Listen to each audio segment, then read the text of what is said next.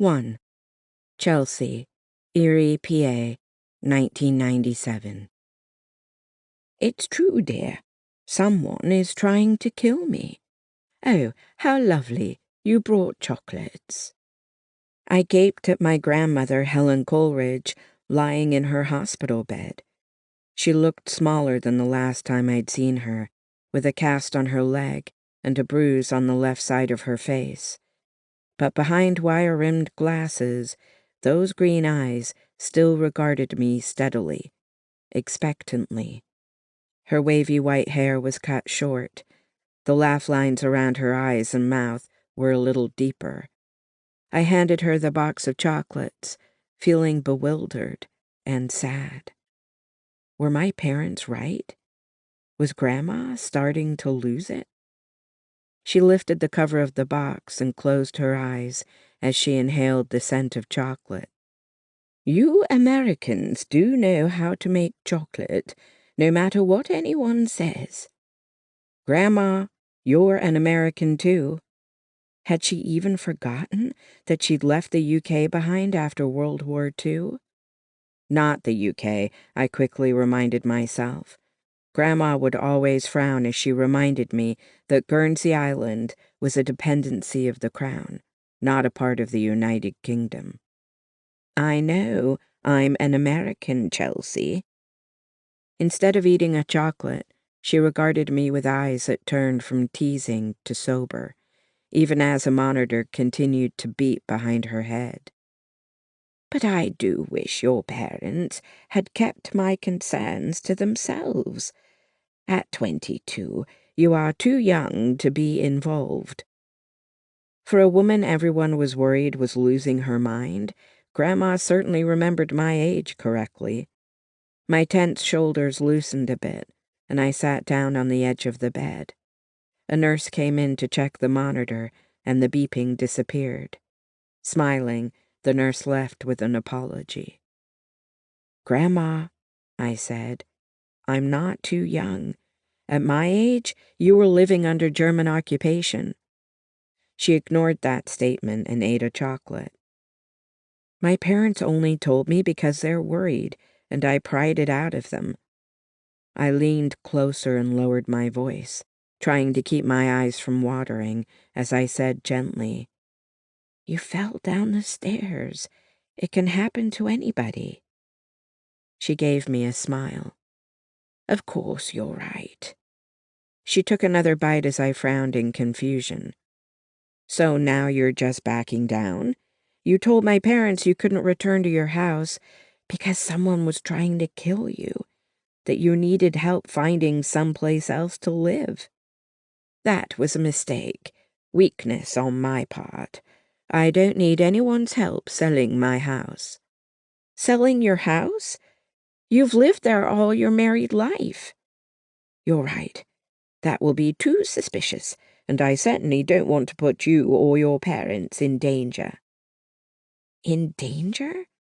I had to struggle to keep my lips from trembling, even as my eyes stung. But Grandma didn't sound like someone who was losing her mind. Shouldn't she sound vague, distracted? Instead, she was confident and calm, like always, no different than during our weekly phone chats. Erie, PA, and New York City were far enough apart to make it hard for me to visit. I went to audition after audition, trying for my big break, and she loved hearing about it. Grandpa had died 10 years before, and Grandma had retired from the nursing career she'd resumed when my mom was in school. She still enjoyed her garden and reading books and going on day trips with her church group. But now she'd fallen down the stairs, and look at the bruise on her cheek. She didn't have a concussion, but surely something was rattled in there. I reached for the frail hand that had come to rest on top of the closed box of chocolate. Tell me why you think someone is trying to kill you. I willed her to meet my eyes, even as she stared at the window shades or the bland painting on the wall, anywhere but at me. Will you pour me some water, Chelsea? I reached for the little plastic pitcher on her tray table and accidentally knocked it over. Damn. Frantically, I moved 2 books and a box of tissues out of the way of the spreading puddle, revealing an envelope underneath. It was dripping wet and already sliced open, so I pulled the letter out and unfolded it to dry. "Give me that," she said suddenly. But it was too late. I read, "Catherine died. You're next." A shiver of unease chilled me. No signature, just a newspaper clipping taped to it. An obituary. "Grandma?" I said, surprised at how weak my voice sounded. "Just a joke between friends," she assured me. "We're of the age that all our friends die, and we wonder who'll be next, that's all." I threw some napkins onto the puddle and sat down on the edge of the bed. "You think someone pushed you down the stairs. Is this letter the reason you believe your fall wasn't an accident?" She pursed her lips for a long moment, but I was going to be patient if it killed me. "The letter isn't the initial reason, no," she finally said, her voice quiet but earnest. "I felt the hands on my back just before I fell." I shuddered. "I don't want to involve you, Chelsea. I've told you that. It's too late. I'm involved. I want to help. I'm not a child. Didn't you say I'm the exact age you were when the Germans landed on Guernsey Island all those years ago?" She frowned. "You believe me?" Her clear eyes searched mine. This wasn't a woman who made things up, and she wasn't losing her mind. I didn't need a letter to convince me of that. "Of course I do. Tell me what's going on, please. I want to help." She gave a long sigh and lowered her gaze to the letter. "That's the obituary of a dear friend of mine, Catherine Chastain. Though I moved away from Guernsey after the war, we always stayed in touch by letter and phone. We even visited each other several times. There's a bond you cannot break after what we went through. She died last week, bless her soul. The obituary says she died at home, surrounded by her family, which gave me peace. But after that letter, I don't know what to think. Would someone want to kill her and kill you?" She gave a tired smile. "They might. Things happened in the war, my dear. We all made choices in hopes of surviving, some of which we regretted. It's a long story, but one I've been waiting your entire life to tell you. I don't want to wait any more, even though you might not like what you discover." She looked at me with such intensity that I actually gulped. "I want to hear it," I said. I had a premonition that everything I thought I knew was about to change. With a deep sigh, she leaned back against her pillow, her gaze wandering slowly to the window. "The sky looked just this overcast on the day the Nazis arrived on Guernsey Island." 2. Helen, St. Peter Port, Guernsey Island, 1940. At first, Helen Abernathy didn't recognize the sound of marching feet. She'd been focused on the overcast sky, wondering if she'd made a mistake, leaving her umbrella at home while she shopped on High Street, along with other women frantic to secure supplies, in case the worst happened. The breeze was warm, the scent of jasmine soothing. Palm fronds swayed in the nearby park. For once there weren't German planes flying overhead on their way to bomb Britain. War encroached on their island like a tightening noose, trapping them between Britain and France. France had fallen just a few weeks before. the only country between them and Hitler's Wehrmacht. As she looked through a window at the long queue of women inside the grocer's, she heard that sound again, distant, like the drone of a bee you're wary of, but can't see. She found herself touching her mother's brooch, pinned just above her heart, as if to give herself comfort. It was a tiny sprig of flowers, and it never failed to cheer her, as it reminded her of her parents, who'd gone to heaven just 2 years before. But she didn't feel cheered today, not as that strange sound became louder and louder until she thought the ground would begin to shake. Her heart pounded in matching tempo, and she gripped her purse to steady her trembling. Around the bend in the street, between the 2- and 3-story stone buildings, a division of German troops marched toward them. Helen hadn't even known they'd landed on the island. It felt as if the world around her stopped, everything out of focus except for the soldiers in greyish-green jackets with black equipment belts around their waists, dark helmets protecting their heads, marching in perfect formation, legs extended forward with showy precision. She'd known they would come. It was all anyone talked about, especially after the Luftwaffe had bombed St. Peter Port Harbour, killing dozens, destroying a long line of lorries brimming with tomatoes, their major export.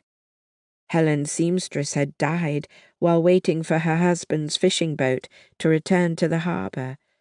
Farmers across the island had had their season's crop obliterated. Helen had rushed to the waterfront, hoping her nursing skills could help. Tens of thousands had fled the Channel Islands, both before the bombing and afterward, leaving Guernsey a shell of itself, stores abandoned, fields left fallow. Now it looked like their fears had been justified. Helen stiffened as they came closer, their marching boots louder, the ground trembling before them. An old man stumbled back against the wall and gasped, and Helen imagined she saw his memories of the Great War flashing in his stunned eyes. Everyone around her scattered out of the street, pressing back against the stone walls or fleeing inside as the Germans approached, looking so tall and formidable. There were no smacks. It wasn't necessary, and the soldiers knew it. They'd conquered the islands without a battle, without a soldier lost.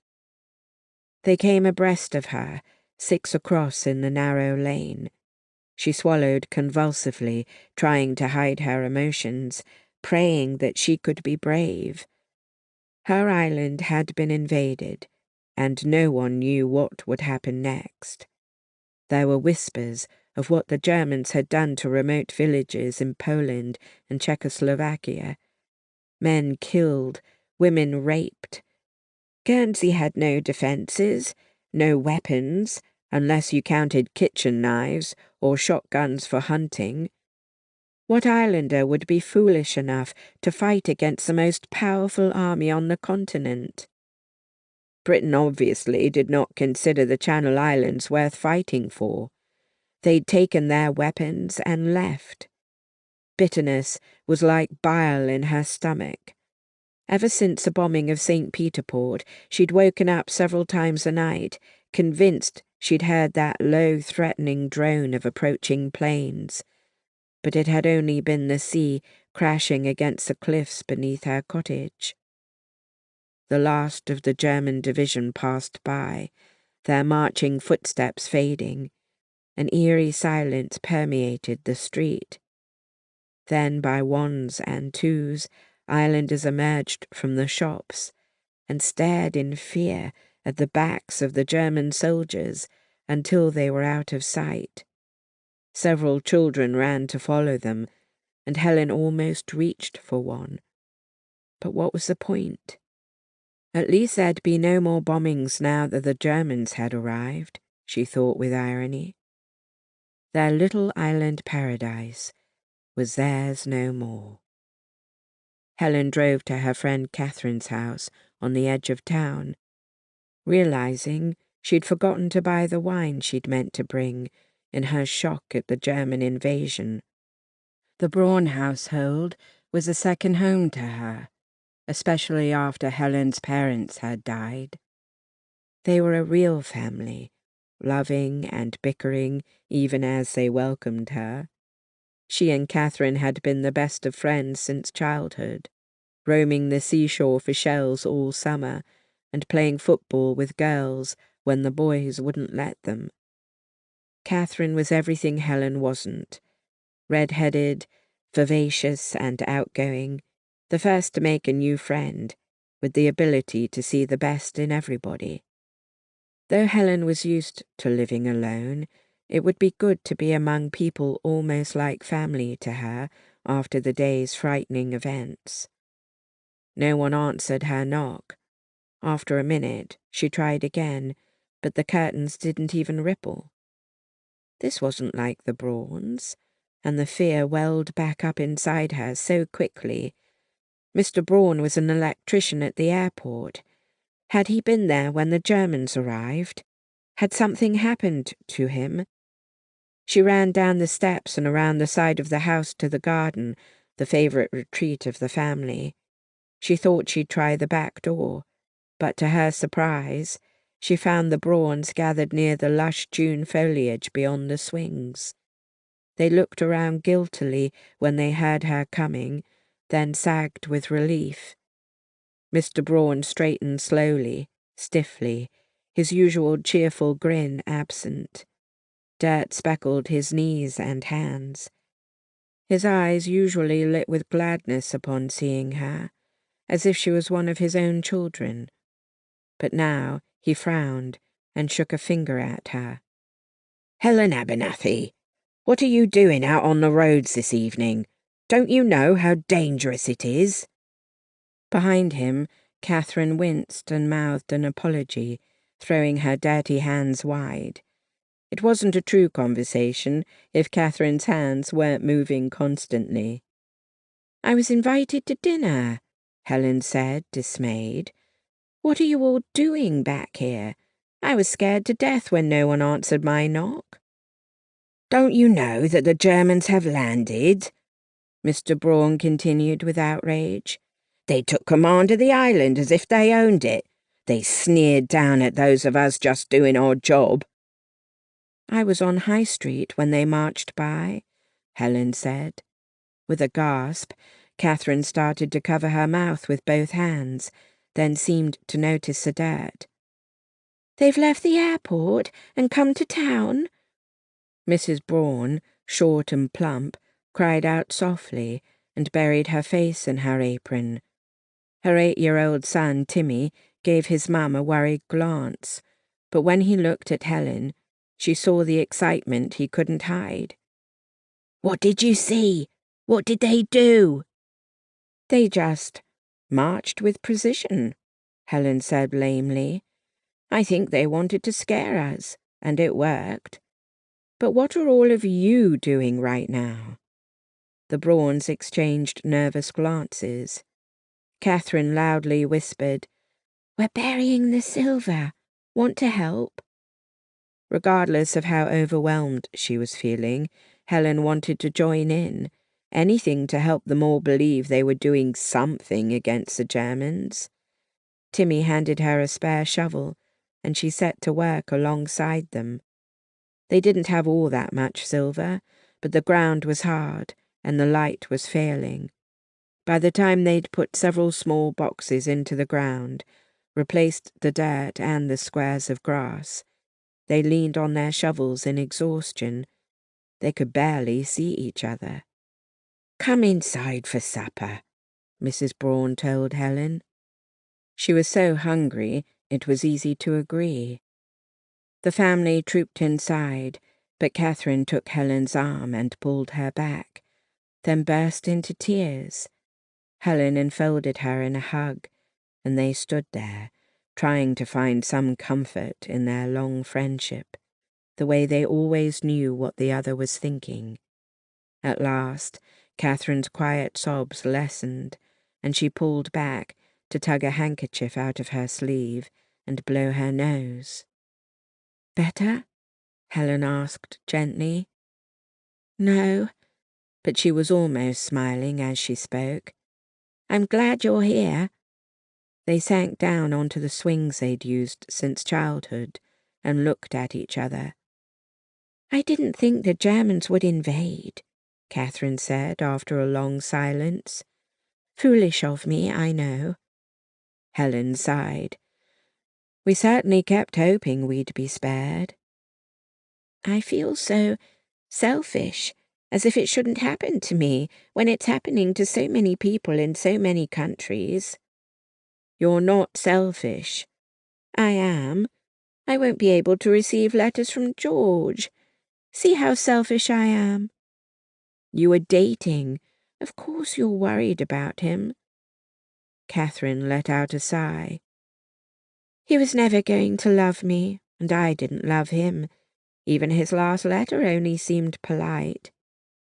But, oh, Helen, I just thought I'd live a normal life, get married, have children." "You're going to do all of that." "See how selfish I am. I'm upset a war interrupted all my grand plans." Helen gave her friend an indulgent smile. Of the two of them, Catherine had always been the one to think about her wedding. She had a trousseau begun with pretty linens she'd embroidered. She had the music picked out for the church service. Weddings, marriage, was something Helen didn't let herself think about too much. She'd been focused on nursing, on supporting herself after her parents' deaths. And knowing her mother wouldn't be able to help her plan, she didn't even want to think about it. "Ignore me," Catherine said. "I will get used to our new situation." "Maybe it won't last long." Helen doubted that, and she could tell by Catherine's distant gaze that she didn't believe it either. Soon they were called in to dinner. Once the 5 of them were seated at the table, they all bowed their heads to say grace. And the war suddenly felt very real. No more "help me keep my temper, Lord," or "I had unkind thoughts about my teacher." Now it was, "Let them treat us kindly, Lord. Keep us safe as the war comes to Guernsey." Into the reverent silence, Timmy's young voice piped up. "My brother will stop those Jerrys. He's back from Dunkirk. Helen, did you hear how he was rescued?" Helen nodded and saw Mr. and Mrs. Braun exchange a glance full of fear, quickly hidden. Catherine's middle brother, Richard, had enlisted the moment he turned 18 the previous year. Though his family was proud, Helen knew they never had a worry-free moment. Catherine often showed Helen his letters, with occasional lines blacked out, but full of patriotism and excitement. When Helen thought of Richard putting himself in danger every day, she could only remember him as a boy who'd tried to sneak a kiss from her when he turned 16. And now that boy was a soldier. The British Army hadn't tried to stop Hitler from taking the Channel Islands, and Helen felt another spasm of anger. No one had defended them, and they had to keep themselves safe. How were they supposed to do that? Most of the young men had gone, 10,000 of them from the islands. Helen and Catherine had each been dating men before the war started, but they had volunteered and shipped out. Their letters were less and less frequent. There'd been no love, no promises, and Saturday nights had been so quiet of late. What would they be like now? "This is all Chamberlain's fault," Mr. Braun said as he passed the potatoes. "No war talk at dinner," Mrs. Braun said automatically. Her husband gaped at her. "We've been invaded today." She blinked at him and Helen saw that she was trembling. "Of course I know that," Mrs. Braun murmured. "It's a silly rule anyway." Mr. Braun covered her hand with his. "It's not. It's just impractical now, my dear." She nodded, biting her lip, even as she passed a platter of mutton. "Take some, Mum," Catherine said quietly, pushing the platter back. "Oh, of course." Mrs. Braun took a small slice and slid the platter back. "A Prime Minister should look to his country's welfare," Mr. Braun said, as if he hadn't been interrupted. "Instead, Chamberlain practically welcomed Hitler to help himself to Austria, then much of Czechoslovakia." "Dad, you know Chamberlain tried to negotiate peace between Hitler and the other countries," Catherine said. "Pshaw! He believed everything Hitler told him and backed down." "It's very easy to look back and see what should have been done," Catherine insisted. "At the time, no one wanted war, but now we have it. It seems our new Prime Minister, Mr. Churchill, sees the enemy for what he is." "Perhaps, my girl, but I'll have to wait and see. He'd let our islands go quite easily. What else will be sacrificed?" They ate in silence for long minutes. At last, Mr. Braun sighed. "Helen, I hope you've tried to prepare the best you can. My wife has been buying so much food." "It's difficult to leave my patients," Helen said, "but I did manage to shop the shelves bare at the grocer's yesterday, thinking they'd be replenished. How long will that last, with the Germans keeping British ships away?" "Surely they have to feed their own men," Catherine said. "They won't let us all starve." Her words fell into a heavy silence. "Helen, you shouldn't live on your own so far from town," Mrs. Braun said, twisting a napkin in her hands. Helen put on a bright smile. "But won't the town be where the Germans are? I won't let the Germans think they can bully us out of our homes." Quietly, she added, "And my home it's the only thing I have left of my parents. Why would they come to the boring countryside? I won't let the Germans take it from me, and they'll find that difficult to do if I'm living there." Mrs. Braun looked at her husband, but he was staring out the window, as if he expected the Germans to storm the house.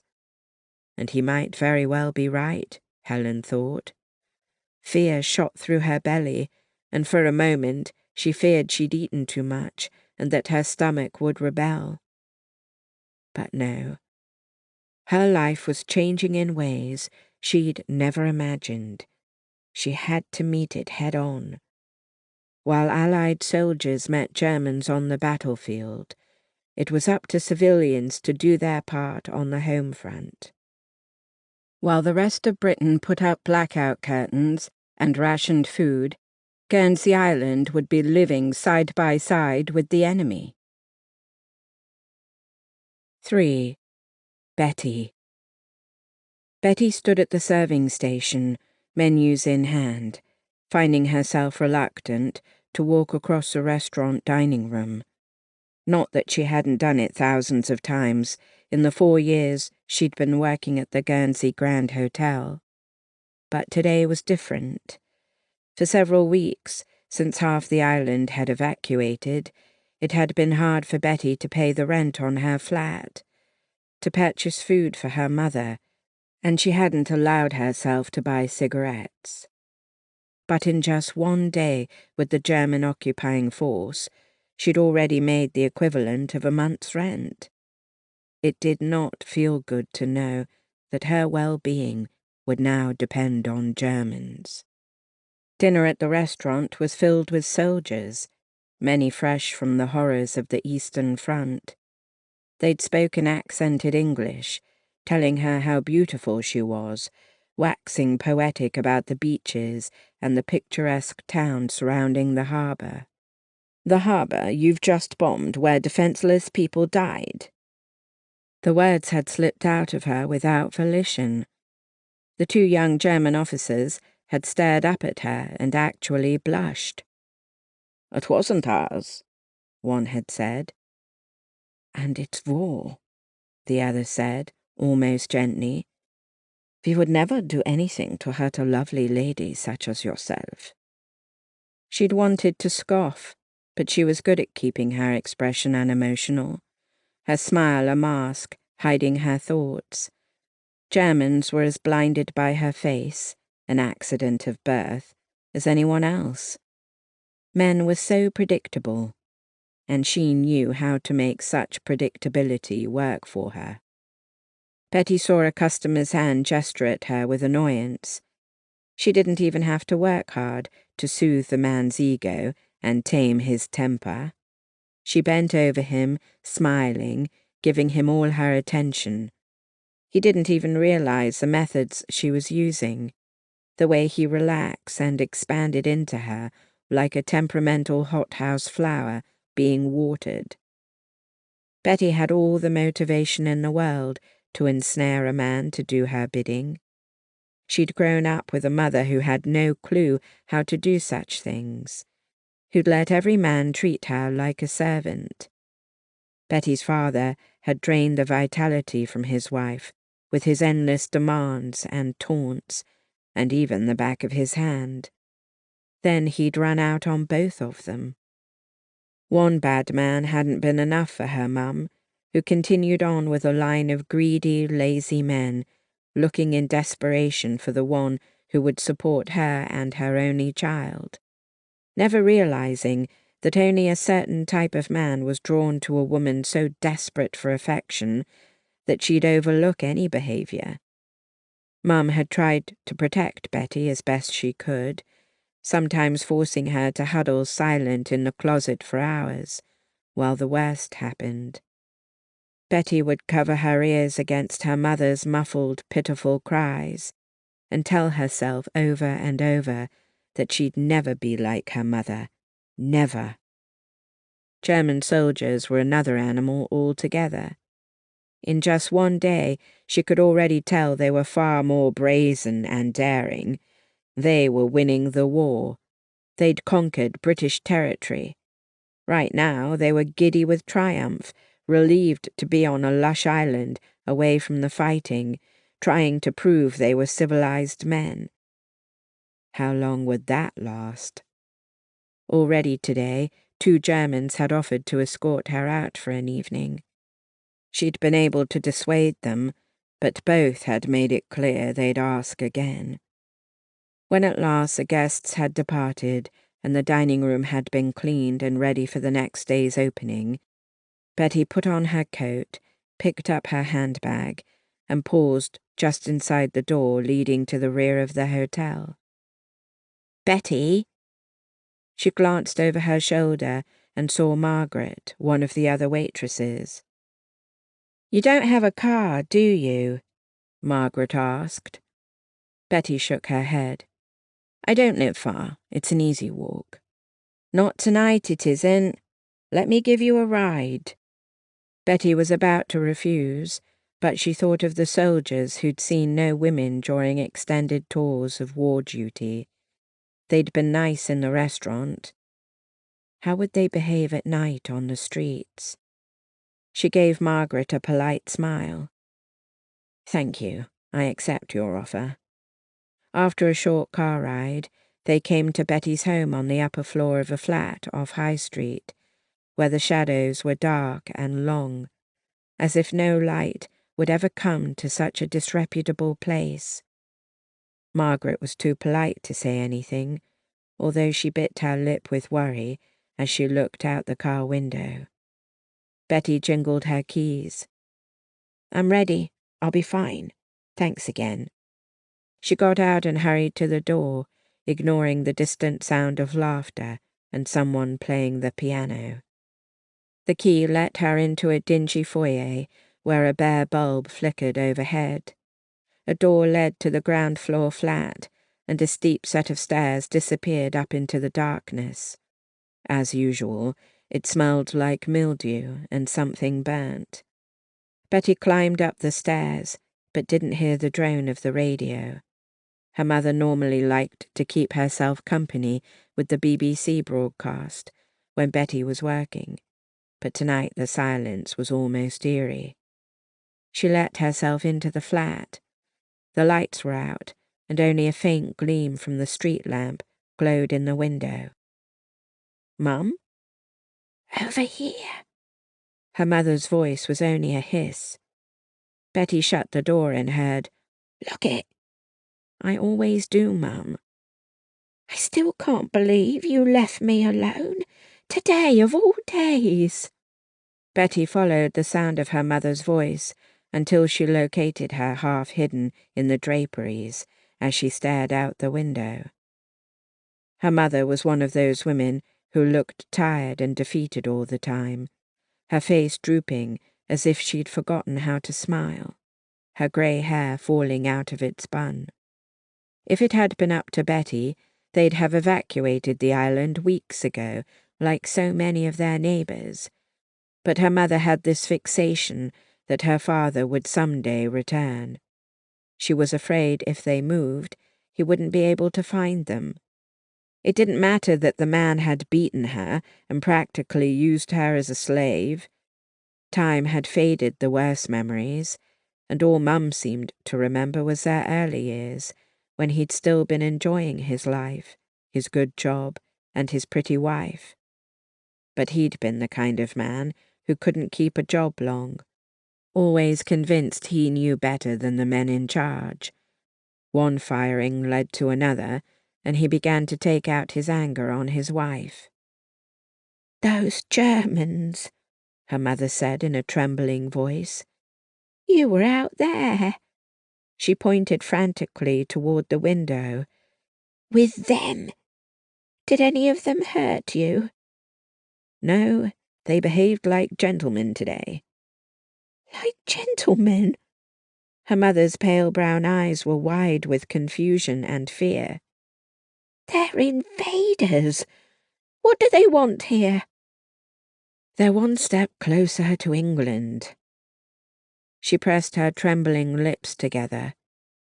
"I saw them on the streets below. I was so afraid."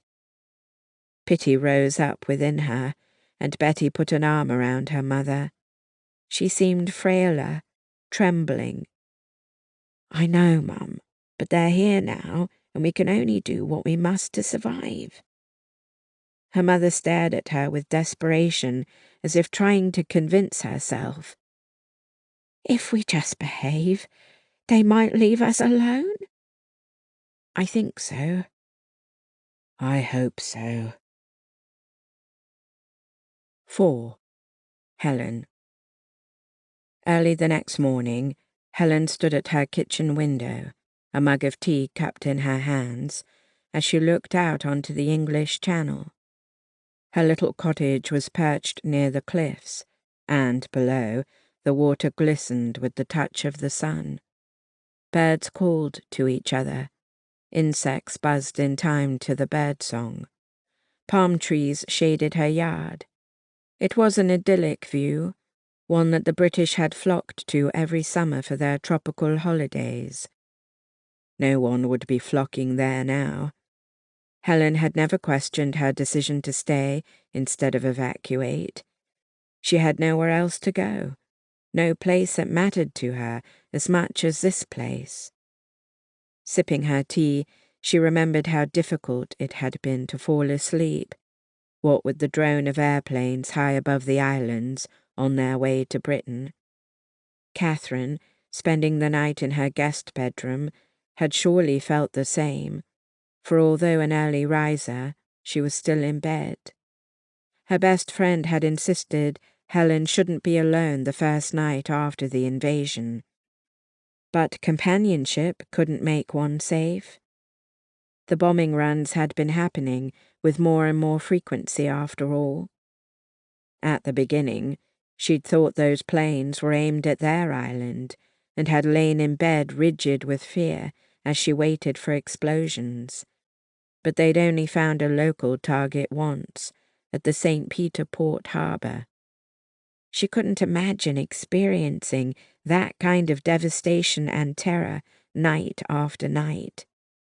It probably hadn't helped their sleep that the two of them had huddled around the radio, listening to war news on the BBC, but had heard nothing about the Germans taking over the Channel Islands. Did Britain not know? How could that be?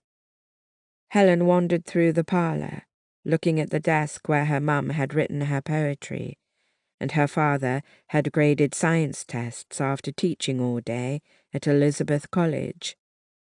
She looked at a photograph of their small family, saw her mother's blonde hair, her father's blue eyes, the traits she'd inherited.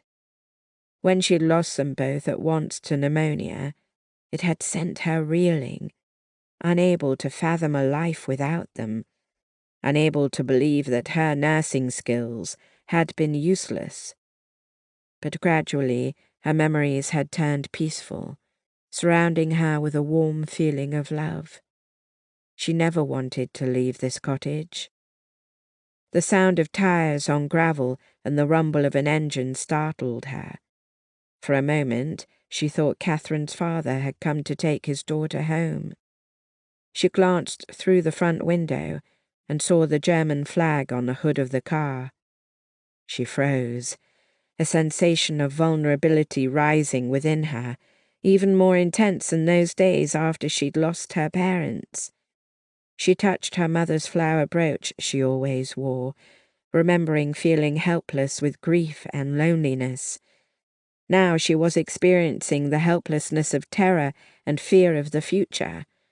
She wanted to hide in the cellar, pretend it all might go away. But it would not go away until Germany was defeated.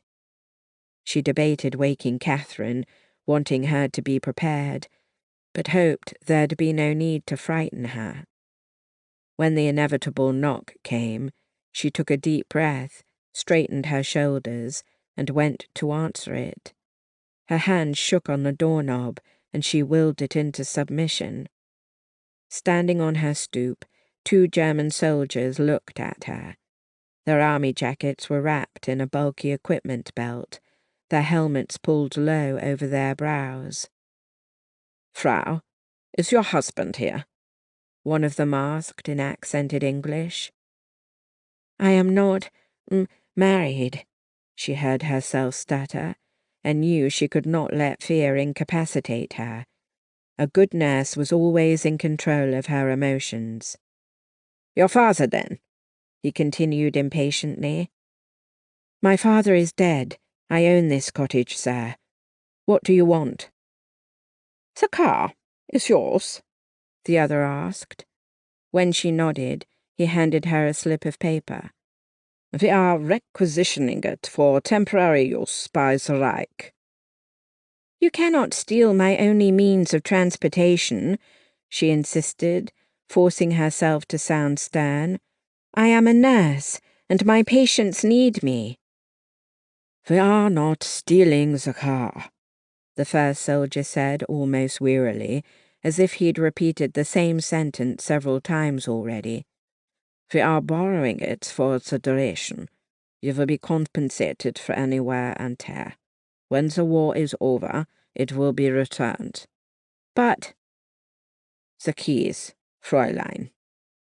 They just stared at her, and she knew she'd never change their minds. She imagined people all over the island were losing their cars. "I will be right back," she said tightly, then started to close the door. A large male hand stopped the door. "Leave it." She went to her desk in the parlour, dreading the sound of their boots tromping through her home as they searched it.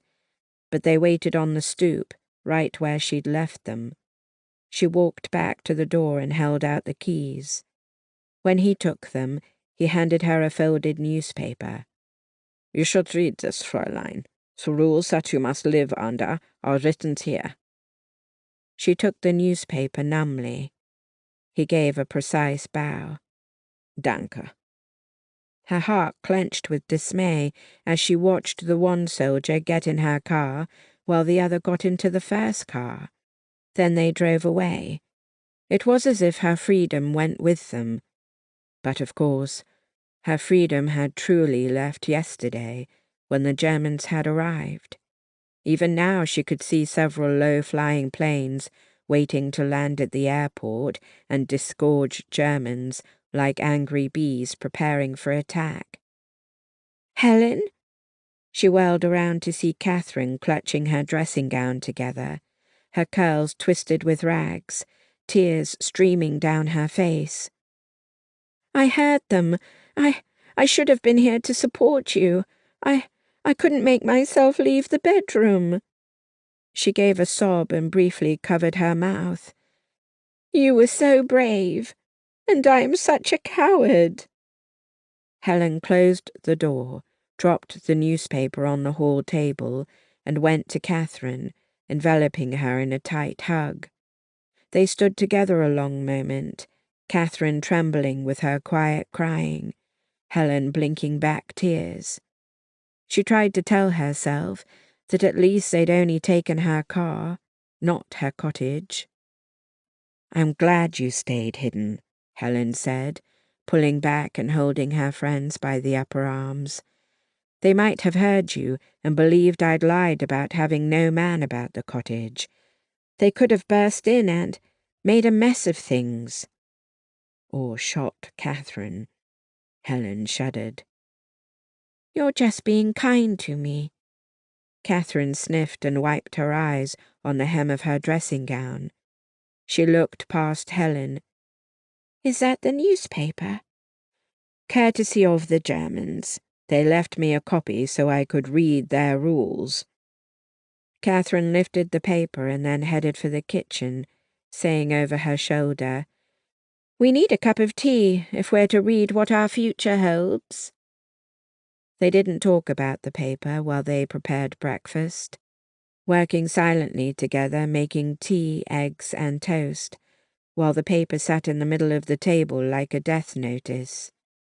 At last, they sat side by side at the dining-room table, the paper spread out before them. The evening press had a huge headline above the fold. "Orders of the Commandant of the German forces in occupation of the island of Guernsey." Helen inhaled deeply. Catherine held a piece of toast in her hand, frozen. Their lives had changed for as long as the war would last. Germans on the streets were one thing. The rules they would now have to live by were even more sobering. They both read silently. "There's a curfew," Helen cried. "We can't buy petrol or use cars," Catherine said with a gasp, flinging her hands wide. "We have to advance the clocks 1 hour to match Central European time." The change of time zone seemed so pointlessly stupid that Helen snorted the tea as she sipped. Catherine stared at her with wide eyes and clapped a hand over her mouth. Helen was hoarse as she practically wheezed, "Why do I feel like I want to laugh and cry at the same time?" "We are hysterical," Catherine said between giggles, holding her stomach. "But there's more to read." And it sobered them. By special order of the bailiff, they were to offer no resistance to the Germans and obey their orders. The two women sat back in their seats and looked at each other. "So that's it then," Helen said. "We are conquered, with no one to fight for us." "What did you expect the bailiff to do?" Catherine mused. "He's an old, frail man. We have no soldiers." "I know, it's just—" And then she looked at her watch. "Goodness, I'm going to be late, and without a car." She jumped to her feet and headed for the stairs. The telephone rang. "Answer it, will you?" Helen called. As she washed and dressed, she heard Catherine's muffled voice. A few minutes later, Catherine called. "It was my father. He's coming to get me. Apparently the schools are still open." "I thought no one could drive," Helen said. "I don't know, but he's coming. Maybe he can give you a ride to the hospital." "No, thanks. I have an old bicycle. Might as well start using it today." 15 minutes later, Helen had pulled the bicycle out of the garage, frowning at the approaching grey clouds. As if to compliment the new state of her life, it began to rain while she rode to town. The streets were unusually quiet. The people she did see didn't call out a greeting as they clutched their umbrellas low over their heads, walking quickly, furtively, as if hoping they wouldn't be seen. The Germans on the street moved quickly as well, but with the open pride and precision of well-drilled men basking in their victory. When one whistled at her and elbowed his friends, she stared straight ahead, struggling to keep anger from her expression, and their laughter faded behind her as she rode away. How was she supposed to live her life normally? Before her shift, Helen changed into a dry uniform, blue dress, dark stockings, white apron and cap, then met up with Bridget, her closest friend at the hospital, in the nurses' lounge. Bridget, dark-haired and plump, hugged Helen for a long time, her glasses digging into Helen's cheek, but she didn't protest. They weren't the only two women in the room needing each other's company. At last, Bridget broke away and chuckled nervously while wiping wetness from her cheeks. "I'm sorry. I've never been so frightened in my life. Mum didn't want me to come to work, but I couldn't do that to our patients. Dr. Caples says a third of the staff stayed home. I hope they don't get fired." "I can't believe they would," Helen said. "Did you see any Germans?" Bridget asked, then hurried on without waiting for an answer. "We've been told to expect an officer to be assigned to our house, living with us." Helen opened her mouth. "But that won't happen to you," Bridget said. "You live in the country." "The Germans came to my cottage this morning." Helen spoke in a rush before she could be interrupted again. Bridget's mouth dropped open, and for once she seemed speechless. Swallowing hard, she said, "You live alone. You must have been so frightened. What did they want?" "My car." "So that's why you were wet." Bridget hesitated. "How did you bear it? Did they barge right in?"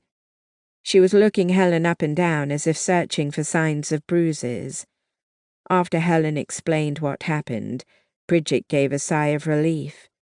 "I'm so glad you're safe. You should move to town." "I can't. I won't." It seemed like swearing a vow, as if remaining in her home was some kind of victory. Was it courage, or stubbornness, or recklessness? She didn't know. As Bridget shook her head in exasperation, the head nurse opened the door and leaned in. "Ladies, your shift has begun. Keep calm and keep your spirits up. This occupation won't last forever." As Helen made her rounds, the orderliness of the hospital and her routine eventually proved calming. Patients had to be bathed, surgical dressing changed, beds freshened. Helen could almost forget that the war had come to Guernsey, until the emergency ward doors were flung wide and German soldiers carried in German patients on gurneys. Bridget, standing before an open supply cabinet, gave a startled cry. "Is there a battle somewhere on Guernsey?" she asked Helen. Surely we would have heard. Helen's mouth went dry with fear. Who could possibly be fighting well-trained soldiers when their own soldiers had shipped out just a month ago? Her training overtook her fear, and she went to a moaning German patient with bandages on his leg that had begun to seep blood. He couldn't understand her, and she couldn't understand him.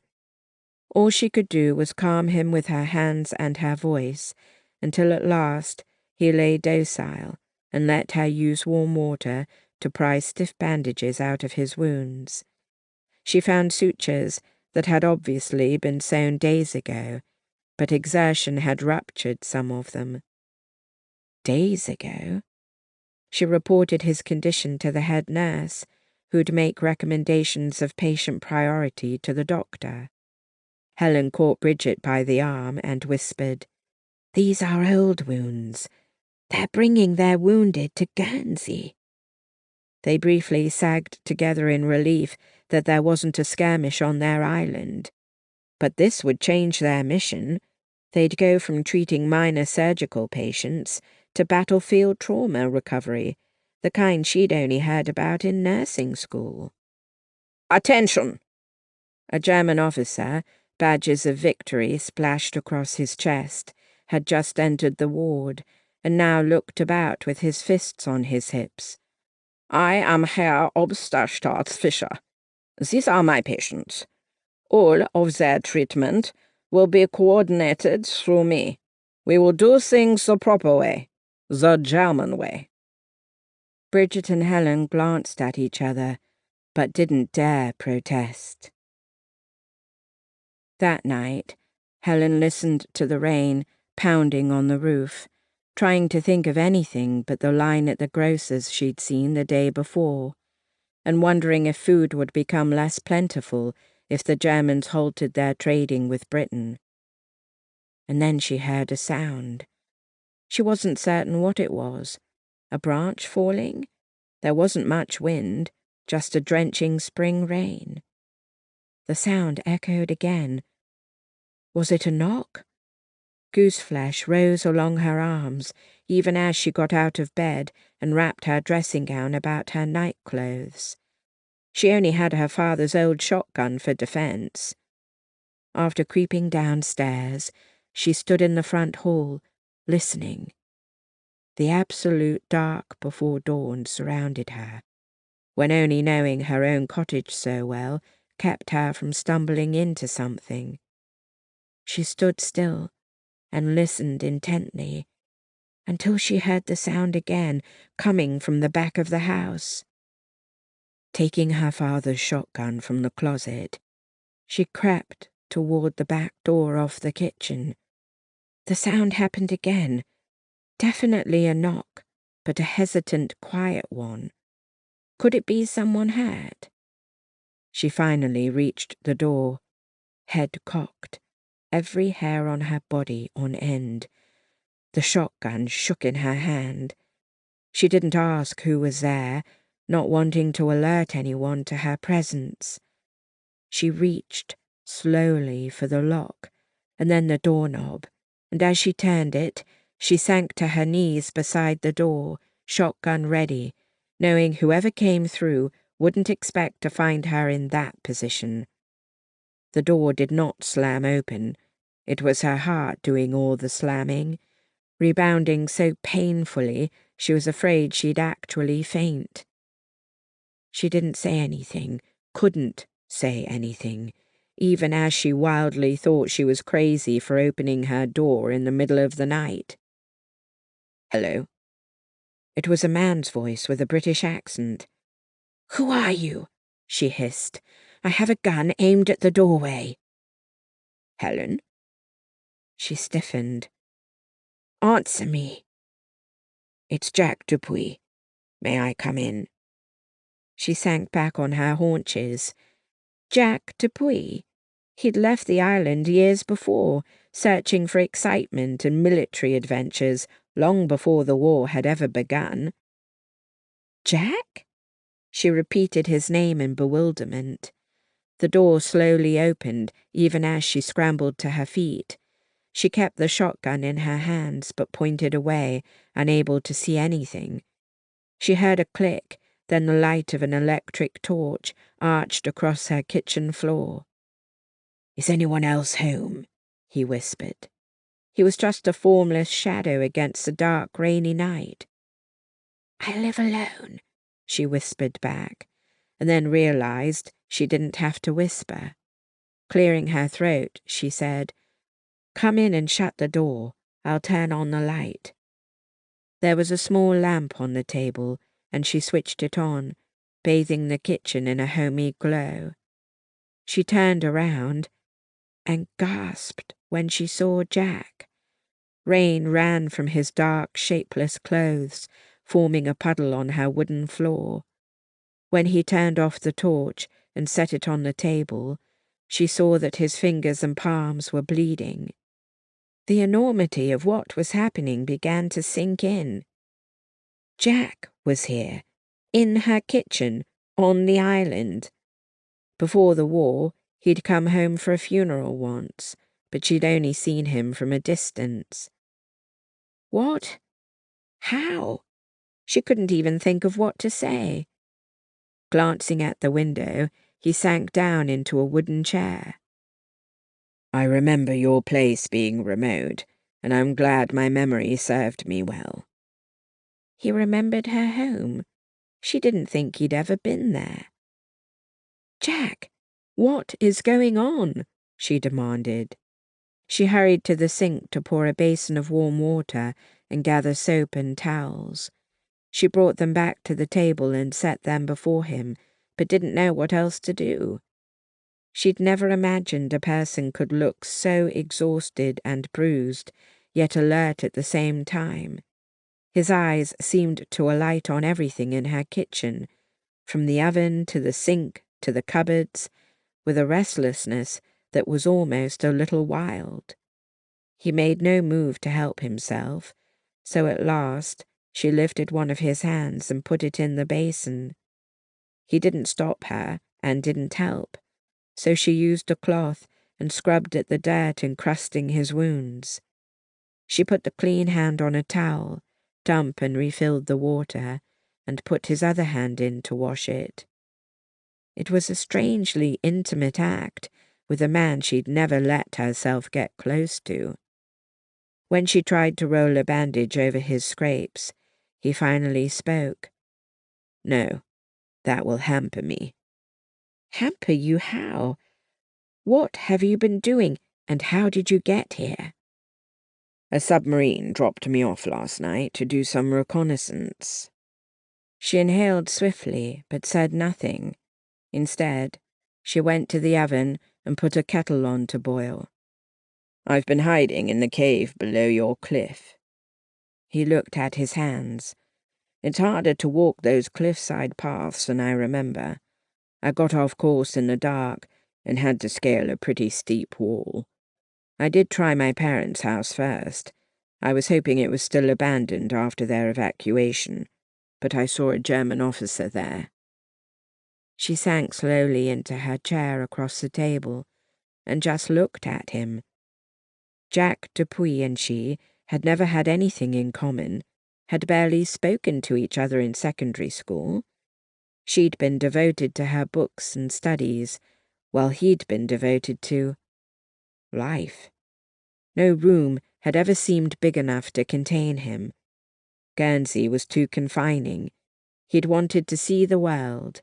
He dated girls who matched him in attractiveness, not girls like her. "The cave," she finally said. "My cave? There's nothing there but stone and seawater."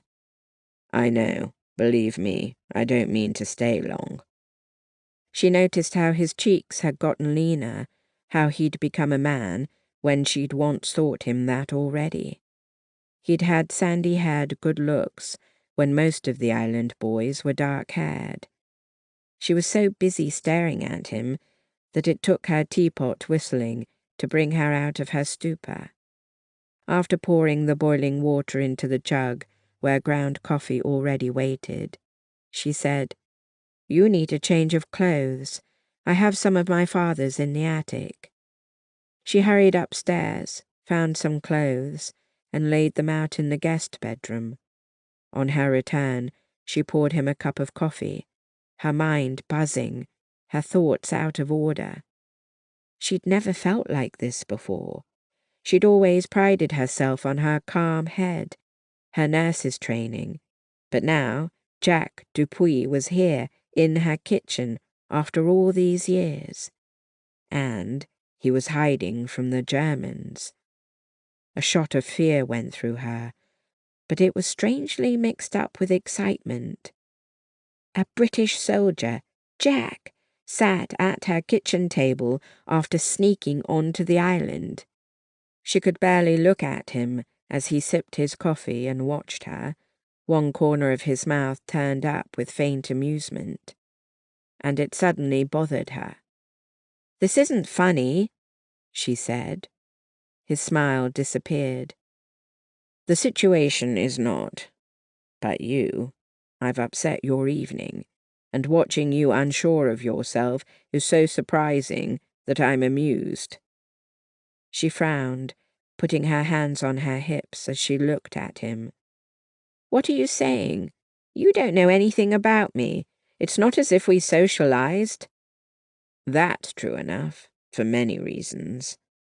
He suddenly shivered. "We can talk later," she said.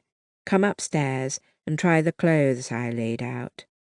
He stood up, his face becoming part of the shadows as he moved away from the light.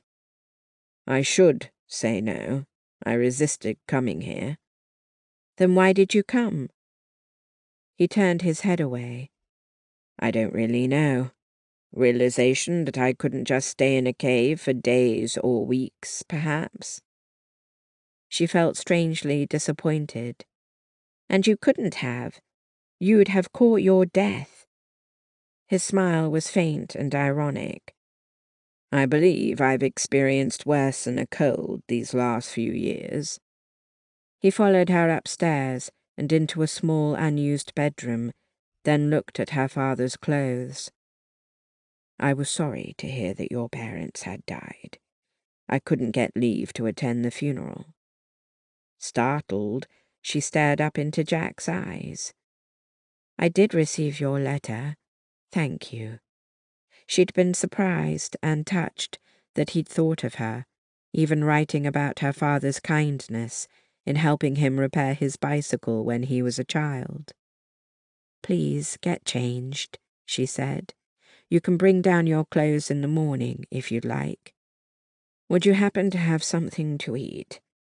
She clapped a hand to her forehead. "Of course. I'll have something ready when you come down. The bathroom is next door." She hurried back down the stairs and into her kitchen, still feeling as if it was a dream. After bringing the leftover soup out of the larder, she lit the burner above the oven. Jack came down almost too quickly, his hair toweled, the trousers and buttoned-down shirt loose on him. Taking another sip of his coffee, which was surely cold now, he didn't complain. She felt him watching her as she stirred the soup. "So you know why I'm here," he said. "But why are you here? I was told the island knew weeks in advance that an invasion could happen. Tens of thousands of people fled. Not you." She wanted to be offended. What business was it of his? But he was concerned, and she was touched. "I couldn't leave the only things I had left of my parents." He folded his arms over his chest and waited. "That's it, the entire truth. This is all I have in the world, Jack." "But is there any strategy for the Channel Islands?" "I'm to study what the Germans are doing in case they're planning to use the islands as a base of invasion." She ladled him a bowl of soup, and he began to devour it. He was taking so many risks, traveling to the islands under the watchful eyes of German guns. Spying? She looked at his lean face, his haunted but determined eyes, and felt a deeper admiration and respect. And envy. She was doing nothing to fight Hitler, just sitting on the island, trying to pretend life was normal, feeling helpless. But tonight, she was hiding a spy. I remember Richard Braun telling me that nursing was your profession, Jack said. It is. He had talked about her with Catherine's brother. Do you think you'll work for the Germans? He asked. I've already treated German soldiers today. What other choice do we have? Stop feeding our families or paying rent? Will that be difficult? He asked with sympathy. I don't ask a sick person who they are. I treat anyone who's ill because I took a vow to do so. I've learned to be as efficient and unemotional as I can be. It's my job. I imagine some would not see it your way. I can't imagine people would show condemnation. Everyone here is just trying to survive until the war is over. With a nod, he took another spoonful of soup. What will you do now? She asked. Go back to the cave during the day and scout at night. You don't need to be uncomfortable in the cave. Stay here. He frowned. That's impossible. I won't put you in that kind of danger. You don't think I'm in danger now? Helen, in 24 hours, I've already seen people skittering out of the way of German soldiers, praying for help that probably won't come. But now you're here. I'm not the help you need to save the whole island, he said with a sarcastic tilt to his mouth. She leaned over, hands braced on the table. But you're trying to help us by bringing about the end of the war. That's the only way we're going to survive. I want to help. Did you know that there's another way out of that cave? 5. Helen. Helen could see Jack's confusion, his eagerness, his doubt. What are you saying? He asked. I explored the entire cave. There's no magical back door. Did you look up? She watched his expression change from bafflement to understanding. There's an entrance to the cave beneath your cottage. He was whispering, as if they shared the world's best secret. I'll show you. She walked to the closed cellar door, opened it, and switched on the electric light. The wooden stairs creaked as she descended, and the scent of damp earth grew stronger with every step down. There were neat stacks of wooden crates, several broken chairs, and a tall set of shelves that filled one wall. Every inch of shelf space was filled with her canned vegetables and fruit. She prayed her supply would be enough. Who knew what the Germans intended to do to them? Jack's gaze raked the floor, intent and focused. Once, he'd been full of life and joy, a young man who never sat still, who exuded charisma. Now he was serious and sober, a spy. His intensity in the small, darkly shadowed cellar was almost intimidating. In the far corner, she pushed aside a stack of crates. A door was flush with the wooden floor. He gave a low whistle. Some kind of soldier I am. I never even looked. It would have done you no good, she said, gesturing to the bolt that locked the door closed. You can't get in from the cave unless this is unbolted, and you have a ladder. Can you show me how it works? The bolt? She asked, amused. He gave her an impatient look, and she chuckled. With 2 hands, she gripped the bolt and pulled hard. Let me, he began. She shook her head. No, I can do this. I've never let the hinges get rusted. His slow smile took on a wicked edge. Good girl. His praise made her face heat, but she ignored it. The bolt shot back, and she put her fingers in the steel loop and pulled up. Soundlessly, the trap door lifted. A damp coldness rose up from the depths, swirling about them, bringing the smell of the sea. Helen stared down into the black hole. My dad used to say that we had smugglers in our family last century. No doubt about it, he murmured. He pulled out his electric torch. How do you get down? She gestured to the ladder leaning against the wall. The old-fashioned way, unless you want to swing down a rope. They continued to look down in silence for a long moment. You don't need to go down there tonight, she said quietly. You could sleep in a comfortable bed. It is hardly neglecting your duty to get warm and rested and fed. He hesitated. All right, I'll take you up on your offer, just for tonight. He closed the trap door, and the sound had a strange feeling of finality to it. She'd made this offer, and she certainly wouldn't change her mind.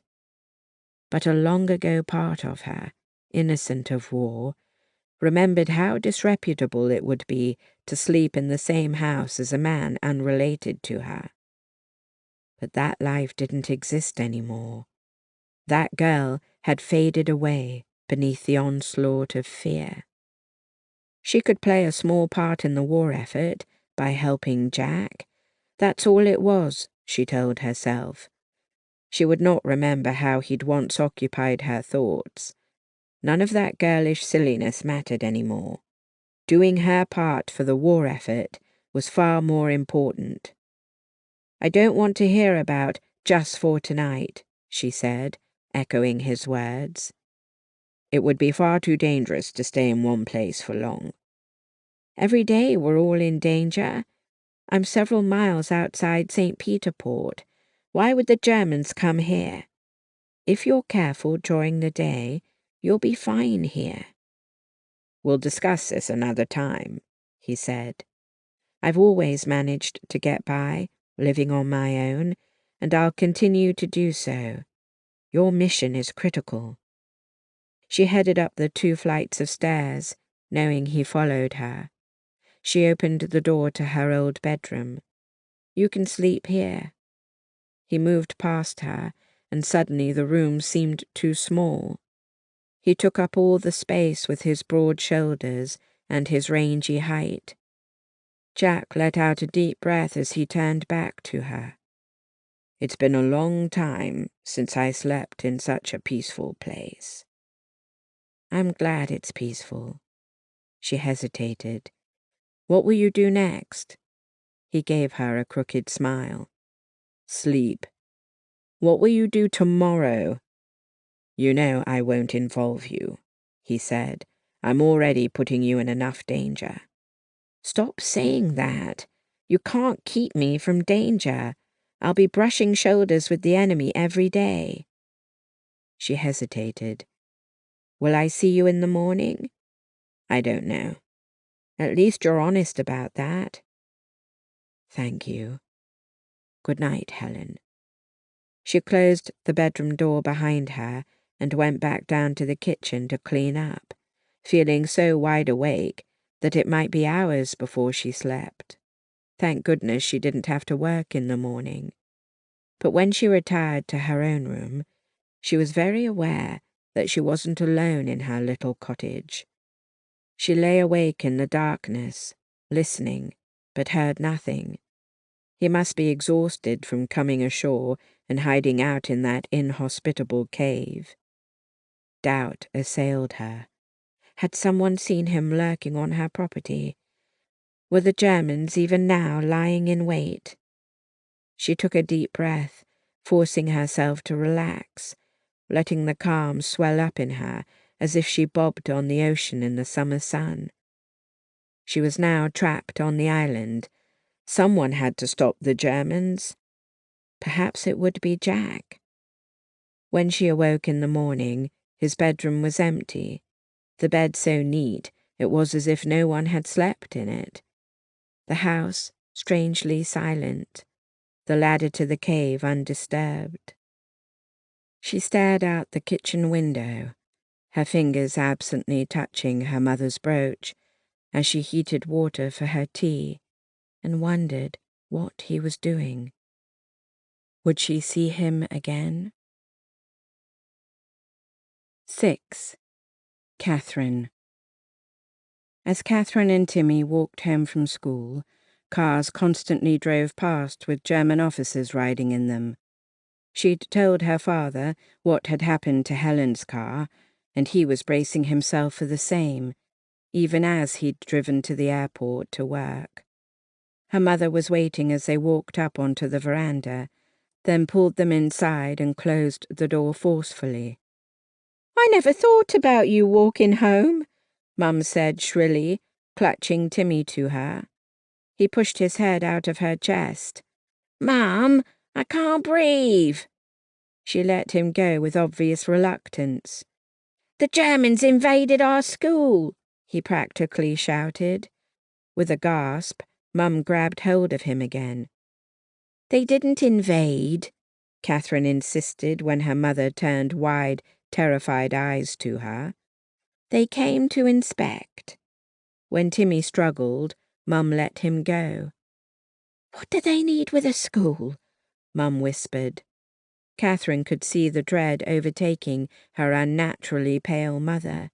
She hadn't eaten much at dinner the previous night either. "I'm sure they just want to see everything on the island, so there are no surprises," Catherine said calmly. "Don't speak to me like that." Her voice was sharp. "I'm not some doddering old biddy who needs to be placated." Catherine glanced pointedly at Timmy, who was looking from Catherine to their mother with fascination. "Go wash up, Timmy," Catherine said, giving her brother a push down the hall. He grumbled, but did as she asked. "I'm sorry," Mum said. Catherine put her arms around her. "No need to be," she whispered. How could she tell her mother that she spent her day rationalizing anything the Germans did, making herself breathe deeply instead of panic? After seeing the German officers file into school, she wished she never had to leave her house again. Last night, she'd opened her trousseau chest and pretended she was living another life, that George had come home from the war and they'd fallen in love. But it was just a dream. She gave her mother one last squeeze, inhaling deeply and smelling flour and spices, the scents of her childhood. "You smell like lunch. What did you make?" Mum seemed reluctant as she stepped away from the embrace. "Shepherd's pie. Now you go wash up too." When they were seated at the kitchen table, just the three of them, there was a sudden heavy knock at the front door. Her mother's face went slack and white with dread, and Catherine's stomach seemed to turn over. Timmy started to stand up. Mum caught his arm. "No." "We have to answer the door," Catherine said, hating that her voice trembled. Her own fears could not be allowed to frighten her brother. "It might very well be neighbours." Her mother took her hand. "I'll come with you. Timothy, stay here."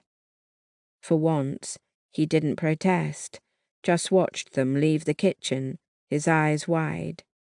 In the front hall, Catherine and her mum exchanged a nod. Then Catherine opened the door. A German officer stood there. Catherine's mouth dropped open in shock, and she wondered if she'd spend until the end of the war startled and afraid every time she saw a German. She gave her mother's trembling hand a squeeze and collected herself. She spoke English and prayed that he did too, because she'd rather not explain that she also spoke German.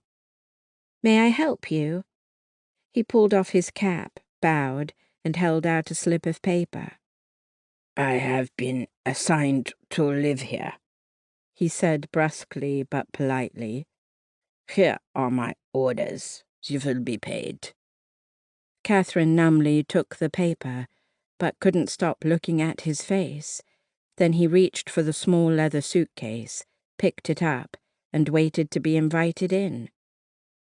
"There must be some mistake," Mum whispered, clutching her hands together at her chest. "No mistake," he said. "It is awkward for everyone, yeah? I am Lieutenant Schaefer. Though Catherine wanted to slam the door shut, she took her mother's arm and gave her a gentle tug out of the way. "Come in, please," she said, her voice hoarse. He stepped into their front hall as if he was their own private German invasion, his uniform giving him a sinister air. Catherine had been looking at that uniform in movie newsreels as the Wehrmacht swept across Europe, rolling back civilization with every country that was toppled. Their home, their place of refuge, would be peaceful no more. "You have a free bedroom, yeah? Records say your son." He looked at her mother. "Is gone." Enlisted, Catherine thought, to fight you. "He's coming back," Mum insisted faintly. "But not right now. I see his room, yeah?" "Please, follow me." Catherine headed up the steep, narrow staircase, feeling the German too close behind. She glanced back and saw Mum taking hold of Timmy, whispering something before sending him away and following them up. Catherine opened the first door on the left. The air didn't smell stale, since Mum cleaned it regularly, lovingly, but it was warm and stuffy. Lieutenant Schaefer looked at the narrow bed, the chest of drawers with model airplanes and seashells on top, the small desk where several books were stacked, and the closed wardrobe. School certificates were framed on the wall, along with a photo of Richard and his mates on a fishing boat. "My brother left behind clothes." Catherine opened the wardrobe and removed several suitcases they'd stored inside. "Please give us some time to make room." He put his suitcase in the corner. "I must return to my post. I shall be back this evening." He marched into the hall and down the stairs. Catherine and her mother didn't move until they heard the front door close. And then Mum began to cry, walking about the room aimlessly, touching first the bed, the books on the desk, then a seashell. Helplessness brought tears to Catherine's eyes, too. "How can they do this?" Mum finally said in a loud voice, as if shouting to the world. "They've bombed us and killed people. They've invaded our island, and now they're forcing us to house them like their family." Timmy ducked his head into the door, his face pale. "Mum, are you all right?" Their mother stared at him blank-faced for a moment, and then her complexion turned splotchy with colour. "Oh, Timmy, I'm sorry. I'm just angry and frightened all at the same time. I've never felt like this before." Timmy took a step into the room hesitantly. "I can help." Mum wiped a hand across her eyes and gave a wobbly smile. "I know, and I love you for it. Why don't you find a crate in the cellar and pack Richard's books and models?" Timmy ran out with youthful enthusiasm, and Catherine put a hand on her mother's arm. Mum shook her off and opened a suitcase on the bed.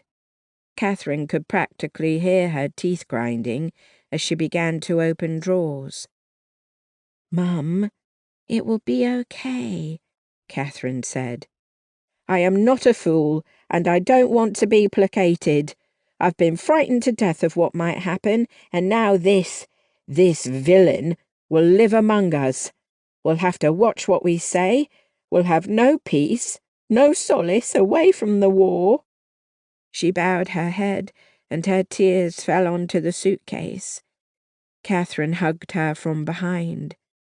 Her mother was trembling, but at last she patted her daughter's hand.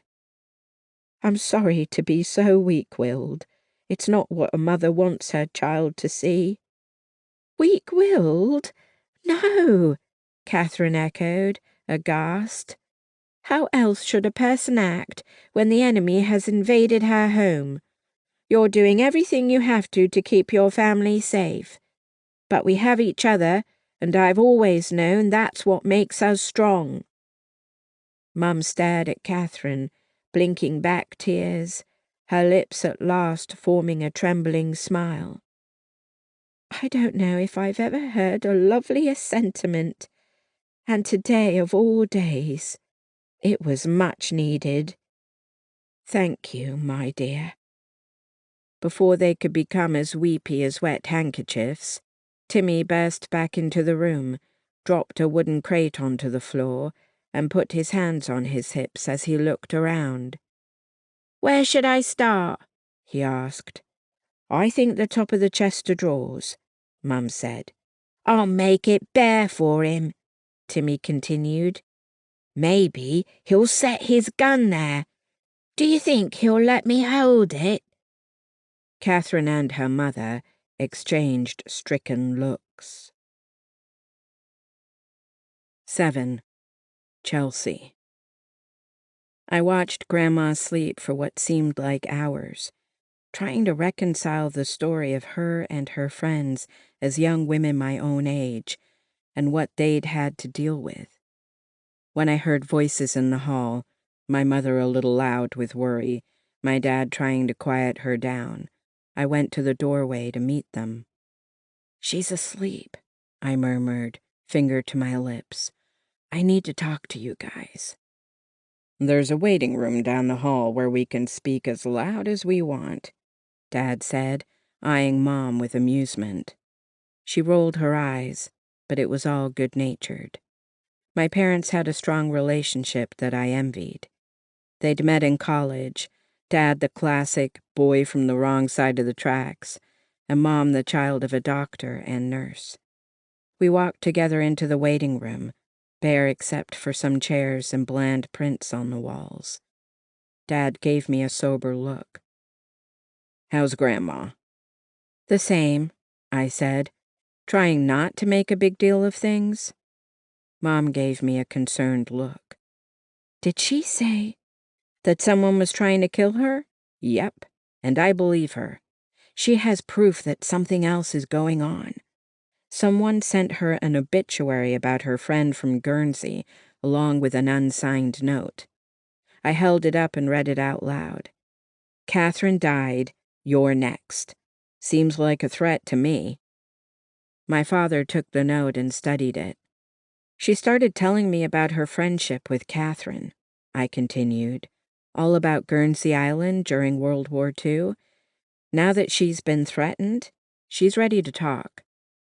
Mom and Dad exchanged a glance I couldn't read. Maybe they knew what secrets Grandma wanted to tell me, but I couldn't worry about that right now. "We need to call the police," I insisted. Dad sighed. "I called Bill, my cousin's friend, who's a cop. He said there was nothing much he could do. There's your grandma's age, and the fact that there are no witnesses. Even if I show him the letter, it's only pointing out that Grandma will die next. What are the police going to do? Head across the Atlantic to Guernsey and look for the anonymous person who wrote the obvious?" I understood how difficult it would be to move forward on such skimpy information. We needed more details. Back in Grandma's room, we found her awake. She tried to distract us by talking about the latest show she was watching, Buffy the Vampire Slayer. Nobody was having it. "I told Mom and Dad about the letter," I said. "I'm sorry, but they needed to know so that we can keep you safe." Grandma took a deep breath and nodded. "We need to find out how Catherine died. Then we'll know if someone is just playing a prank." "Let me help with that," I interrupted. "You need to relax and recover. I'll call Catherine's children, or maybe the town clerk. Wonder if they have them in England." "The Channel Islands," she pointed out. "Not England." I smiled. Same old Grandma. "I have Catherine's address at home," she continued. "Can you hand me my pocketbook?" I found it on a chair beside the bed and gave it over. After reaching inside, she pulled out her keys and handed them to me. "Thank you for your help, Chelsea. Placing overseas calls in the hospital is such a nuisance and so expensive. As for my address book, it's in the top left-hand drawer of the desk. She was trusting me to help her and keep her safe. The enormity of that suddenly hit me. My parents were studying me, too, with the same skepticism they never bothered to hide whenever I was in the middle of a school assignment that I was neglecting. They'd had every right to be skeptical then. But now? This was Grandma we were talking about, and I loved her and wanted to help. Mom and Dad each leaned down to kiss Grandma's cheek. "We'll see you tomorrow," Dad said, giving her hand a squeeze. She gave him her beautiful, patient smile. "I'll be here. Where else would I be?" My parents moved toward the door. I leaned down to kiss Grandma and whispered, "I'll figure this out. I promise." "Thank you. But there's one other thing I need you to do." She pitched her voice even lower. "There's a handgun in my desk. Can you bring it to me, Chelsea, dear?" My mouth fell open, and I stared at her. She just gave me the sweetest smile, then covered her lips with one finger, obviously asking for my silence. My grandma had a gun? 8. Helen. Helen walked her bicycle back to the garage as dusk settled eerily around her cottage. Her stomach gave a little growl, as it often did, even after a meal. By the looseness of her skirt, she knew she'd have to move the waistband button soon. Walking to the cottage, her thoughts dwelled on a recent awkward dinner with the Brauns. It was almost physically painful not to tell Catherine about Jack. But how could she put the Brauns in danger? They were already surrounded by it, with Lieutenant Schaefer in their home. The lieutenant's appearance reminded Helen that Jack's life was now in her hands. She knew if the Germans found out, she could be sent to a German prison camp. But somehow that didn't matter as much as helping Jack. Where was he? She could hear the distant sounds of waves crashing against her cliff, but little else. Even the birds seemed subdued as she approached her dark cottage. Weeks went by between his visits, and sometimes she only knew he'd been around because he'd taken a clean set of clothes and left dirty ones behind. And now every hour she was home, the time crept by as she waited for the sound of his approach, or a note left for her. But there was usually nothing. And then the same thought would start to nag her. Had he left the island? To her relief, she found a neatly piled set of dirty clothes in the bedroom he sometimes used. It hadn't been there earlier.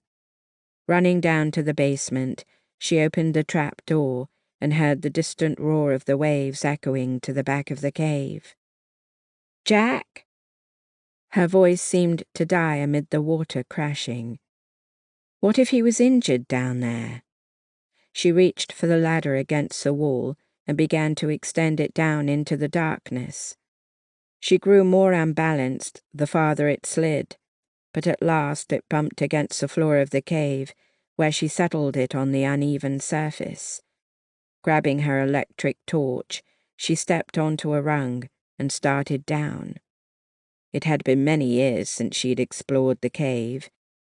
Even when the Germans had come and she'd known it might be a last-ditch retreat, she still hadn't gone down. Each rung descended brought cool, damp air swirling around her legs. The temperature dropped steadily. Partway down, she turned on her torch and swept it across the cave, but all she saw was shadowy rock, with the darkness receding where the cave took a turn toward the channel. There was nothing below, so she finished her descent and crept slowly toward the mouth of the cave. Since the floor was slippery, she watched her step, listening intently. For all she knew, The cave had been discovered, and Jack hadn't been foolish enough to return. She turned off her torch before leaning slowly around the corner. There was no one in the cave. With a sigh of relief, she walked closer to the mouth. As dusk approached, the channel looked slate-grey with impending storms. Out there somewhere were German boats and planes, keeping everyone on Guernsey prisoner. Did the Germans have Jack? Or was he gone? Perhaps a submarine had come for him. Wouldn't he have left a note or something? But no, he wouldn't risk his assignment that way. She might never know what happened, and suddenly that seemed unbearable. She stood for long minutes in the mouth of the cave, which dropped away at her feet down an incline toward the rocky shore. She hugged herself in the gloom. Across the expanse of the channel, France seemed so far away, though just 30 miles. But the channel represented a line of war that could not be easily crossed. Their strange imprisonment seemed endless. Germans were everywhere, at dance parties, across the aisle at the cinema, in the grocer's. Jack's arrival had made her think of the forbidden, of resisting, of spying, of overthrowing. But she was just one woman. That night, as she lay in bed, restless, she heard the engine of a lorry moving steadily closer. The only people who drove anymore were Germans, or those given permission. She held her breath, imagining them coming for Jack, coming for her because they knew she'd helped him. And strangely, such thoughts made her stiffen her resolve. She was no meek rabbit. At last, the rumble of the lorry faded away, back toward St. Peter Port. 2 nights later, Helen was awakened by a faint knocking at her bedroom door. She bolted upright in bed, the room stuffy with summer heat, the darkness complete. But she wasn't afraid as she put a thin dressing gown on over her nightdress. Germans would break down the front door, not quietly knock. Upon opening the door, she wasn't surprised to see Jack, his clothes as ragged and filthy as his face. The smile he gave her gleamed white and tired in the shadows. He lifted up his dirty hands, and she thought she spotted blood. "Guess I need to wash up," he said hoarsely. She gestured him toward the bathroom, laid out clean clothes, and then went downstairs to heat up a meal. He ate the small amount of stewed swedes and onions with the heavy bread made of corn she gleaned herself, as if it was a feast. She watched him quietly, feeling a weird sort of pride that she could do even this small thing for him. He was clean again, his hair wet and slicked back, shadows beneath his eyes. "How did you hurt your hands?" she asked, when he was nearly done. He glanced up at her, but didn't put his fork down. "Climbing the cliffside above the cave. They saw me, and I was leading them away. I didn't want them to know about the cave." Her stomach dropped with anxiety for him, but she forced herself to calmly say, "Thank you." He gestured toward his plate and gave her a smile of wry amusement. "Thank you, and thank you for my clean clothing. I do believe there was a torn seam or two that is now miraculously mended." "Nothing miraculous. I have to repair my clothing all the time. We can buy little new anymore, so everything will have to be mended until it's so threadbare it falls apart. Don't even talk to me about shoes." He smiled, but kept eating. Her attempt at light-heartedness faded. "I thought you'd left the island, or something worse." He set down his fork. His blue eyes were still alight with mischief, she thought, but his expression was solemn. "I don't believe they're coming for me anymore. They think I'm lost to them. What will you do? Keep doing my job and try to find a way to get my information off the island. And while you're doing that, you're done trying to skulk about my cave, barely escaping Germans. You need to stay here, hidden during the day. As I've told you, no one comes here. You'll be safe.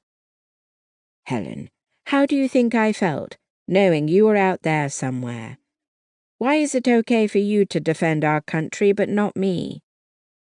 He blinked at her for a moment.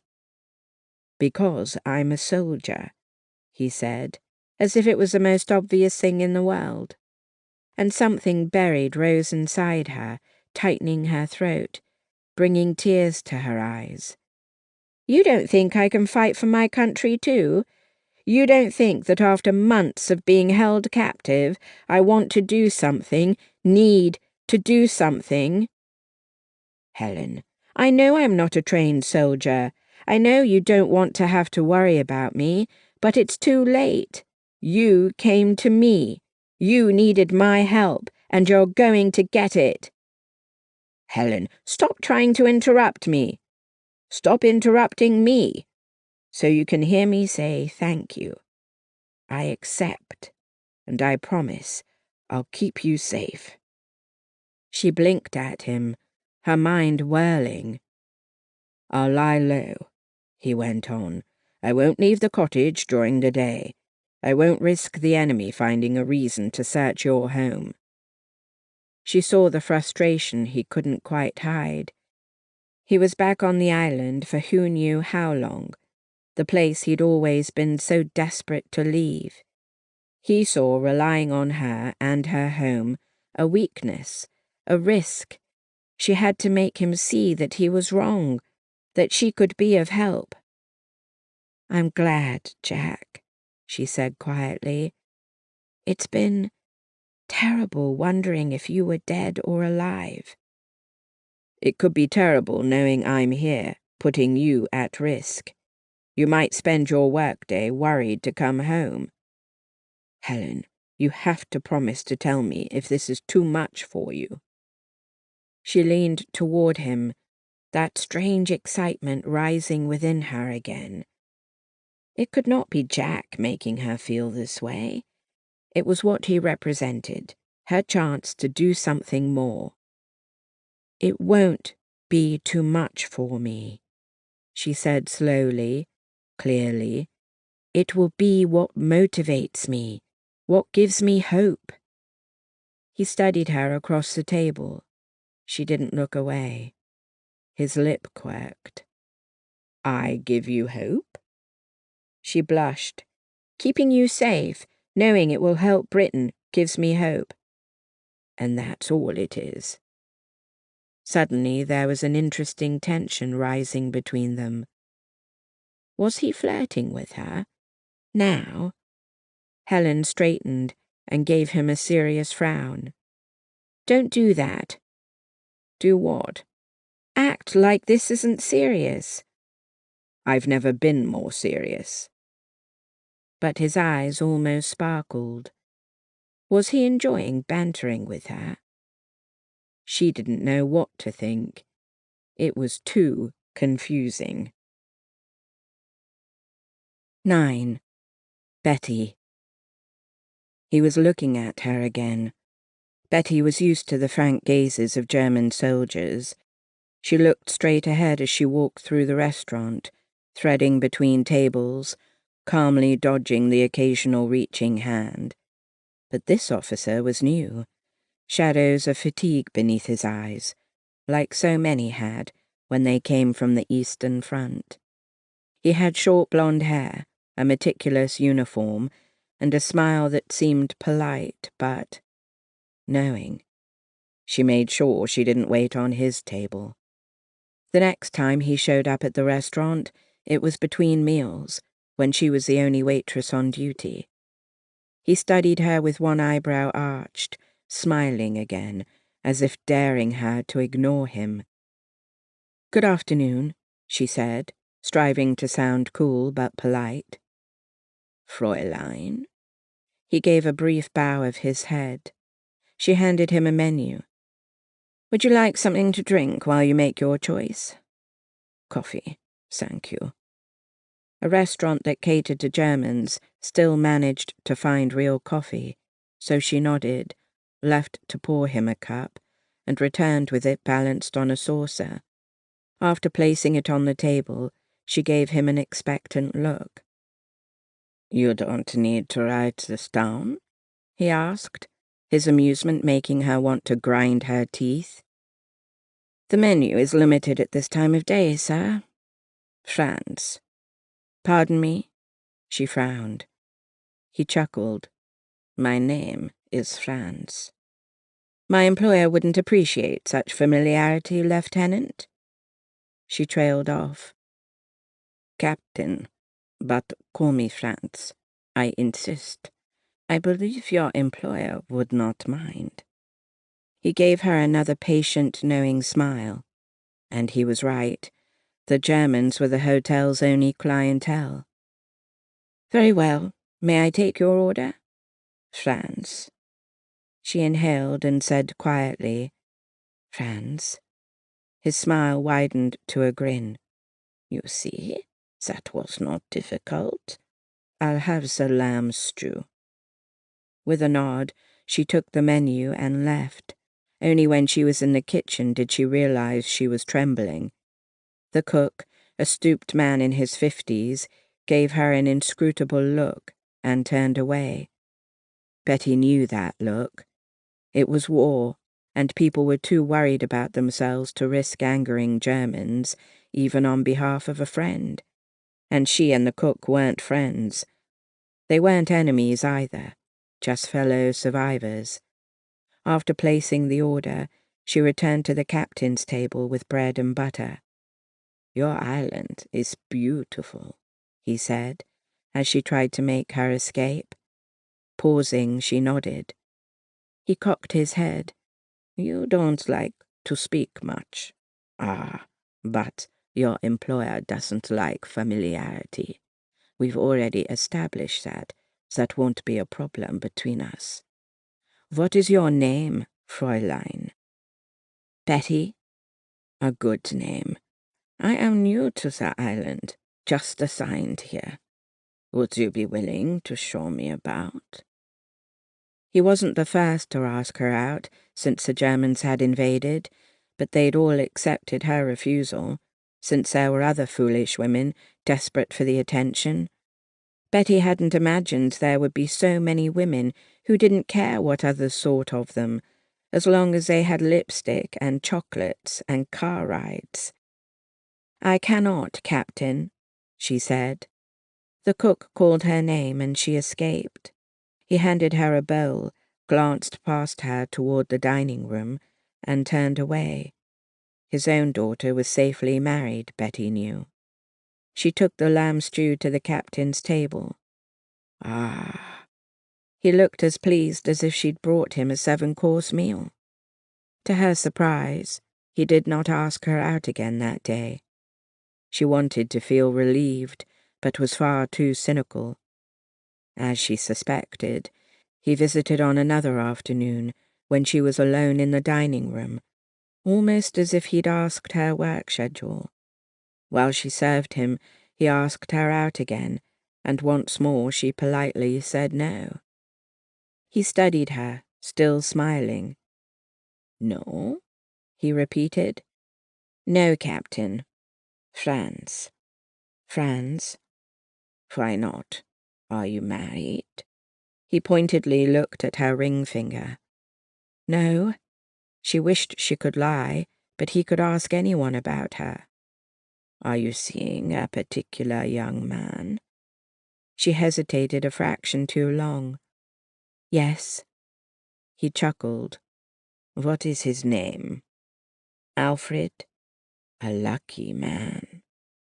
He took the rejection in stride and left her the same handsome tip he had the first time. A week later, Betty turned off High Street, several tins of meat her reward for hours of queuing. She was paying more attention to her food than the big draft horse trying to maneuver the narrow streets, while pulling a cart heaped with potatoes. She jumped out of the way, catching herself against the stone wall of a building, her tins spilling onto the pavement. A boy tried to get the attention of the farmer, begging for a tossed potato. The horse reared up. The boy cowered, hands over his head, frozen in place. Betty screamed and scrambled forward, even as she knew she would be too late. Suddenly, a German officer darted into the street and pulled the boy back to safety. The farmer got the horse under control, and it moved past Betty, who was still breathing hard. When the cart was gone, she was able to see the other side of the street again.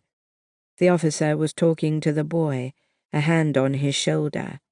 Then the officer looked directly at her, and she recognized the captain who'd been asking her out. Was he following her? The boy gave another nod and raced away, disappearing amidst the shoppers. Betty stooped to pick up her tins, and when she straightened, the captain was standing right in front of her. A chill swept over her, even though the sun shone. "Betty?" he said, touching the brim of his hat. "Captain?" "Franz." "Franz." She hesitated. "Thank you for saving the boy's life." He gave a self-deprecating shrug. "Anyone would do so. Children are the future, after all." She nodded, but was already wondering how she could escape. "Running into each other on the street is not a coincidence," the captain said. "I have been very curious about you, Betty." She inhaled sharply, even as her narrowed eyes met his. "You followed me?" He chuckled. "You should be flattered." "I am not." She stopped breathing altogether when she realized how she'd spoken to a German officer. The captain's smile didn't fade. "You are so confident and brave. I like that about you." The stares of passing islanders stung like daggers. They didn't dare whisper too close to the captain, but she saw heads come together when they were far enough away. Her face burned with embarrassment and fear. "I think we should start with a cup of coffee," he said. "Just a brief conversation." "No, thank you." She started to walk past him. He did not touch her, but she couldn't miss his words. "I won't keep you long from your mother." She froze. "I understand. The two of you live alone." Slowly, she looked up at him. "You are talking to people about me?" He briefly looked away, as if pretending embarrassment. "I followed you. I know. It was not a nice thing to do. I cannot stop thinking about you, Betty, and I was curious." Light-headed, she forced herself to take a slow, deep breath, even as a band of fear seemed to choke her. "I can see you're upset," he continued, "but you needn't be. I was just curious. I understand your mother is not in the best health. It is wonderful that she has you to care for her in these difficult times. Let us have coffee rather than discuss this on the street." A wave of inevitability washed over her. At least that was better than feeling panicked, a weakness she despised. "Very well," she said coolly. "There's a cafe off High Street." His face brightened, as if she'd given him the best news. It felt unreal. But it was her life now, and she would find some way to keep control. She couldn't tell herself the war might end any day. That would be foolish. But she would outlast the war. She would outlast the captain. But 2 months later, as the Christmas holiday approached, Captain Lunenborg showed no signs of being put off. She'd met him for the occasional meal off High Street, spoken to him when she worked at the restaurant, but had avoided anything more. He liked to talk about himself, and she let him, managing to offer little more than details about her work at the restaurant, as if that was all she was, all she wanted. He occasionally held her hand or kissed her cheek at the end of the evening, always in the shadows, which she reluctantly appreciated. Yet he was being particularly persistent about a Christmas party he was attending. She'd heard about those parties, with officers escorting islanders. There were plenty of women who didn't care what others thought of them, who wanted to attend German parties, dress up prettily, laugh gaily. They were missing the young men who'd left to fight for Britain. But with few parties, no one to dance with unless it was other women, and now the scarcity of food and new clothing, all these things had made some foolish young women desperate, or lonely, or just bored. But the captain wasn't taking no for an answer. Soon he began to speak about the party as if she'd agreed to go. Continuing to contradict him seemed dangerous. He hadn't brought up her mother again since she'd begun to accept his dinner requests, but Mum's safety was always on Betty's mind. When the Christmas party was only a few days away, the captain took her out for tea and asked her what she planned to wear.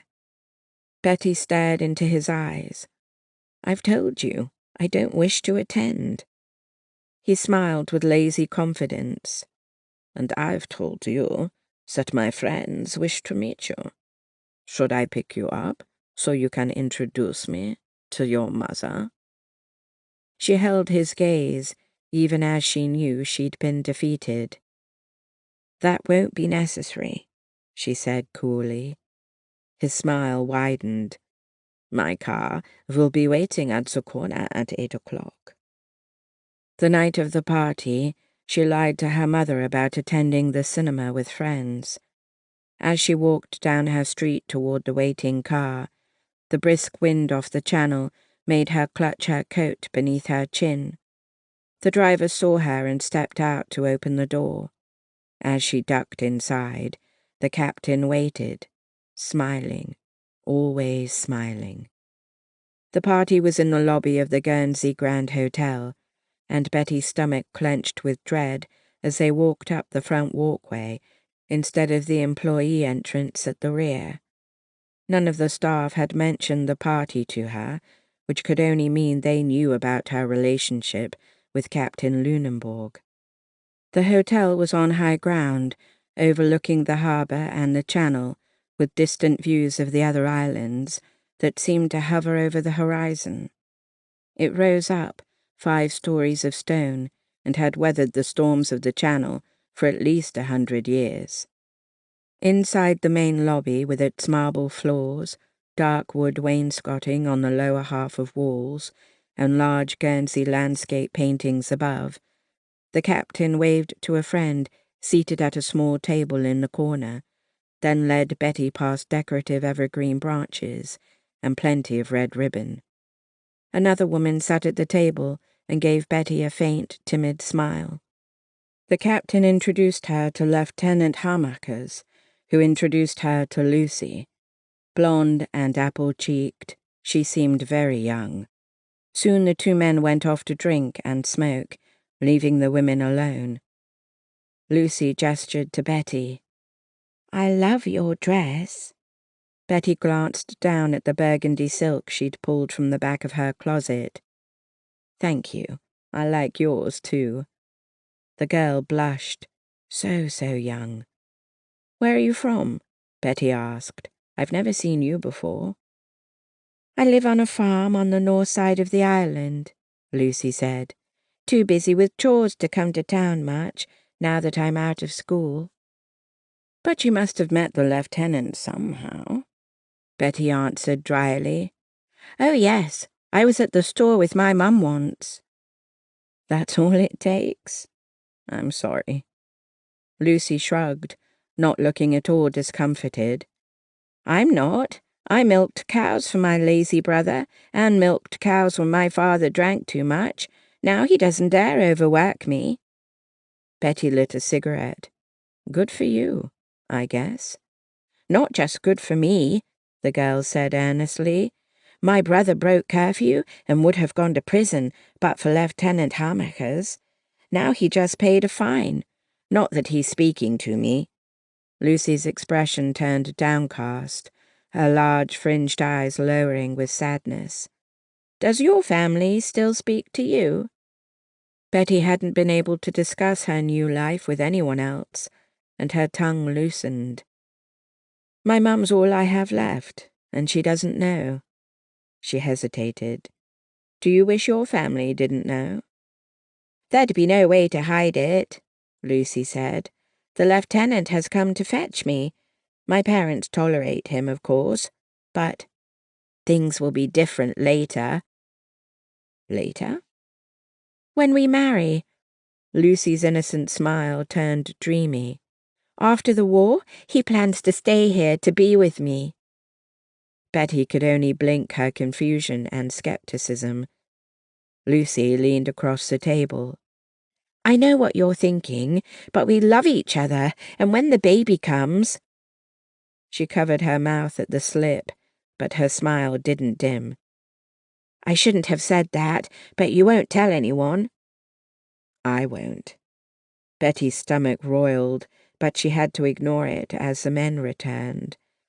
Lucy's whole expression lit from within when the lieutenant bent to gently kiss her cheek. Betty hadn't realized how young he was either, with his lovelorn brown eyes. If he hadn't been wearing a hated uniform, they might have been any enraptured couple. Captain Lunenborg watched her with amusement, as if he could read every thought in her head. She hated that he was so confident he knew her, that he could outwit her. When they played cards after dinner, Lucy and her lieutenant were hopelessly outmatched as Betty and the captain competed at whist, trying to win every trump. It felt petty, but Betty couldn't stop herself. To her surprise, the officers and their dates played hide-and-seek like giggling children, drunk on champagne. Lieutenant Hammacher's treated Lucy like she was made of spun glass. Betty couldn't take her eyes off them in morbid fascination. "Do you want to play?" Captain Lunenborg whispered near her ear. "You seem quite intrigued." She stiffened. "I am not, and I do not wish to play a child's game during a war." She held her body so stiff she ached, but the captain only chuckled and didn't force the issue. He tapped his foot as the band began to play again. Lucy and her beau sat back down, laughing, breathless, eyes shining with Christmas joy. When the captain urged Betty to the dance floor, she went just to get away. The first dance was a waltz, and he held her too close. Her face heated with resentment.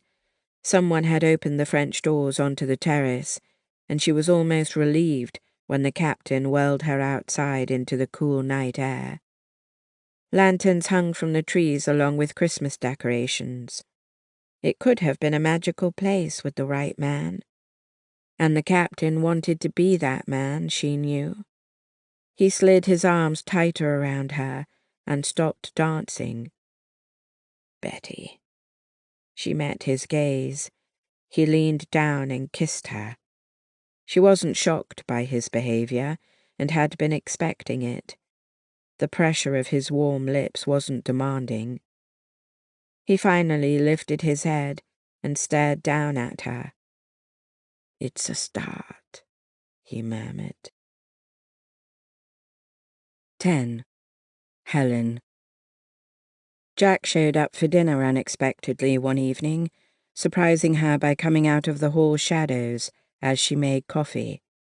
Even though he'd promised to spend the days at her cottage, he was often gone by the time she came home from the hospital. "Good evening," he said. "Sorry if I startled you." She attempted a calm smile. "Not at all. Will you be joining me?" He hesitated, then nodded.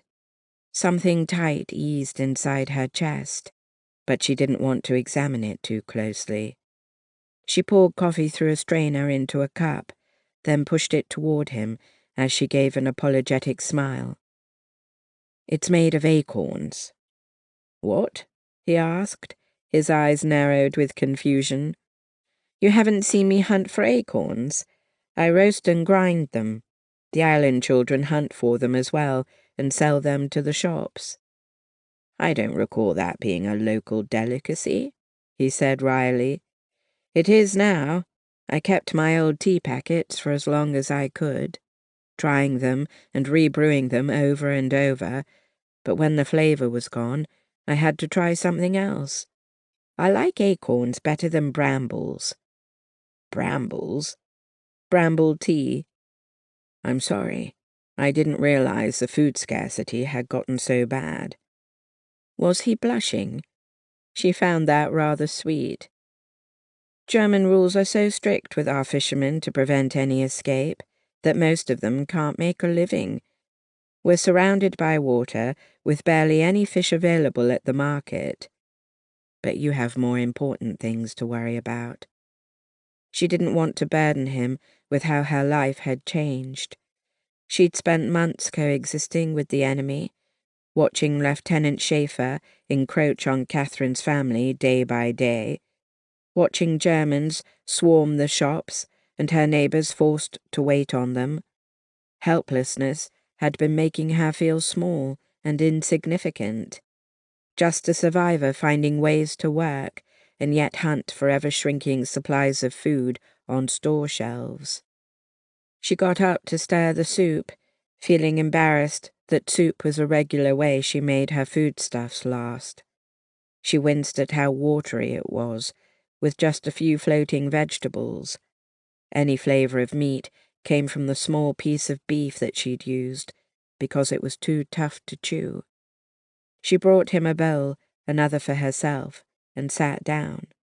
He sipped a spoonful and smacked his lips. She rolled her eyes. "No need to pretend it's a decent meal." "I'm not pretending how grateful I am." She gave an unladylike snort. "Don't get your hopes up for large meals. Anything is better than scavenging." He eyed her. "My excellent spying ability has ferreted out that people are looking thin." "The Germans are rationing?" "Quite a bit, but the BBC says it's the same for our people on the mainland. I imagine I wouldn't enjoy eating my fill every night, knowing others are hungry." He arched a dark brow. "So you'd forego food for patriotism?" Her face grew hot. "Well, do you wish you would have evacuated before the war, like so many of your neighbors?" he asked gently. "Not at all. I've seen what happens if a house is unoccupied. The Germans take it over. They have no respect. I heard some of them use China for target practice, although most of them have been civilized." "Civilized?" he echoed. "I know. I remember everything we heard before the war about the Germans taking over Eastern Europe. But here, they seem to want to be different. Early on, before the beaches were mined, they even swam in their bathing trunks, trying to prove they were just like us. Maybe trying to prove it to themselves as much as us. They would wait patiently for their turn on the tennis courts, even as islanders would deliberately lose points to make games last. There haven't been atrocities committed against the islanders, although I can't say the same about the poor prisoners they've brought in to work." He sobered. "I've seen them. They're building their artillery batteries and bunkers on the coast. They're pitiful, ragged creatures, these workers, these slaves. I see them from a distance, and I'm horrified at what they're enduring. It's hard to feel justified complaining that it's difficult to get food, but I never imagined how it would feel to live with such restricted freedom, to know you can be punished for breaking their rules. It's a struggle not to feel this looming sense of dread all the time. What's the punishment for breaking the Germans' rules? They put people in jail here on the island, but the jail is small, and sometimes people have to wait until someone else is finished before serving their sentence. Are you saying people take turns in jail? He asked, eyes wide with amusement and disbelief. Yes, for breaking curfew, stealing furniture from an abandoned house to use as firewood, and other minor offences. Remember Sam Babineau? He was caught milking a farmer's cow in the dead of night. People steal milk from their neighbours. The black market makes everyone a little crazy, even as some can't live without it. Many farmers are getting rich, selling their goods to black marketeers, so the desperate islanders feel justified in doing a bit of stealing. The worst offenders, they're sent to French jails or shipped to Germany. Some return, some don't. Being sent to Germany, he sighed. We've heard terrible stories of what they do to prisoners, especially Jews. Most of the Jewish islanders evacuated before the war, though a handful remained behind. Eventually, the Germans demanded they register. Jack frowned. The first step. Yes, not long afterward, they were arrested and sent away. 3 Jewish women. It was terrible. To be deemed a danger just because of your ancestry, your religion. She shuddered, then tried to look at him with hope. Do you think this will end soon? His expression was grim. No, it's not going well for us. You've probably guessed that from the BBC coverage.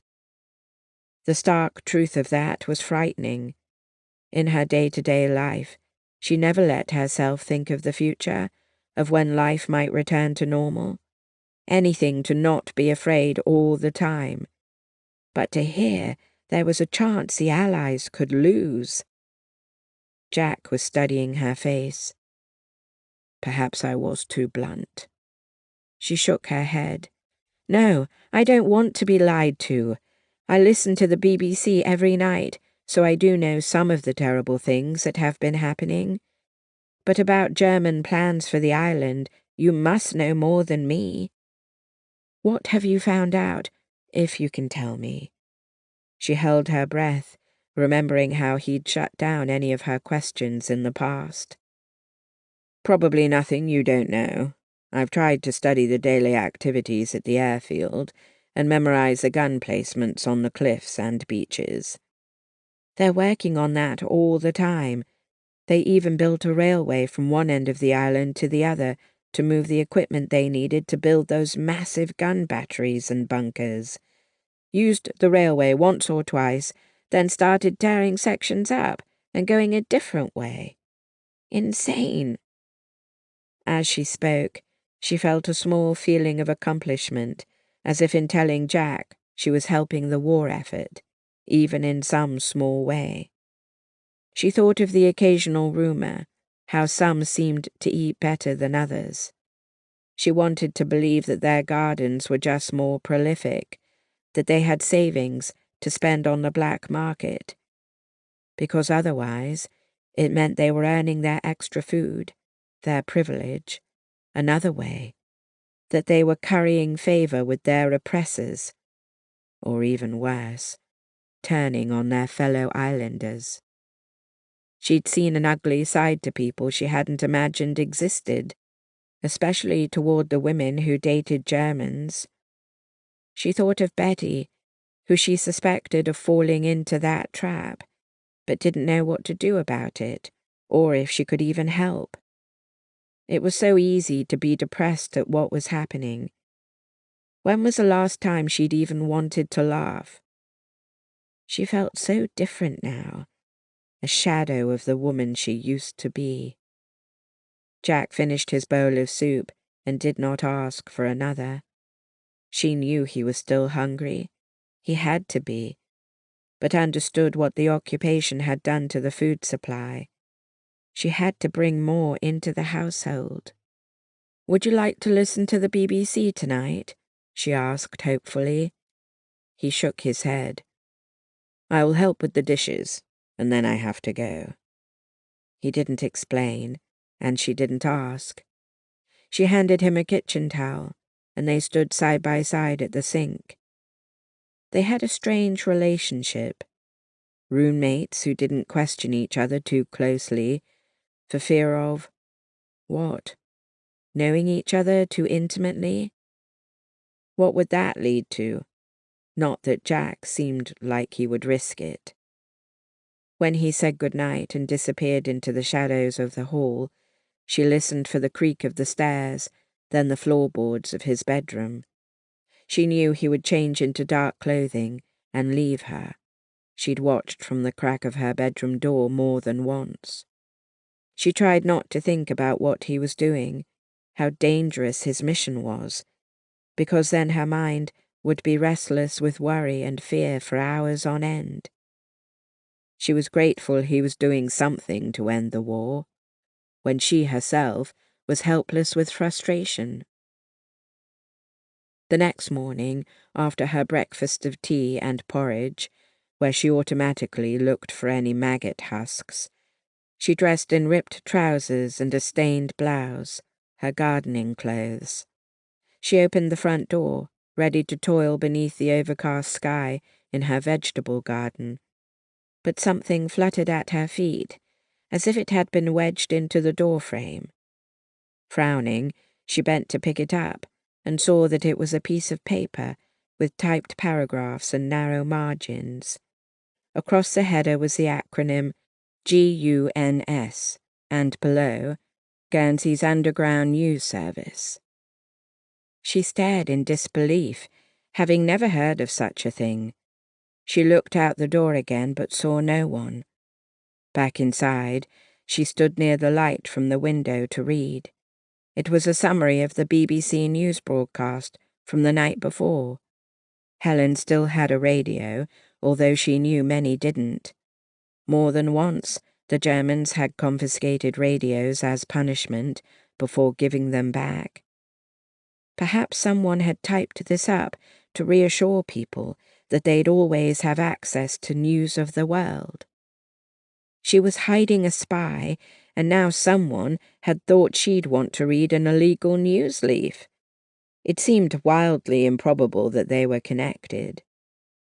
Or was someone testing her to see if she'd turn in either the news leaf or Jack? 11. Betty. The car moved smoothly through the streets of St. Peter Port, German flags flying from the bonnet. Betty rode as she always did, face forward, never openly looking out the window. She knew what she'd see after all, expressions of scorn or anger, and very rarely pity. It was that last look that could make her eyes sting just a little. She drew deeply on her cigarette, then tapped the ash out the window, staring at the back of her driver's head as they sped toward the park, where the evening's football match was scheduled. At least the Germans had let them have the occasional sporting event, anything to distract them from how the rationing had escalated, and that the slaves, what else to call them, from the mainland, were growing so skeletal it was a wonder they could build a German bunker at all. At the edge of the park, Arthur, the driver, pulled to the curb and glanced back at Betty. With Franz, he was polite and deferent, a good soldier in the German army. But to her, he wouldn't speak at all. After all, Betty was just the woman Franz was seeing, and that was putting it politely. Arthur didn't get out to open the door for her, and although he hoped to irritate her, she was fine with that. It called less attention to her. She'd developed other ways to call less attention to herself, wearing her plainest hat, her oldest coat. Franz kept offering to buy her a new coat, but she refused, saying she had to live in St. Peterport with all her old neighbours. There weren't many new clothes to buy on the island anyway. People were patching everything they had, including shoes. Women were even starting to do without hats, which were so expensive and hard to repair. She wasn't wearing one today, not even a scarf tied beneath her chin, the fallback when your hats were too tattered to wear anymore. Franz told her she could live with him at the hotel, but she kept putting him off. She wasn't sure how long his patience would last. The car sped away quickly the instant she closed the door. She never had a chance to tell the driver when and where to pick her up, and she was certain that was on purpose. She could walk home. The town wasn't that big. Taking a deep breath, she crushed out her cigarette beneath the toe of her shoe and turned to the football stands. Soon she was swept up in the queuing crowd. She thought she'd succeeded in anonymity, but heard a low hiss of jerry bag. She stiffened, but didn't look behind her. Others glanced at her. Most had the decency to look away with indifference or embarrassment. That word. It was a terrible thing to call a woman who consorted with the Nazis. Betty walked along the path between the raised rows of benches. No one spoke to her. Many refused to meet her gaze. She'd known most of them her whole life, her neighbours or her customers at the restaurant. The island was small, after all, and St. Peterport even smaller. But now she was an outsider. Why was she torturing herself like this? She clenched her jaw, because even someone like her deserved some time under the sun, watching her fellow islanders pretend nothing was wrong as they kicked a ball around. She noticed Helen and Catherine in the front row, saw their surprise, Catherine's hesitant smile, Helen's nod of recognition. They'd never been close friends of hers. Betty didn't see the point of close girlfriends.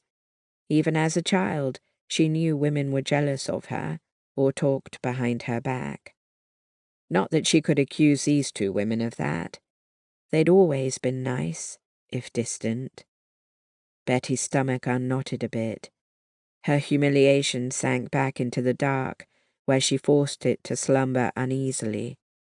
She told herself their opinion of her didn't matter. They were living a different life, with careers people appreciated, their self-respect intact. In the back row, she sat alone on her bench, setting her handbag to the side, though it had been difficult to unclench her hands.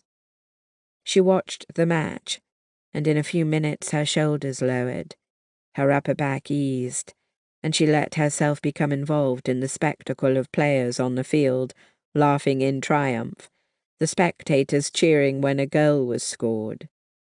It was a short return to her youth, when she'd insisted that the boys let her play. Though they'd tried to band together to keep a girl away, they'd backed down in the face of her belief in herself, her belief that they wouldn't say no to her. Boys didn't say no to her. Then. Half-time came so quickly that she was disappointed. There was no food stand to buy treats, no ice cream to eat. She needed a smoke. And then Betty saw Catherine marching toward her with determination, a frowning Helen trailing behind. Catherine gave her a cheerful smile as she sat down on the bench next to Betty. Helen sat on Catherine's other side, her fingers clutching her handbag. Betty could sympathize. "Hello, Betty," Catherine said, as if greeting a student on the first day of school. "Hello," Betty replied. Catherine looked around and exhaled a little too loudly. "It's a beautiful day for a football match, isn't it?" "It is," Betty answered. What were they about? She saw Catherine's foot touch Helen's. "Hello, Betty," Helen said quietly, seriously. Betty bit back a knowing smile and gave a brief nod. She'd of course seen the women since the occupation had begun. They'd tried to talk to her more than once, but she had rebuffed them. She was not about to explain what she was going through. They'd come to the restaurant occasionally, and she'd seen them at church, even though she was about as welcome there as the Black Plague. A middle-aged woman wearing a dark hat decorated with sadly wilting feathers kept glancing over her shoulder at them. Betty met her gaze and smiled. With a huff, the woman turned forward again. "Don't mind her," Helen said. "That's Mrs. Raikes, the postmaster's wife. She thinks her husband's position makes her superior to everyone else." "He doesn't have much of a job lately, does he?" Catherine added, shaking her head. "Not many letters allowed through nowadays." The three of them sat quietly, pondering the sad truth of how cut off they really were. No letters, no telephone calls with the outside world. Was this rare, quiet feeling they shared camaraderie? Betty couldn't let herself risk that kind of hurt. "Well, of course she's looking back here," Betty said. "You two are sitting with a jerry bag." Catherine inhaled sharply. Helen gave Betty a concerned look. "Don't say that." "Why not? You're thinking it." Betty knew her voice sounded light and amused. She'd had so much practice. "We're not thinking it," Catherine scolded. "Yes, teacher," Betty chuckled, although she'd never felt less amused. "You're just trying to get us to leave," Helen said, "and we're not going." "Such bravery," Betty mocked. "Don't be like this." Catherine touched her hand. "Don't push us away. This is not the time to be distant with each other." "Because there's a war, we're supposed to be noble patriots," Betty laughed. Mrs. Raikes gave them another lethal glare over her shoulder, as if she was staring down the barrel of a rifle. "Tell that to people like her." Betty gave a wave, and Mrs. Raikes whirled around. "We don't care about her," Helen said. "You should," Betty said with a quiet fierceness she didn't know she was feeling. "If the rest of this town turns on you, you won't like how it feels, and I don't want to be the cause of it." Her throat went tight, making it hard to breathe calmly, making her eyes sting. Then she realized that she was fighting tears. She hadn't let herself cry in years, and she wasn't going to start now. She took a deep breath. "Betty, you're pushing us away again," Catherine said, the scold back in her voice. "For your own good." "We know what's good for us," Helen added. "Then what do you want?" Betty asked impatiently. Mrs. Raikes leaned toward her closest neighbour, Madame Caron, the grocer's wife, and whispered something. The two of them sent twin glares of disapproval toward the back bench. Wasn't half-time over yet? Betty thought in desperation. Catherine seemed to force a smile. "We just wanted to tell you that we came to your play last week, and you were wonderful in it." Betty blinked in surprise. Where once she'd often had the lead in the community theatre productions, now she had walk-on parts, often in costume and makeup, as the director tried to keep her hidden. Betty knew she should stop torturing the acting community with her presence. A long time ago, she'd felt the freedom to become different people, had shared that joy with her fellow actors. Before she could stop herself, bitter words spilled out. "You know the only reason they let me act is because of whom I associate with." "Is that the reason you associate with him?" Helen asked pointedly. Catherine gave another gasp, another kick of her foot at Helen's leg, and Betty found herself reluctantly amused again. "I imagine I'd get better parts were I single," Betty said. letting her breath out tiredly. After hesitating, Catherine asked, "Then why aren't you? We all have Germans in our lives. My father works for the Germans at the airport." "I nurse wounded Germans every day," Helen said bitterly. "I even have to teach German in school." Catherine flung her hands wide. "The headmaster revealed my skill to them, and now they want every child to be a good German citizen." There was a long pause, and Betty knew they were all thinking of their lives under German rule. "We aren't citizens, but prisoners of war," she whispered. "We're not allowed letters from my brother any more." Catherine's voice cracked. "We've had just one since the Germans arrived. We don't know if he's alive or dead." She glanced at Betty. "Are you longing for letters from the outside world?" "My father never wrote when letters could get through." Betty heard herself admit something so personal, and she didn't know who she was anymore. "There's nothing for me to miss." "Don't you miss your old life?" Helen asked. "Why are you doing this?" Again with the probing questions that were none of their business. The football match began, distracting the two nosy middle-aged women in front of them. A goal was scored quickly. The cheers rose, but Betty missed the brief feeling of camaraderie that had deserted her. Helen reached across Catherine, and now it was her turn to touch Betty's arm. It had been so long since someone touched her out of friendship. "What do you need that man for?" Helen asked. "Do you think I have a choice?" Betty's voice broke. She pushed Helen's hand away. All these emotions were rising up inside her, breaking through the barriers she'd erected to get through her day, to put up with her mother, to deal with Franz. Helen and Catherine stared at her with big, innocent eyes, tears brimming. Betty felt so old compared to them, used up, although she wasn't yet 25.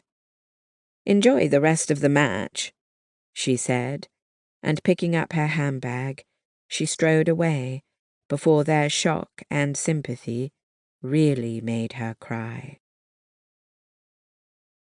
12. Catherine. Catherine couldn't speak for a long time after Betty fled. The emotion in her stiff back and marching feet had been powerful and obvious. Was Betty really being forced to accompany that German officer around town? No, that couldn't be what she'd meant. She'd said she had no choice. Not that she was being forced. There was a wide difference between those two. Wasn't there? Catherine wanted desperately to talk to Helen, but her friend was frozen, eyes on the football match, though she obviously wasn't watching. When the match was over, Catherine and Helen rode their bicycles back to Catherine's house. One of the Germans' many rules was that bicyclists could not ride side by side. A silly rule, but one could spend a night in jail for breaking it. So Catherine focused on Helen's back as they rode, thinking of all the things she wanted to say. Back at home, Mum was bringing in the laundry from the clothesline, so Catherine and Helen assisted her, carrying in the wicker baskets piled with fresh laundry. Mum immediately went to the oven to stir something that smelled surprisingly good. Not that she wasn't an excellent cook, but it was more and more difficult to find decent ingredients. Helen had dinner with them so often, unable to take time off from the hospital to queue at stores, that she usually gave most of her ration coupons to Mum. Helen continued to seem preoccupied at dinner, barely realizing she was being asked to pass the boiled cabbage. Flushing red, she did so, then cleared her throat. But before she could speak, the front door opened and slammed. A visible shudder ran through all of them. There was only one person who would enter their home without knocking. As if given a signal, everyone lowered their gazes to their plates. When they heard more than one voice, Catherine winced. Lieutenant Schaefer had taken to inviting fellow soldiers over whenever he wanted. She heard them enter the kitchen. Once, he would have waited politely at the door. He'd long since lost that impulse. "What is there to eat?" he demanded. Once he would have brought food to share, as a supplement to the meagre rent they were offered. But islanders weren't the only ones low on food. Lieutenant Schaefer had lost weight as they had, and with it, his sense of decency. Catherine glanced at them furtively. At first, she didn't recognize the other soldier, who held his cap in his hands, twisting it. He was stocky and dark-haired, with a pale complexion that easily showed his red cheeks. His gaze moved over Catherine, then returned in a startled manner to her face. She froze, shocked and confused. She'd met him before, but he hadn't been wearing a German uniform. Dad said, "We have little food, as you can see. Surely they could have served you dinner at the barracks." The silence thickened and chilled. Even Timmy seemed to hunch into himself. Catherine tried to look away from the newcomer, but couldn't escape his surprised stare. "But they did not feed us," Lieutenant Schaefer said, between gritted teeth. He took a plate from the cupboard and began to help himself to the boiled potatoes and green peas. His friend seemed frozen, wide-eyed, his flush encompassing his whole face, as his expression turned beseeching to Catherine. "This is purchased with our rations," Dad said, his outrage too near the surface. "You let her eat?" Lieutenant Schaefer gestured with a fork in Helen's direction, so close to her head that she jerked back. "She gives me her ration coupons," Mum said, her voice trembling. Catherine barely resisted gaping at her mother. Mum had actually spoken to the German soldier without being forced. But then Helen was like a second daughter to her. "I am paying rent," Lieutenant Schaefer pointed out, sounding aggrieved. Dad didn't make the mistake of pointing out how little he was actually paying. "I protect your home while I'm here," Lieutenant Schaefer continued. Catherine bit her lip before asking from whom he was protecting them. His fellow soldiers? The one he'd brought seemed horribly uncomfortable, intruding on a family dinner.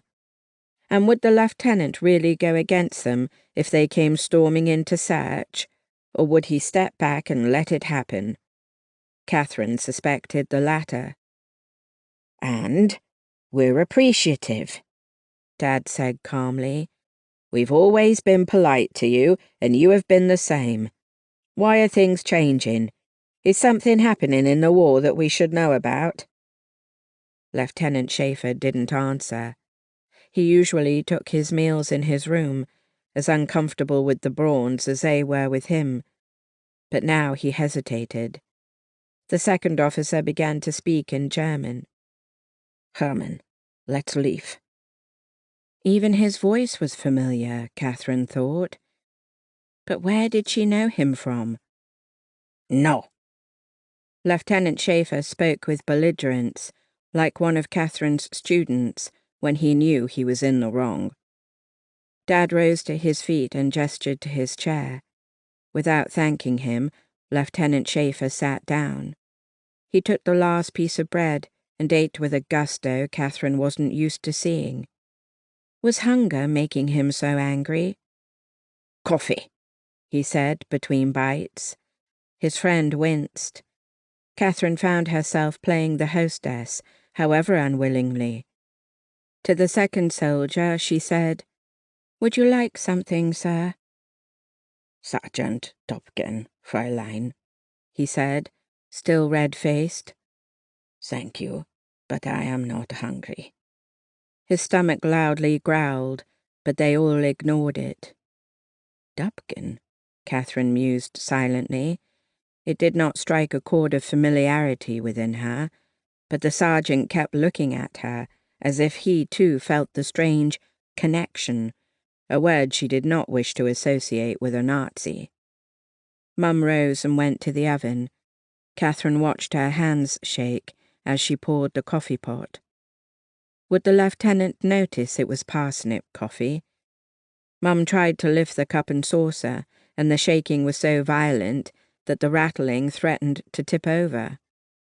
Catherine took a step toward her, but Helen beat her there, taking the cup and saucer and giving Mum an encouraging smile. Mum smiled back tremulously and sank back against the counter. Helen set the saucer down near Lieutenant Schaefer. He looked from the cup up her arm and into her face, as if he hadn't seen her before. For a long moment, no one said anything. Helen's expression turned from impassive to concerned as she straightened and stepped back. Lieutenant Schaefer watched her narrow-eyed, and Catherine felt a shiver of unease. She put her hand on Timmy's shoulder, prepared to yank him out of the room. Sergeant Dupkin frowned intently, as if trying to signal his friend, who was ignoring him. Helen just blinked at the lieutenant, saying nothing, but not backing down either. Catherine had never felt more admiring of her friend, whereas her own soul cowered inside her. This German soldier knew she had a brother fighting in the war.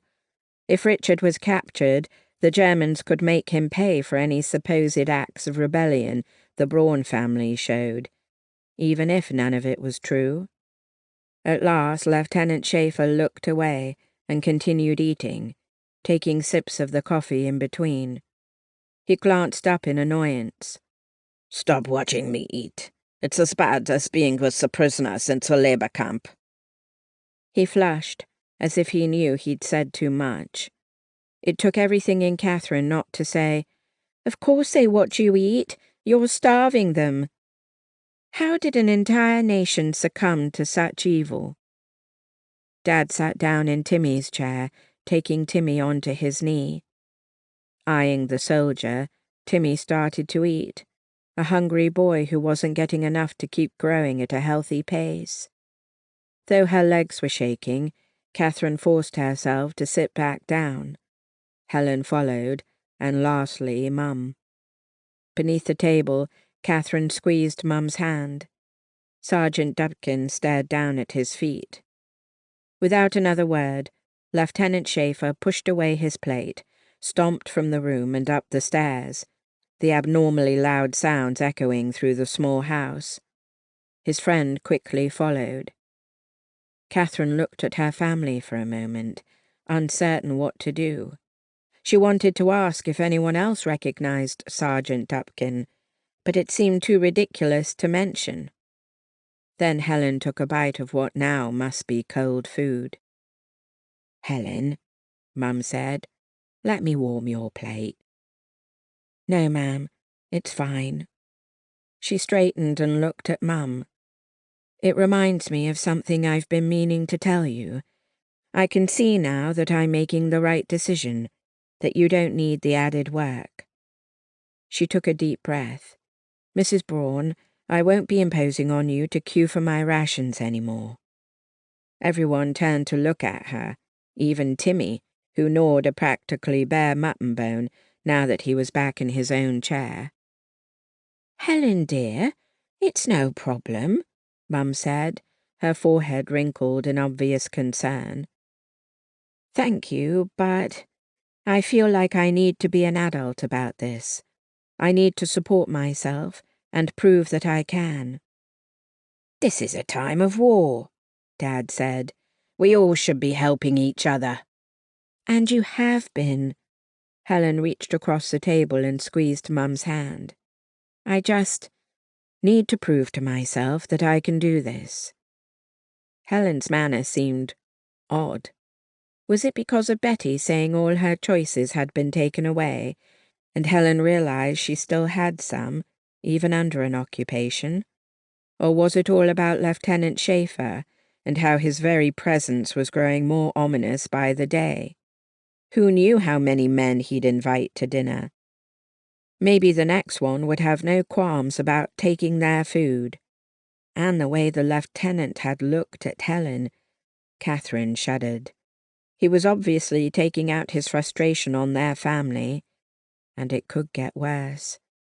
Catherine felt a sense of both helplessness and anger. She was no longer living her own life, and now her best friend was being driven away.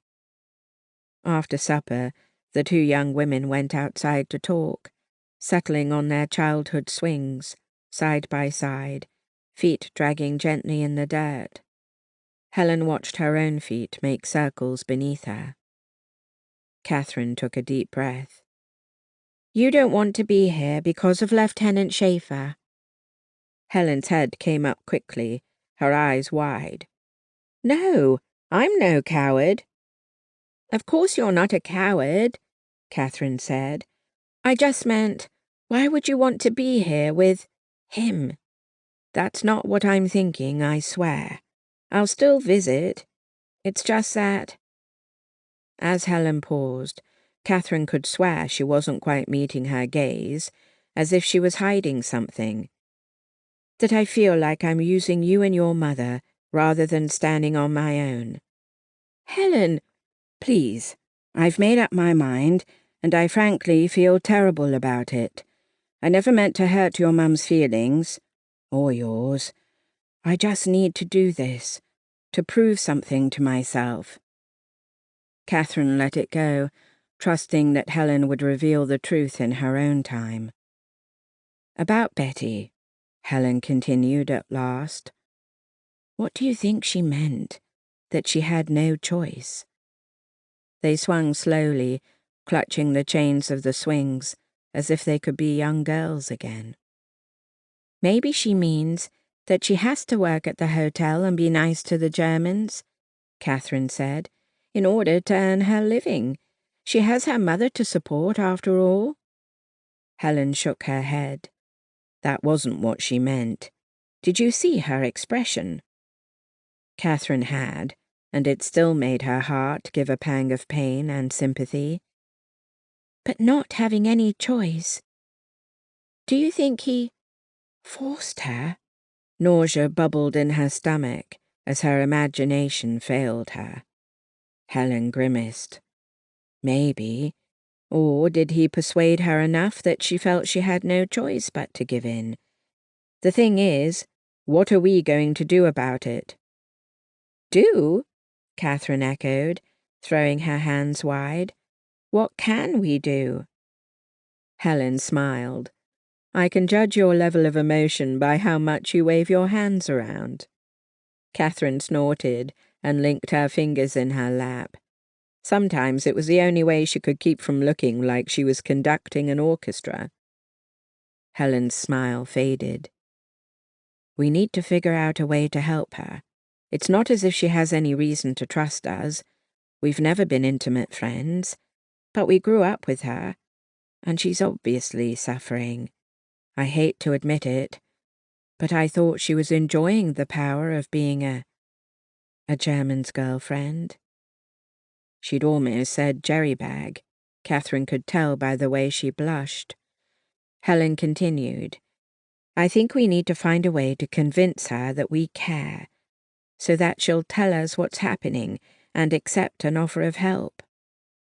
"You are a good person," Catherine said quietly, "and very brave."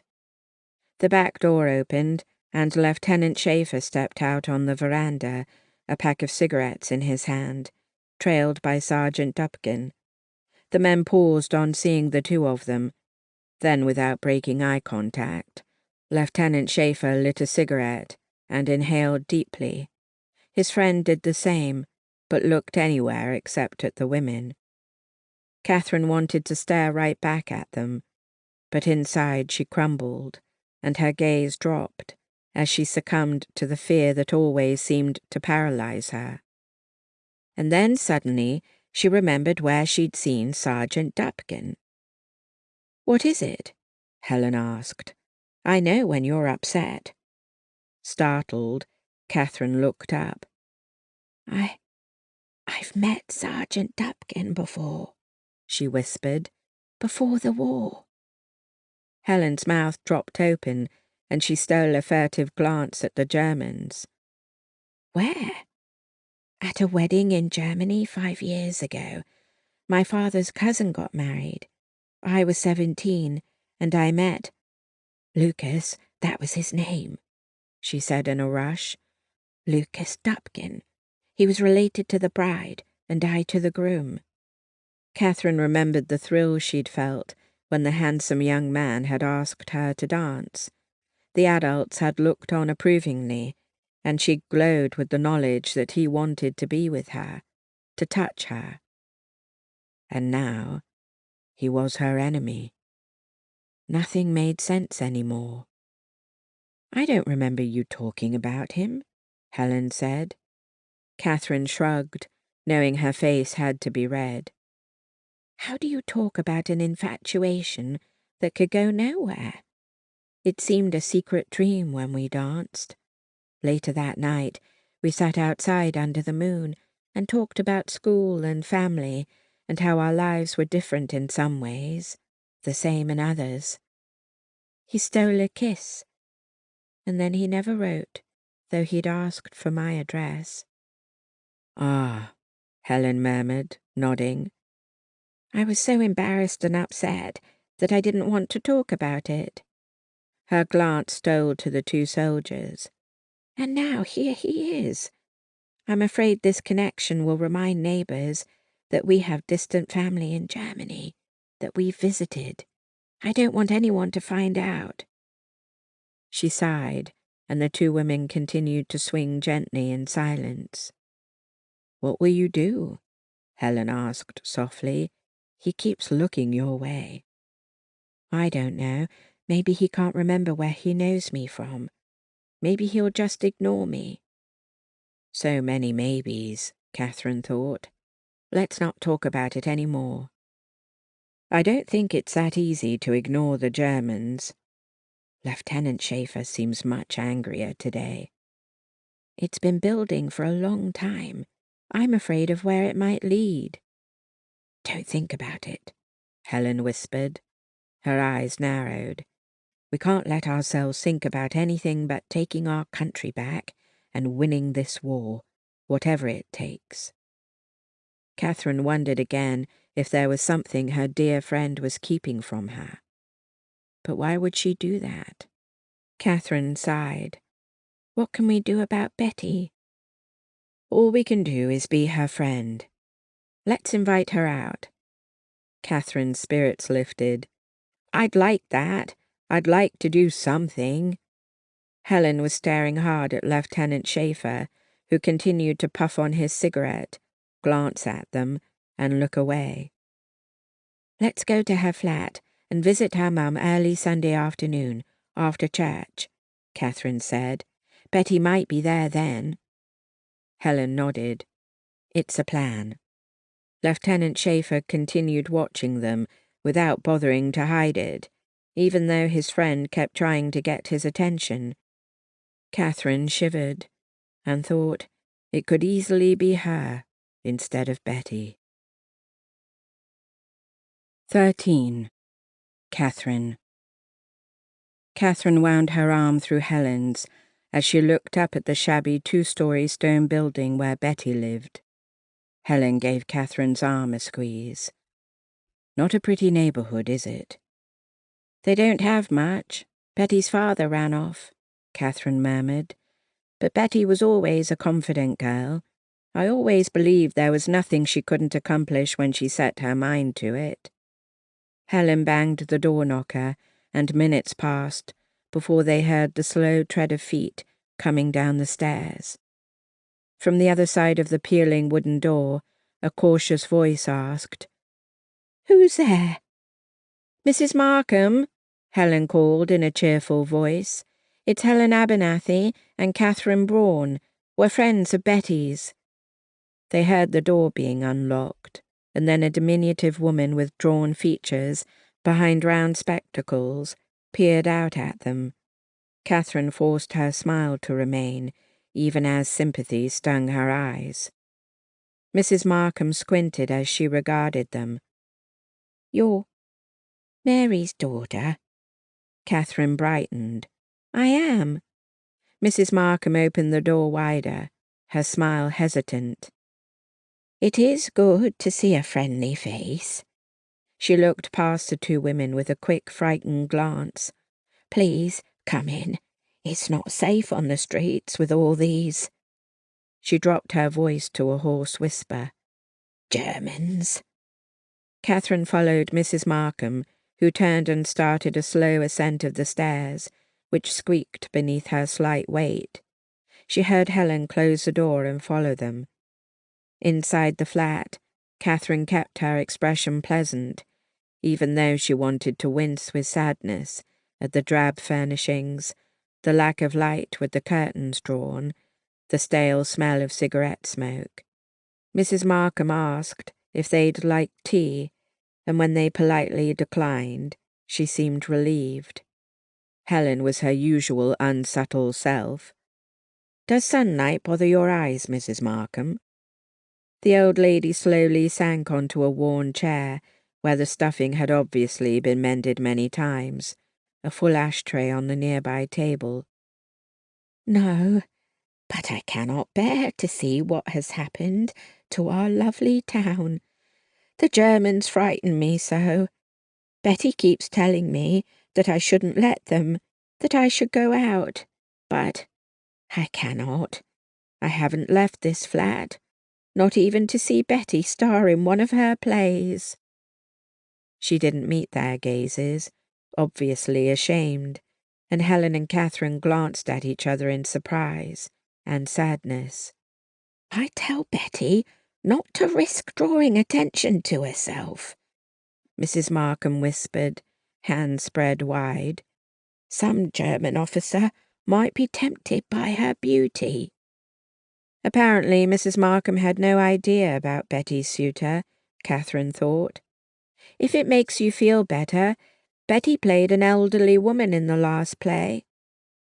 "So she told me," she said wanly, then continued in a surprisingly resolute voice. "I'm a coward to hide here, I know, but I remember what they did in the Great War. I remember the boy I loved, his lungs scarred, his refusal to see me again. He left the island and left me behind. My husband, Betty's father, did the same. But though I'm afraid, I don't leave when things are difficult." She lifted her gaze with a flash of defiance, and Catherine saw a hint of Betty's spirit. Helen sat down on the sofa opposite Mrs. Markham's chair, not bothering to hide her surprised admiration. "We can certainly understand not leaving the island, can't we, Catherine?" Catherine took her seat next to Helen. "We can. My family chose not to leave, but my mother didn't seem to realize what having Germans walking our streets would truly mean. She didn't leave our house for several months after they arrived." Mrs. Markham flushed. "You're both like Betty, so brave, able to go out and live your lives as best you can." "We don't have a choice," Helen said. "We have to eat and pay our rent." "And Betty works so hard at that," Mrs. Markham said. "I wish she could have found a position that didn't involve waiting on Germans." "We all wish that," Catherine said.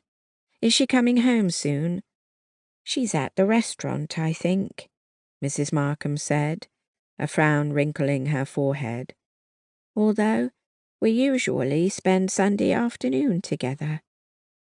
Helen bit her lip before saying, "Maybe she's out with friends." Mrs. Markham shook her head. "These days, Betty works far too much. She says so many of her old friends evacuated before the Germans arrived." She sighed. "Betty wanted us to go as well, but I just couldn't." Mrs. Markham sipped her tea, and Catherine glanced surreptitiously around the little parlour. Certainly the Markhams didn't seem to be living in a better style due to Betty's connection with the German officer. Perhaps there was more food in their cupboards. Did Betty feel like she had to feed her mother? The front door suddenly opened. Betty entered and turned to bolt the door automatically. She wore a tight skirt, her dark hair curled just so around her face, emulating the style of the American movie star Hedy Lamarr. Helen liked to say that Betty had a rare beauty, if only she didn't know it. Betty set her handbag on a side table, took a step farther into the room, and came to a sudden stop upon seeing guests. Her eyes flashed with anger, but then it was gone as she gave her mother a faint smile. "Hello, Mum. How nice of you to entertain my guests. I'm sorry I was delayed." Mrs. Markham smiled with happiness. "I'm so glad you're doing something with the girls. You need that, Betty." "You need that too, Mum. Mrs. Thornton asks about you all the time." Mrs. Markham's smile turned wistful and sad.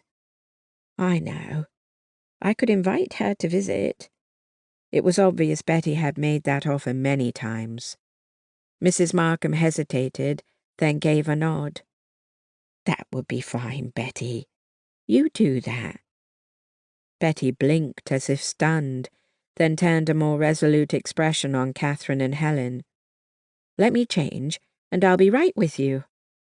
Catherine wanted to wince at the bright, too pleasant sound of Betty's voice. Instead, she answered Mrs. Markham's questions about her students, while Helen fingered her flower brooch nervously. When Betty swept out of her room, she was wearing a smart printed silk dress, once a brilliant shade of green, now faded. Mrs. Markham lifted her cheek for Betty's kiss and waved them all off. Helen and Catherine followed Betty, who marched down the stairs as if at the head of a brigade of soldiers. As they paused while Betty lit a cigarette, Catherine glanced farther down the lane and realized there was a queue of people in the distance. "I didn't think there were any shops this way," she said. Betty blew out a stream of smoke. "There aren't. That's the soup kitchen. The Germans don't feed their prisoners enough, so islanders are trying to help. The Germans don't bother keeping them penned up, since this is an island, so they're free to roam, as long as they work every day and spend nights at the prison camp." Catherine put a hand to her mouth, taking a few steps toward them. She could see that some had tied sacks onto their feet, or had cords wrapped around their shoes to keep them together. They were thin and filthy, and she knew they'd gotten that way, helping to dig the cliffside gun embrasures that would be guarding their island from the Allies. Catherine kept walking toward them, not knowing what she intended, even as Helen called her name.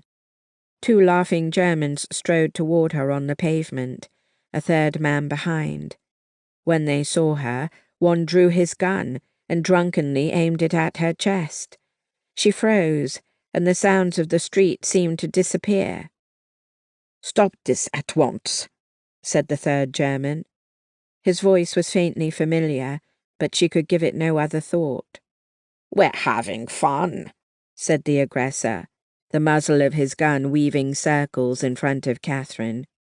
She wanted to pray, but couldn't remember the words. Her entire world shrank to that dark muzzle that could end her life.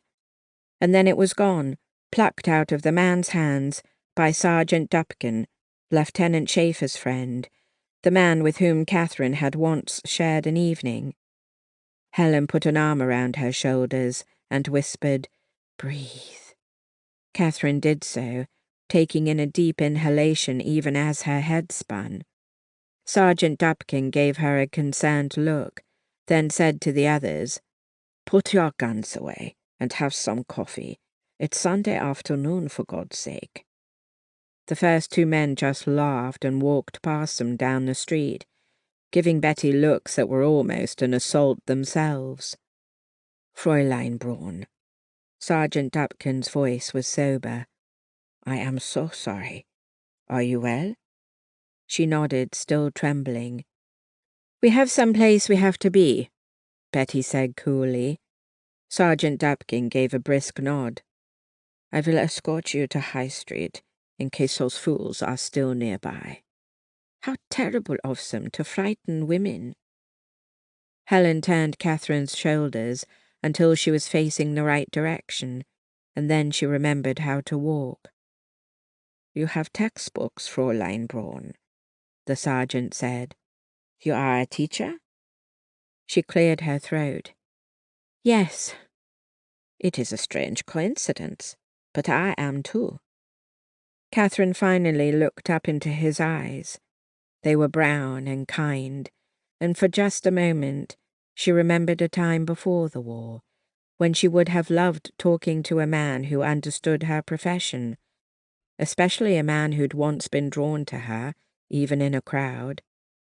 To her shame, her eyes began to sting with tears. He seemed to realize he was only upsetting her. They'd arrived on High Street, and he tipped his cap.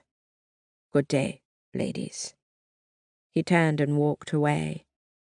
Betty started to stride the opposite way, and Catherine had to pick up her pace to keep up with her. Happy now?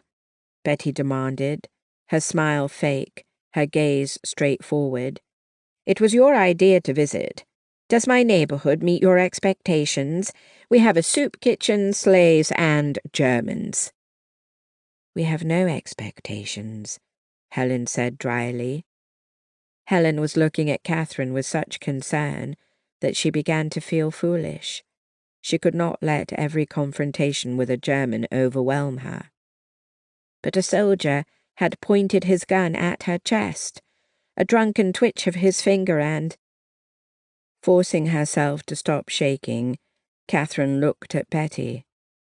What did you expect us to do after what you said about dating a German, that you had no choice? I didn't know if your mother was ill or you were desperate for money. You think I would see a man for money? Betty practically hissed. Your mother seems relatively fine, Helen said, but sad and afraid. My problems are none of your business, Betty said.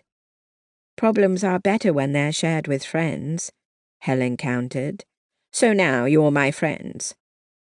We want to be, Catherine said quietly. Betty stopped walking and looked from Catherine to Helen, taking a puff of her cigarette. You revealed your problem to us, Helen added. You don't say something like that unless you mean to. I can't believe you say anything by accident. Betty blinked and just looked at them. They were stopped in the middle of the walkway, and several people passed them, including a German officer. Catherine shivered, but this was a different man, who only touched his hat to Betty as he went by. Catherine watched the subtle way she stiffened, saw her expression grow impassive, her eyes cold, and then her shoulders briefly sagged. Friends, you say? Betty murmured. I don't really know what that means. Catherine's heart gave a little squeeze of sadness. Everybody needs friends, especially now. I don't know what I would have done without Helen. You have your entire family, Betty said with a trace of bitterness. But I don't, Helen shot back. Betty inhaled sharply. I spoke without thinking. I'm sorry. Helen gave a crooked smile. It's all right. I was sorry to hear that your mother is so frightened that she hasn't left your flat. In unison, they all started walking again, trying to be casual as they strolled down High Street, passing empty storefronts or queues of islanders desperate for goods. Betty sighed. I've tried everything, and nothing works. She didn't have many friends to begin with, and most have fallen away or evacuated. You obviously take good care of her, Catherine said. She's lucky to have you. Betty remained silent for a long moment. You're wondering how I take care of her. I'm not, Catherine said earnestly. You work at the restaurant, and I assume that since the hotel is full, so is the restaurant. It is. I don't upset anyone. I just do my work, and that's how I support my mother. Catherine wanted to elbow Helen to say something, but Helen walked with her head lowered, her hands behind her back, listening. Betty glanced at Helen. Helen lifted her head. I am bothered that you think our motives are worse than concern for your welfare. And this concern is because you're my friend now? Betty's voice could have been sarcastic, but there was a faint amusement laced in her words. The two of them shared an actual smile. Relief and hope warmed Catherine, who said impulsively, "Let's go to the tea shop." Maybe they could pretend that nothing had changed, that they didn't confront death on every corner, that old admirers didn't become Nazis. Soon they were sharing good-natured complaints over the lack of real tea and debating the use of parsnips or acorns for a hot beverage. It was small talk, and often awkward, but Catherine couldn't help thinking it was a beginning. Not that Betty was the type who would open up about what was troubling her. Their conversation didn't touch on her German boyfriend, and neither of them tried to probe deeper. A German soldier came into the tea shop, and all half-dozen customers grew quiet, including Betty. When the soldier saw her, he smiled and gave her a nod. She looked away, and that was the end of their easy conversation. Catherine knew winning Betty's trust would be a challenge, although the following week they attended a variety show together, and the week after that had dinner at Helen's house, where Helen, strangely, was the awkward one. Betty never once brought up the man she was dating. 14. Betty. Though Betty read men better than she did women, anyone with eyes could see the tension between Helen and Catherine at dinner. Catherine wore an air of wounded bewilderment, and Helen was tense and easily startled in her own home. At first, Betty tried to ignore the unseen drama. She didn't like people prying into her business, so why would she do it to others?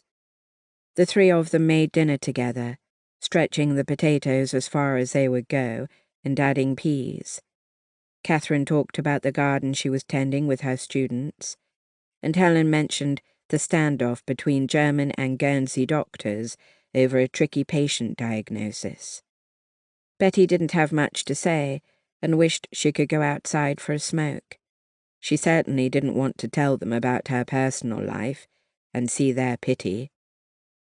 When they began to eat, a silence descended over them, at first a natural silence of hungry people, grateful for food. Helen must have braved the mined beach, because Betty tasted the faintest hint of crabs in the soup. Or perhaps she had money for the black market. But gradually tension resurfaced, like the rise of a whale at sea. Catherine heaved a sigh and put her spoon down. "Helen, what's going on? I'm very concerned." Betty looked back and forth between them with interest. She knew how men handled problems, usually with an open discussion or a fight, and then it was over. But women, she'd watched the drama in school, and lately among the restaurant staff. The lying, the wounded feelings, the grudges held. She'd be disappointed if Helen and Catherine did the same thing. Instead of pretending she didn't know what Catherine was talking about, Helen set down her fork and met her friend's determined gaze. "I didn't want to worry you. I thought I could deal with it on my own, but apparently I'm not good at hiding anything from you." Betty turned to look at Catherine, like this was a tennis match, and the ball had just been hit across the net. "You know I'll help you through anything," Catherine said, reaching across the table to give Helen's hand a squeeze. "Should I leave the room?" Betty asked dryly. To her surprise, they both turned to look at her and said "No" simultaneously. "You're our friend, and I trust you," Helen said, before rising and leaving the room. Betty and Catherine exchanged a confused glance. Helen returned with a typed piece of paper and, moving aside the teapot, set it on the table between them. Betty saw guns across the top, along with Guernsey Underground News Service. This is typed news directly from the BBC broadcast of the night before, Helen said. Someone put it in my door. I don't know if I was an accidental recipient, because I haven't received another. But then again, they haven't confiscated our radios recently. This is forbidden, Catherine whispered, reaching out her hand to touch it, then pulling back as if it was electrified. I didn't want to tell you and involve you in the crime, Helen said, exaggerating the word, but now you know. It's wonderful that someone is trying to keep us informed about the world outside our island. Catherine tentatively picked up the news leaf. So a person listened to the broadcast and typed out the news? Do they retype it many times? It doesn't seem printed in a press. Looks like a single copy, Helen said, and someone, maybe a lot of someones, retyped it. I wonder how many people are involved, Betty mused. It amazes me that someone was brave enough to do something like this. Helen reached to touch the flower brooch on her blouse. We could be brave too. We should do something. Like what? Betty asked. I don't know, Helen said. The victory campaign really annoyed the Germans while it lasted. Betty thought of the chalked V's that had appeared all over town. It made her smile every time she saw one, and she'd added her own V on the occasional late-night walk home from the hotel. Timmy cut a V out of cloth and pinned it under his lapel, Catherine said. When Mum found out, I thought she'd take a broom to his behind. But I think she was secretly proud. But the Germans counteracted with their own V is for victory propaganda, Betty pointed out. Took the wind out of our sails. I have an idea, Helen began slowly. We all know Germans. Maybe we can keep our ears open. You have just suggested spying on the Germans, Betty said. Catherine chewed her lip, her gaze lowered. Helen nodded. Maybe I am. There was a slight challenge to her voice that Betty admired. To what end? Helen glanced away with a sigh. I don't know. We're trapped here, which means any information we might gather has nowhere to go.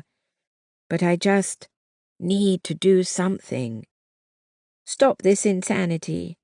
Catherine looked intently at Helen. We're just women, captured women.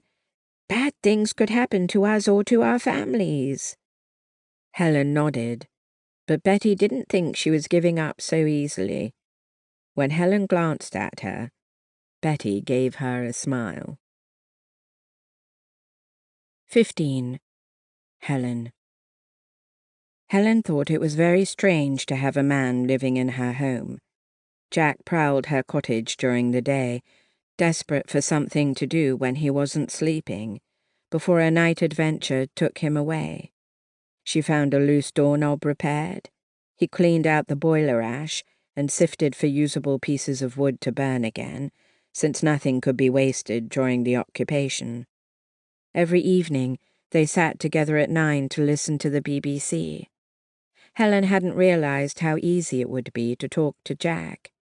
He'd spent some time in London when he was on leave, and now told her stories of London during the Blitz.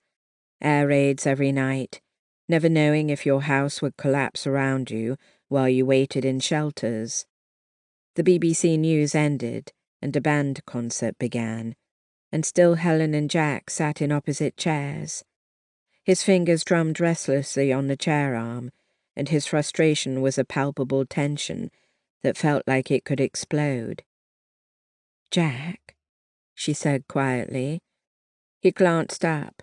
His intense blue eyes met hers, and she felt her breath catch, but she forced down her unthinking reaction to him. She wasn't a schoolgirl any longer. Yes, he asked. Did you ever get married? He sat back and cocked his head. I left here to join the army and have been a soldier ever since. No time for a wife. Something eased inside her. She was such a fool, a lonely fool. I've gone out with a pretty girl now and again, he continued, but I couldn't give her the life she wants, especially not during a war. What about your brother? Didn't he join up too? Jack nodded, his expression giving way to sadness. He's in a London hospital right now, recovering. She gasped. What happened? Lost an arm in Egypt during the North African campaign. Helen covered her mouth with one hand. That is so tragic. He's alive, Jack said firmly. Will he be able to return to fishing after the war? I think he'll find a way because he's smart and quick-witted, but he thinks our family business is lost to him. Whatever he does, he'll survive, unlike so many of our friends who've died. She knew them all, had gone to many memorial services since the dead could not be returned for burial. What about you? He asked. Did you ever marry? She gave a very unladylike snort. Do you see a man around here, even in pictures? He smiled back at her. I had to ask. I was dating someone when the war started. Do I know him? She shook her head. He was an incomer from Scotland who managed one of the hotels. We had fun together for a few months, and then he joined up, just like most of the other young men. Must have been lonely for you girls. She shrugged. Our dating life wasn't a consideration. We knew what was important. I bet other young ladies didn't see it the same way. She stiffened. What do you mean? I've been spying. I've seen our island girls with the Nazis. Don't judge them all. She couldn't help thinking of Betty and wondering if she looked happy and lively when she was with her German officer. Have you dated a Nazi? Jack asked. Of course not. You put up with being lonely? It's a shame others couldn't. Every story is different, Jack. He regarded her curiously. You sound like you're sticking up for them. Not most of them, no. Boredom is a poor reason to conspire with the enemy. I'm ashamed that some of my fellow islanders need parties and doting men to feel alive, even if those men are trying to kill their friends and family. They probably try not to look too closely at it. Now you're the one who sounds sympathetic. He shook his head. No, but no one is perfect. The sound of an approaching lorry made their conversation die. Once, Helen never gave a thought to the rare lorry passing by her cottage. She'd always assumed one of the neighbouring farms had a delivery. But the Germans had made her far more skittish. And Jack was no fool after weeks of hiding. They shared a tense silence, waiting for the lorry to rumble past. She could tell when it turned down the drive toward her cottage. As they both jumped to their feet, Helen said, Take the radio down to the cave with you. I usually hide it when I hear them coming. Jack scooped up the polished wooden box and rose. How can I leave you to face them alone? His gaze kept going to the window, where they caught a glimpse of headlamps. Don't be foolish, she said, coming around the table and leading the way to the cellar stairs. I have been dealing with Germans every day. Much as I hate and despise them, I know how they treat us. It will be fine. It's late, and they're coming here for a reason. Do not underestimate them. They treat the islanders decently almost on a whim. It will not last if the war turns against them. Then I'll have to deal with that when it happens. But for now, I'm not going to watch you get captured and know I did nothing to stop it. And there is my radio to hide, she added, trying to lift the mood. She opened the cellar door, clicked on the overhead bulb, and hurried down. Jack put the radio into her hands, while he cleared the stacks of crates off the trap door and opened it. The darkness yawned beneath them, and the salty, damp smell of the sea rushed in to fill the room. The tide must be high, lapping at the mouth of the cave. After sliding the ladder down into the hole, Jack stepped onto the first rung. Helen bent over to hand him the radio, and their gazes met. "Helen, I'll be fine," she said. "Don't do anything foolish. Give them what they want. And leave a light crate on the trap door so I can push it open if you don't return quickly." He started down into the blackness, reaching for the electric torch she handed to him. After he pulled the ladder down with him, she closed the trap door. Helen hurried back upstairs and took out the older, unreliable crystal wireless set she kept just in case of confiscation. She barely had time to place it on her father's desk when someone banged on the door. In the front hall, she took a few deep breaths before calling, "Who is it?" "Open the door," a man said in a heavy German accent. She unlocked and opened it. 2 soldiers pushed past her. One of their rifles brushed against her, and she recoiled in distaste. She didn't recognize them from past encounters, but then again, there were thousands and thousands of Germans on the island. She kept telling herself not to be worried, but the reassurances weren't helping, and her fear of being alone with them began to feel like it was choking her. But if she was going to find some way to fight back, she had to learn to control these useless emotions. She followed them into the kitchen, where they began to slam open cabinets. "If you tell me what you're looking for, I can help," she said. Her mother's favorite teapot crashed to the floor. Tears rushed to her eyes. "Your radio," one said. "We are confiscating it." "But why? What are we being punished for this time?" "It's not your concern.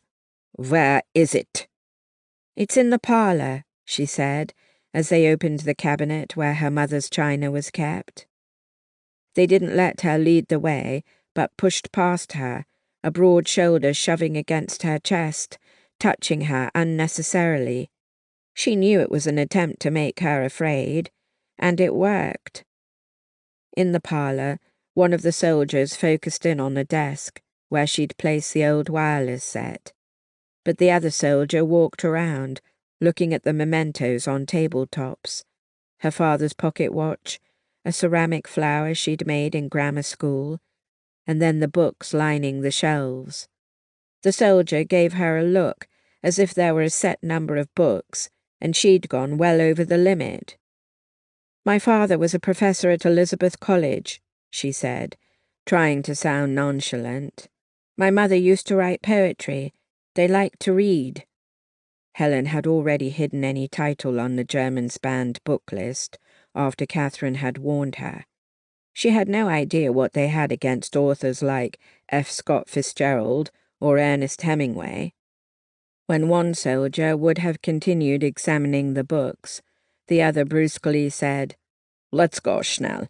We're wasting time." Helen tried not to let her breath out in a thankful rush. The soldier turned from her books and gave her a cold stare from beneath the lid of his helmet. It was not difficult to appear meek and terrified. The first soldier gave her a written receipt. So orderly, those Germans. When she'd closed the door behind them and locked it, like that would matter to them if they wanted to get back into the cottage. She stood looking out the narrow window until they'd gotten in their lorry and driven down the dirt lane. Only when they were out of sight, heading for the main road, did she lean back against the wall and sag with relief. She couldn't seem to stop trembling. She saw Germans every day and was used to the sight of their grey-green uniforms and that evil spider insignia, the swastika. But it was always in a public setting or in hospital rooms with patients. The few times they'd come to her cottage, had seemed vastly different to a woman living alone. But she wasn't alone. She took off at a run for the cellar stairs, her feet pounding hard down each wooden step. She shoved aside the crate and raised the trap door. It was pitch dark below and totally quiet. "Jack?" He stepped into the square block of light caught by the open trap door. "Helen." He said her name in a strange tone of voice, part relief, part something else. She shook that thought away. After he threaded the ladder up through the door, she stepped onto a rung and started down. It wasn't as if she could escape the invasion of her home. "What's going on?" he asked. "Are they still in the house?" She reached the bottom and turned around to find him standing right in front of her. "No, they're gone." He loomed above her in the gloom, just the two of them alone in the dark. Her fear began to melt away, leaving her body so swiftly she felt weak. She wanted to sway into his embrace, let his arms circle her and protect her. But she shook such thoughts away. She wasn't going to be that kind of woman, not when she wanted to help him fight the Germans. "I just wanted to see where you hid the radio," she said. "It's going to have to stay down here from now on, unless we're listening to it. They're confiscating all the radios, and for the first time, I had the sense that it wasn't a temporary punishment." He didn't move at first, just stood before her, as if he could sense her conflicted emotions. She wanted him to treat her like a woman. She wanted him to treat her like a colleague. This wasn't the time for silly, contradictory emotions, she kept telling herself. At last he stepped back, and she followed him to a depression in the rock wall. Using the electric torch, he showed her how the radio was hidden, covered by canvas to protect it from moisture. She looked up into his shadowy face. "Jack, it's not enough for me to just hide you here. I want to do more for the war effort. Look at this." She pulled the crumpled news leaf out of her pocket. "Others are doing their part." He took the paper from her and shone the torch on it while she explained how she'd received it. "This is far too dangerous," Jack said. "Don't you see that?" "I don't care about that. What does protecting myself mean when we could be under German occupation for the rest of our lives?" He remained silent, as if he didn't want to give her any kind of encouragement. She knew the war effort was going badly, but standing here in near darkness seemed so different than sitting beside the radio in her lighted parlour. "If only I spoke German and could eavesdrop on the men around me," she said with frustration. "You mean as they discuss medical cases?" he said with faint sarcasm. "Or maybe they're discussing something else. I'll never know." "I'm glad you don't speak German," he said. "You might do something foolish." She stiffened, hating that he downplayed her help. "Catherine speaks German, and Catherine is sensibly too frightened to do anything with that skill." "So I'm not sensible?" "I didn't say that." He spread his arms wide with exasperation. The torch beam darted randomly all over the walls. She turned and started back up the ladder. He followed behind her, shaking the ladder with his weight, following too close. "You don't think I'm frustrated?" he demanded as she stepped off the ladder into the cellar. "I came here on an assignment, and lately all I can do is watch for Germans coming down the main road each day and time their movements, as if that would tell our generals anything." She wouldn't soften. She wouldn't feel sorry for him. "Good night, Jack." He didn't say anything as she marched up the cellar stairs. She was tempted to slam the door behind her, but in the end, she left it open and retreated to her bedroom. Inside, she angrily wiped away tears of frustration until she remembered that she, Catherine, and Betty didn't need his permission to do anything. They would make a plan. 16. Catherine. Well into the summer holiday, Catherine and her brother Timmy went out to their garden to take care of their pet rabbits. She'd never imagined owning rabbits, let alone feeling so indebted to them, but it had become a way to bring meat to the family during these times of deprivation.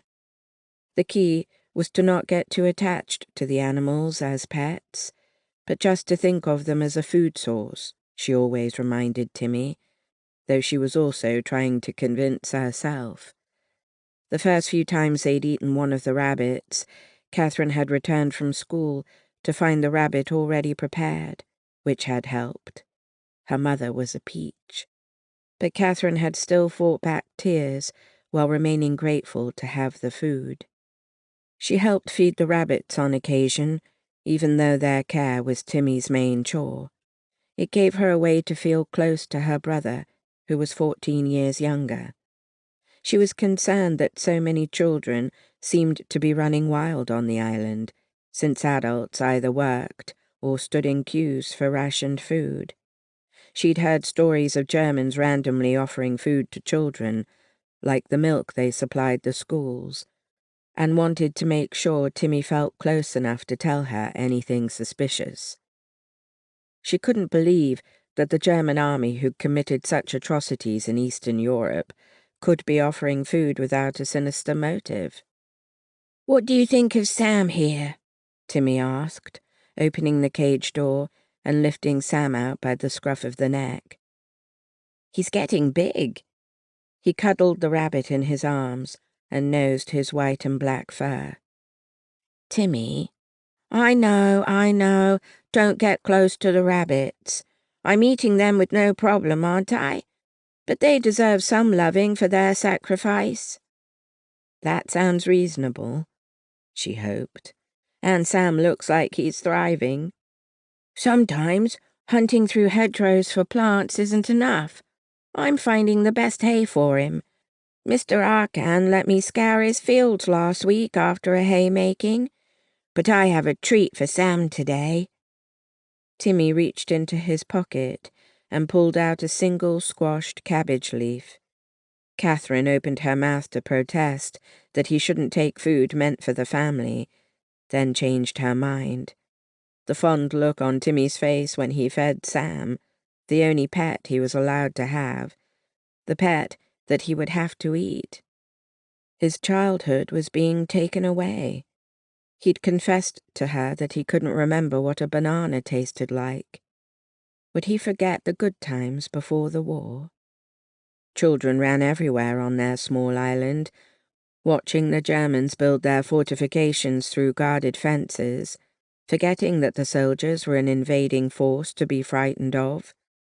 The children were used to following the German lorries laden with produce, hoping to pick up anything that fell.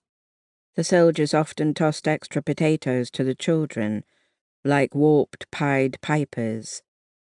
Sure enough, a division of soldiers went marching past their house, their uniforms pressed, their weapons shiny. "Catherine, there's John. May I join him?" Timmy asked, excitement in his eyes. She turned and saw half a dozen boys following the soldiers, mimicking their marching, even as some of the Germans turned their heads to watch and smile. She shivered. She didn't want to think of the soldiers as human, though they were barely a few years older than Timmy. "What about the rabbits?" she asked.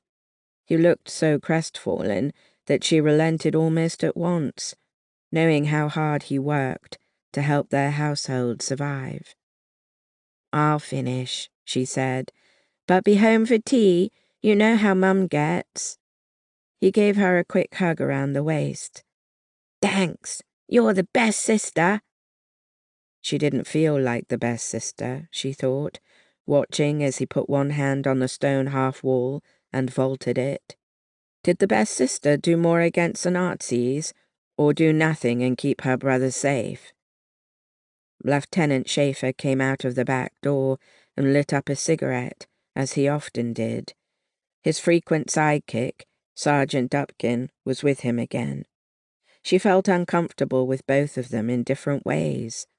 Lieutenant Schaefer watched her as she fed hay to each of the 6 rabbits. Though she felt his stare in the center of her back, her strategy was to ignore him. The sergeant was different. If it wasn't for the uniform he wore, she could almost forget he was the enemy. And that was dangerous. More than once he'd started conversations about teaching, and she'd found herself answering without remembering what they truly were to each other. He told her about his parents and his little brother, who was only a year older than Timmy. They never spent time alone, and she wasn't able to ask if he remembered her. Did she want him to?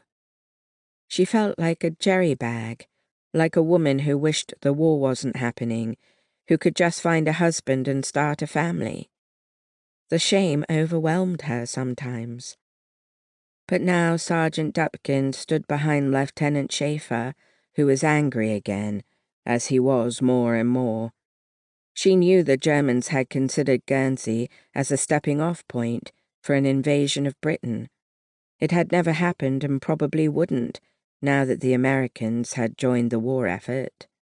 According to the BBC, Germany was taking heavy bombing campaigns every night, targeting their manufacturing. But listening to the BBC was no longer an option. Lieutenant Schaefer had made sure his fellow officers knew about their radio, and it had been confiscated. The only way they'd even heard about the bombing of Germany was through the mysterious news leafs Helen recently started receiving again. Catherine read the news leaf several times and repeated it back to her parents, who were shocked and amazed at the bravery of fellow islanders. And then she heard Lieutenant Schaefer coming toward her, and the hairs on her neck rose. She was still such a coward. "Fräulein Braun," he said in an angry tone. Her trembling hands made it difficult to close the last rabbit cage. "Yes, Lieutenant?" She turned to face him, linking her hands together before they betrayed her fear. Lately, she sensed he needed to see fear to remind himself of German superiority, since it was no longer so certain they could win a war against the Allies. He took a puff of his cigarette, eyeing the rabbit cages. "They look fat and healthy." "My brother collects hay from the fields for them." She tried to think of how Betty would answer, what Betty would say. She didn't know what Betty said to that German officer who escorted her to movies and parties. She still had not trusted them enough to confide anything. "Give me one," Lieutenant Schaefer said. She frowned. "What? You want to hold a rabbit?" "I want to feed my men." Her mouth opened, but she could think of nothing to say. She was at war with herself, wishing she could fight back, but knowing that her brother Richard could come into German hands at any time and pay for her mistakes. She glanced at Sergeant Dupkin, who wore his usual uncomfortable expression. Why was he even friends with Lieutenant Schaefer? But what? Lieutenant Schaefer blew a puff of smoke into her face and smiled smugly. She turned her head and coughed, eyes stinging, as she looked back at him. "But what?" he repeated, taking a step closer. "Do you intend to hurt me to steal a rabbit?" Catherine couldn't believe the words that came out of her mouth. He seemed surprised, too. "You're like a little rabbit who's showing some spirit." He reached past her and opened a cage, pulling out Timmy's favorite rabbit, Sam. They'd eat him someday, she knew, but she found herself pleading, "Oh, not that one, please. My brother—" Sam the rabbit squeaked and struggled to get away. Lieutenant Schaefer twisted its neck in his 2 fists. The audible crack made her jerk, and tears came to her eyes. Poor Sam, she thought, looking at his lifeless body. Sergeant Dupkin's expressive face had gone slack, as if he too couldn't believe what was happening. He gave Catherine a look, perhaps with regret, but she really couldn't know. Grabbing the lieutenant's arm, the sergeant pulled him toward the requisitioned car. Lieutenant Schaefer threw Sam's lifeless body onto the floor of the back seat, and they drove away. Catherine sank down onto a garden bench and burst into tears. She wasn't sure how long she sat there, quaking among the cabbage plants, shoulders hunched, reliving the lieutenant's menace and her own cowardice. Why was he behaving like this? At the beginning, he'd seemed as awkward as the Braun family about the living arrangements, apologetic even. But the war had changed him, though he hadn't seen any military combat on Guernsey. She imagined you couldn't be a Nazi for long without being infected by their beliefs. But was it worse that Sergeant Dupkin tried to be nice when he was her enemy? Wasn't that the real mask? At last, she wiped her face with her apron and stood back up. She noticed her next-door neighbour, Mr. Russell, a dapper moustached man in his 30s, watching her with interest. He and his wife and young son had moved to the island only a year before the occupation, drawn to the tropical breezes and endless beaches, Dad had said, after his first conversation with Mr. Russell. The couple wasn't very friendly, which had been obvious when Catherine had brought a cake her mother had baked, along with an invitation to a private dance. They'd politely but coolly turned down the invitation and taken the cake with barely a thank you. They'd made no offer in return and resisted all small talk when Mum was hanging laundry. Gradually, the Brauns had become used to exchanging only polite nods. But now Mr. Russell was watching her, had perhaps seen and heard everything. Catherine didn't blame him for not interfering. He would have risked his and his family's safety. But he didn't come over to the half-wall separating their gardens and ask if she was all right. Instead, he turned away and hurried into his house. Her mind sifted through everything she knew about the Russells. Their clothes weren't as patched and worn as everyone else's on the island, except for the Germans, with their access to their supply chains on the continent. Somehow, the Russells still had money, or at least plenty of clothes to wear, and access to buy expensive goods. Just because they were luckier than most people on the island didn't mean there was any reason for Catherine's suspicions. But a quiet feeling of unease persisted. 17. Betty. Summer passed into autumn and the beginning of winter, and Betty knew Guernsey Island life was changing in one major way. Everyone on the island had to register and was assigned identity cards to carry. All the cameras had been temporarily requisitioned in order to get the massive job done. The Germans had delighted in stopping whoever they wanted, to scrutinize both the photo ID as well as the islander. Betty knew it couldn't be a good thing that the Germans could now demand you produce proof you belonged there. But those identity cards led to a terrible outcome. 2,000 of their fellow islanders, those who hadn't been born on the island, were deported to France, with their final destination Germany. Several of Betty's regular customers were suddenly just gone. Mum told her about seeing 3 of their neighbours walk away with a suitcase, heading for the pier. Many of the farm workers had to leave, and the thought of less food being harvested the following year sent a chill throughout the island. Without ready access to the BBC, the underground news leaf, Guns, was proving invaluable.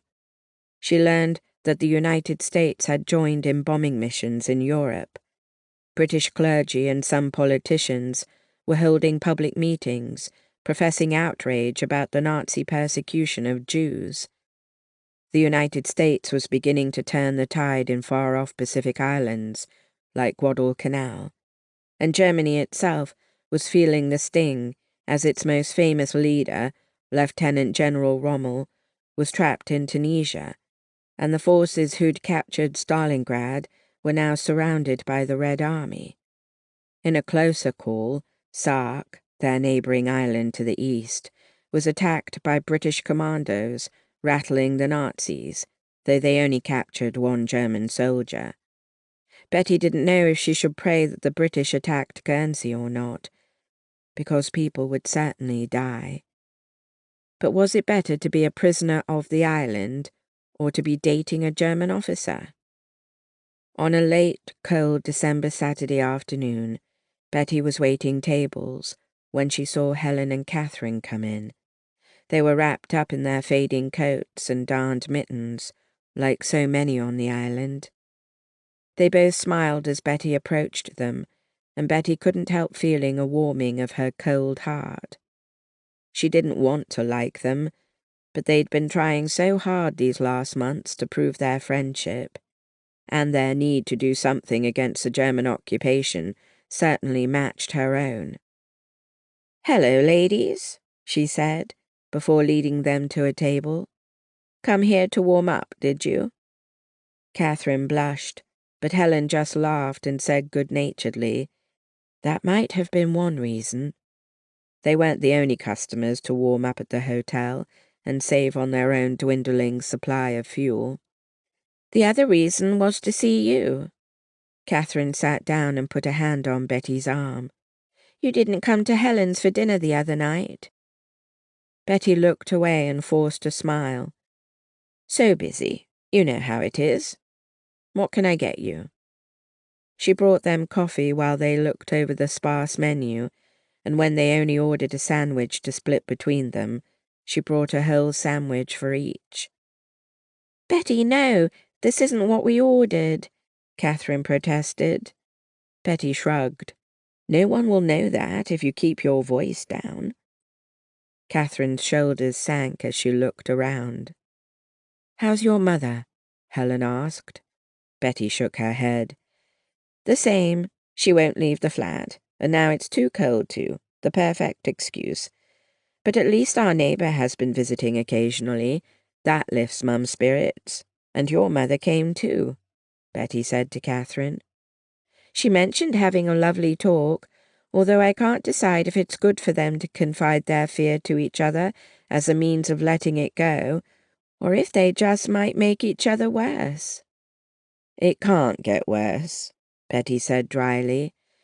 "I'm hoping the fact that your mother was once just as reclusive will make Mum realise she could get out more. If it weren't for dusting, she'd have little movement at all." They all nodded in commiseration. Catherine took a deep breath. "Ladies, can I ask your opinion?"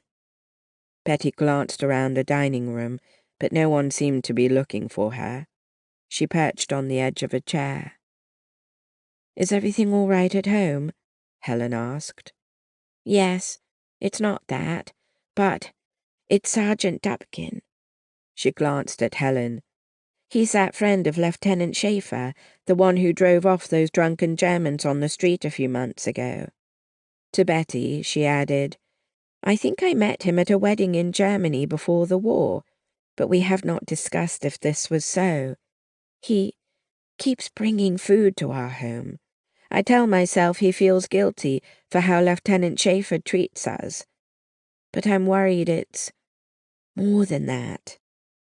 Betty had the strangest feeling that Helen was trying not to look at her. "You think he's interested in you?" she asked. Helen gaped in surprise, but Catherine blushed as she said, "Yes, I'm worried about it. Now the Germans know I can understand them, so they all watch me more carefully. But his attention feels like he's trying to pretend the war isn't happening, that we're fellow teachers discussing our profession." Helen arched an eyebrow. "When his profession is now killing people." He says he's not on the front lines, that he's a medic." "Uh-huh," Betty said, feeling old and cynical. "I tell myself he just feels bad for letting Lieutenant Schaefer kill Timmy's rabbit, or that he wishes to remember an easier time before the war. But you think he wants something more?" Betty asked quietly. Catherine bit her lip and nodded. "I don't know what to do. I don't want to offend him, to risk angering him. Not that I've seen him angry even once, but I also don't want to give him the wrong idea. But once or twice, I find myself forgetting what he is, and we just talk about students, and it all seems so normal, and then I come to my senses, and I'm horrified. What should I do?" Helen said nothing right away, and Betty knew they were waiting on her, the one with the experience. She sighed. "I tried avoiding any kind of discussion, and it obviously didn't work for me. But your German doesn't seem the same as Fran's." Catherine's face went red, and she stiffly said, "He's not my German." Her eyes widened, and she hunched her shoulders, throwing a furtive glance around the dining room, as if realizing someone might be eavesdropping. But it was the middle of the afternoon, and few customers were about. Betty softened her tone. "I know. I only meant to distinguish the two men, not to accuse you of anything." Catherine's eyes began to glisten with tears. "This is all just so awful." She pulled a handkerchief out of her sleeve and dabbed her eyes. "So you think I should just avoid talking to him as much as possible?"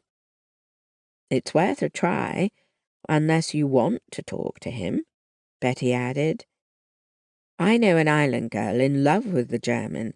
She's had his baby by now, swears they're going to get married." "That's not me!"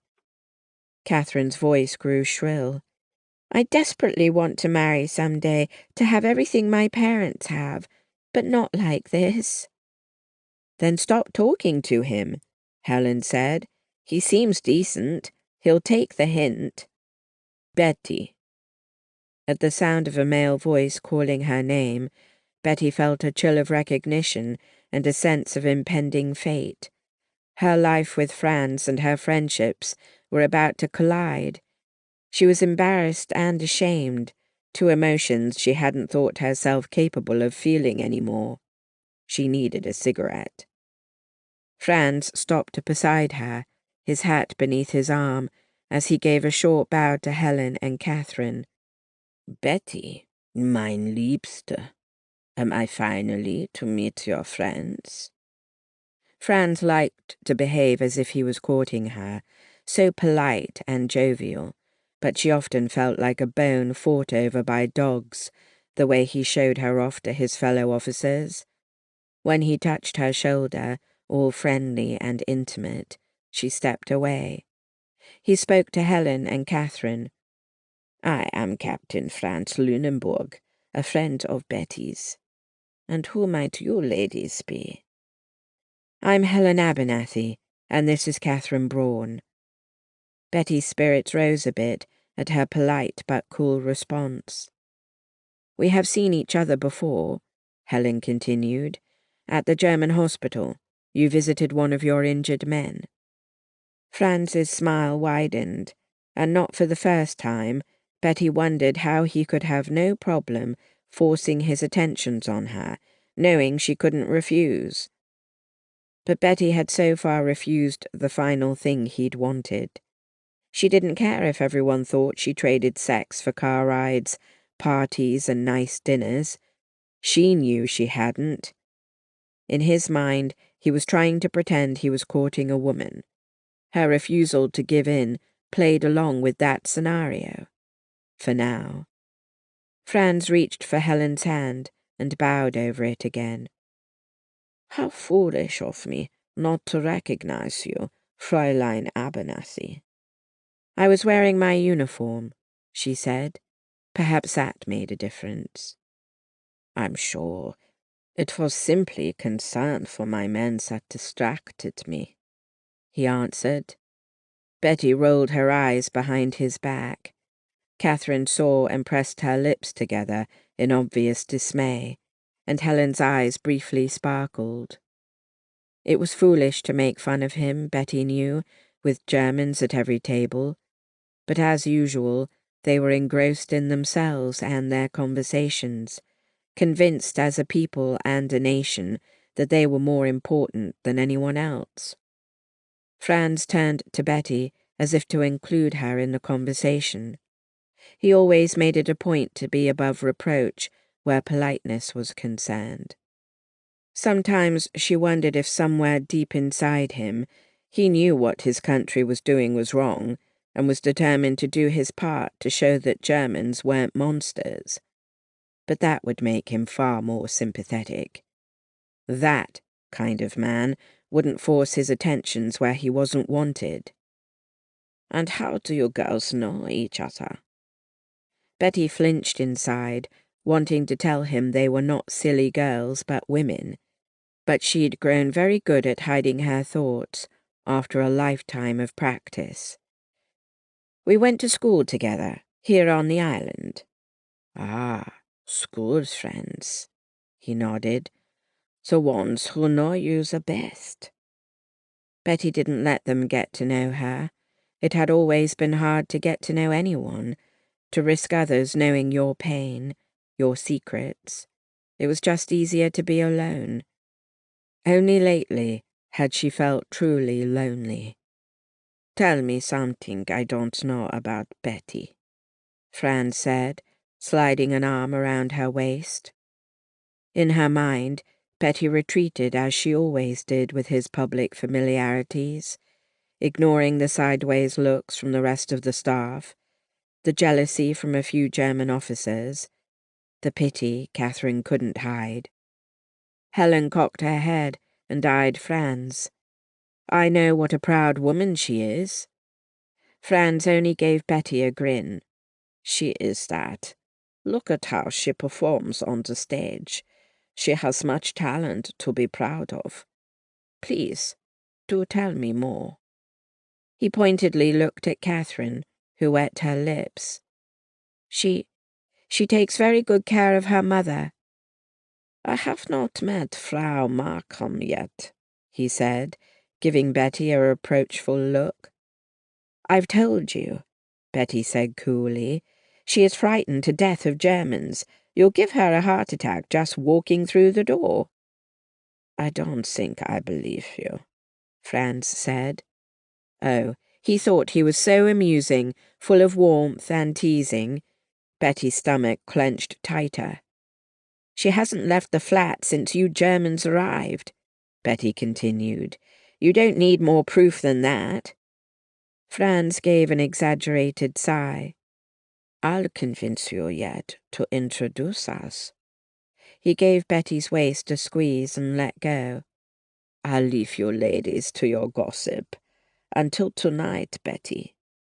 He kissed her cheek and walked away. Betty was frozen for a moment, then shook him off. "May I warm up your coffee, ladies?" Catherine's moist eyes were too full of compassion. It was easier to meet Helen's gaze, for the jaw was rigid and her eyes flashed anger at Franz's back.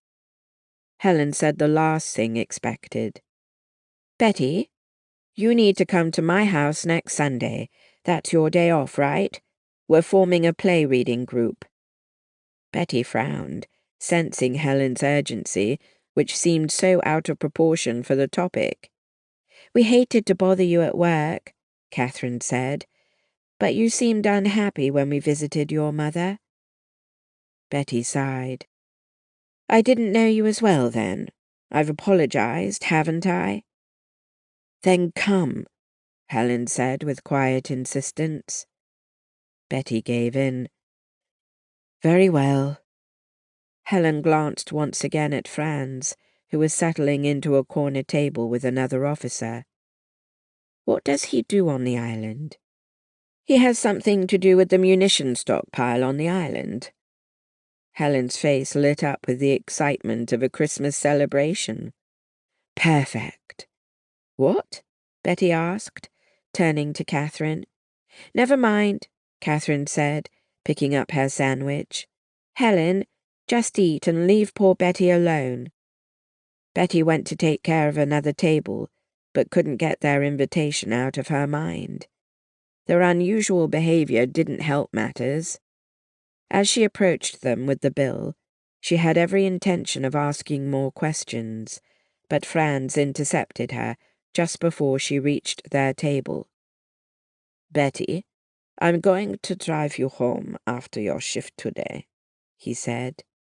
Betty knew that Helen and Catherine could hear every word. Heat burned in her face and to the tips of her ears. Franz, I've told you several times what I think about that. I have to live in that neighborhood. Nonsense.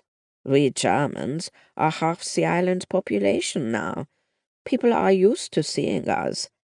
If it helps, my driver will drop us off a block away. I have a gift for your mother, and I insist on delivering it and paying my respects. She knew he wasn't going to back down, and she could hardly protest in such a public place. He'd planned that. She could see by the hint of amusement in his eyes. Giving a cold nod, she moved past him to Helen and Catherine's table. She placed the bill down with precision when she wanted to slam it hard. She refused to meet their gazes and see their pity. Franz was waiting for her 3 hours later when she left the restaurant by the kitchen entrance. He opened the rear door for her while the driver waited inside. As usual, Arthur didn't look at Betty. After they were dropped off on High Street, Franz took her arm for the short walk down her dark street. She stepped gingerly through the slush, but he held on even tighter. Although there was no car to attract neighbors' attention, Betty knew many of them would see Franz anyway. At her door, Franz was particularly amused as she searched for her key in her handbag, then took off her gloves to continue the search. Come, Betty. You don't think this is going to change my mind, do you? She looked pointedly at the box he carried under his arm. Not one bit. He chuckled, and she found the key. She didn't care what he thought of the dark hall or the creaking stairs. After unlocking the door to their flat, she called, Mum, I've brought a visitor. Hello, dear, Mum called from the little kitchen. Franz pressed in behind Betty, and she was forced to step farther inside. What meat did they have at the butcher's? Mum came out of the kitchen, wiping her hands on a ragged towel. And then she saw Franz. Her face went so white, Betty started toward her, but her mother clutched a corner of the wall to brace herself. What is happening? Mum asked in a high, hoarse voice. What have we done? Franz stepped up to Betty's side, and she knew he was taking in the shabby rooms, their obvious poverty exacerbated by the war. She could see his mind work, how he thought he could use this in leverage over her. Mum, we haven't done anything, Betty said softly, trying to smile. Please don't panic. You know what the doctor would say. But Mum was staring wild-eyed at Franz. The stupid man held out the box. Frau Markham, I am Captain Franz Lunenburg, a friend of Betty's. I've brought you a gift. Betty took her mother's arm. Mum didn't look at the gift, only stared at Franz's face as if he would change into a monster. Of course, he already was one. Sit down, Mum, Betty said, taking the box and putting it on the sofa next to her mother. Her mother was shaking so badly that Betty's fury rose at Franz and even herself. She hadn't done enough to protect her. Franz sat down in the chair opposite the sofa, the chair where the stuffing was coming out. "Why don't you open my gift, Frau Markham?" Betty sat beside her mother and put the box in her lap. It was a colourful tin, probably from France. Betty had seen such boxes a lifetime ago. Mum's fingers were shaking so badly she couldn't begin to untie the string. Betty did it for her and lifted the lid. Inside were French chocolates. For a moment, Betty stared at those chocolates, and they conjured an image of long ago, when one of her mother's male friends had tried to ingratiate himself with Betty. A child then, she'd been thrilled with the gift. Her mother not so much. Betty understood why, even more now. Mum couldn't stop looking at Franz's face with dread. She didn't care about the chocolates. Betty felt proud of her. "Now we know each other," Franz said, almost conspiratorially. "When you see me in the streets, you don't have to be a ghost, pretending not to notice me." Mum licked her dry lips. A ghost?" "It is what we call islanders, who act like we're not here, as if we'll go away." Franz's tone of voice said that was just plain silly, that of course Germans were never going away. Betty felt a stab of despair, but she buried it beneath her rising anger, the anger she couldn't show. "I'm glad we've met," Franz continued. He looked at Betty with satisfaction. It was a threat, and they both knew it. He was inching his way into her life, and there was nothing she could do about it. He wanted to sleep with her, for her to give in and accept the inevitable. "We don't have any tea to offer you," Betty said, "but thank you for the chocolate." Franz clapped his hands to his thighs as he rose, then put his hat smartly beneath his arm. "I have no time for tea, so it is just as well. It was good to meet you, Frau Markham. No need to escort me to the door, Betty." And then he was gone. Giant tears tracked down her mother's face as she stared at the door. "Mum." "Oh, Betty." Mum stared as if she didn't know her, then turned away, pillowed her head on the sofa arm, and cried. Betty felt each sob like a punch. 18. Helen. Helen did her best to make her kitchen as cozy as possible for her play-reading guests, Catherine and Betty. She'd given up trying to heat the front parlour when the fuel shortage was only growing. Easier to make the kitchen the focus of her hospitality. They sipped carrot tea at her table, nibbling on cake made with millet seed instead of flour, and chatting about their daily lives. The other two women kept giving her confused glances. Helen knew they suspected they weren't there just for a play reading, even though literature groups were one of the rare scheduled events allowed by the Germans. At last Helen set down her tea and pulled a book of Shakespeare's plays toward her. "Which one shall we choose?" "What's really going on here?" Betty demanded. Helen just grinned. "Don't you just love the feeling of expectation?" "Not if it's only about whether we choose a comedy or a tragedy," Catherine said dryly. Helen lowered her voice. "I received another news leaf." Catherine matched her tone. "But I thought you still had a radio hidden." "I do, but the significance of this one is that I saw who delivered it." Catherine gasped. "Who?" "I can't tell you how many times I'd wait after each delivery, trying to discover his identity, but I'd eventually need to catch up on my sleep, and I'd miss him again. It was Mr. Garnier, the pharmacist's assistant at the chemist's in St. Peter Port. I'm thinking of approaching him with an offer to help. I get the news, I have my father's typewriter, and I know how to use it. Surely they could use more typists, or more people to deliver. "That's so dangerous," Catherine said, although her voice sounded admiring.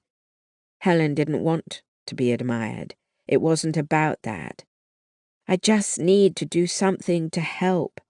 That's why I called for this play reading meeting, to find a way to resist the Germans." Catherine bit her lip and looked away. Helen had known what her reaction would be, and although she understood Catherine's fears for her brother, Helen didn't think Richard would want his sister to wait passively for someone else to rescue them. "What can we possibly do that would make a difference?" Betty asked. "Don't get me wrong, you know I'll help. I can deliver news leaves too. But what kind of resistance? The V is for Victory campaign made us all feel good for a while, but it didn't do anything to the Germans. We could flatten tires or damage buildings, but we'd probably just get caught. And again, what difference could we make?" "I'm talking about something that might really matter," Helen said in a quiet voice. "Like spying on the Germans." Those words inspired a heavy silence as Betty contemplated her with narrow eyes. "Helen, what are you saying?" Catherine asked in a tremulous voice. "Spy on what? For whom?" "We can spy on anyone we have access to and gather information. I'm not sure who it would go to," she added falsely, submerging her guilt. "But perhaps we can find a way to get important information off the island. I nurse Germans. They want to talk to pass the time. Maybe I can befriend some of them until they let down their guard. Who knows what they might say?" Catherine folded her arms across her chest and shivered. "I know what you're thinking. I have a German living right in my house. He says very little to us, just gets angrier and angrier every day. What am I supposed to do?" "Search his bedroom?" Helen asked. Catherine recoiled against her chair. "I can't do that. If he caught me, he could take his vengeance out on my whole family." Helen sighed. "I do know that. I would never ask you to do something you don't want to. But you do speak German. Maybe you can listen in on conversations." "You mean wander the streets and hang around soldiers? That won't be suspicious at all." "I can try to look through Franz's briefcase," Betty said. Helen and Catherine both turned to stare at her. "I know what you're thinking," Betty said, her lips a thin line. "It's what everyone is thinking, but I have not slept with him. I may have had no choice about dating him, but I can damn well use it for something good." Catherine reached to cover Betty's hand with her own. "How did this happen?" Betty allowed the comfort for a moment, and then pulled away. "He saw me in the restaurant and started asking for a date. Constantly. He wouldn't take no for an answer. He began to subtly mention my mother. I understood the threat." Catherine said, "What an evil man." "He's not truly evil," Betty said with irony. "Or he could have forced himself on me. In his twisted mind, he seems to think we're not at war, that he's courting me. I guess I can be thankful for that," she added with a sigh. "But lately, he's getting impatient." "He insisted on meeting your mother," Helen said. She tried to keep the anger and horror out of her voice, knowing Betty wouldn't want that. "Frightened her half to death, as I knew he would." Betty lowered her gaze to her now cold tea. "Oh, he was full of politeness, brought her chocolates and everything. But the way she cried afterward. The betrayed look she gave me, as if it was all my fault."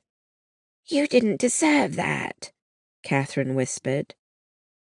"Maybe I did," Betty said with tired bitterness. "Maybe I should have found a way to discourage him." "Britain has been trying to discourage Germans for decades," Helen said. They don't seem to get the hint." Betty gave her a focused stare. "I'll help you resist. I'll see if I can examine his briefcase when we're together. I would be so relieved to have a purpose, to be able to look myself in the mirror again." Helen's sorrow threatened to choke her. "I think you're one of the bravest people I know." Betty gave her a skeptical look, but didn't reply. "I'll talk to Mr. Garnier about the news leaf," Helen said. "And I'll keep my ears open," Catherine added. "I've been trying to ignore all the German spoken around me, as if I could somehow make it disappear. But not any more. I promise." Helen looked at her two friends with satisfaction. "We're going to do something to make a difference. But be safe. No information is worth risking your life." They sat silently for a moment, and Helen knew they were each thinking about the men off fighting Hitler's army, definitely risking their lives. Catherine reached for the collection of Shakespeare's plays. "Let's read. We don't want to give anyone a reason to think we're lying about this." "I'm not the best liar," she admitted, blushing. "I think you're underestimating yourself," Helen said. "You'll do what you need to do to keep your family safe." They spent another hour dividing up the parts for Shakespeare's As You Like It, and laughing as they created different voices. They promised to meet again the following week, with the unspoken understanding that they'd report on their progress. Helen closed the door against the December chill and watched as her friends mounted their bicycles and started pedaling back to town. She turned around and let out a startled gasp as a man loomed silently in the hall. "Jack!" she cried, hand to her chest, as she sagged back against the door.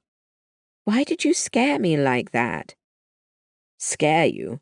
You don't think you've scared the devil out of me?" he demanded, towering over her. She pushed at his chest, but he didn't move.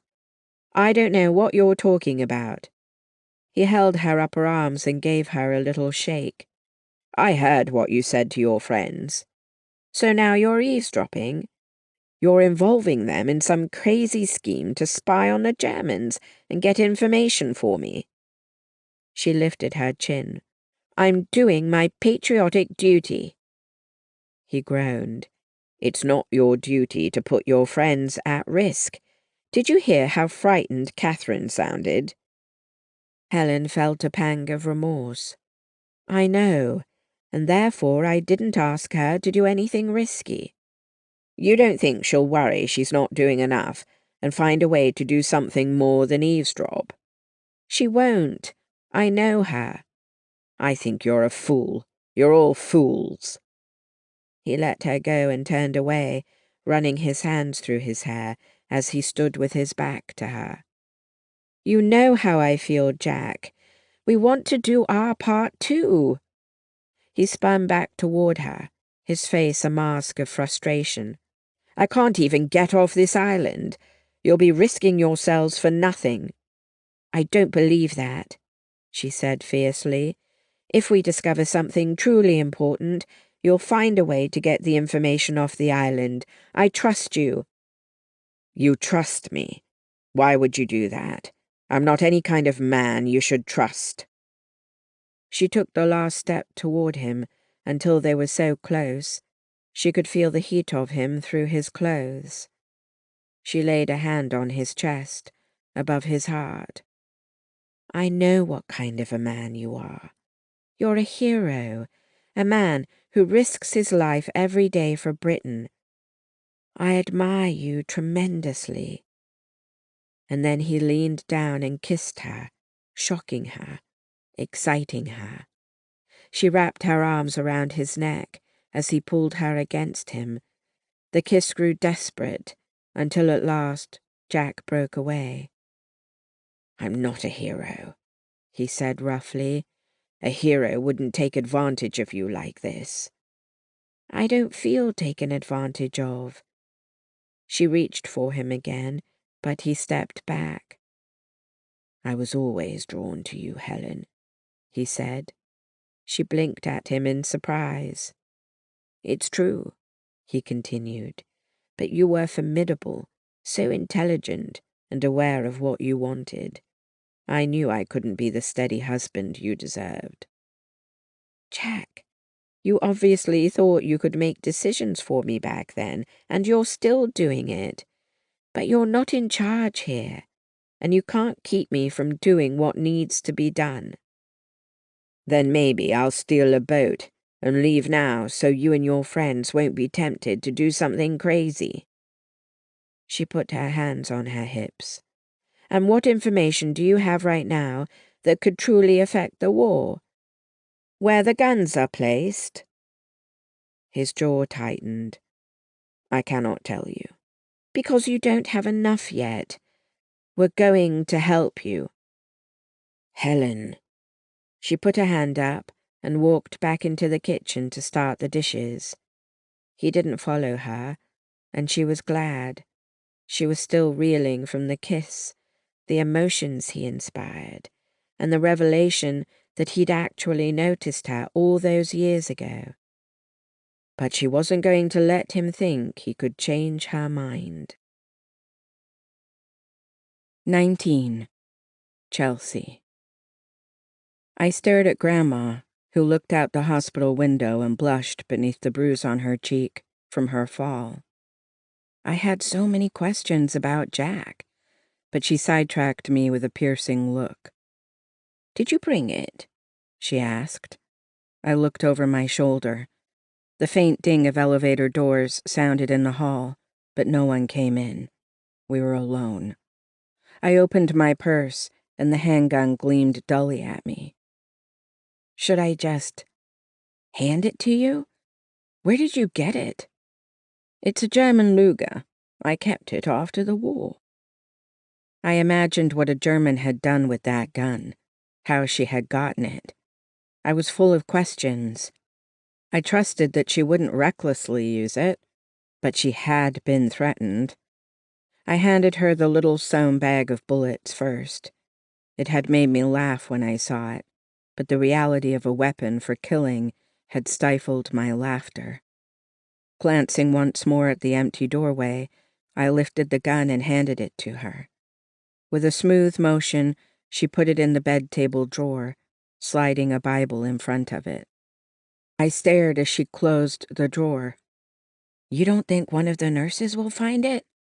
They haven't looked in there yet, Grandma said with a smile. I cocked my head. You seem remarkably cheerful even though someone is threatening you.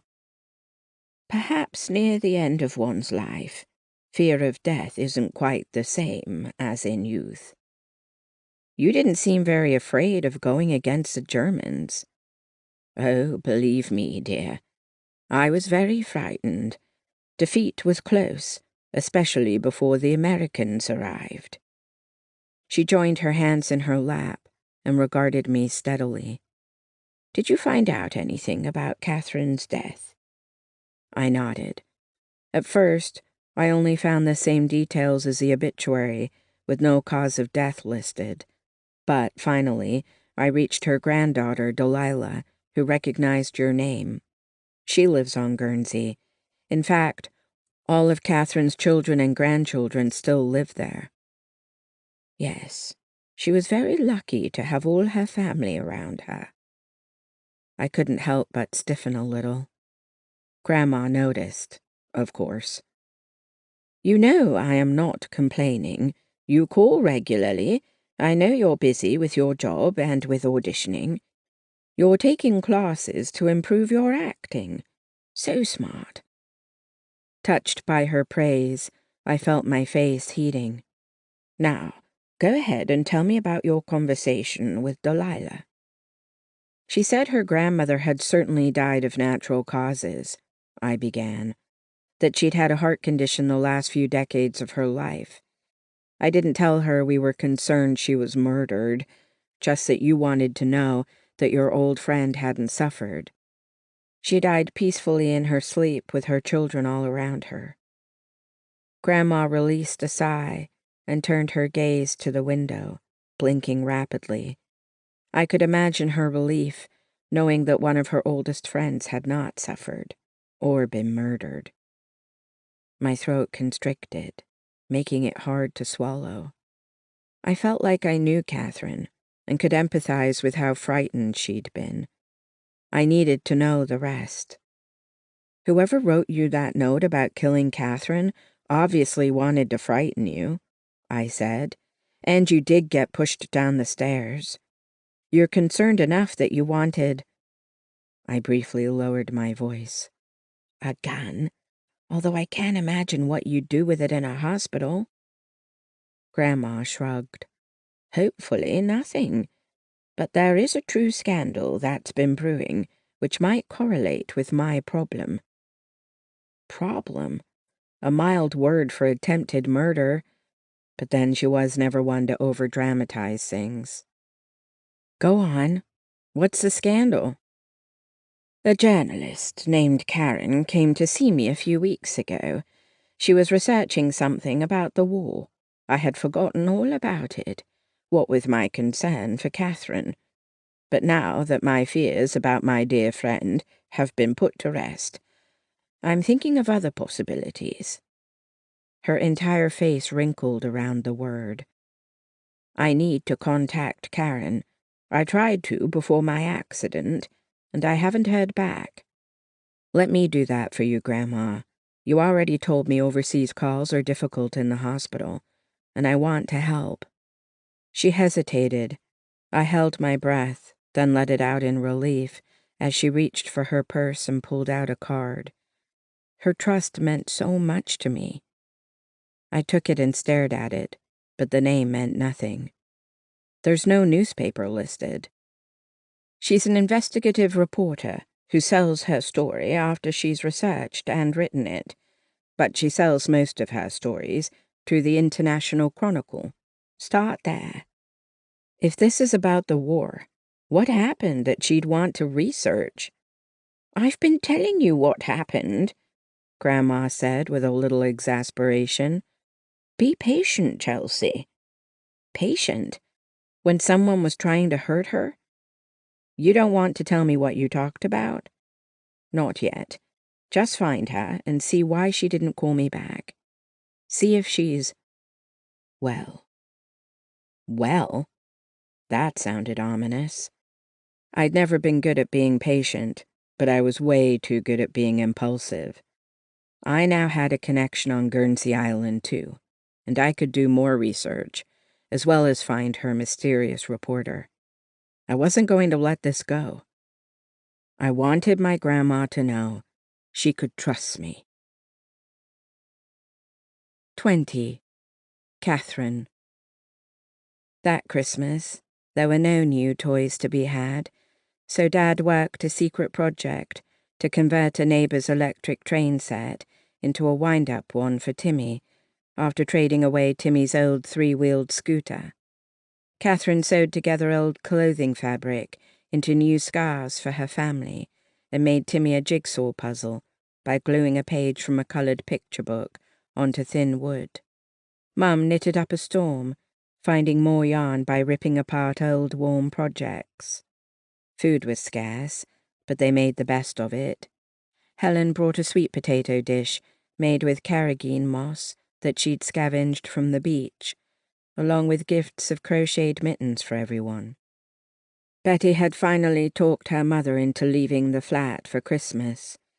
Pale and perspiring from the several-block walk, Mrs. Markham huddled in a corner at first, as if the stimulation from people and noise after months of solitude was almost overwhelming. Gradually, Mum won her over, and they were all sitting down to dinner, about to enjoy a special bottle of wine Dad had saved, when the front door slammed open and closed. Lieutenant Schaefer marched into the dining room and stared at their cosy celebration. Catherine saw a myriad of expressions cross his face: sadness, longing, then frustration and rage. Suddenly Mrs. Markham screamed and fainted dead away.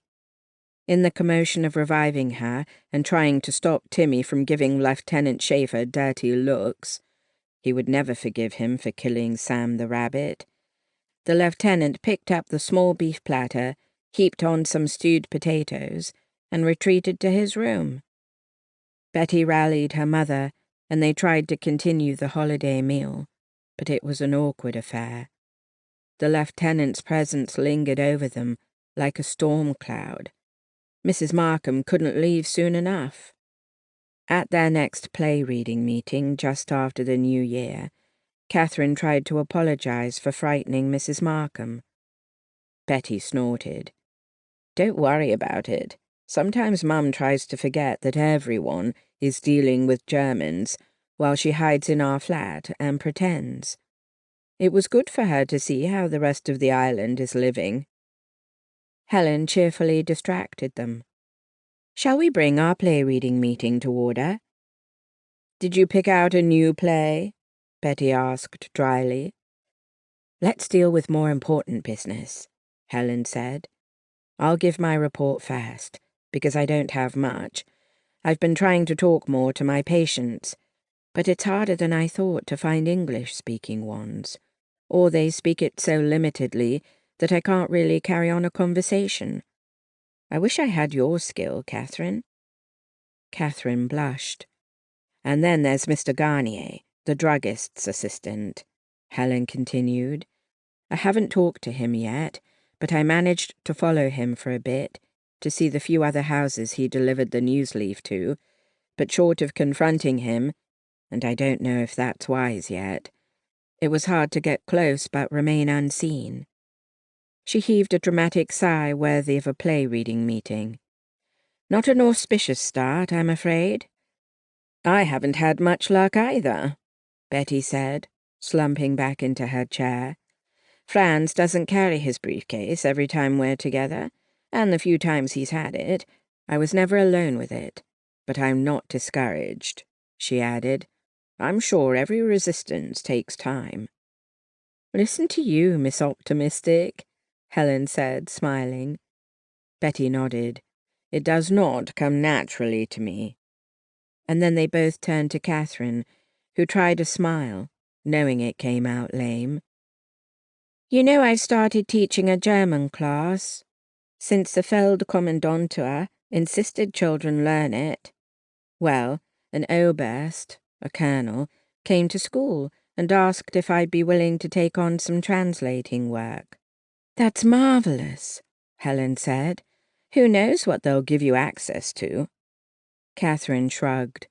"I asked what it was about, and basically I'd spend several hours every week with officers new to the island who don't speak English and translate for them. I would also have to teach them some English." Betty watched her carefully. "Do you want to do this?" "Of course not." Catherine let some of her frustration show. "I don't want to help them in any way. I worry I'll be seen as someone supporting our enemies." She glanced at Betty. "I don't know how you put up with it. You deal with judgmental people every day, and I admire you tremendously, but I'm afraid to be seen the same way."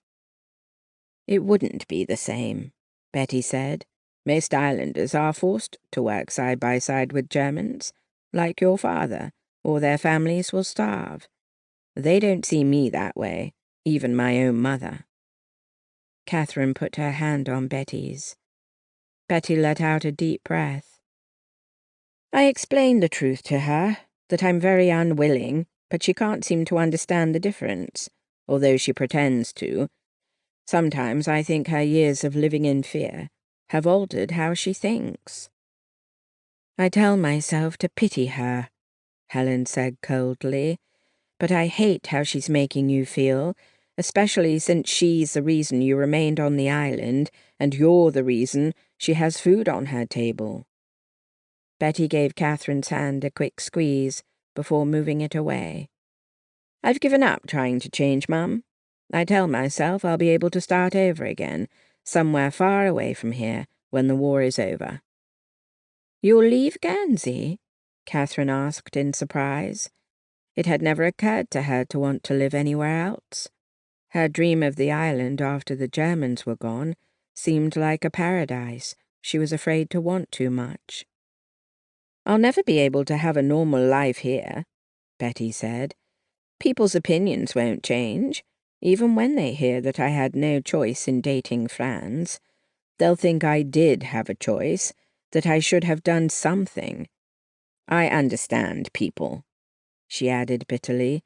"They'll begin to see themselves as having silently resisted the Germans the entire time, a glowing revision of history, even though they huddled in their houses or just continued their jobs, whereas I committed the sin of consorting with the enemy rather than letting myself be martyred."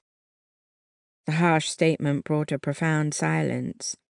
Catherine was trying hard not to cry, and she saw Helen's jaw clench as she blinked rapidly.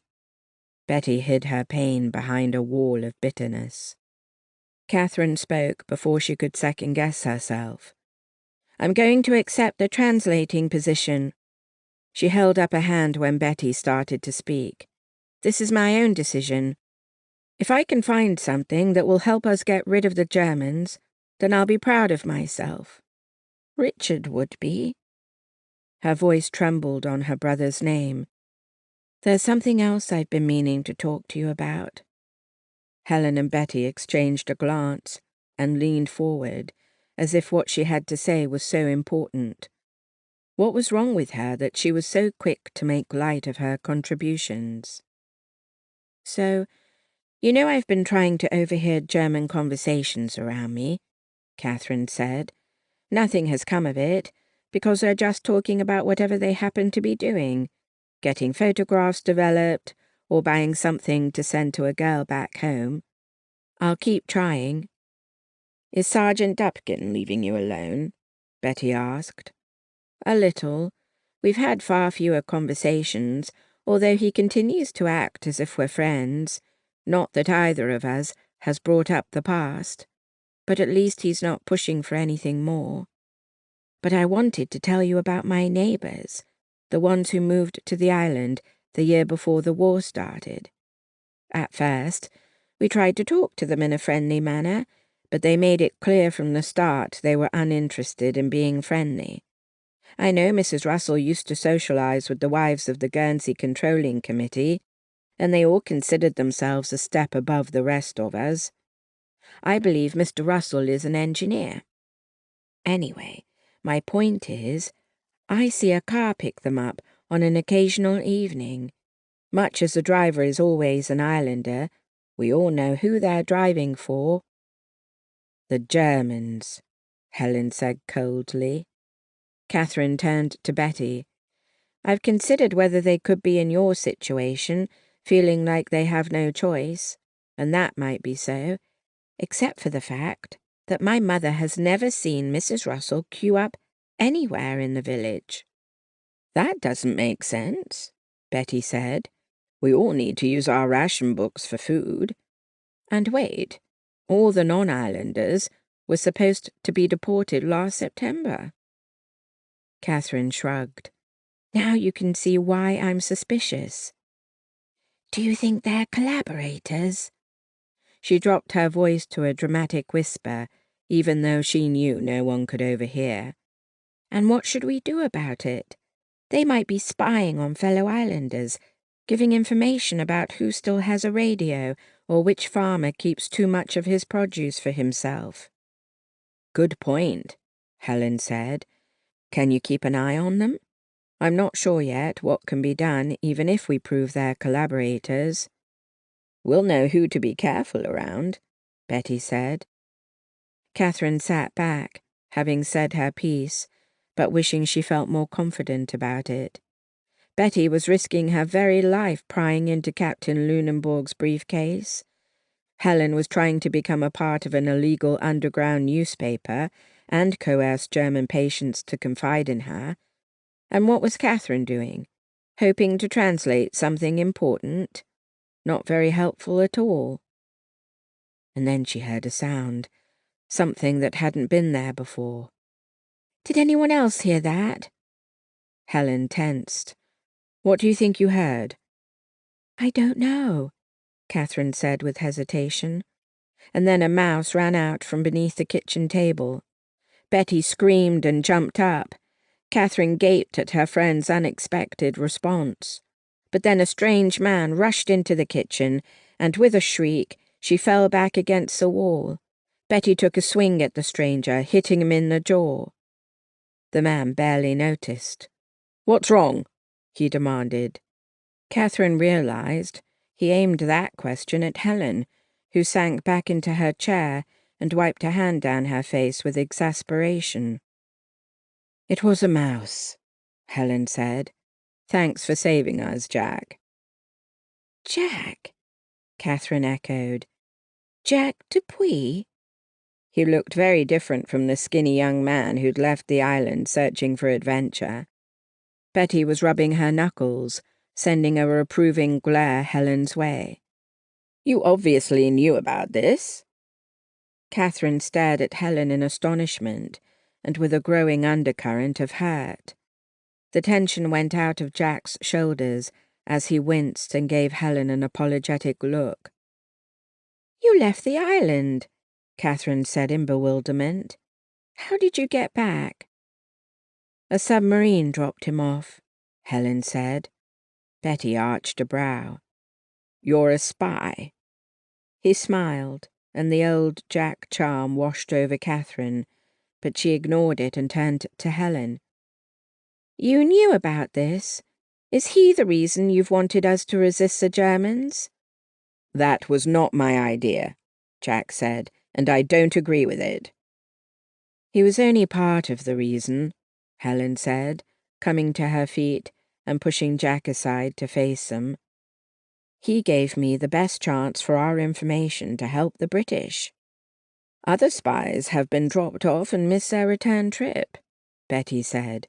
"They turned themselves in when collaborators informed on them, and the Germans threatened to kill the people who gave them aid." "And did it work out for the spies?" Jack asked with faint sarcasm. "It did not," Betty answered, then turned to Helen. "Tell us what happened." Helen did. The entire time, Catherine watched Helen's face and the way she tried not to look at Jack too much. Jack listened with his arms crossed over his chest, stoic and impassive. Catherine felt a tension between them that was only partly about Jack's reluctance to accept Helen's assistance. Though he wasn't a close friend, Catherine remembered him. He was far more handsome as a grown man, with a maturity he'd lacked in his youth. She was in awe of his daring mission on the island. But he, too, was trying to avoid looking at Helen. "I can't believe you thought you couldn't confide in us," Catherine said quietly. "I didn't want to drag you into something so dangerous." Helen's eyes were wide with earnestness. "And I didn't want to drag Helen into this," added Jack. "But I remembered the cave, and I knew she lived alone. An offer of food and a change of clothes turned into—" His voice trailed off, and he gestured as if to include the whole house. "Turned into what?" Catherine asked, a bit sharper than she intended. Although Helen blushed, she met Catherine's gaze as she said, "I wasn't going to let him stay in the cave when I rarely have visitors. I have empty bedrooms, so he hides out here when he's not out doing reconnaissance." Catherine relented. "I'm glad you're not alone out here. I've always worried." "But what can you possibly do now?" Betty asked Jack. "Your submarine is not returning for you. The Germans keep laying more and more mines. You're trapped here. Any information you gather is useless." "I refuse to believe that," Jack said. "I fully intend to find a way to get my report into British hands, even if I have to steal a boat." "And I'd like to be able to include something in his report. Something we've helped to gather," Helen said. "But I don't want you to do this," Jack said, looking to Betty and Catherine. "I've explained this to Helen, but she's not listening. Perhaps you ladies can convince her." "We support her," Betty said. There is nothing worse than feeling useless." "Yes, there is," Jack said coldly. "You could be discovered and sent to Germany." Catherine hugged herself and glanced from Betty to Helen, but both looked clear-eyed and resolute, and Catherine didn't want to back down. Having a purpose, a mission, had done something for her morale under this terrible occupation. Jack shook his head. "You're all fools." He left the kitchen, and soon they heard the front door open and close. "He just goes out during the day, when anyone could see him?" Catherine asked, aghast. Helen shrugged. "No one lives within a quarter-mile of me, and few people come down this lane, unless they live here. He's careful. I've watched him as he looks out all the windows before he does anything. I was afraid all the time when he first arrived, but I couldn't stand to see him huddle in that awful wet cave for days on end." Betty nodded, a faint smile on her lips. "I have to admit, you continue to amaze me, Helen. I never thought you'd do something like this." Helen blushed. It just seemed the right thing to do, after all he's risking. "But you didn't tell us," Catherine said, while inside she thought, "You didn't tell me, your best friend." But her best friend could read her, and Helen turned a sober gaze on her. "I'm sorry," Helen said softly. Catherine knew she was being too sensitive, so she shrugged and forced a smile. "I understand, and it's good to know that if we find any valuable information, we might have a way to get it off the island." And how could she be angry with Helen, who thought she was protecting everyone? Catherine relaxed and gave her a real smile. "So, the two of you keep each other company here every evening?" Helen's blush deepened and she squirmed. "Sometimes. He's often gone. He doesn't want to put me at risk. But it's been nice." Catherine and Betty exchanged a look. "Nice," they both repeated, and laughed. "I can see the wheels turning in your heads," Helen said. "Just stop." "I don't know if I can," Catherine said primly. "Our boyfriends joined up before the war, leaving us lonely, and now an eligible man washes up on shore right at your cottage. I think I'm jealous." "Don't be," Helen said, her smile fading. "He wants to be comrades in arms against the Germans, and that's all." "Sounds like there's been a discussion about it," Betty said thoughtfully. Helen threw her hands up. "Let's get back to the play." 21. Helen. That evening, Helen sat alone in her kitchen, listening to the eeriness of the cold January wind off the channel, whistling around her window panes. She huddled deeper into the blanket around her shoulders and sipped from a hot mug of dandelion coffee. Jack hadn't returned. Restless, she'd placed a mousetrap in a dark corner and fixed a sparse dinner. She was reading by a single lamp, debating going to bed, when she remembered her friends encountering Jack.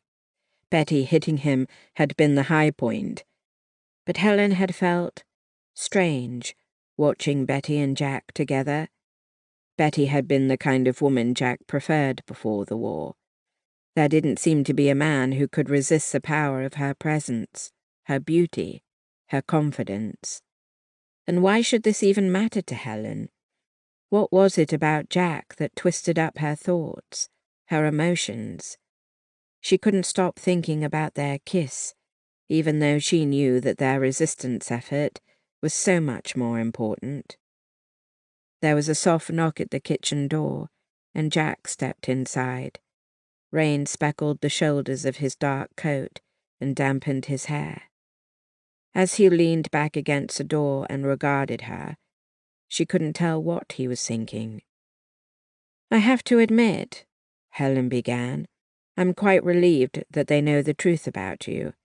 So many times I would almost speak your name, and it complicated my every interaction with them. Did you plan my revelation? I did not convince a mouse to startle my guests, she said wryly. I was shocked at Betty's fright. Betty! It was hard not to laugh. I wasn't laughing. She sighed. I know. We had nowhere else private to meet but here.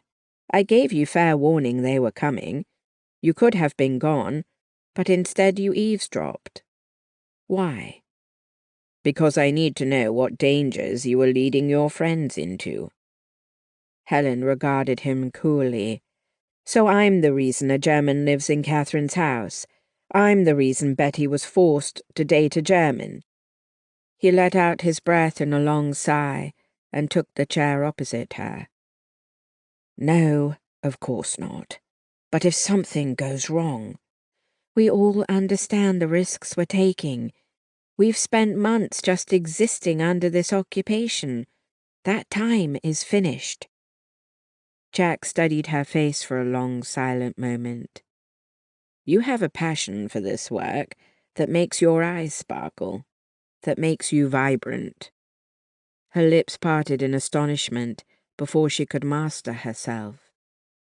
Are you trying to say you want to kiss me again? No. He sank back in his chair, giving her a wry smile. It means I sometimes want to shake you in frustration. Because I'm passionate and vibrant? She felt bold as she said the words. Don't make light of this. I'm not. I feel proud that we're no longer so helpless, that we have a plan. We're sharing the experience, the danger together. The girls and I are anyway. She lifted her chin, defiant. Jack shook his head. Good night. Don't you need to eat? I already did. She wanted to ask where, but he was a grown man, and it wasn't her business to keep track of him.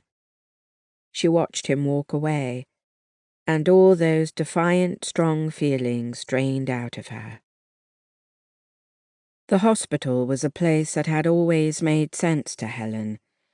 While winter's chilly rain continued into March, each day the hospital's routine was both a comfort and a jarring reminder that life might have changed drastically under the occupation, but the art of healing the sick had its own rhythm that encompassed both islander and enemy. Doctors were always men, always arrogant in their knowledge, convinced that only they could save patients, and what the nurses did was trivial. Of course, there were exceptions to this, and she had known a few, but the German doctors raised arrogance to a new level, even as they practically reduced island doctors to orderlies. But the white corridors were clean, the equipment sterilized, the patients in clean bedclothes, with access to medicines. Helen and the other nurses were given what they needed to accomplish this, but she never assumed it would last forever. Now that the Americans had entered the war, how long could the Germans go on believing in their inevitable victory? But her patients didn't care about that, not in their time of pain and need compounded by loneliness. Helen did what she could, using polite conversation or gentle hands when her patients couldn't understand her. It was by keeping to her vow of healing that she stumbled on a German patient she hadn't met before. He had a private room, which implied he was an officer, but he was alone, his face turned toward the rainy window, his chest rising and falling swiftly as if he tried to master his emotions. Helen walked in, and he turned his head toward her. It was then that she saw that half his face, including his eye, was covered in bandages. She glanced at the chart to see his name. Good morning, Lieutenant Beering. I am Helen, your nurse for today. Do you speak English? He nodded, watching her dully, still on a heavy dose of morphine. She felt a little spark of interest, but did not make the mistake of getting too excited. She'd been looking for a patient fluent in English, a way for her to test her persuasive skills, but the few soldiers who met her criteria were either too junior to help, in too much pain to communicate, or dismissive of her as merely an island prisoner. "How are you feeling today?" she asked. "I see you're recovering from surgery." He shrugged, then mumbled, "No one can tell me if I will lose my eye." "Your surgery was recent. It takes time to recover." "Everyone says that." He gave a deep, melancholy sigh. "Would you like to talk about what happened? Sometimes that helps." He shook his head, then winced in pain. She repositioned his pillow. "Would you like something to drink?" He nodded, and she helped him lift his head to sip his water through a straw. When he began to tremble, she eased him back. He regarded her out of his bloodshot eye. "Why are you being so kind to me?" "You are an injured patient. That is all a nurse should focus on." She frowned. "Has someone not treated you well?" He sighed. 9. I've only been in the hospital since yesterday. It is only that most people on the island are distant. I have gotten used to that." She gave him a professional smile. "There is a war going on, Lieutenant. You can't expect otherwise." "It will not matter soon. With this injury, I will go home." "That is probably true. I'm sure that will make you happy and help your recovery." "I have a wife waiting for me, a new wife. We were only married a week when I had to leave." "That must have been difficult to do, being a newlywed." He shrugged. "We do what the fatherland requires of us." He lowered his voice. "It would not have gone well for my family if I hadn't." She seldom gave thought to the German soldiers themselves, and didn't want to feel any pity for them. Who knew how many allies this one had killed? She couldn't believe how friendly he was, but she figured it must be the pain medication, loosening his tongue. As she began to change his bandages, and his body stiffened with the pain, she distracted him with questions. "What did you do before the war?" she asked. "I am a pharmacist," he answered between clenched teeth. She paused, unwinding his bandages in surprise. "A pharmacist? How did you become injured practicing such a profession?" He hesitated, his expression stoic, his voice laced faintly with bitterness. "I was needed in other areas." She assumed that meant he hadn't been permitted to practice his profession. "That must have been difficult," she murmured, continuing to loosen the bandages. "I did what my country needed me to do." "Of course." When she at last saw the eye injury, a perforation, only her professionalism kept her from wincing. It would be lying to reassure him that his eye would recover, so instead she asked, "How did you get this?" "An explosion. There was nowhere to run below ground." "You're working in a cave?" she asked. "No, just below ground." He groaned as she gently dabbed ointment near his stitches. Helen felt a jolt of excitement. Below ground? What were the Germans doing? She had 1,000 questions, but she decided not to press for more answers. But she would. After work that evening, she headed straight for the chemist's. The shelves were pretty bare, but behind the pharmacy counter, Mr. Garnier worked with the pharmacist, preparing the few medicines the Germans gave them access to, from creams to elixirs to capsules. Helen's luck held, and she saw Mr. Garnier slip out the back door behind the counter, pulling a package of homemade cigarettes out of his pocket. Since she couldn't go behind the counter without attracting attention, She hurried outside and down a narrow alley. Dusk was already falling, and she knew she had to hurry or ride her bicycle home in the dark. Before the war, she would have stayed at Catherine's, but now Lieutenant Schaefer was always there, looking at her too openly, filling her with unease. Mr. Garnier was leaning against a low stone wall that separated the chemist's from a small car park filled with bicycles instead of cars. His hands were cupped around the match as he tried to light his cigarette. At last, he inhaled deeply, let it out, then squinted at her through the smoke that swelled around his balding head. He was a dark, wiry man, perhaps 20 years her senior. He touched the brim of his hat. "Miss Abernathy, a good evening to you." "And to you, sir." She took a deep breath, looked around to make certain they were alone, and leaned in to whisper, "I saw you delivering the news leaf to my cottage. I wanted to thank you." Wariness darkened his expression, and his shoulders tensed. "I don't know what you're talking about." She raised both hands. "I didn't mean to upset you, and of course you don't want to talk about it. It's just, I'm filled with admiration for what you and others are doing, and I want to help." He took a few more puffs on his cigarette, and then ground it out on a cobblestone. "You've got the wrong person, Miss Abernathy. But I found out recently you're friends with that Betty Markham, aren't you?" "I am. What's happened to her is not her fault." "Uh-huh," he said skeptically, as if anyone could trust someone who's a friend of hers.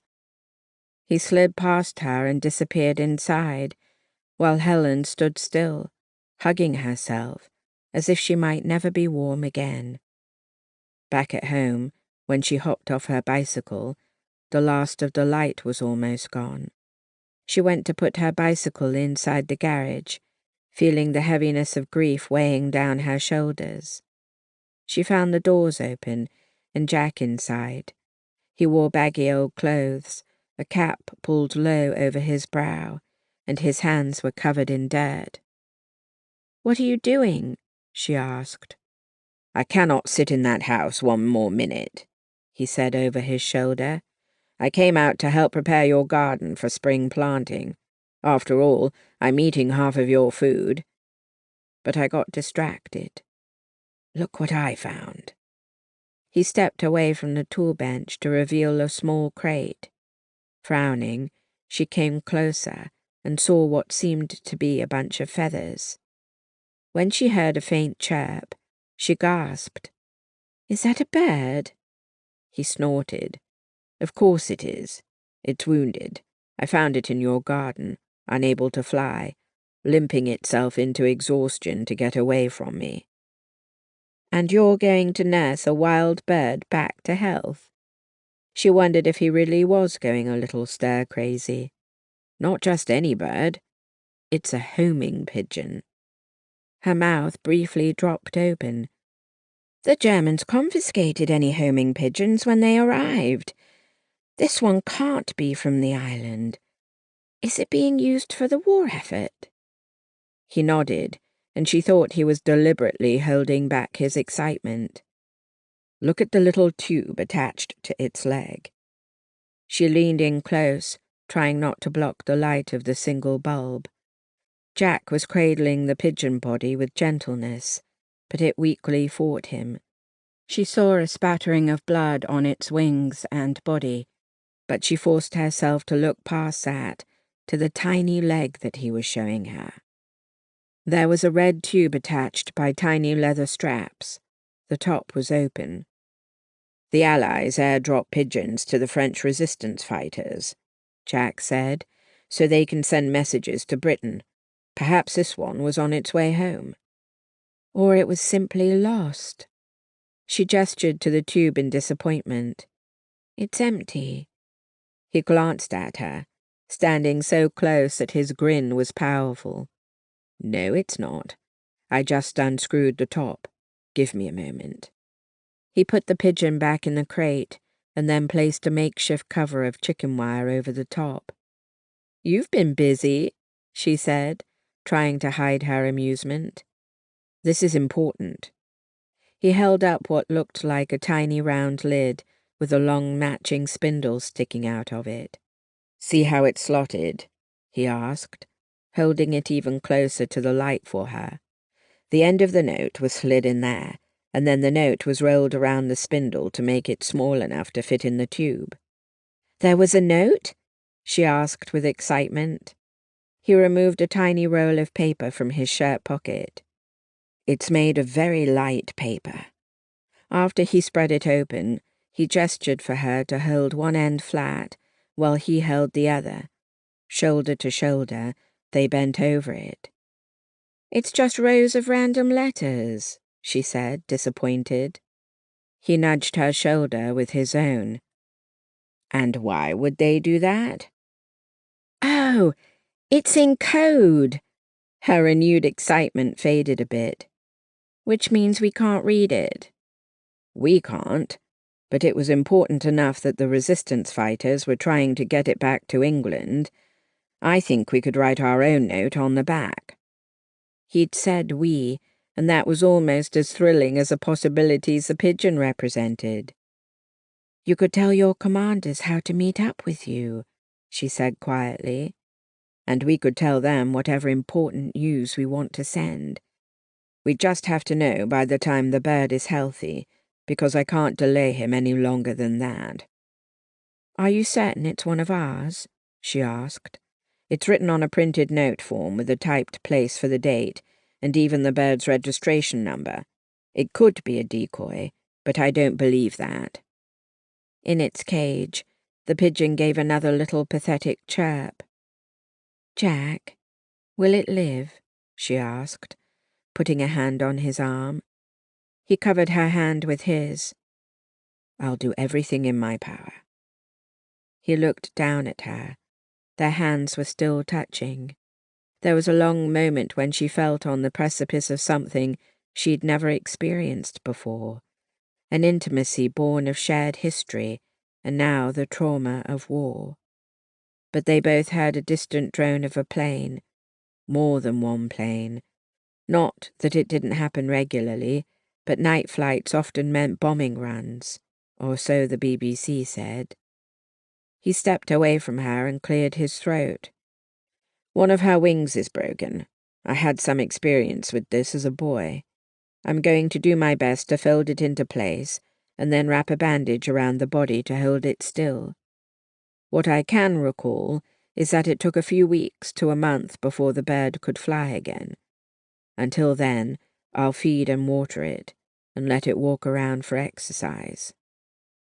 "You've thought all this out." He shrugged modestly. "Like I said, I only have the experience every young boy has. I hope it's enough. Do you have any old cotton fabric that I can cut into strips?" She nodded.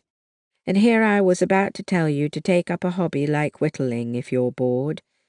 But you found something more important to do." He reached through the wire and gently petted the bird. "Getting him well enough to fly back to Britain might be a tall order, but it's a shot we're going to take." 22. Catherine. Catherine stood on High Street outside the grocer's and told herself to go inside. The brisk March breeze carried a tang of the ocean, and her threadbare coat was doing little to protect her. She should complete her errand, but she was a coward, and nothing she did to resist the Germans changed her mind about herself. She took a deep breath. Only her actions could prove she was a stronger person. Turning the door handle, she went inside. The store used to have a fragrance of its own, spices, flowers, and oranges. Now, the empty shelves to the front of the room seemed to smell of dust and disuse. Near the back counter, shelves were sparsely stocked with the items one could use ration coupons for. Everything from flour to candles. It must be hard to earn a living without access to items the islanders so desperately needed. Mum's friend, Madame Caron, bent over a ledger. Her silver hair was drawn into a chignon at the back of her neck, and she squinted through glasses as Catherine approached. Her tense smile melted with relief. "Ah, Catherine," she began, her voice threaded with a faint French accent. "It is good to see you. Your maman is not with you today?" Catherine shook her head. "Not today, madame." Madame Caron sighed. "I have little left for the ration books, so you might have come in vain. Unless you wish to buy other goods?" Her voice had a tinge of hope. Catherine gave her an apologetic smile. "No, madame, I came to talk to you." She glanced over her shoulder, but they were still alone. "Do you know Mrs. Russell?"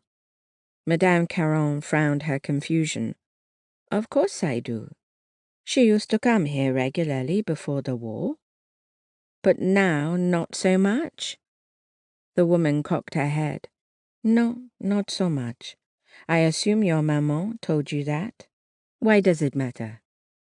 "Mum told me she does not queue anywhere." "Anywhere? I assumed she was not choosing to patronize our store." "Not anywhere, madame." She frowned a moment, then looked back at her ledger. Catherine was losing her, and she felt like a fool. She practically stammered as she said, "Do you know where she and her husband lived before moving to Guernsey?" Madame Caron shrugged. "The south of France. I had the impression that when they were bored, they moved." "I imagine they wish they wouldn't have come here." "Oui," Madame Caron absently said, not looking up from her ledger. Catherine wished she had a coin to spare for gum or lipstick. She slunk out the door and headed for home, inwardly berating herself for not finding another way to ask questions. "Fräulein Braun." She briefly closed her eyes as she recognized the voice. "Sergeant Dupkin," she said when he caught up to her. Though there were Germans everywhere, she still felt on display when talking to one, as if all the other pedestrians were judging her. Goodness, she judged herself. He gave her a pleased smile. "It is a brisk day for a walk, yeah?" She nodded. "Mind if I accompany you?" "I'm in a hurry," she said stiffly. "My head has begun to ache." And that was certainly true. He gave a sympathetic nod. "Is it your students? They can certainly give one a headache by the end of the day, can't they? They were so good at testing me." She shrugged, continuing to walk, but he strolled along with her. "I remember one particularly challenging class," he continued. "For once, everyone was on task and working quietly at their desks. Then suddenly, one of the boys yelled out, 'I'm tired of this. Raise your hand if you want to go home.' And then everyone raised their hand." Catherine had to bite her lip to keep from laughing. It all seemed so normal to share a story with a colleague. As the sergeant chuckled, she realized she'd almost forgotten what a man's laughter sounded like. She only worked with women now, since all the young men had gone off to war, except for the headmaster, who was old enough to be her grandfather. She'd heard several teachers taking bets on whether he could make it up the stairs one more time. She almost told Lucas. But she couldn't think of him as Lucas. He was Sergeant Dupkin. Even though he wore a Nazi uniform, she felt a spark of attraction that hadn't gone away since their moonlit kiss. She still didn't even know if he remembered her. She didn't want to ask, but it was as if he read her mind.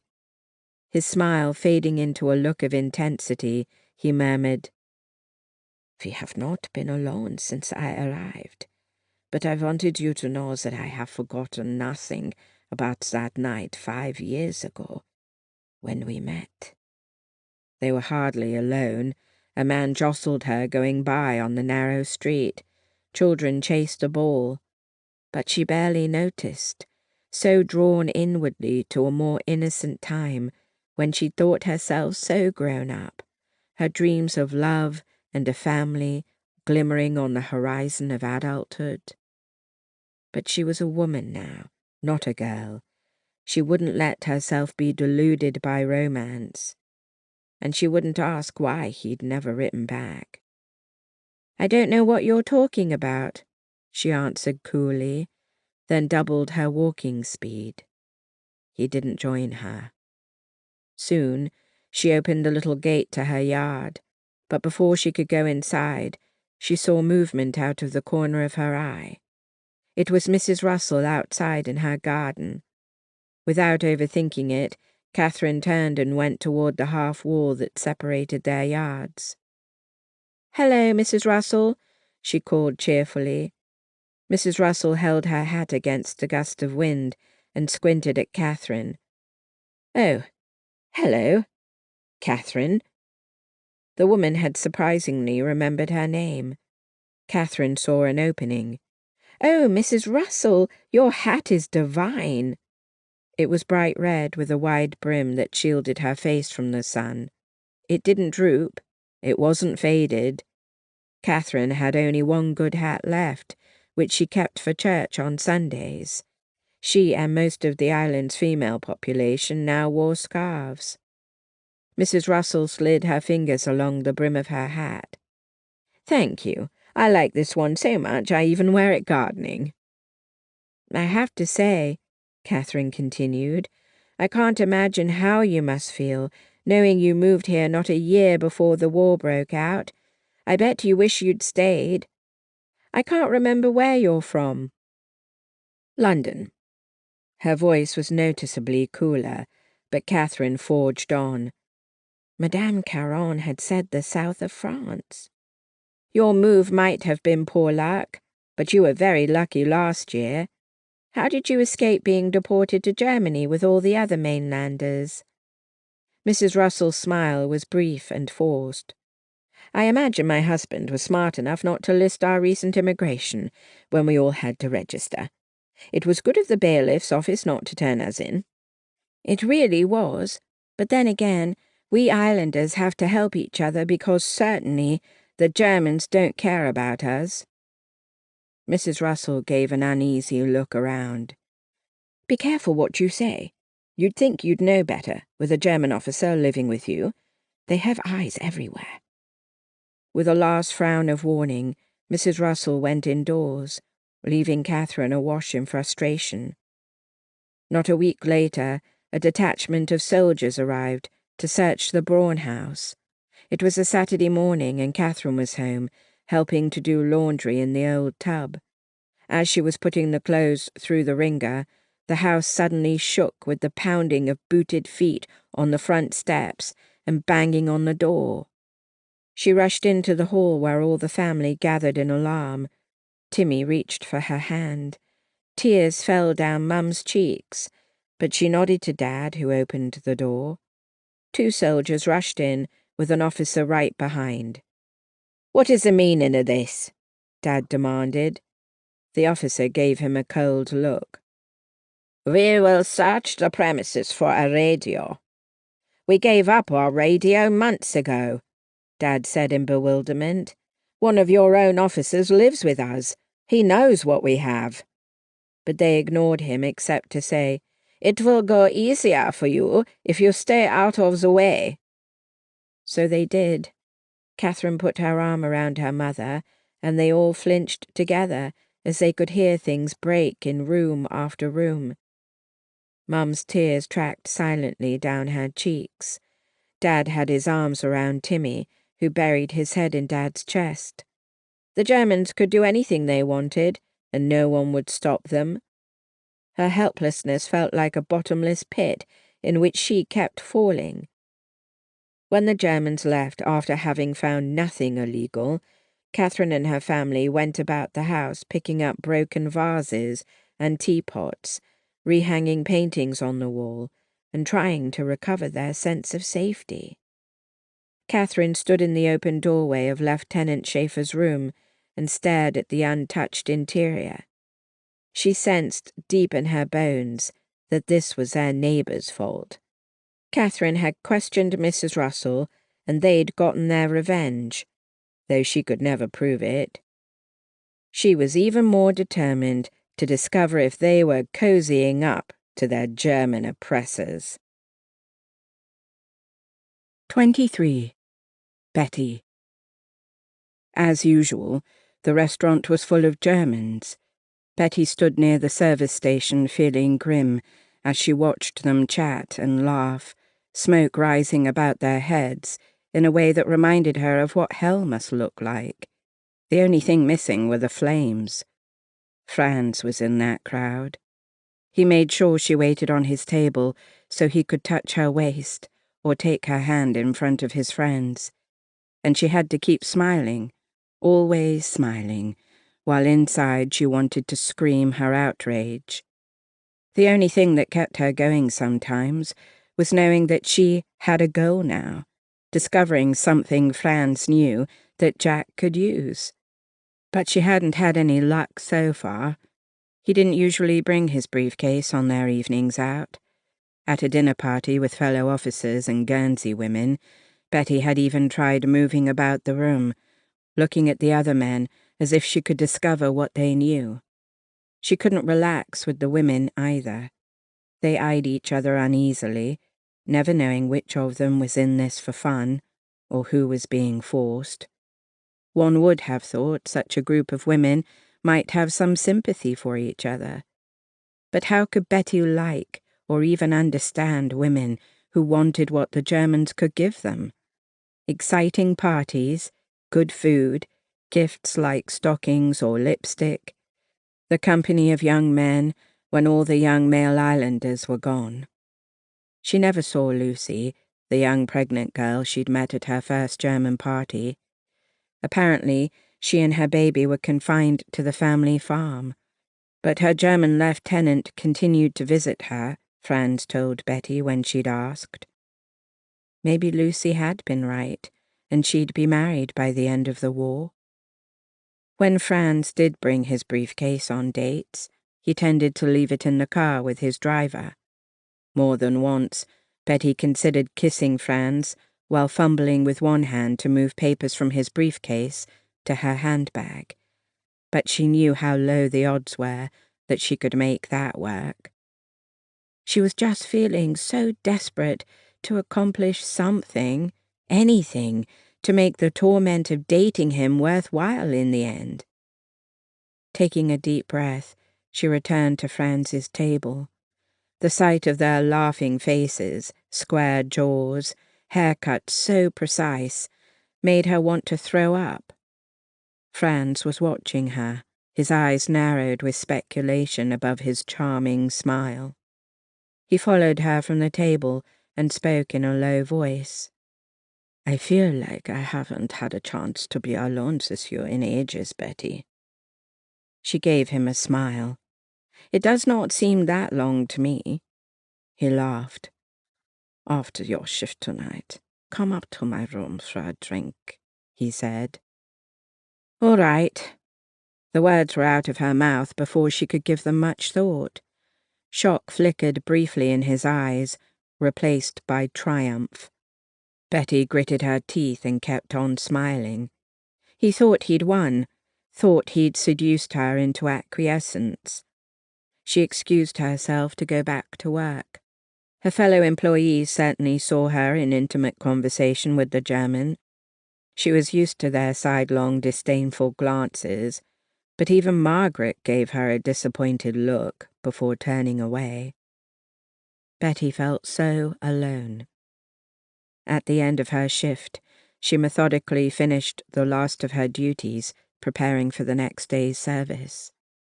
No one spoke to her, so she focused on the evening to come. The hotel lobby was nearly deserted at this time of the night, except for the clerk behind the desk. He was reading a newspaper, and Betty was able to sneak past him to the stairs. She knew where Franz's rooms were. More than once he'd managed to forget something, forcing her to accompany him. She always remained near the open door, making it clear what she thought of his not-so-subtle tricks, and he never forced the issue. Betty knocked on his door, and he opened it almost immediately. He surely thought her visit tonight was proof that his patience had paid off. With a cool nod, she slipped past him and inside. The suite had 3 rooms, the sitting room, a bathroom, and the single bedroom beyond. The bed was not turned down, and she felt an absurd stab of gratitude. He had thrown his coat on the back of a chair, and a pair of shiny shoes rested neatly beside the door. To her dismay, she didn't see his briefcase anywhere. She turned around as she heard the door close. Franz leaned back against it, hands in his trouser pockets, a lock of blonde hair fallen over his forehead. It was the first time she'd seen him looking even a tiny bit disheveled. As he studied her, he wore a half smile. "This is a pleasant surprise." She shrugged her shoulders. "I've been here before." "You barely waited in the doorframe, and would have been down the hall if you could have." She arched an eyebrow, but didn't point out that she'd never had any choice from the beginning. Did he really like to pretend that they were a normal courting couple? "Can I pour you a glass of wine?" he asked, moving toward the selection of alcohol he had set up on a small table. "I'll take whiskey." He arched a brow in surprise, but didn't protest. "With ice?" "Straight." He brought her the glass of amber liquid, which she finished quickly, eyes watering. She handed it back and lit a cigarette. "Another whiskey?" he asked, grinning. She shook her head. She wanted to take the edge off, not end up drunk. "We could sit down," he offered, gesturing to the little sofa. She accepted with relief. There had to be a way to distract him and find the briefcase. But he sat very close to her, and without a drink to make it obvious she wanted to take her time, she would soon feel pressured to surrender to his advances. He'd kissed her plenty of times before, but always in his car, with Arthur studiously ignoring them up front, or once or twice in the shadowy corner at a party. There had been constraints on what they could do. But not here. She inhaled smoke and released it. He seemed to sense her inner turmoil, so he took her hand and rubbed it between his own. Perhaps he thought he was being reassuring. "You're cold," he said. Frightened half to death, she thought. She hated admitting it even to herself. He lifted his gaze to hers, murmuring, "I could warm you." The irony of his attempt at romance snapped her out of paralysis. Another whiskey might do the trick. He chuckled. "Very well." When he moved away from her, she took the opportunity to sweep her gaze around the room one more time, making sure there were no shadowy corners she might have missed. But nowhere could she see the briefcase. She glanced at the bedroom and then away. While he was pouring her drink, there was a sudden knock on the door, and she didn't know whether to be frustrated or relieved.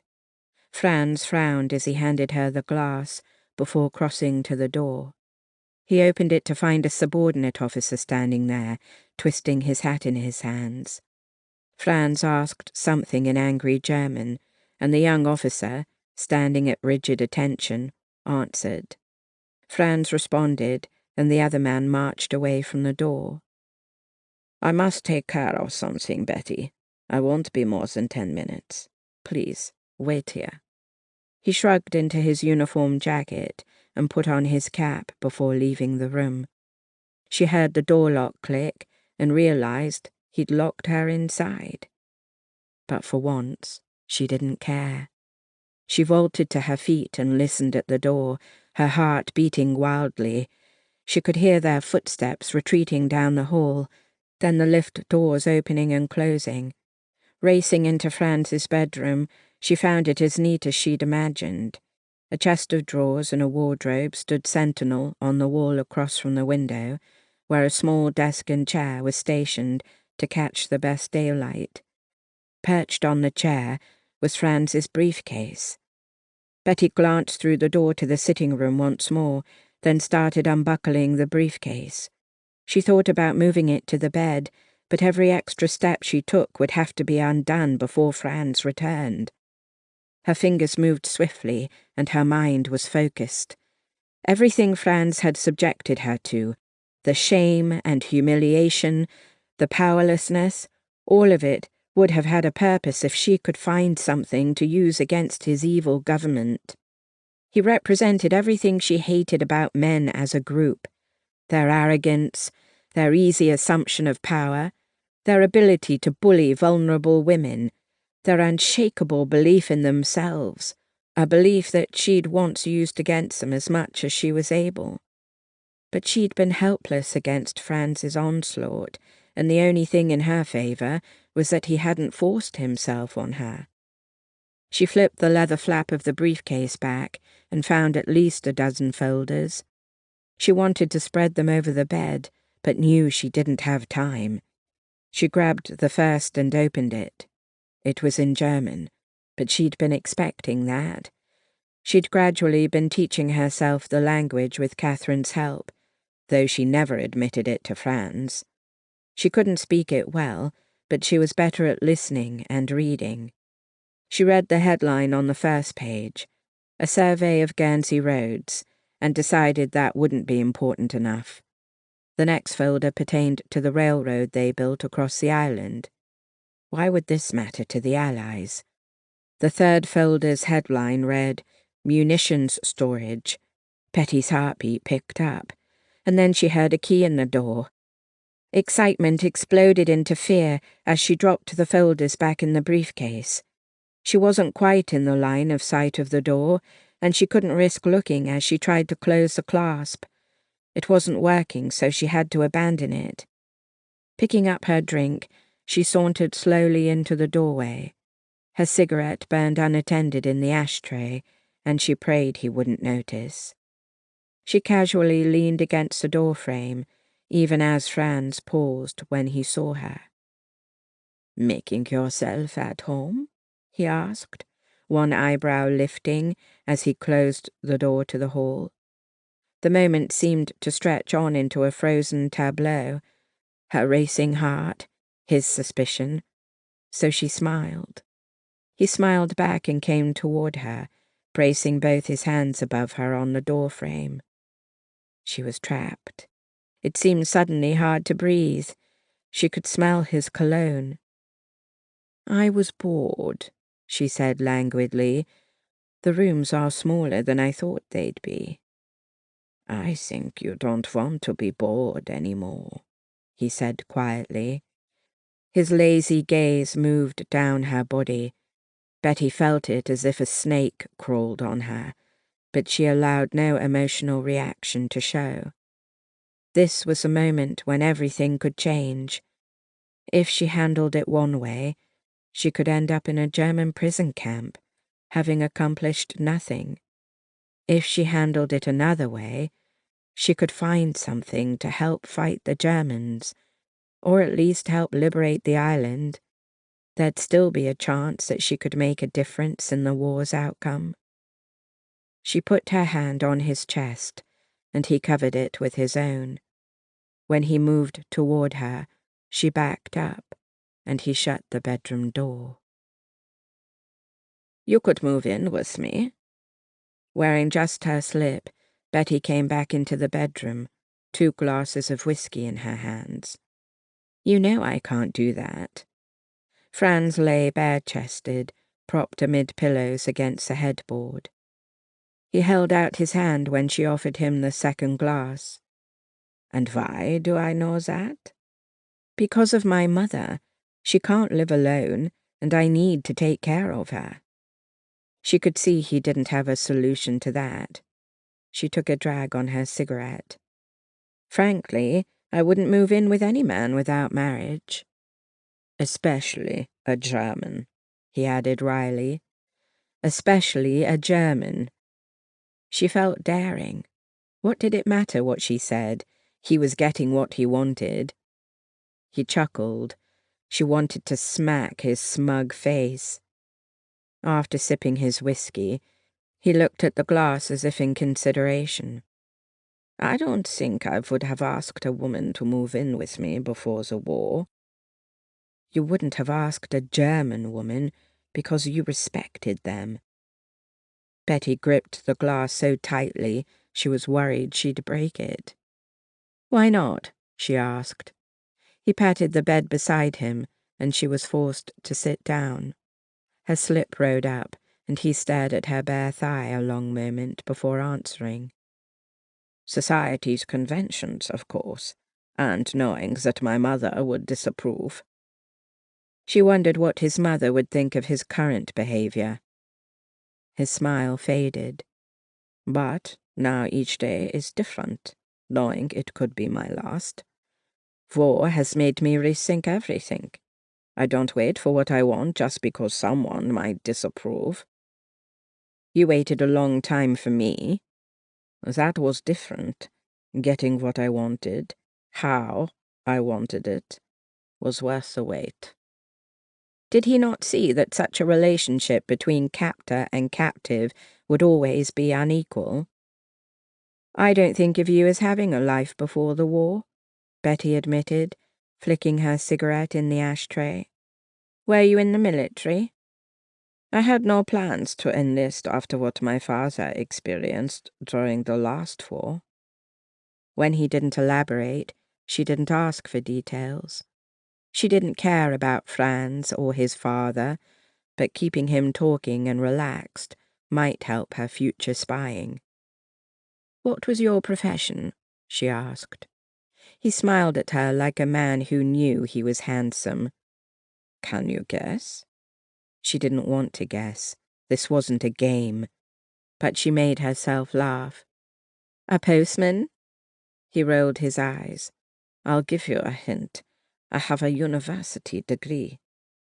She tried to think of the conversations they'd had, but she'd never asked questions about his past. Acting interested would have only made him think they had an intimate relationship. There are so many degrees, Franz. Architecture, physics, business.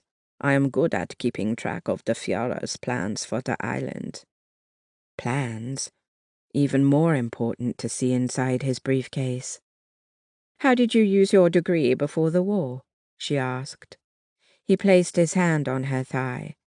She'd given him the right to such intimacies, she thought bleakly. I worked in the business department of a factory. Nothing glamorous. He must think the life of an officer in a triumphant army was far more glamorous and important. As often happened with men, the power had gone to his head. She should come up with more questions, but she was too annoyed by his fingers, which were now making little circles on her flesh. She beat back the feeling of despair about what the future held with Franz. Her mother had always let herself be trapped by overpowering men. Betty had sworn to never let that happen to her, so certain she knew men well enough to manipulate them. She tried to tell herself that she was manipulating Franz, that eventually he would deliver useful information. He leaned forward and pressed a kiss to her shoulder. She briefly closed her eyes. I have to go. My mother will be worried. Ah, I thought you might have evening plans with friends. This late? She replied. There is a curfew, or had you forgotten? He chuckled. I had not forgotten, but not everyone obeys the curfew. I believe your friend Helen lives alone, and that you girls occasionally spend the night. You read plays aloud, yes? Ice seemed to freeze her veins, but she kept her voice light. How did you know that? I heard you discussing it once. I think it is a smart way to keep your mind active. So we have your approval? she asked dryly, even as she wondered how often Franz eavesdropped. "You are saucy with your words now that we are lovers. I like that. I want you to feel free to talk to me however you'd like." She stood up. "Then you'll understand that I have to leave." "If you must, I'll have Arthur drive you home." "You will not. It's late and he's off duty. I walk home at this time of night all the time." "Then I'll walk you home. Franz, no protesting." They dressed, and he walked her down a back staircase to a rear door of the hotel, as if they had to keep their relationship a secret. Nothing was a secret on this island, except that they hadn't had sex before now. Everyone believed the worst of her, and now it was true. Jerry bag. 24. Helen. On a rainy, cold April day, Helen wasn't even certain that Betty and Catherine would attend their scheduled play-reading meeting, but they showed up on their bicycles, wearing patched rain slickers.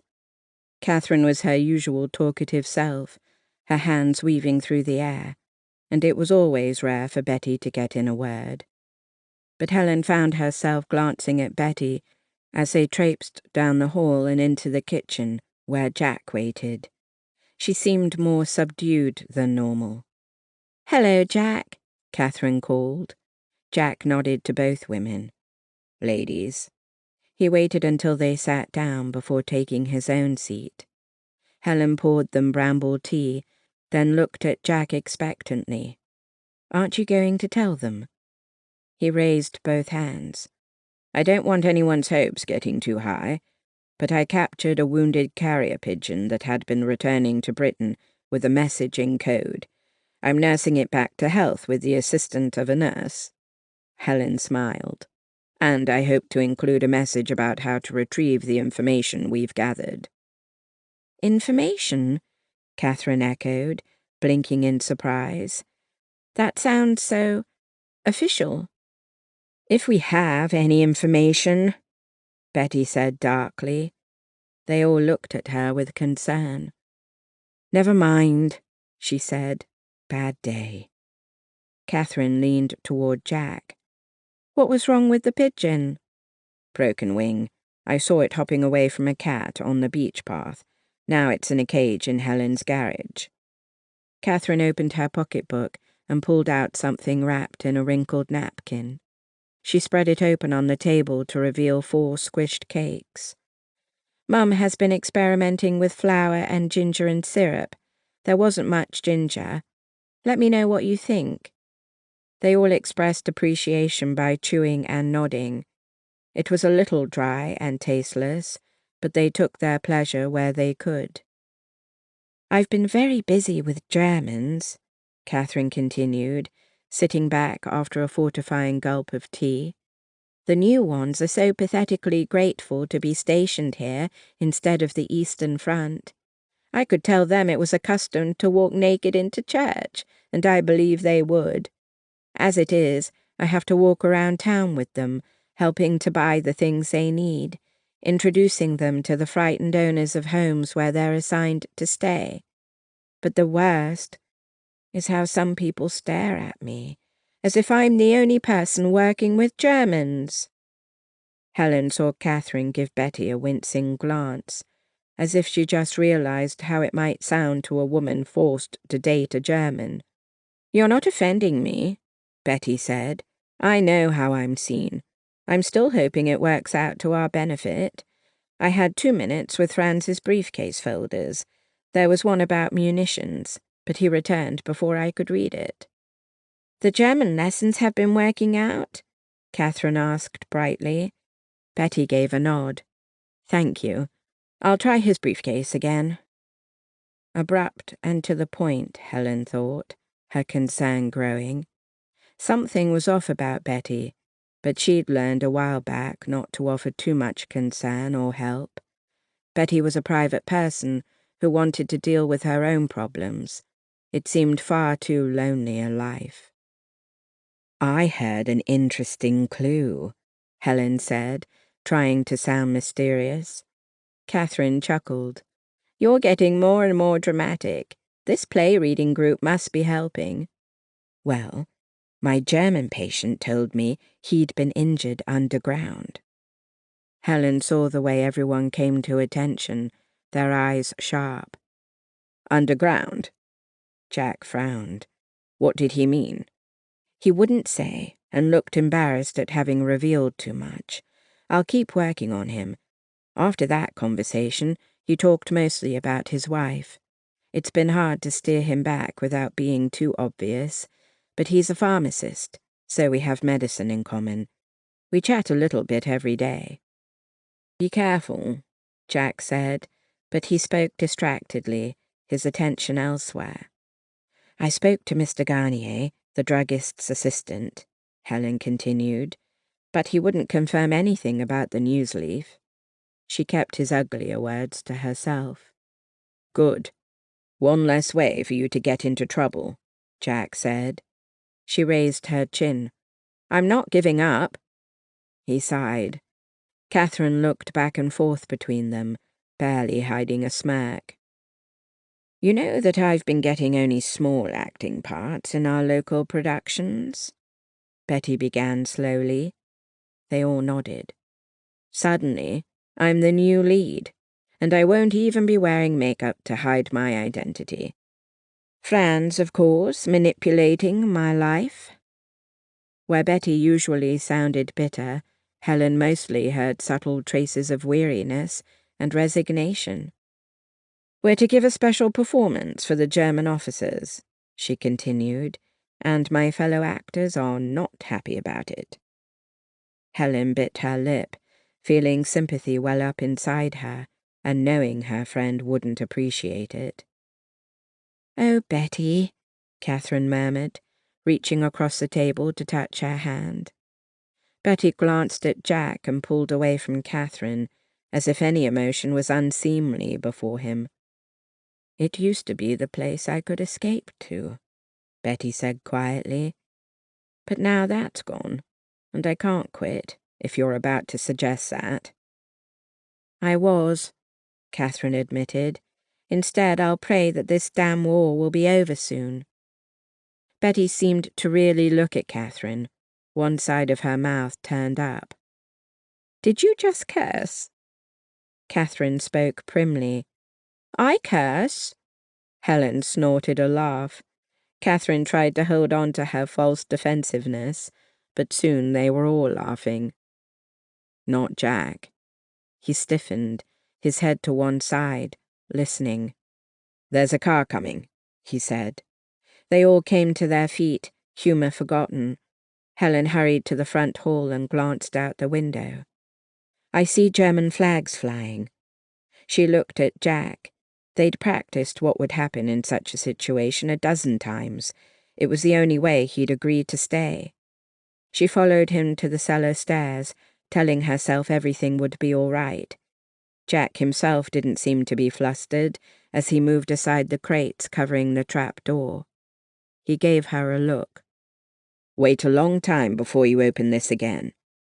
I'll be careful, she said. Don't you trust me? He held her eyes for a moment that seemed long. I do, but that doesn't mean I won't worry. She gave him a brisk nod of understanding. He went down into the cold cave without a coat, but they'd stocked the cave with anything he might need.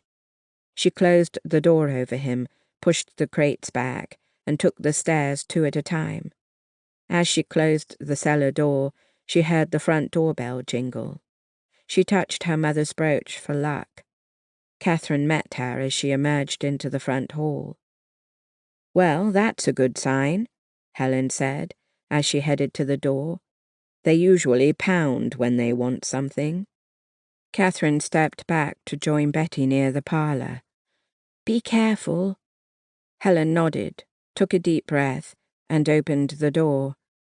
Captain Lunenburg stood there, hat under his arm, smiling. Good afternoon, ladies, he said.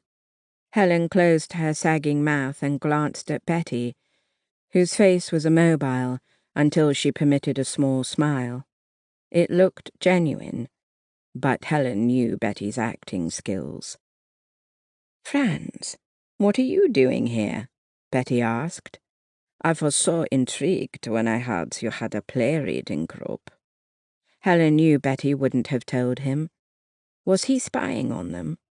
She tried not to shiver as a chill of fear swept through her. If he knew about this group, what else might he know? "Culture is important, is it not?" Helen asked. "Of course, Fräulein, and culture is something Germans and islanders both share a love of. May I join you? I even brought a contribution." He held out a tin, and though she couldn't read the label, she knew it was food. To her chagrin, her stomach growled. Captain Lunenburg pretended not to notice, but his smile deepened. He looked around. "A pleasant cottage you have out here. It is quite a distance from St. Peterport. Do you feel safe?" Safe from Germans, she thought. Was that possible? "The island has always felt safe, Captain, until your soldiers came, of course." Catherine gasped. Captain Lunenburg continued to smile as if they were all so amusing and harmless. "I trust you've seen that no one needs to fear us if they follow the rules." Like their Jewish neighbors, who registered as they were told and ended up disappearing somewhere in Europe, Helen thought. Like the slaves the organization Todt brought to work under inhumane conditions. Her hatred and anger practically choked her, desperate to escape. Then she thought of Jack and how he needed her. "I follow the rules, Captain, and yes, I have felt safe here. It is my parents' home. I won't leave it. Now would you care for tea?" Soon they were all seated in the parlour. She'd put the biscuits he'd brought on a platter, and it sat on a little table in the centre of them, practically gleaming with sugar and fat, rare items indeed. She didn't want to take one, but Captain Lunenburg did, and when he glanced at Betty, she did as well. Catherine met Helen's gaze, and they both reached for a biscuit. Helen managed not to moan, as the sweet taste seemed to explode in her mouth. "Thank you for the treat, Captain," Helen eventually said. She needed to fill the space, worried that in the silence Jack might somehow be revealed. "You are welcome." He took a sip of tea. "So, tell me how your play-reading group started. I believe you all have known each other for years." "When you grow up on the island, Captain, you know almost everyone," Catherine said, her voice weak but gaining strength. "We wanted to keep things as normal as possible, hence the play-reading group, for entertainment and distraction." "Plays make sense, considering Betty's talents," Captain Lunenburg said. Betty inhaled deeply, but said nothing before taking a drink of tea. "And I imagine you gossip, as young ladies like to do," the captain continued. "As do young men," Betty said. He gave her a smile that was intimate enough to make Helen's uneasiness increase. "You are correct, of course. My apologies," he said. He was so polite, as if working hard to make them think of him as a guest before the war. But his uniform never let Helen forget who and what he was, and what he represented. "Don't let me keep you from your entertainment," he said. "What play are you reading today?" Helen was grateful they'd always made sure to be prepared to continue their cover story, just in case. She lifted up her book and opened it to the dangling bookmark. "We are reading Romeo and Juliet." "A tragedy," Captain Lunenburg said, shaking his head. "This seems rather depressing." "A classic tragedy, yes," Betty said, "but the themes of the individual versus society are always an example we can learn from." Go against your family's expectations and die? Captain Lunenburg answered wryly. No. Follow individual expression, regardless of society's disapproval, and find fulfillment, Betty finished quietly. Captain Lunenburg shrugged. Not an easy path in these trying times. Life isn't always easy, she countered. They were staring directly at each other, and Helen knew the captain was amused momentarily, but she worried Betty would push him too far. What parts have you all chosen? Captain Lunenburg asked. I'm playing Juliet, Betty said, and Helen is playing Romeo. Helen shot a glance at the captain. He hesitated, as if debating what to say. To her surprise, she thought she saw emotions warring within his gaze. Betty watched him with a knowing expression, as if she knew exactly what he was going to say. He turned courteously to Helen. Might I play Romeo? Helen glanced at Betty, who gave a brief nod. I'll relinquish the part, Helen said, then added, but we all have several parts. You'll also have to play the nurse. Catherine covered her mouth with her hand, wide-eyed. Betty gave Helen a surprised look of respect. Captain Lunenburg cleared his throat. Very well, I'll give it my best shot. It was a strange few hours in Captain Lunenburg's company. He played Romeo rather stiltedly, without an instinctive actor's flair. Betty's Juliet was subdued, but often she couldn't quite hide the youthful passion of the character, which slipped out.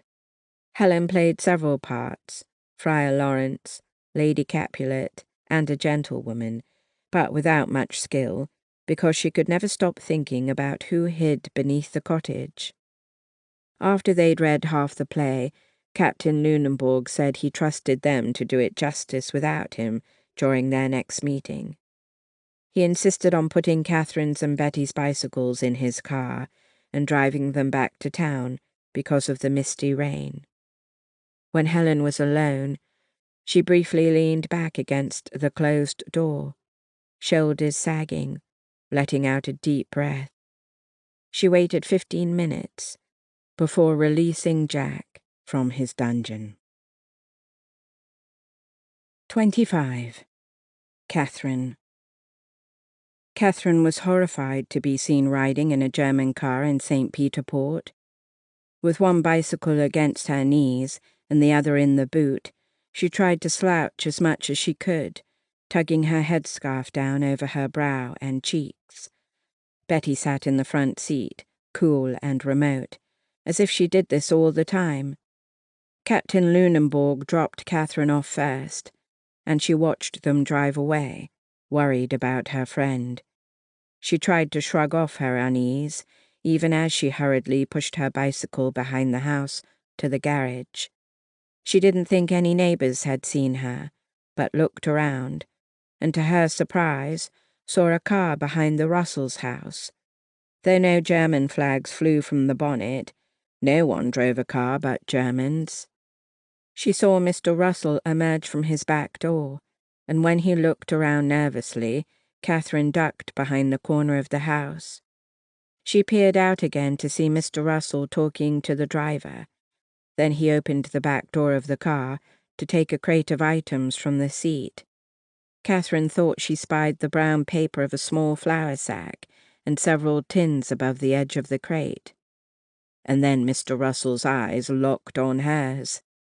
He held her gaze until he said something to the driver, who drove away. Mr. Russell didn't look at her again, just went into his house. Catherine slammed her door from the inside and leaned back against it, breathing hard. The Russells were receiving gifts from the Germans. What were they doing in return? Unable to keep such an important secret, Catherine told her mother about their neighbors, then awaited her father's arrival home. They heard Timmy's voice first, shouting something to Dad before both came into the kitchen. "Mum, you'll never guess," Timmy began. Dad's smile was already starting to fade as he saw the serious looks Mum and Catherine exchanged. "We were down by the pier," Timmy continued, "looking at the boats, and Monsieur Naviot said I could have a ride this afternoon, but only if Dad goes with me, because there'll be a German on board too. Can I go?" "What's wrong?" Dad asked. The excitement in Timmy's eyes began to dim. Catherine felt an ache in her chest, knowing he would never again be carefree, that he'd grown accustomed to the feelings of wariness and danger. And resignation. Catherine saw it at once, the knowledge that even a boat trip might be denied him. "Go get dressed for a cold, wet ride on the boat," Dad said to Timmy, who grinned and ran off. Dad sat down at the table across from Mum. "Tell me." Mum looked at Catherine, who said, "I just saw a German car deliver food to the Russells." No one spoke for a long minute. "What should we do?" Mum whispered. "There's nothing we can do." Dad's voice was stoic and tired. "But we need to be very careful and mind our own business. We'll do just fine." Mind our own business? Catherine thought of the German soldiers she translated for, how she told every word to a spy hiding on the island. Fear stabbed her belly, but she fought it off. She'd been conquering her terror of the Germans and what they could do to her family. She wouldn't let her neighbour's treason make her sink back into despair. 10 minutes later, Timmy came bouncing into the room, a rain slicker over his arm. A sudden knock on the front door made them all jump. Dad went to answer it, and when he returned, his face was grey and drawn. Mum closed her eyes, lips pressed together. Timmy trailed Dad uncertainly. "What is it?" Catherine demanded. "A telegram from the Red Cross," Dad said gravely. "Richard has been taken prisoner." Mum cried out, and Catherine blindly reached across the table for her hand, her own emotions veering from shock to disbelief to terror. Dad pulled Mum to her feet, and she sobbed against his chest. Timmy wiped his eyes with his dirty hand, leaving a smear across his face. Catherine looked at the people she loved in pain, knew that somewhere her brother was alone and frightened, and under the control of the enemy. And the Russells were taking food from the Germans, perhaps doing their bidding, betraying people, all for the sake of their own comforts. A white heat of rage seemed to explode out of her chest. She was on her feet and running up the stairs before she even knew what she meant to do. Distantly, she heard her parents calling for her, but she ignored them, her anger focused on one place, Lieutenant Schaefer's bedroom and everything he represented. She burst inside. Any evidence of Richard, except for her memories, was long gone. She flung open the door of the wardrobe and stared at his uniforms before pushing them aside as if looking for a monster hidden there. "Catherine!" her mother cried, grabbing her by the waist and pulling. "What do you think you're doing?" Catherine shook her off and opened drawers, wanting to fling all the clothes to the floor. Her father caught her arm this time and didn't let go. His voice was quiet and compassionate as he said, "Come, Catherine. This isn't how to handle our sorrow. You'll only make things worse." She hadn't even realized she was crying, that the tears were dropping onto her blouse, that she couldn't catch her breath. "It's his fault," she cried between sobs. Mum was crying too, and just held on to her, pressing her hot face into Catherine's shoulder. As if in a daze, Catherine saw Timmy standing at the door, eyes red and frightened. She reached out to him, and he ran to hug her. Dad's arms came around them all, and they stood in Richard's room and cried together at his fate. At last, Dad herded them toward the door, and Mum closed it behind them as they trudged in line down the stairs. In the kitchen, Mum boiled water, and they all drank the terrible acorn coffee. But it was hot and soothing, and Catherine tried not to think about anything in the depressing silence. "I'm sorry," she said at last, her voice husky. "That was foolish of me. I could have gotten us in worse trouble." "But Richard—" Her voice broke. "All we can do is pray," Mum whispered, her hands clasped together. "I've been praying for years," Catherine said bitterly. "What good has it done?" Mum met her gaze earnestly. "You won't know what good it has done. You must have faith. I'm sure the mothers of all those dead soldiers would disagree with you." "Catherine." Dad spoke her name quietly, a bit disapprovingly. She looked at him, and they both turned to Timmy, who was biting his lip, eyes downcast. Richard was his brother too, and she was just making things worse. "I'm sorry," she said, forcing herself to sound more encouraging, more hopeful. "I will pray. But we can write to Richard, can't we? Perhaps someone will agree to send our letters through." "That's a good idea," Mum said.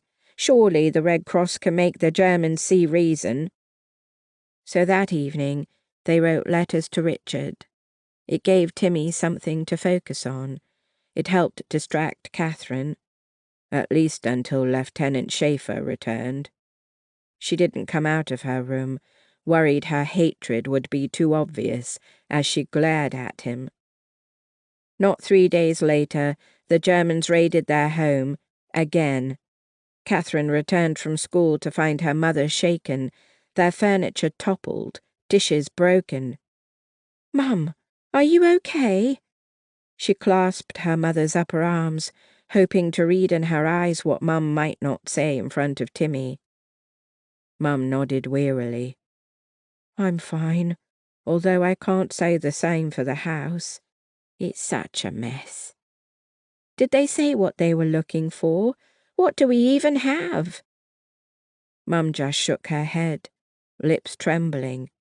"They found nothing, but they ruined so many things." She looked around helplessly, and then Catherine realized something. Only 3 days ago, she'd seen the Russells accept food from Germans, and Mr. Russell had seen her watching. Was this another retaliation? Or a warning? But she said none of this to her family. Suspicion might only put them in more danger.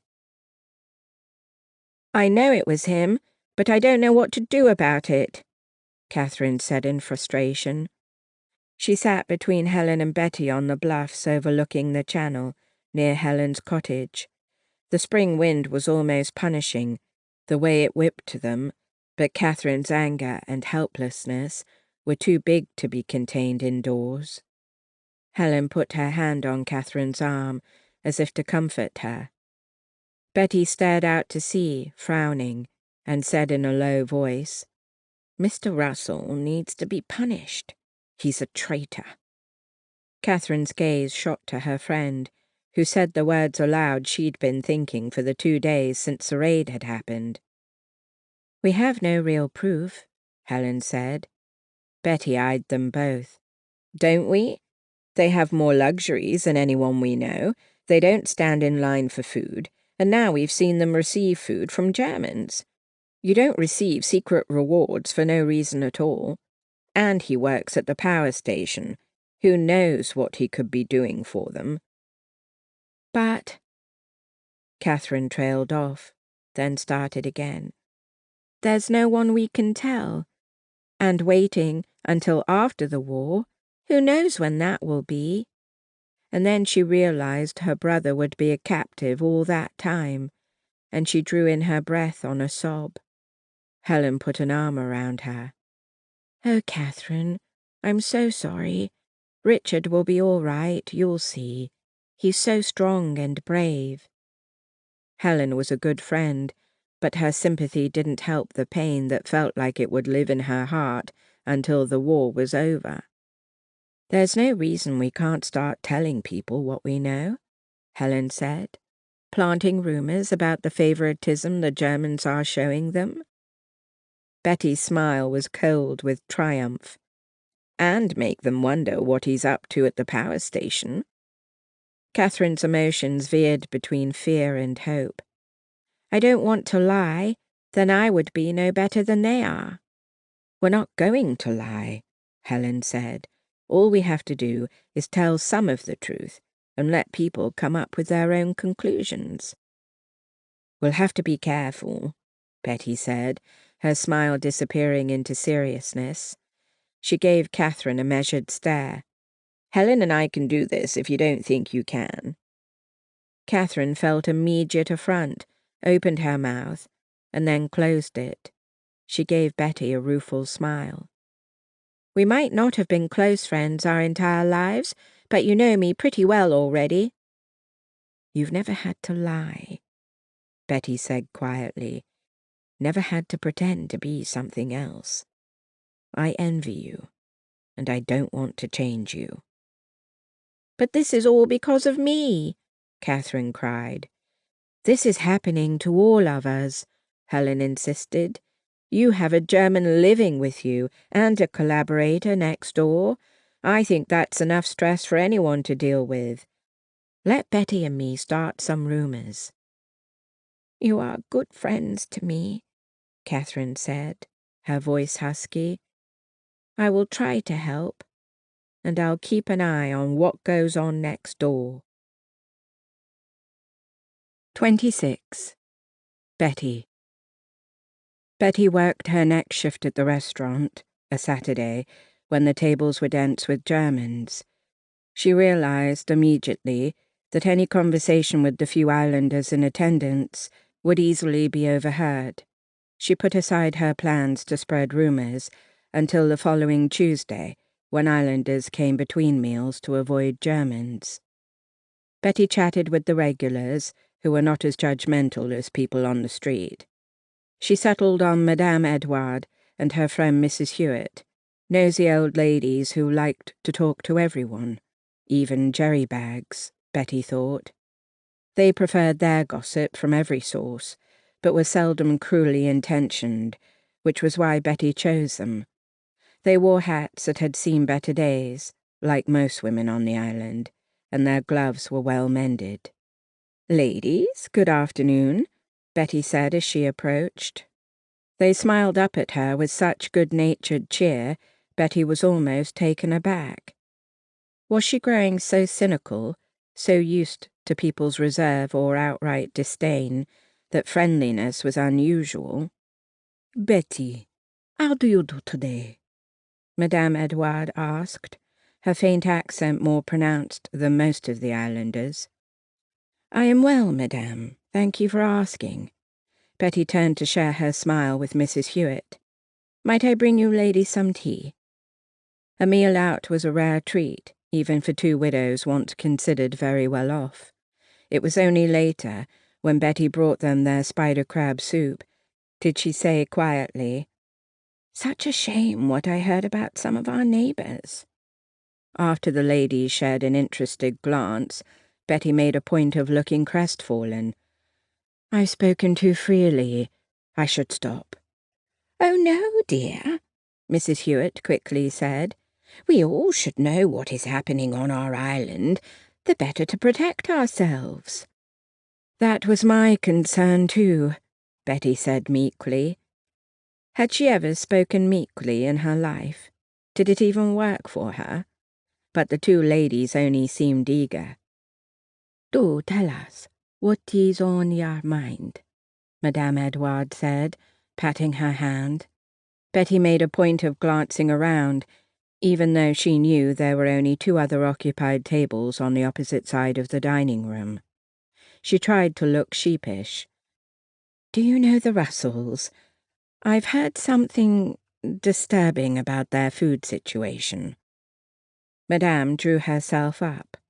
"I've never seen them queue for anything, ever." "Really?" Betty said. "I just assumed I must have missed them." "Their clothes are so fine," Mrs. Hewitt said. "Their manners so free. I have not thought kindly of them." "Well, they're mainlanders, aren't they?" Madame said with a sniff. Betty leaned closer and whispered, "But it turns out they didn't need to queue, because the Germans are giving them food." Mrs. Hewitt gasped, while Madame Edouard covered her mouth in shock. "You saw them?" Mrs. Hewitt whispered. "My friend did." Madame Edouard's brows drew together. "That is just unthinkable. It worries me what they're doing to receive such a benefit." Betty nodded solemnly, but inside she felt satisfaction warm her to the tips of her toes. "You know where he works, don't you?" Mrs. Hewitt's eyes widened, and she hissed, "The power station." Betty felt like a rag doll nodding her head so much. "I worry about what he might be doing there to benefit the Germans." Madame Edouard grabbed Mrs. Hewitt's hand. "To think, a neighbor could be an enemy." "But they're not our own, are they?" Mrs. Hewitt countered. "They're not from the island. Who knows what plans they had when they moved here?" When another customer signaled her, Betty excused herself, leaving the two widows with their heads together, whispering intently. The rest of the day passed slowly. Her face hurt from smiling at German officers. Her feet hurt, even her back hurt from when she jerked sideways to avoid a roving male hand. The Germans thought they could do anything they wanted, with anyone they wanted. In a bitterly ironic moment, she realized that her relationship with Franz usually protected her from more men trying to make advances. In the kitchen, she helped finish the last preparations for tomorrow's breakfast. She had a sort of truce with the rest of the staff. They knew who she was seeing, but her hard work had some of them treating her with politeness, and others grudgingly holding their tongues. Or maybe fear of Franz did that, but she hoped it was a sort of respect. Was she fooling herself? Who knew, but it was easier to live inside her own head believing that. The toughest part was that Margaret, the waitress who used to chat with her and offer lifts home when she had a car, was one of the staff who'd become coolly polite. Betty understood. Most people kept to themselves as much as possible, hoping the Germans would ignore them. But Betty knew that without the friendship foisted on her by Helen and Catherine, she would have been far lonelier and depressed. She appreciated their thoughtful concern more and more each day. When she left the hotel, it was dark outside. The warm spring air turned cool and windy. She tucked her sweater tighter around her, lit up a cigarette, and walked at the back of the group of employees heading toward High Street. And then she saw the glow of another cigarette and the outline of a man leaning against his car. He straightened when he saw her, and much as she would have rather put her head down and kept going, she couldn't. She came to a stop. Margaret looked back over her shoulder, then turned quickly away and kept going. She could see Franz's lean face by the dim light of a bare bulb over the rear door. He took his cigarette out of his mouth and blew smoke to the side, where it faded into the shadows. "I haven't seen you in a while, Betty, love." She wanted to flinch at the endearment. "We've both been busy." One corner of his mouth turned up. "I think you've been avoiding me." "Do you blame me?" she asked with frankness. "You eavesdropped on my conversation, and then you barged into my friend's home without an invitation." "She didn't seem to mind," he said wryly, then took another puff of his cigarette. She could have slapped him. Instead, she clenched her fists. "Do you really think that? Is it so easy to forget how things stand between everyone on this island? I don't forget, no. So you just don't care, she said bitterly. I care about being with you, getting to know the person you are with your mother, with your friends. Was she supposed to be flattered? Did he think he was falling in love with her? She wanted to give a bitter laugh, but could not. Franz dropped his cigarette and ground it into the pavement before coming closer, until his body brushed up against hers. She heard his swift inhalation of excitement, while she controlled a shudder of revulsion. He put a hand on her wrist and slowly slid it up her arm. Her heart pounded hard with the need to escape, but there was no escape for her, not any more. He leaned down and kissed her, his lips firm and warm, a deception if there ever was one. She accepted it passively, participating only as much as she had to. He lifted his head and looked down on her, a faint smile on his face, the gleam of a challenge in his eyes. That's what she was to him, a challenge, a bauble to dangle from his arm. He only wanted to know about her relationships with friends and family because it was one step closer to conquering her. She put her cigarette to her lips as if he didn't concern her. Taking her hand, he led her back through the hotel entrance and up the servants' stairs. Once he pulled her into his room. He closed the door, put out her cigarette, and began removing her clothes, one item at a time. When she was naked, she said coolly, "I'll take a whiskey." Smiling in triumph, he complied. Later, when Franz closeted himself in the bathroom and she heard the water running in his bath, Betty jumped naked from the bed and went swiftly through his briefcase. She found similar papers on munitions, spelling out how many were ordered and where they'd be sent. She took the summary paper and tucked it into her handbag. Her heart began to slow as she picked up her clothes. She was fully dressed by the time Franz emerged in a robe. Frowning, he said, "Aren't you spending the night?" "You know I can't. My mother will be terribly worried." "I'll take you home." "No, that'll take too long," she said. "Good night." And before he could protest, she was out in the corridor, running for the stairs. 27. Helen. Helen found Jack in the garage, his shoulders hunched, as he stood over the work table. It was dusk, and she'd known he was somewhere about when she got home, but not being able to find him felt a little terrifying. Since when had she come to depend on him so very much? He must have heard her arrive, but he didn't turn and face her, which only brought back her worry. Jack? The bird died. She gave a little gasp of shock, putting a hand on his arm. The little bird lay on its side in the cage, unbound from its bandages days ago, but somehow never able to adjust.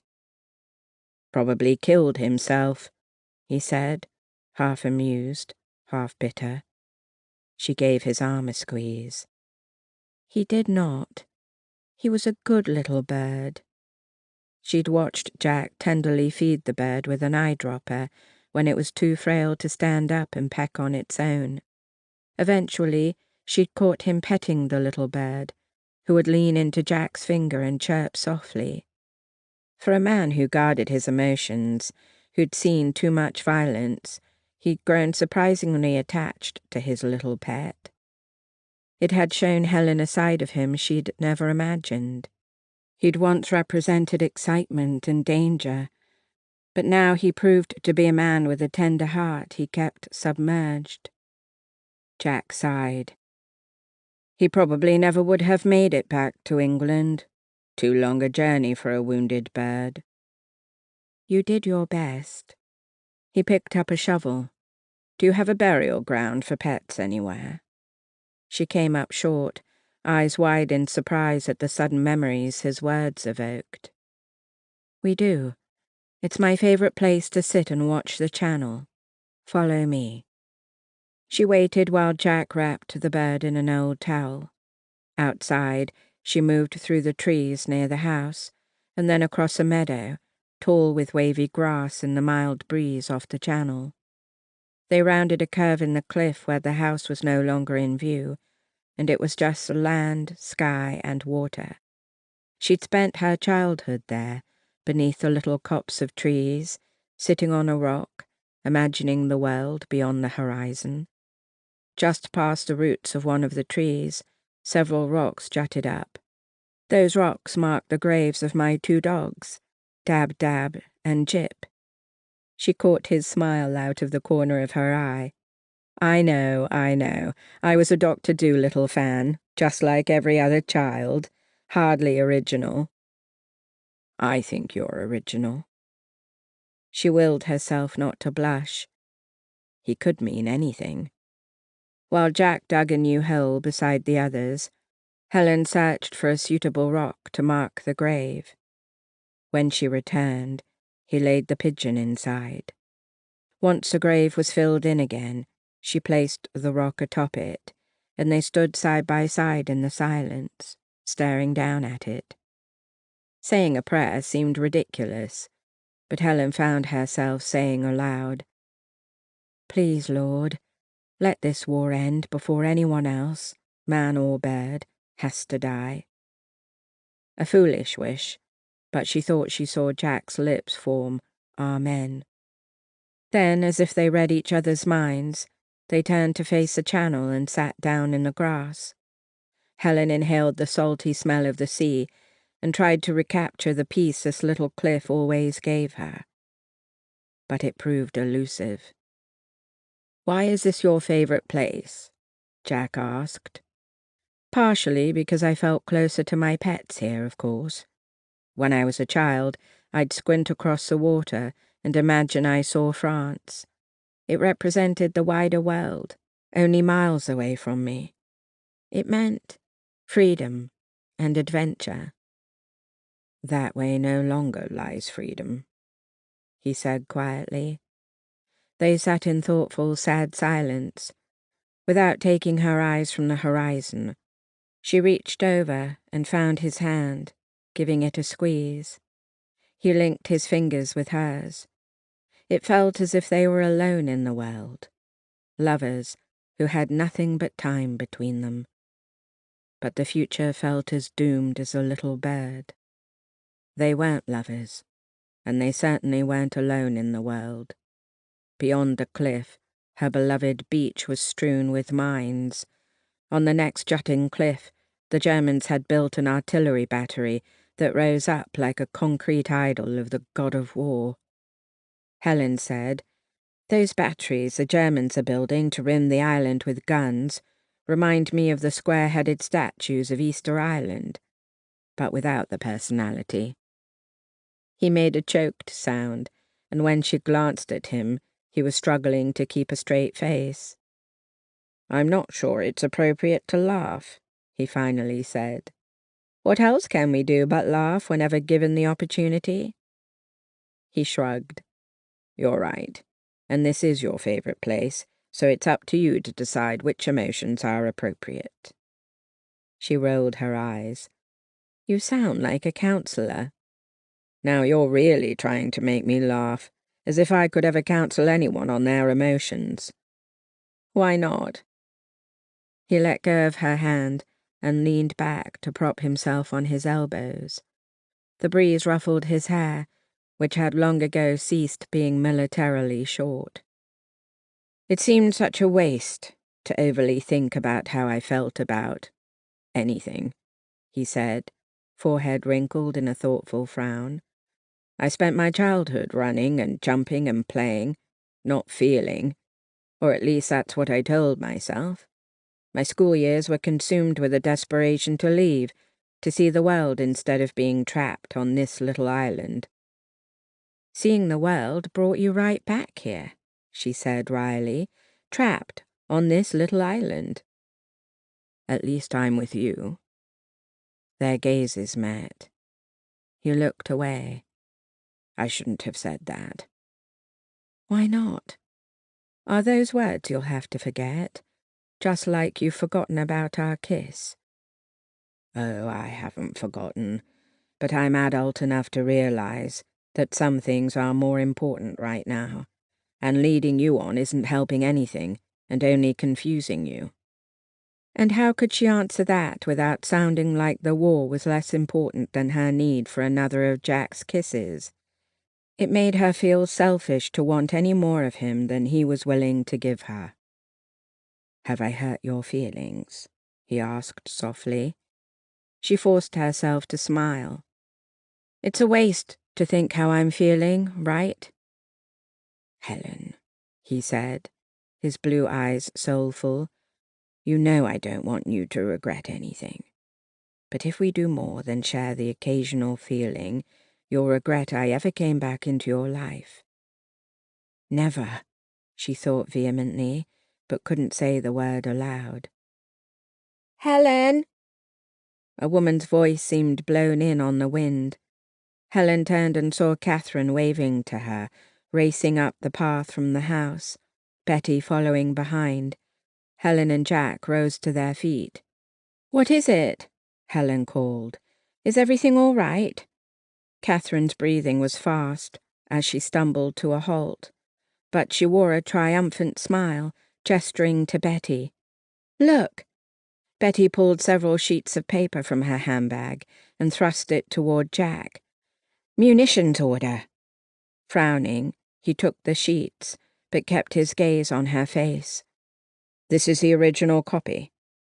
She nodded. "What if he misses it?" She shrugged. "I had little choice what to take. He was about to return." "Next time, make a copy," Jack said. "And if you can't, don't take the paper. It's not worth your life." Betty's face remained impassive, but there was an edge to her voice as she said, "I need to help." "I understand that," he said with exasperation, "but we don't want you arrested." "When the bird's ready," Betty began. "The bird died," he interrupted. "We just buried it." Catherine flinched, her expression almost comically shocked. A muscle in Betty's cheek jumped, as if she'd clenched her teeth. "I refuse to believe I did this for nothing." "You did not," Helen insisted. "We will get our information out when we can." "Tell them the rest," Catherine said. Betty rolled her eyes. "It wasn't much. I told the widows Edouard and Hewitt a few rumors about the Russells." Helen clapped her hands together. "Oh, jolly good for you." "What?" Jack said sharply. Helen sighed, feeling disgruntled with him. "This is none of your business, Jack." Betty and Catherine turned their heads toward her in wide-eyed unison. Jack frowned. "What is this about?" "It's about doing something to protect our neighbors from snakes within our midst," Helen said coolly. He rounded on Catherine. "What is she talking about?" Catherine's shoulders came up. I... "Stop trying to scare her," Helen insisted. "I'm not trying to scare anybody." But Jack's voice had grown milder. "I'm sorry, Catherine." It's all right," she said, clearing her throat and putting her shoulders back a bit. "I'm not scared. Not of you, Jack. But my neighbor made certain my house was raided. I know it, because I saw him receive a German food shipment." "Why didn't you tell me?" Jack demanded. "This is why," Helen answered crossly. "Our friends and family need to know the Russells can't be trusted, so Betty gave some hints to her customers, and I talked to fellow nurses. It's not much, but we have to do something so people don't trust collaborators." He held up both hands. "I think you ladies need to stop, right now. This is too dangerous. The type of man who conspires with the enemy in the midst of an occupation will resort to anything." No one spoke for a long minute. Hands on her hips, Helen looked out at the white-topped waves and felt a moment of self-pity. wishing desperately that her island gave her the peace it used to. 28. Chelsea. When I entered the hospital room, Grandma's eyes were closed. She looked serene, not like a woman who'd been carrying secrets her whole life. I hesitated. Maybe she needed her rest. Grandma opened one eye. "I'm not deaf. I know you're here." I smiled and leaned down to kiss her. "Hi, Grandma." "Punch up my pillow a bit, please." After I did so, she looked me over, one eyebrow arched. "Well?" I sat down on the edge of the bed. "Like you, I couldn't reach your journalist friend, Karen." "Oh dear. I was hoping my telephone calls were just missing her. I called the newspaper you thought she might be selling the story to, but they haven't heard from her either. The secretary did accidentally tell me Karen was researching a story about Guernsey during World War II. "We know that," Grandma said patiently. I rolled my eyes. Apparently, the secretary's not supposed to discuss their stories. She stopped abruptly, and then someone else got on the phone, demanding to know who I was. I hung up. "Good girl." Then I called Delilah. I thought if you were contacted about what happened on the island, perhaps Catherine had been too. I paused to heighten the suspense. It was Grandma's turn to roll her eyes. Apparently, Karen visited not long before Catherine's death. Karen told her she was researching the suicide of a key Churchill aide. Grandma's forehead began to wrinkle in a growing frown. "I know all about Mr. Riley." "Of course you do," I said dryly. "You don't forget someone who committed treason." I caught my breath. "Treason? I've been telling you his story for days now." I blinked up at her in surprise. "Well, I didn't know. His name hasn't come up." "It won't for a while yet. Do go on about Catherine." Apparently, she was getting forgetful near the end. "I did receive a repetitive letter or two," Grandma murmured, her mouth turned down with sadness. All Catherine told her daughter was that a journalist was looking for proof of a collaborator who'd been working with the Germans on Guernsey during the war. Delilah didn't take it very seriously. "What could possibly happen over 50 years later?" I asked with irony, gesturing to Grandma's broken leg. "We spoke too freely about the Russells after the war, trying to clear up so many things. Someone cared enough to write our accusations down in a local newspaper article no one paid any attention to at the time. Decades later, Karen stumbled across it. She was determined to dig for more," I said. Catherine wrote down another appointment to meet with Karen, had Delilah make her best scones, but Karen never showed up. This was only about 10 days ago. Grandma pursed her lips. "This is not good." "It's not." So I asked if Delilah knew where Karen had been staying. It was a little bed and breakfast in St. Peterport. I called, and they said she left, but never checked out. Left? Disappeared. She left behind some clothes, too. And they didn't think that suspicious. Apparently, they were too annoyed to make that connection at the height of tourist season, and with a room they could have filled. I told Delilah what I'd learned and suggested she call the police. Grandma leaned toward me. "I don't have a good feeling about this." I shook my head soberly. They'd found a body they couldn't identify floating beneath a dock. She covered her mouth, eyes wide with shock. "It was Karen," I confirmed. "The police believe it's a tragic accident." "Do you, Grandma?" She shook her head, wet her lips, and spoke softly. "Not a bit. They believe I had an accident, too. Apparently, the secret that the government had concealed for so long is not a secret any more." "What secret?"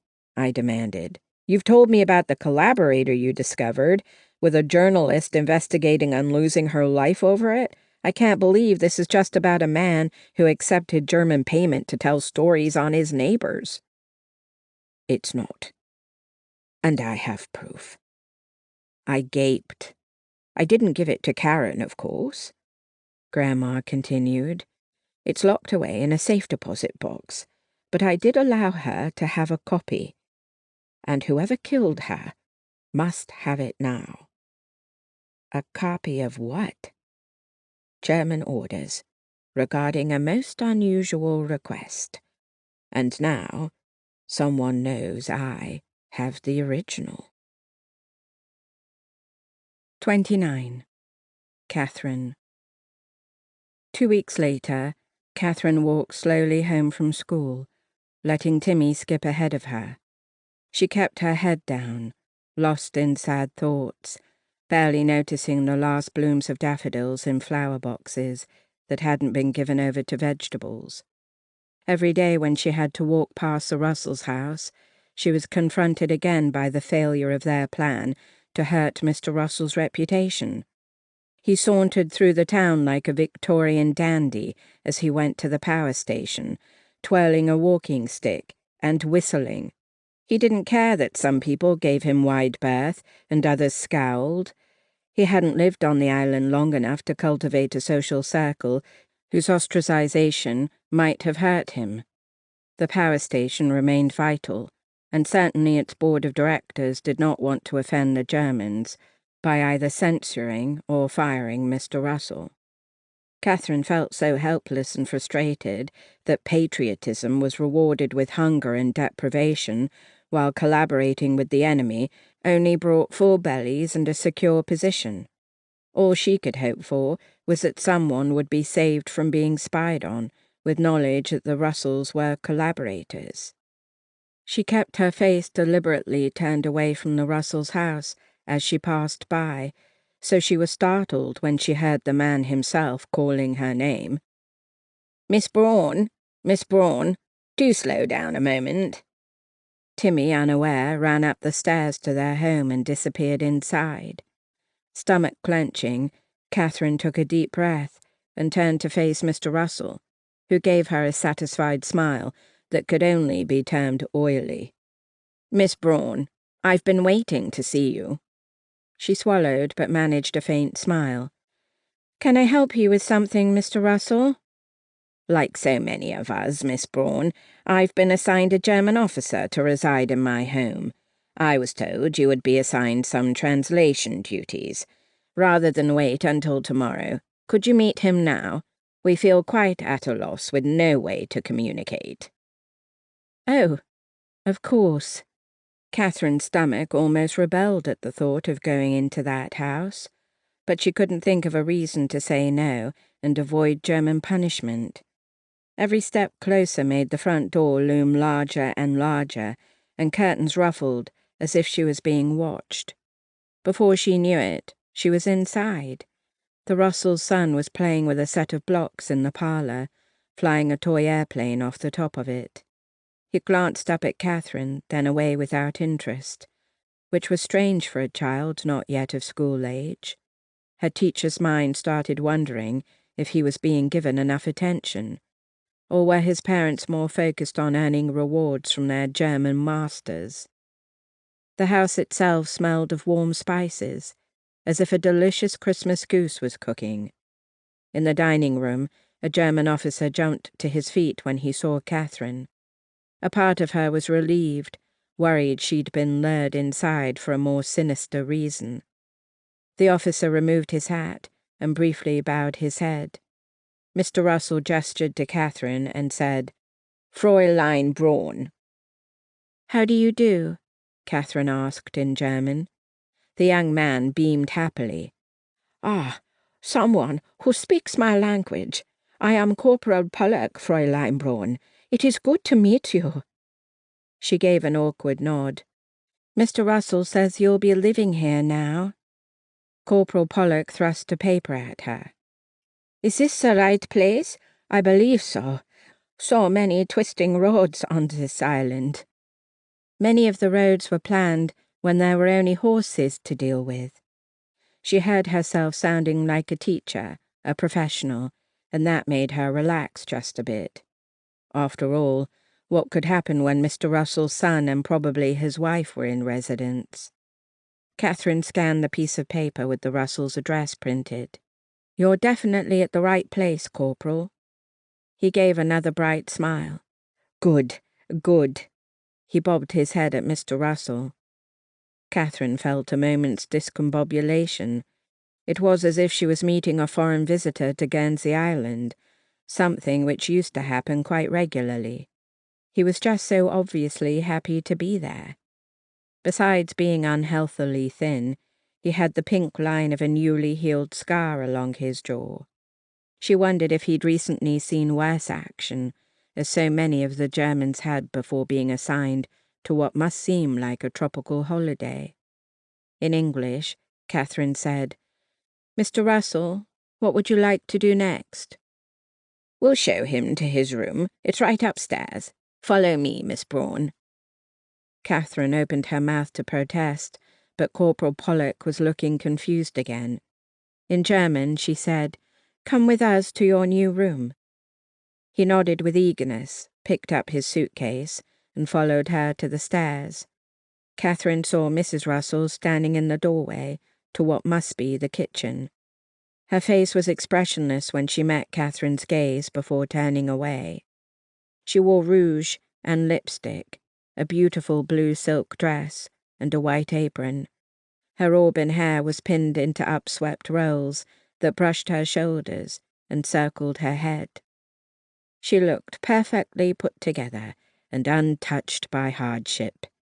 Catherine's bitterness was a knot in her stomach that made her feel somehow ashamed. Mr. Russell was waiting at the top of the stairs, and they marched in a line behind him to the end of the hall. "In here," he said, gesturing. Catherine repeated the words in German, her hands fluttering nervously as she spoke, and the corporal stepped past them. "Tell him when he's unpacked to return downstairs for dinner," Mr. Russell said. Catherine repeated it, then said in English, "If you don't need me." She started toward the stairs. Mr. Russell stepped in front of her. "Not so fast, young lady." His face wore a smile, and his tone was pleasant, perhaps in case a German visitor overheard him, but the words that emerged were far from pleasant. "I know you're the reason there are rumors about me." She stiffened and could not look away from his face. "Rumors?" she repeated stupidly. His smile widened, which made his lips thin beneath his moustache. "No one else knew about the food delivery." "I don't know what you're talking about." "Oh, I know it's not just you. It's also that jerry-bag friend of yours, and the nurse." "Did you call my friend a jerry-bag?" Catherine asked coldly. "You? So it was you, then. I did not—" "Quiet." The pleasant tone was almost comical, but she heard the menace, and then he took an angled step, forcing her to back up against the wall. "I'll scream," she said with a calmness she wasn't feeling. "Don't be silly. I'm not going to hurt you in my own house. I'm not going to hurt you at all. Not physically. But I know all the right people now, Miss Braun. There are plenty of soldiers looking for girlfriends, and you are available. I'll let them know." She frowned her confusion. "But, and then there's your family. I do believe you all count on your father's position at the airport." The terror chilled its way through her, though the house was warm with baking. She wanted to protest, but didn't have a clue what to say. "I suggest you stop the rumors and hope I don't make you suffer too much." He looked past her shoulder, and his smile became placid, as if the soldier watched.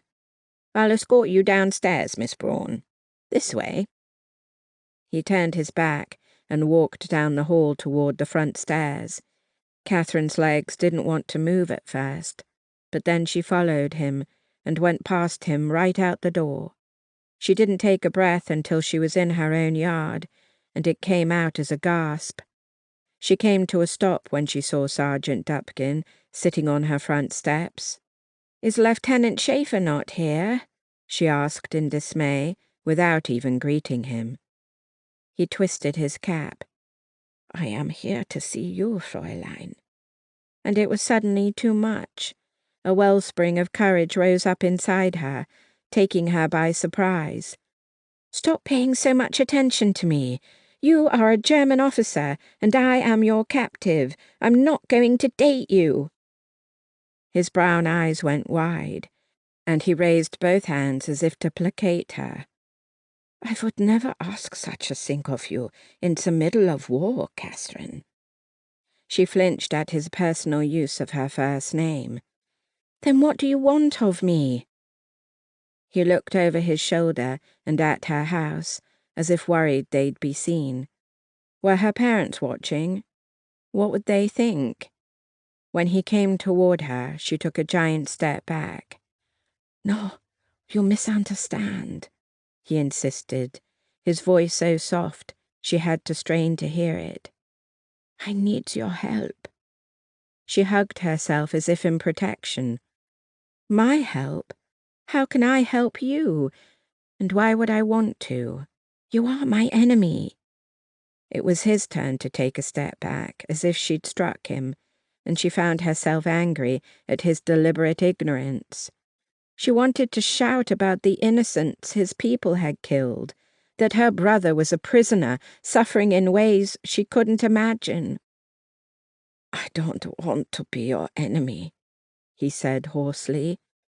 "I want to stay here, to defect. Will you help me to hide?"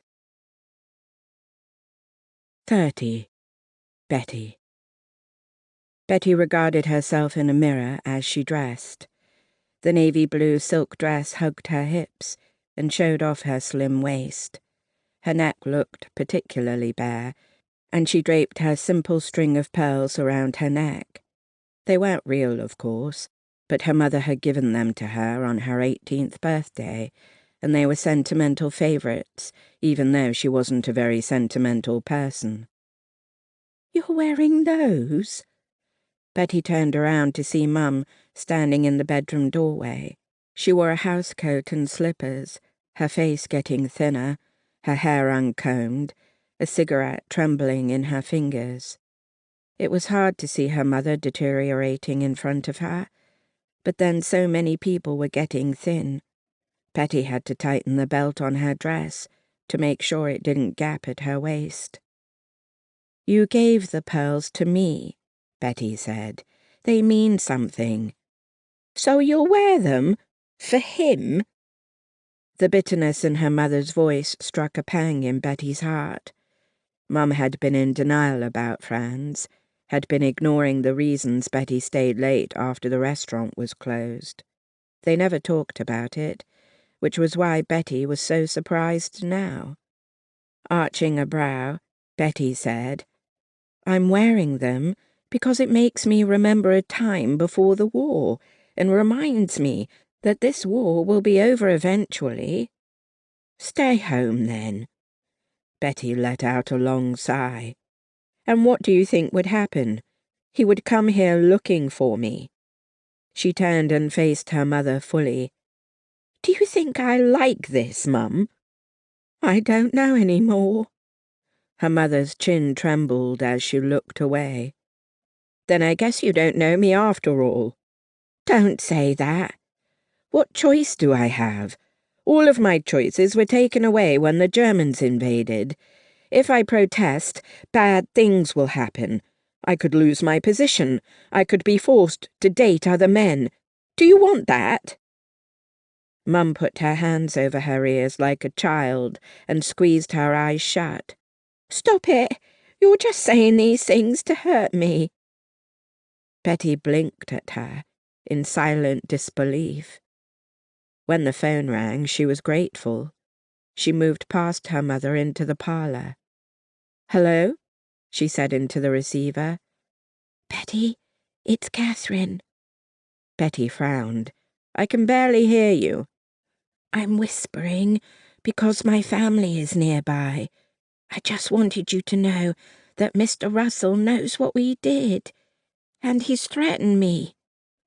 Oh, no. Betty briefly closed her eyes. What happened? "He said he'd tell soldiers we were looking for boyfriends, and he said my father could lose his job." "We'll stop spreading rumors, of course," Betty murmured. "I don't know if he cares.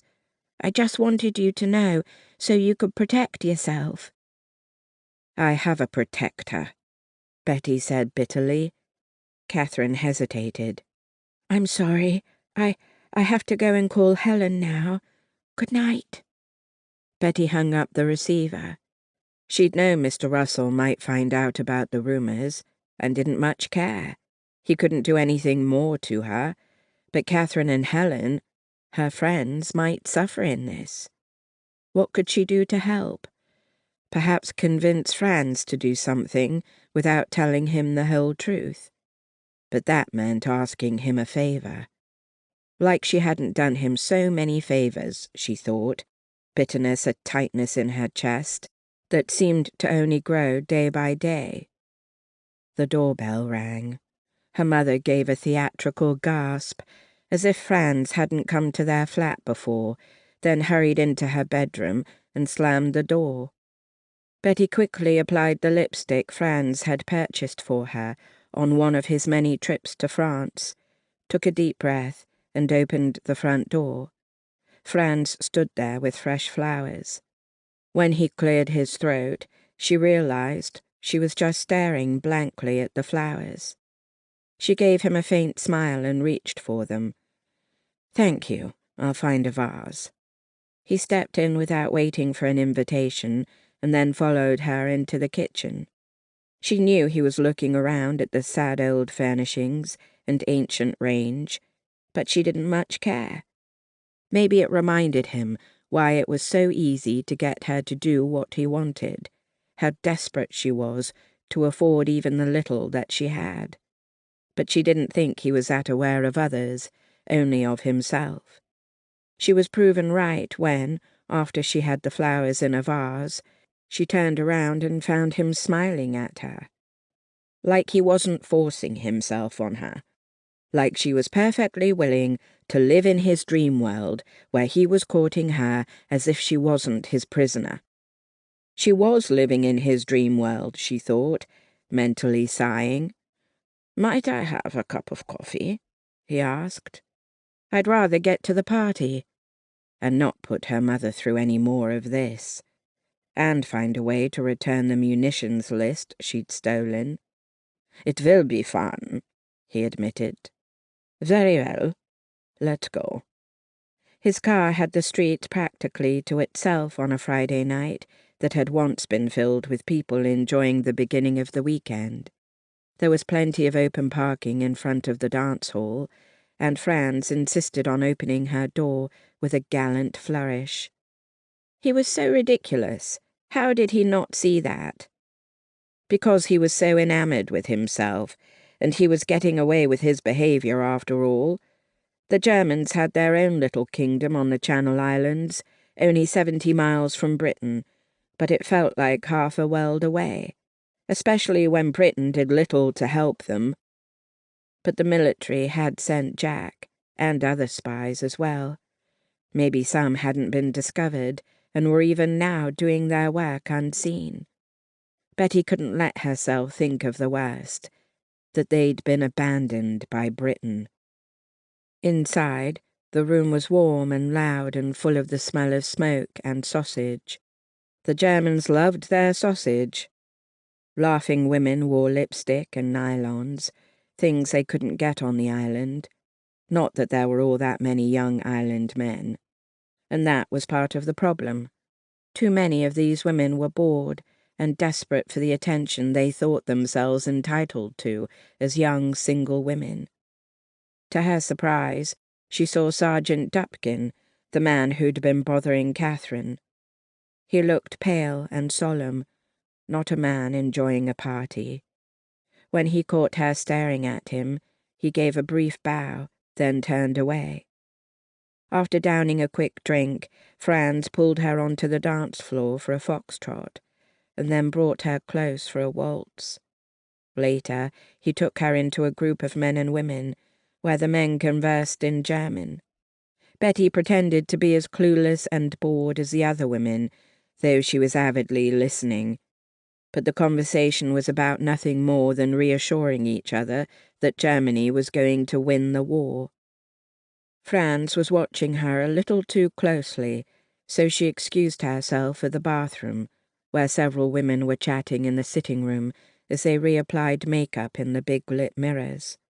One very young woman, whose name she didn't know, was silently crying, dabbing at her eyes with a handkerchief, as if desperate to protect her makeup. Betty paused beside her. "Are you all right, miss?" The girl shook her head and blew her nose. "What does it matter?" she asked with a faint thread of bitterness. "There's nothing anyone can do until the war is over, and even then—" Her voice broke, and tears spilled once more down her cheeks. Betty understood all too well. Two of the women eyed the girl with open derision and whispered something to each other before laughing. "That's enough," Betty said sharply. "We all have our reasons to be here. Mind your own business." One woman looked as if she'd respond, but the other pulled on her arm to turn her away. Betty lingered as long as she could, fussing with her hair, smoking a cigarette, while the crying girl tried to repair her makeup. They returned to the party at the same time, and the girl gave her a grateful, sad glance before reuniting with a German officer old enough to be her father. Betty didn't spot Franz at first, but she did see someone she knew. Lucy, the young girl who fancied herself in love with Lieutenant Hammaker's. She was obviously no longer pregnant, although her apple cheeks had thinned out with hunger, just like everyone else on the island. Her blonde hair was tucked into a neat coronet of braids, and she held hands with Lieutenant Hammaker's, who still looked at her like the sun rose and set in her eyes. Lucy's eyes went wide when she spotted Betty, and after saying something to her lieutenant, she practically skipped across the room. "Hello, Betty," Lucy cried, leaning forward to kiss her cheek. Surprised, Betty accepted the intimacy that didn't seem deserved, although they did belong to a very small sisterhood. "Hello, Lucy. How are you, and how is the baby?" Lucy glowed like so many new mothers. "Wonderful. Tobias comes to visit us often and is the perfect father." "That's good to hear. I was concerned that he might not take to fatherhood." Lucy chirped a laugh and waved a hand as if negating any doubts. "Everyone thought that, including my parents, but I knew better. We are planning our wedding. It won't be permitted until after the war, of course, but he will move here with us. My father has even offered him a position on the farm." Betty blinked in disbelief. She could not imagine a German, the enemy, being permitted to live on the island after the war. "If anyone can make it happen, you can." Lucy blushed. "I am very determined. You don't give up on love when it's so rarely found." She hesitated. "Do you love the captain?" Betty didn't bother hesitating. "No." Lucy's smile faded. "I'm sorry to hear that. Being with a man must be very sad when there is no love." Betty didn't let herself think about what life would have been like if she'd found a man to love before the war. She spotted Franz. "I have to go." Lucy squeezed Betty's arm gently. "Good luck." Betty turned away, then frowned as she examined Franz's conversation partner, who seemed so familiar. He wasn't wearing a uniform and was in his 30s, with a moustache, and hair polished with pomade. He and Franz were talking with their heads close together, their expressions serious. Franz made a gesture with his hand, his cigarette flaring. And then Betty had a moment of clarity. The man was Mr. Russell, Catherine's neighbour, the collaborator. Betty moved back along the wall, as if heading toward the refreshment table, all the while keeping Franz and Mr. Russell under surveillance. Mr. Russell's eyes were narrowed in a frown. Could he be discussing the rumours about him? But why would he do that with Franz, who worked in munitions, rather than with the locals? She was thinking she should wait for Mr. Russell to leave, but after she had some punch and sipped it slowly, she saw Franz looking around the room with some distraction. He must be searching for her. Resigned, she let herself be spotted and lifted the glass to him, silently asking if he wanted something to drink. He shook his head and gestured with his chin for her to approach. Walking toward them at an unhurried pace, she felt the stares she always received, some admiring, some envious. But in this room, at least no one was disdainful, she thought with irony.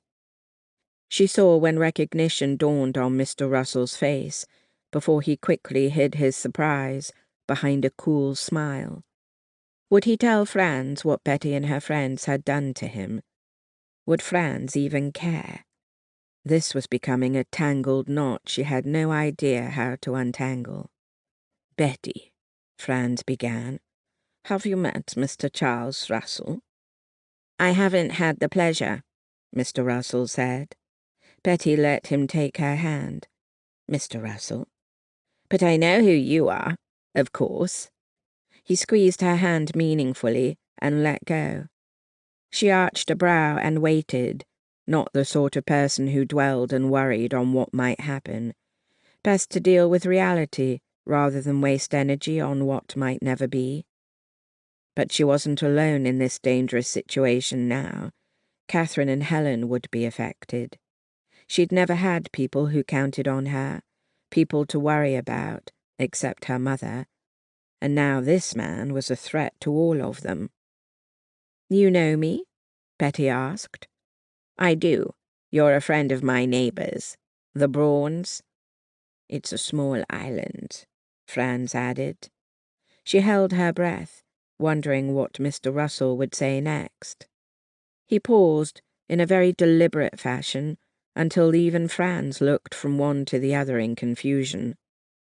"How do the two of you know each other?" Mr. Russell asked.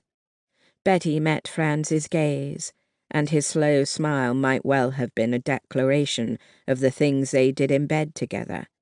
It took everything in her not to blush, but to simply regard him coolly. "Ah," Mr. Russell said with a nod. "We have a special friendship." Franz took her hand. Showing her off, Betty thought.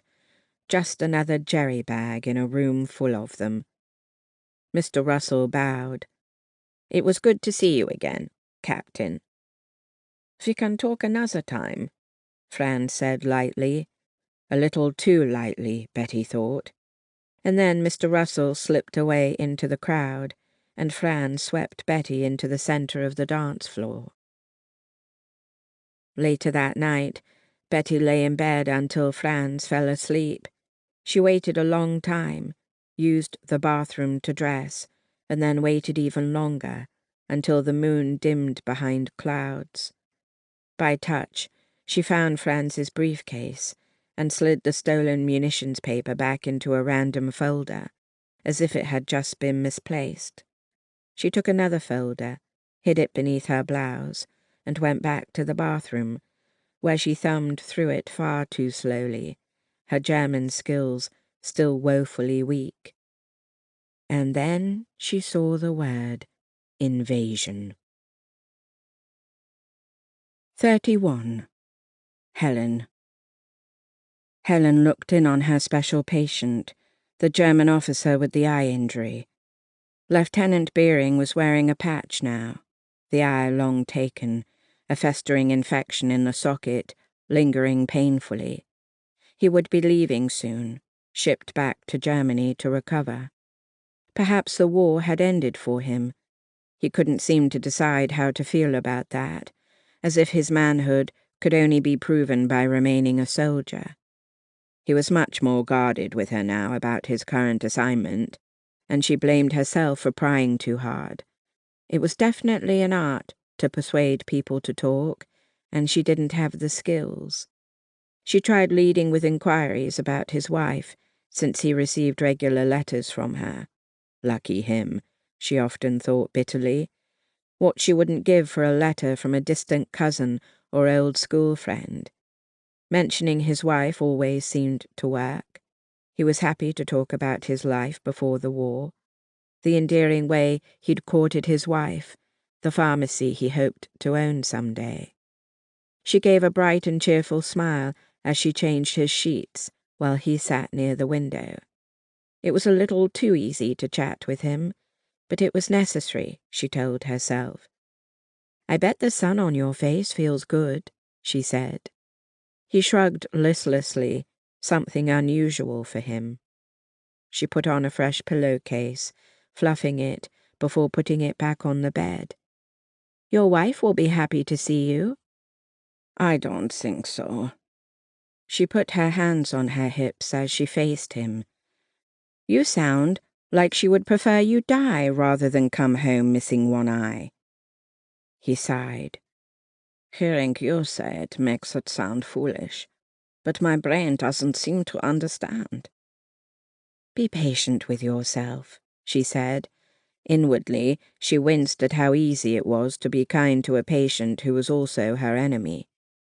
"You've been through a trauma that your brain is still dealing with, and you know that your wife will be thrilled to have you home. Otherwise, you're saying she doesn't love you." Lieutenant Beering looked startled. "We love each other very much." "See?" she teased. His lips turned up at the corners, and she decided to press the advantage. "Will you tell her how it happened?" He looked back out the window. "I don't know." "So you haven't written to her about it?" "No."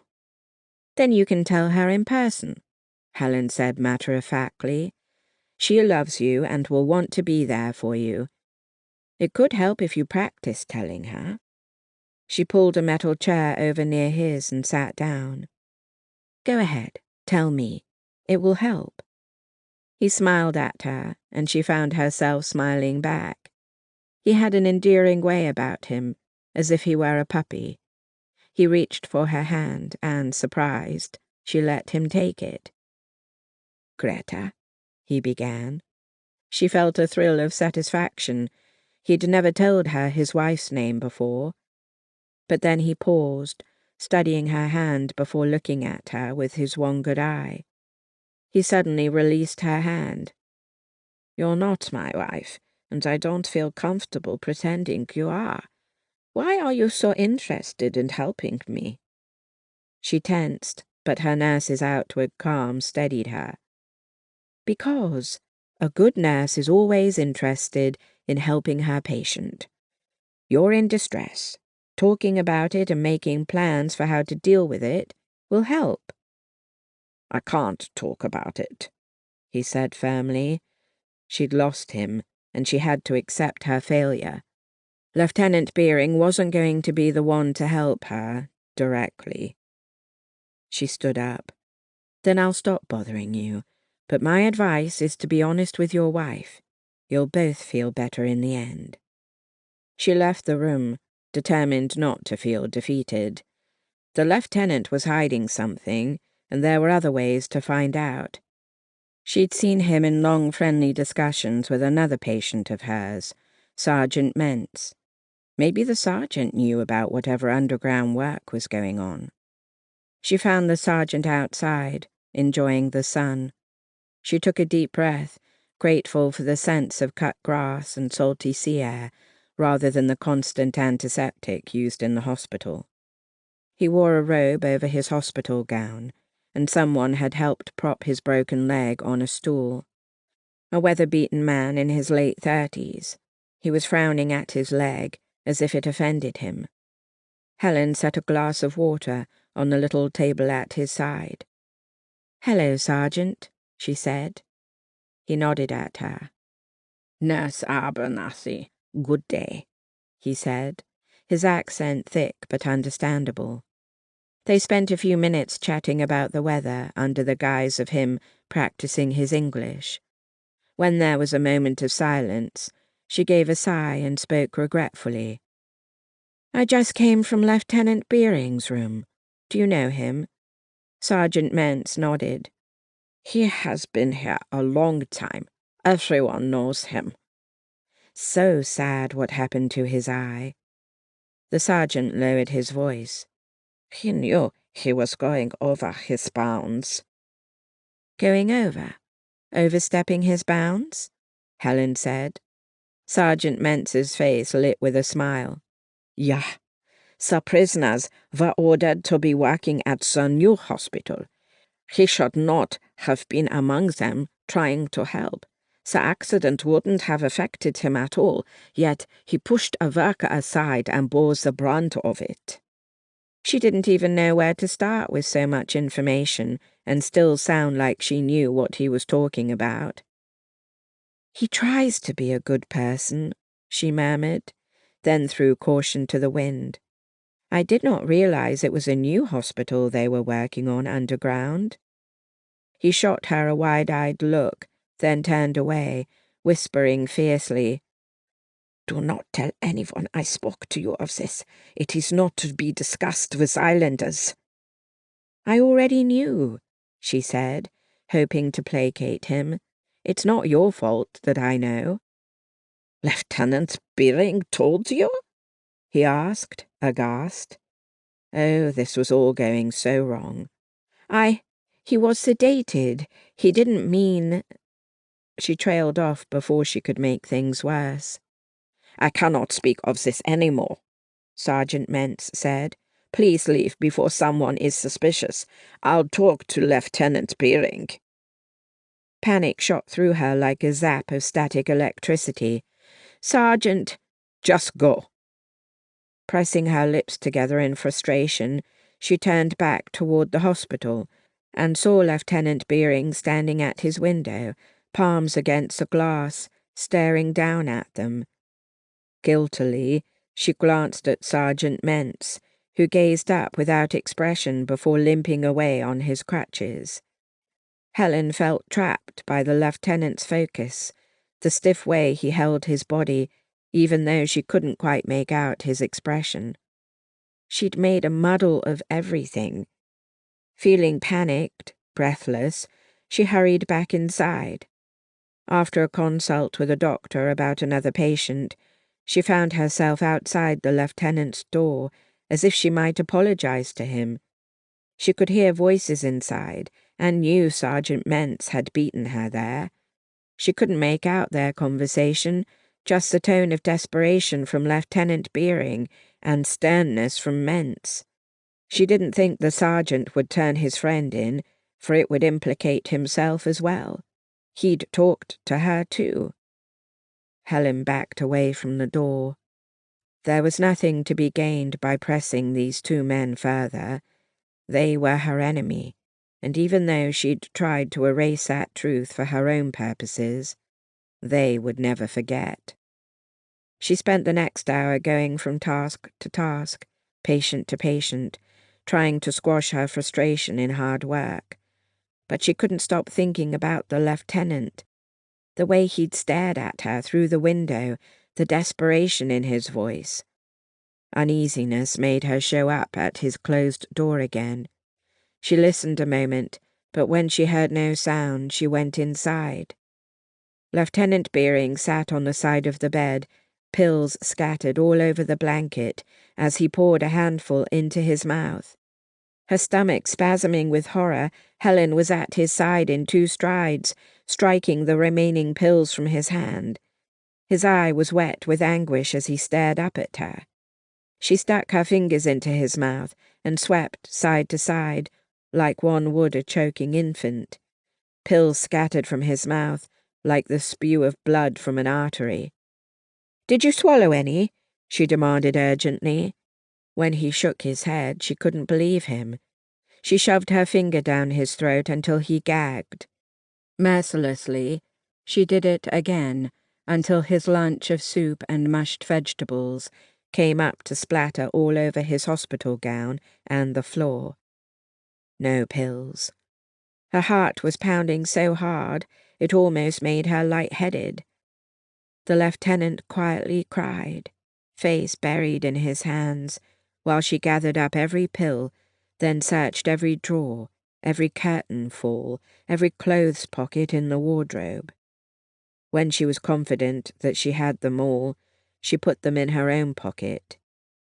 Gently, she helped him change his clothes, then guided him to sit beside the sunny window while she cleaned his bed and the floor.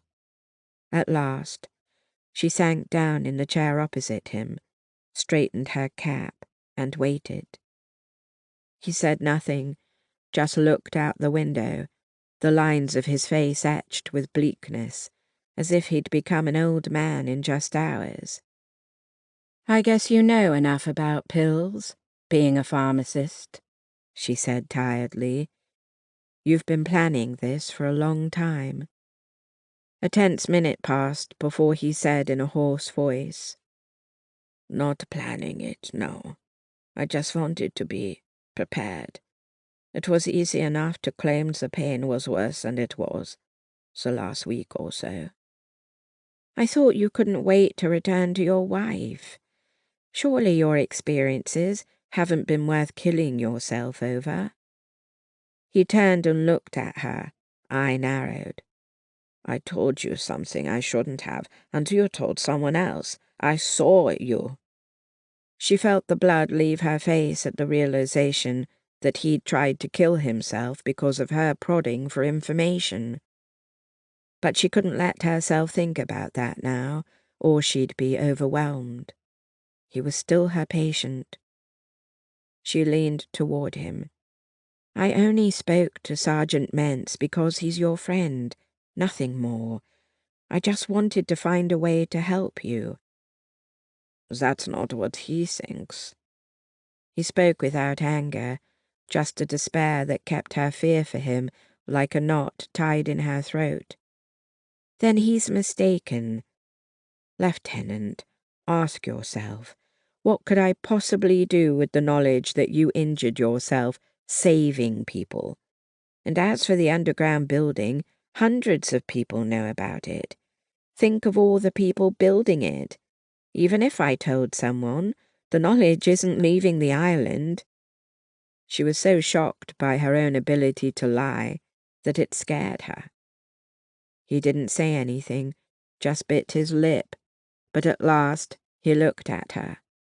She kept her expression as calm and kind as she could, honed by several years of nursing dying patients who needed to believe they could fight and live. Then he started to shake. She guessed that he felt overwhelmed by how near death he'd come, at his own hand. "Promise me you won't do this again," she said, leaning forward to put a hand on his arm. "It isn't worth it. You're going home. The war is over for you." His head drooped forward as he nodded a few times. "And Greta is waiting," she whispered. He lifted his head and gave her the ghost of a smile. The door suddenly opened, and her friend Bridget ducked her head through. "Helen, can I speak to you in the hall?" Helen blinked in confusion as she came back to the world outside this room where tragedy had almost struck. A tragedy she'd almost caused. She cleared her throat. "I'll be right with you, Bridget." When Bridget retreated, Helen looked back at the lieutenant. The colour had come back into his face, and his breathing had slowed. She couldn't stay here and watch him for the rest of the day. She went to his bed table and handed him the photo of his wife. "Remember your bride, Lieutenant. Family is truly what we live for." He nodded, and his smile seemed a bit less tortured. I'll check in on you tomorrow. He caught her hand as she turned away. Don't tell anyone how foolish I was, he said, low and urgent. They'll never leave me alone. She studied him with narrowed eyes. Very well, but I'm trusting you. He slumped back with a deep sigh. Thank you. He had trusted her, and she'd betrayed him. This was war, she told herself. But it was like two parts of her were fighting over her soul. When Helen reached the hall, Bridget was tapping her foot, obviously anxious to start her next task. Helen, there's a man to see you. He's waiting at the front steps and said he doesn't have time to come in. Do you know who it is? Helen asked, untying her apron and laying it over a nearby chair. I think he works at the chemist's. Helen inhaled swiftly, even as she gave a casual nod as she moved past Bridget. At the front steps, she found Mr. Garnier, his cap in his hand, as he regarded her with penetrating eyes. Mr. Garnier, she said coolly. It was hard to forget that he'd said he wouldn't trust someone who associated with a jerry bag. Can you walk with me a spell? He asked. When she hesitated, he added, Please. She nodded and moved with him onto the lawn, away from the hospital. What can I do for you, Mr. Garnier? I need a favor. She arched a brow. He said, I heard that you and your friends tried to reveal the collaborator. It was bravely done. It was not an apology, but almost as good. Our attempt proved fruitless, she said with faint bitterness. None of us know the long-term results. She shrugged and rubbed her arms against the cool breeze blowing off the channel. What kind of favor are you asking? She repeated. He looked over his shoulder, as if judging the distance back to the hospital. I need you to deliver the news leaf tonight, just tonight. She caught her breath, even as she glanced at him in surprise. Me? He winced. I'm not one to risk a lady if I don't have to, but people depend on us. And my regular who delivers out your way is detained. He didn't volunteer any more information, and she knew better than to ask. It's just tonight, he repeated. You know I'll help whenever you need me to. He grimaced. War is no business for ladies. I work in a hospital, she said sharply. I see more of war than you ever will. He eyed her narrowly, but finally gave a reluctant nod. I keep underestimating you. Hopefully you'll think twice before doing that with all the ladies in your life. Mr. Garnier harumphed. Helen thought he might be married, or if not, he was at least someone's son. Come to the chemist's at dusk, he said. I'll give you the packet and tell you your stops. I don't want to do it here. Too many Germans. Helen nodded. I'll be there soon. After her hospital shift, she met Mr. Garnier behind the chemist's, as if they were spies. Maybe not spies exactly, but she was doing something illegal, something that could get her arrested and sent to Germany. She tried not to think about that. He gave her a large envelope, which she placed in her bicycle basket. He looked at it dubiously. People will see it. And what will they think? I'm wearing a nurse's uniform, riding home at dusk. They see me do this every day, and it's my risk to take. Is the list of homes in there? He nodded, and she unclasped the envelope to look. He pushed it down in the basket. Not here. We're in the alley. Wait until you're away from town. She glanced up at the sky. I don't have much daylight left. Then go quickly. He started to leave. Mr. Garnier, thank you, she said quietly. Turning back to her, he frowned. "You're thanking me for asking you to do something that could get you arrested." "I'm thanking you for giving me a purpose. I've spent too much time trying to do something for the war effort and feeling like nothing ever works out." She thought of Lieutenant Beering and suppressed it immediately. She couldn't consider her culpability now. "You've revealed a collaborator, and now you'll help people get news of the outside world. You've done your part. Stop trying to do more." She watched as he went back inside and shut the door firmly. Then, looking at her basket with determination, she started pedaling. Outside town, she stopped on the side of the road and opened the envelope, shooting a guilty look over her shoulder. No cars were coming. The only people with cars were Germans, after all, and why come out into the countryside in the evening? There were 10 houses on her list, and she knew almost every single occupant. But she didn't want them to know what she was doing. The less people who knew, the less who could talk. She would have gone home to wait for nightfall, but Jack was there, and he would question why she was going out after dark. Better to explain later. Where the road travelled along the cliff, she found a perch to admire the view for an hour, until dusk melted into a dark greyness, when she headed off on her bicycle again. At the first house, she left her bicycle in the grass near the road and crept silently across the lawn. A dog barked in the distance, and she stiffened, but nothing happened.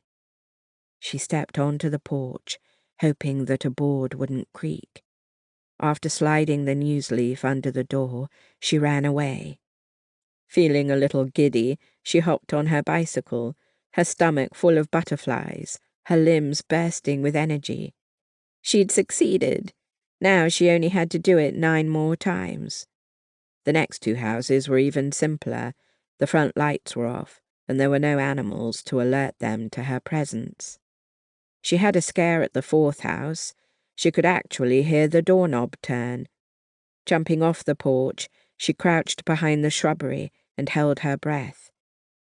These people wanted the news leaf. What would it hurt if they accidentally found out who delivered it? No. There was a reason all the spy movies made clear you only revealed what you had to. After another house, she turned onto her own road, which ran another half a mile toward her cottage on the cliff. Every home was familiar to her. It made creeping up the lawn easier, but she still didn't want her neighbours to know her identity, in case some were looking for a person to turn into the Germans. She had to stop being so paranoid. Not everyone was a collaborator like the Russells. She refused to believe the worst about neighbours she'd known her whole life. She was so focused on her disdain for the Russells that she was far too reckless going up the next drive. Wilbur, the Fentons' herding dog, rushed at her out of the darkness, and she gasped loudly in surprise. He only jumped up on her chest to lick her face, but he interspersed that with joyful barks. "Shh! Shh! Down, boy," she whispered, pushing him away. It was all part of the game to him. The back veranda light was on, but not the front. If she could just get up on the porch and... The light came on, and the door opened. Helen was frozen in place, Wilbur darting excitedly up and down the steps between her and his master. She stiffened when she saw that it wasn't his master, but a stranger with short grey hair and a scruffy beard. "Who are you?" he asked gruffly. She opened her mouth, but just then Wilbur pounced, driving her back a couple steps. "Wilbur, down," she and the stranger said together. To Helen's relief, Mrs. Fenton came to stand beside the stranger. She was a widow in her 60s, whose daughter Helen used to play with before the girl grew up and moved to the mainland. Helen had called on Mrs. Fenton every so often, checking up on her, but the woman was taking the occupation in stride. She'd lost her husband during the Great War and had always had a strength about her. "Helen, is that you?" she asked curiously, eyes narrowed as she tried to see beyond the porch light into the darkness. Helen was glad the news leaf was tucked into her sweater pocket. "Hello, Mrs. Fenton. I found Wilbur on the road and wanted to bring him back." She was surprised at how friendly and normal she sounded, and how easily the lie had tumbled out of her mouth. Mrs. Fenton stepped out onto the porch. "Helen, dear, how very kind of you. You know how Wilbur loves to roam. I should be careful. There are so few dogs left on the island. I know some people sent theirs to roam free on Sark because they couldn't take care of them, but I could never do that to Wilbur." The man grumbled something under his breath, frowning at the dog. "Ignore my brother." Mrs. Fenton smiled as she elbowed the man. "He's a curmudgeon. I can't believe he came to visit me from the other side of the island." Spoken as if that was hundreds of miles away, instead of 9 at the most. "That's kind of him," Helen said. "I won't keep you from your dinner."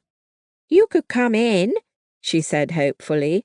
"We're long done with dinner."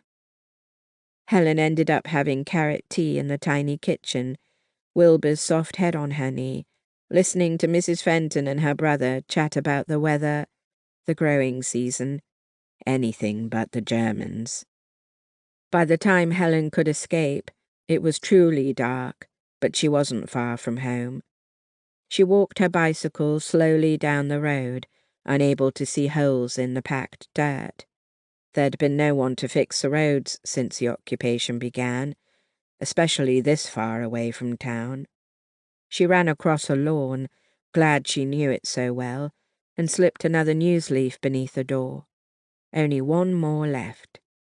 The final lawn was long and dark, leading to the house, but the front porch light was on, and she was just trying to decide the best approach angle when someone grabbed her from behind. 32. Helen. The shock of being dragged up against a tall man's body with an arm around her waist almost caused Helen to scream, but a hand covered her mouth before she could. Fear shot through her, and she started to struggle. "Helen, it's me," whispered an urgent voice in her ear. "Jack." She went totally still. "Don't say anything." He released her mouth, and she turned toward him. His face was shadowed, but his narrowed eyes gleamed down at her. She opened her mouth to whisper, but he shook his head, pointing toward the patch of woods off the side of the road and gesturing for her to follow him. She didn't know what was going on, but she trailed behind him, leading her bicycle. After laying it on the ground in the brush, she slid between 2 trees and found Jack crouching down in a very small space. There wasn't much room, but she hunkered down, their shoulders brushing. "What's going on?" she whispered. "Besides you not coming home, I come looking for you and find you creeping onto people's lawns." Then he held a finger to his lips and peered out between the trees toward the road. "Jack." He put his lips against her ear, causing a shiver, and said very softly, "I'm following someone, and he's getting closer. We can't get caught." She nodded, but her excitement, already heightened, surged even higher. She waited a few minutes, staring at the road just as Jack was, but nothing seemed to be happening. "Who is this person?" she whispered. She couldn't see the expression on his face, but she imagined he was irritated by her questions. But he answered, "A German soldier. I was trying to stay ahead of him and see where he went, so I was crossing lawns and staying near trees. He should be coming around the bend soon." As if Jack's words conjured him, Helen saw the outline of a man gradually appear in the near darkness. He carried an electric torch, but of course, Why would a German soldier fear being seen? Helen held her breath as he walked by. He moved with purpose, as if he knew exactly where he was going. When the soldier was past them, Jack whispered, "I'll take you home and keep following him." "And risk losing him? No, I'm coming. I know how to be quiet." He hesitated, and she thought he might be about to protest, but she heard him sigh. "Stay close, and stay on lawns to avoid stepping on twigs." The moon was only half full, riding low in the sky, as they crept from lawn to lawn, ducking beside half walls or sliding behind trees. She didn't try to see the soldier, knowing Jack wouldn't lose him. At least 100 yards down the road, Jack halted. From between the trees, Helen could see the German as he turned up a drive and switched off his torch. "Do you know these people?" Jack whispered. "Not well. They didn't have children, which meant I didn't play at their house." There was a faint light in the front window, and the German soldier stood near it, head cocked. Was he listening to a conversation? Or listening for an illegal radio? Helen prayed her neighbor wasn't about to get in trouble. The German suddenly vaulted onto the porch and pounded on the door. Helen gasped, and Jack put a hand on her arm. "Do something," she hissed, even as she realized he couldn't, not without revealing himself. The front door opened and the soldier barged in. "Wait here," Jack ordered, then sprinted up the lawn. She saw him slide into the shadows beneath the window, even as she crouched in the shrubbery. The German came out a few minutes later and marched down the road with something in his arms. Helen held her breath while he went past, feeling like his evil nature wafted over her. He had no problem terrorizing defenseless people. Jack reappeared beside her. "Are we going to follow him?" she asked softly. "No, let's go home." He sounded stern, and she imagined he was going to have something to say to her, but she didn't care. He'd called her cottage home. She forced herself to stay focused as she said, "But I have to finish—" "Delivering the news leaf," he interrupted sarcastically. "You know?" "I saw. Anyone could have seen you." "But only you did," she said smugly. "Helen." "I have one more left to do, and my bicycle is there." "Helen!" He hissed her name, but she ignored him. She kept expecting him to stop her as she hurried back the way they'd come, keeping off the road. Her eyes were used to the dark, and it only took her a few minutes to see the gleam of her bicycle lying on its side in high grass, but she went past it. The front windows of the final house on her list were now dark, so she slipped the news leaf easily under the door. Back near the road, she found Jack with her bicycle. When he saw her coming, he turned and headed for her cottage. She didn't bother to keep up, letting him have his moment of pique. After he put her bicycle in the garage, they met up again at the back door, but he didn't speak. Inside, she closed the door and leaned against it as he turned on a light. "Are you going to be quiet all night?" she asked. He paused, head bent near the lamp. She could see the tension in his shoulders, the spasm in his cheek muscles as he gritted his teeth. She should feel uneasy, contrite, when instead she felt alive. At last he turned around and folded his arms across his chest. "How did you come to play a part in this?" "They needed me," she began, and then the whole story spilled out. He gestured toward her. "Look how you're dressed. I could see you from a distance." She glanced down at her light blue dress and dark stockings, then chuckled. "It's not as if I have my white apron on, and these people want the news leaf. You're taking this too lightly." Her smile faded as she approached him. "I am not. I know the risks, and it's exhilarating." He arched a brow. War is not exhilarating. She stopped right in front of Jack and looked up into his eyes. But doing my own small part for the war effort is.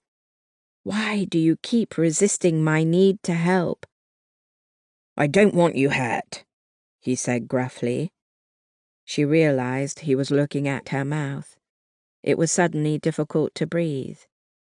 He added, and I'm not resisting you much at all. She put her arms around his neck.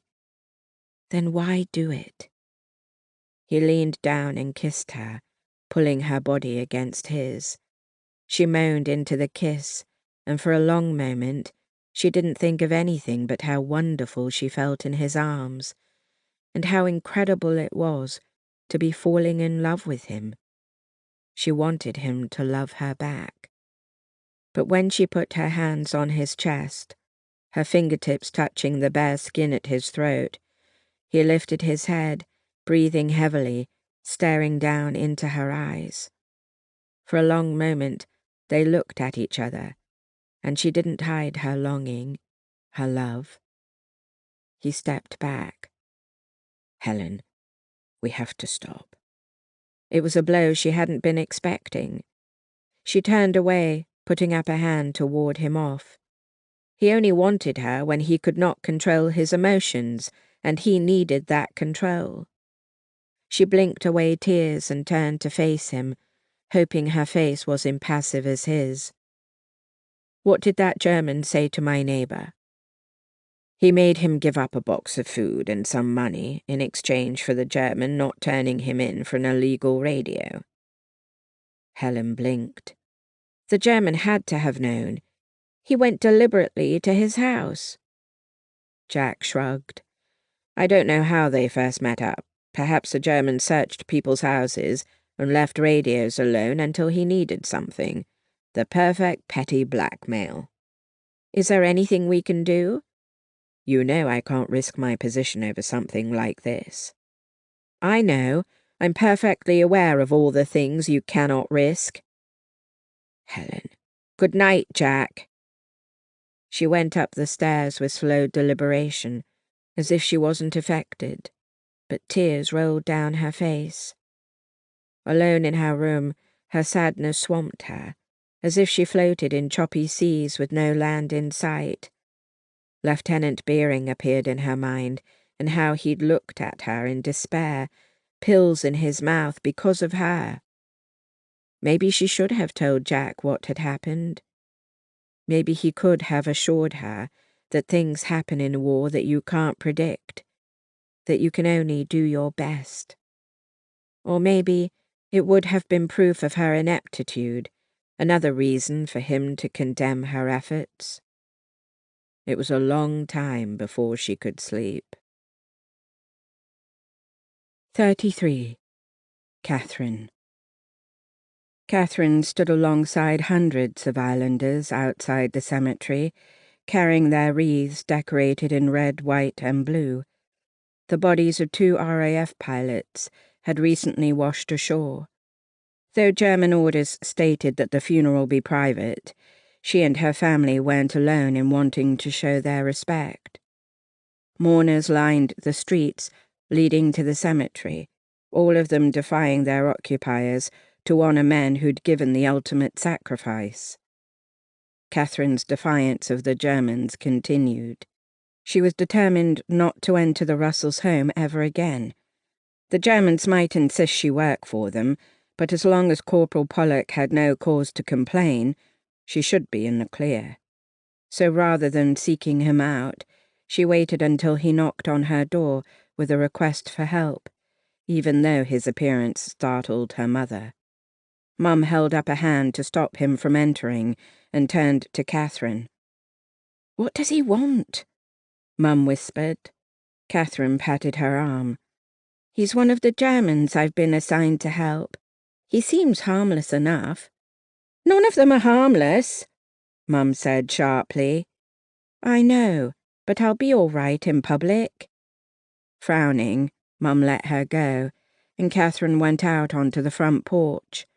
Corporal Pollock was waiting at the bottom of the stairs, their gazes levelled, and he gave her his puppy-dog grin. Catherine wasn't fooled for a minute. He was the enemy.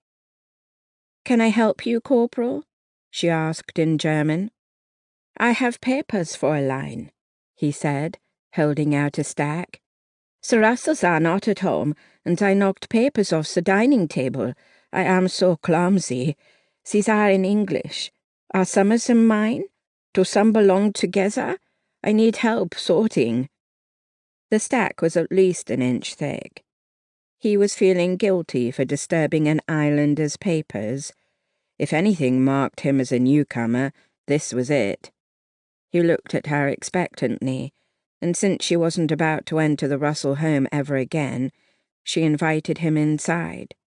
Her mother was waiting in the hall, nervous but composed, as she twisted her hands together. "Mum, this is Corporal Pollock," she said in German. "Corporal Pollock, this is my mother, Frau Braun." Mum said in formal tones, "Pleased to meet you." "You speak my language," he said in delight. His big smile faded when she didn't return it. "My grandparents taught my parents, who taught me," Mum said. "And you taught your daughter. Thank you. She has helped me tremendously." Mum nodded and gave Catherine a narrow-eyed look. "We need the table to sort papers," Catherine said. "It shouldn't take long." Catherine led the way into the dining room and set Corporal Pollock's messy stack on the table. "Let's spread them out and turn them right side up at least." He knew enough to be able to help that small bit. Soon Catherine was gathering together household lists about cleaning and cooking and taking care of their son, and even one with places to travel. My, how ambitious the Russells were, she thought with bitterness. There were many letters addressed to people in Europe, as if the Russells were able to get their mail off the island. She glanced through each one of them, conscious of Corporal Pollock standing with his hat in his hand. "Do sit down," she said. He did so, and continued to watch her with interest and relief. Would he tell Mr. Russell that Catherine had read every single paper, even though she really hadn't? She hoped the corporal would want to hide his clumsiness as much as possible and say nothing. She couldn't let herself take too long, but she felt eager, curious, aware that she was seeing into the private life of a man who was a traitor. And then the contents of one paper rewarded her for her thoroughness, and her breath left her lungs in a gasp that she quickly covered with a cough. Corporal Pollock looked around as if for water, but she waved his concern away. "It's nothing," she insisted. "I'm almost done." She read through the paper a second time, while her heart pounded and her fingers trembled. She controlled herself by straightening all the piles of paper and telling Corporal Pollock how to keep everything separated. She found a bill addressed to him from a tailor. He blushed. "I bought trousers for my father. Such fine quality, and back home." He trailed off, and while he looked away with embarrassment, Catherine quickly slipped the Russell note into her skirt pocket. After the German had gone, she stood frozen in the dining room, her hand on her pocket, her mind racing.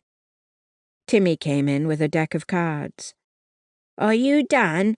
Mum and I are going to play. Do you want to join us?" Catherine didn't even know how to answer. Her mother arrived next, searching her face worriedly, then putting on a smile for Timmy. "Catherine, say you'll join us," he pleaded. Mum glanced at her again, and Catherine realized everything that was at stake. She should destroy the letter, pretend she never saw it.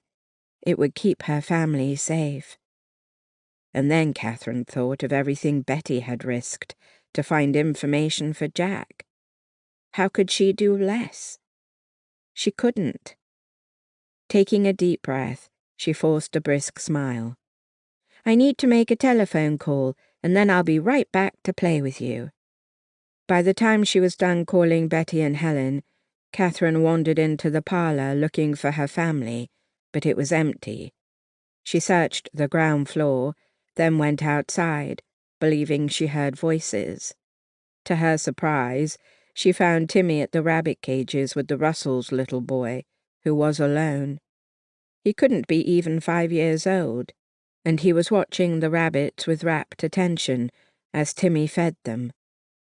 "Hello," Catherine said brightly, but cast a curious glance at her brother. Timmy shrugged. "I found him here. He didn't want to go home, and I didn't think I should leave him to fetch his mum." "Willie!" came a frantic shout, as if on cue. Willie didn't stir. Catherine walked around the side of the house until the Russell home came into view. She saw Mrs. Russell emerging from their gazebo, her face full of fear. "Mrs. Russell, Willie decided to come see our rabbits," Catherine called. "He's fine." She saw the woman's shoulders sag, as if she'd begun to fear the worst. Then she marched to the gate separating their properties and came through. Catherine smiled politely as she approached, but the woman just swept past her with determination. Bemused, Catherine followed her to the rabbit cages in the garden. "Willie," Mrs. Russell said firmly. He didn't look up from where he was petting the rabbit Timmy held. Mrs. Russell turned back to Catherine. "How dare you bring him here without telling me?" Catherine stiffened. "You're mistaken. Willie arrived alone. You're lucky Timmy found him before he wandered somewhere else." Mrs. Russell pressed her lips in a narrow line, then turned back to her son. "Willie, it's time to leave." "He's teaching me about bunnies," Willie said, a whine in his voice. "This is Timmy," Catherine said to the boy, "and I'm Miss Braun, a teacher at school. Perhaps you'll be in my grade some day." "Willie," Mrs. Russell began. "Mum, no," Willie cried, stepping closer to the cages. "I don't mind showing him the rabbits," Timmy said. "Only for a minute," Mrs. Russell said with a heavy sigh. She didn't meet Catherine's eyes, but Catherine wasn't about to leave the woman alone with her brother. She didn't know what Mrs. Russell knew about her husband's collaboration, but she wasn't a very pleasant person. Helen and Betty arrived after dinner, exchanged pleasantries with Catherine's family, and then the 3 young women retreated to the garden. Catherine chatted about school, while Helen and Betty frowned at her and barely kept up their part of the conversation. Betty smoked. "What is going on?" Helen finally whispered, still smiling. Betty folded her arms across her chest. "I can't believe you needed us so quickly to talk about school." "No, I didn't, but I wanted to make sure no one followed us out here." Catherine took a deep breath and then explained what had happened with Corporal Pollock and how she'd found the note. "What did the note say?" Helen asked eagerly. Catherine looked at Betty.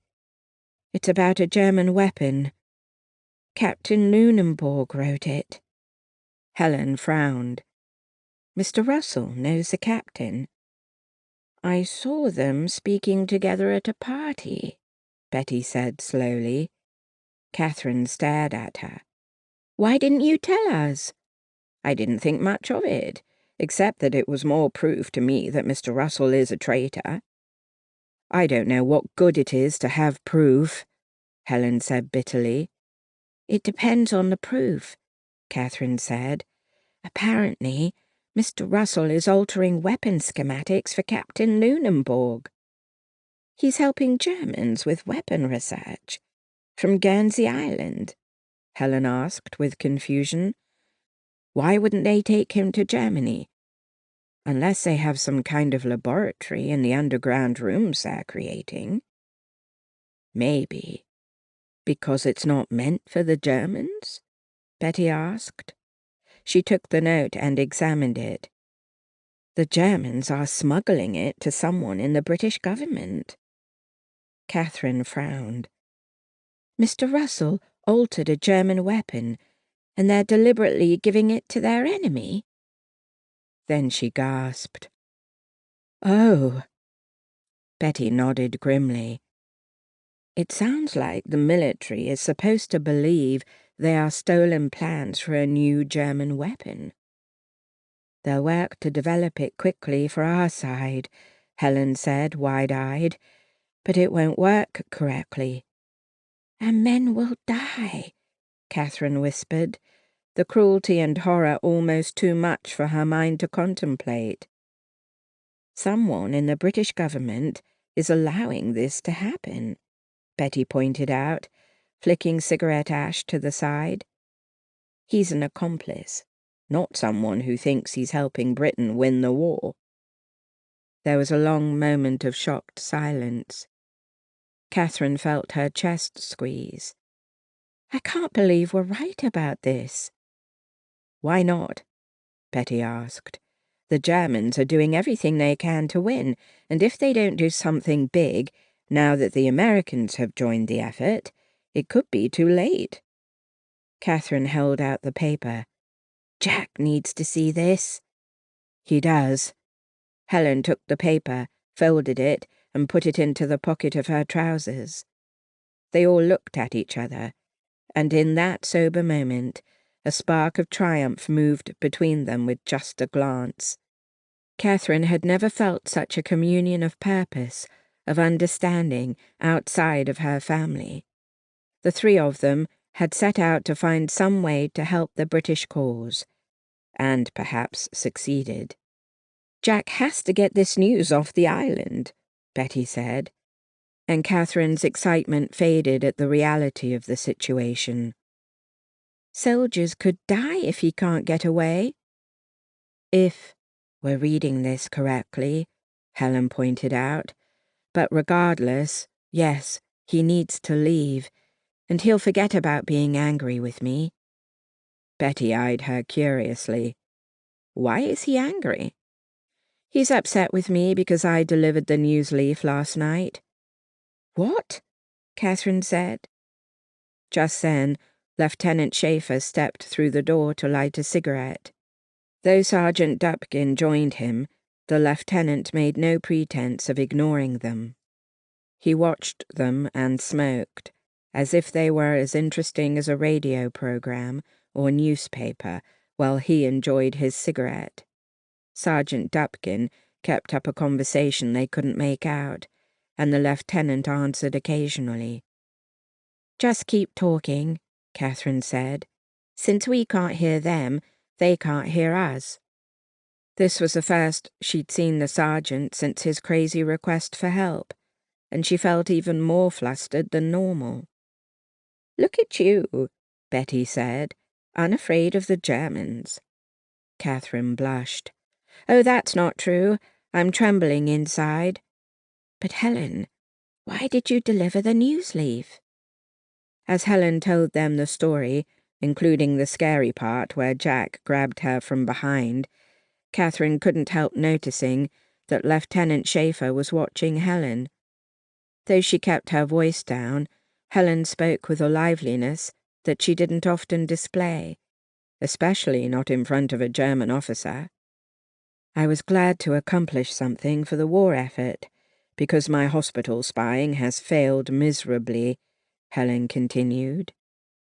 Catherine watched Helen's demeanour change before their eyes, her gaze dropping, her fingers twisting together as if they were restless spiders. Something had happened. Helen continued. All I found out was that my first patient was injured as they constructed an underground hospital. That's all you found out?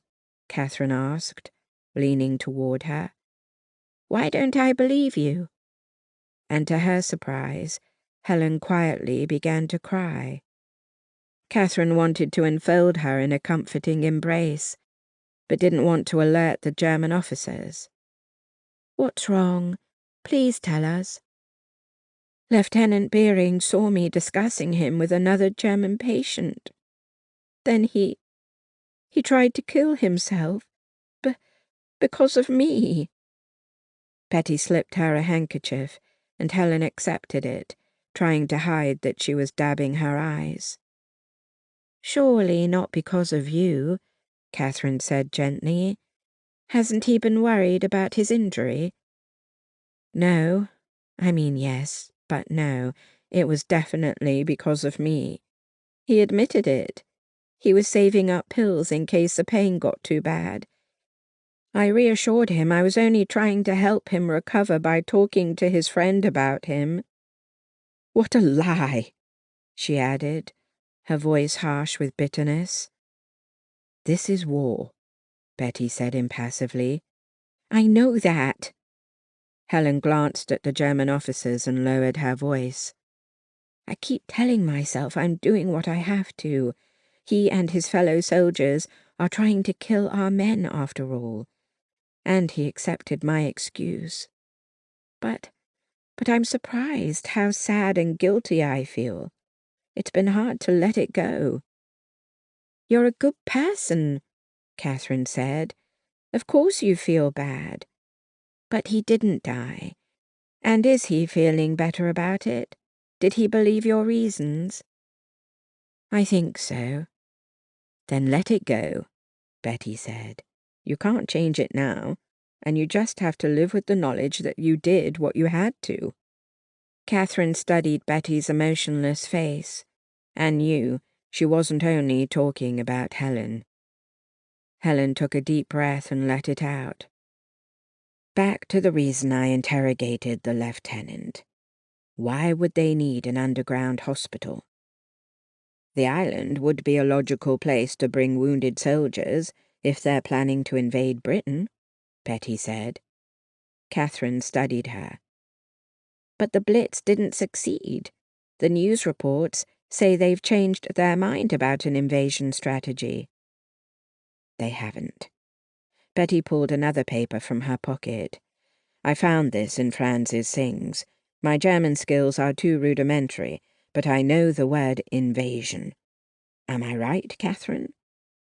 Catherine held the paper with trembling hands. "There's not much detail, other than munitions orders necessary for the coming invasion." They were all silent, imagining an invasion and the people who'd be killed. "This story is probably not news to the army," Betty said. "It's been Hitler's goal to invade." "But everyone thought he'd changed his plans," Helen said. "I'm sure they've been preparing regardless," Betty continued. "Catherine's news is much more important." "All that we've uncovered is important," Catherine insisted. "It'll have to be, because I probably can't get more." Helen sighed.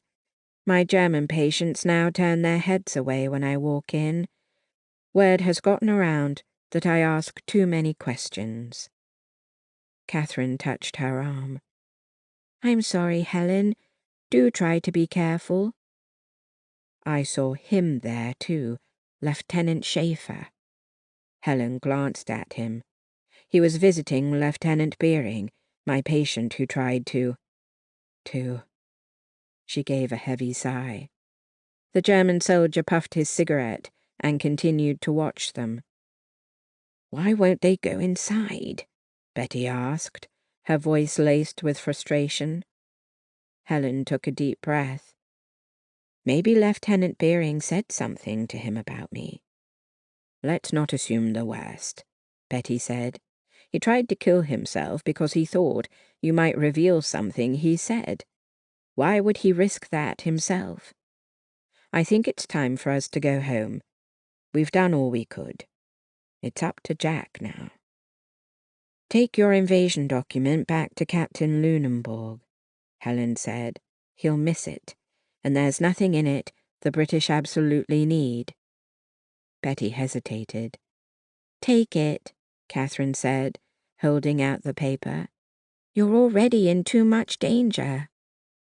Betty took it with reluctance, then eyed Catherine. "You seem skittish." Catherine sighed and sank back on the bench, crossing her arms over her chest, as if she felt cold. "You know how Sergeant Dapkin has been visiting here a lot?" Helen put a hand to her mouth, eyes wide as if anticipating the worst. Catherine shook her head. "It's not what you think. I finally got up the nerve to tell him I wouldn't date him, and he said that wasn't what he wanted. He wants to defect and wants me to help hide him."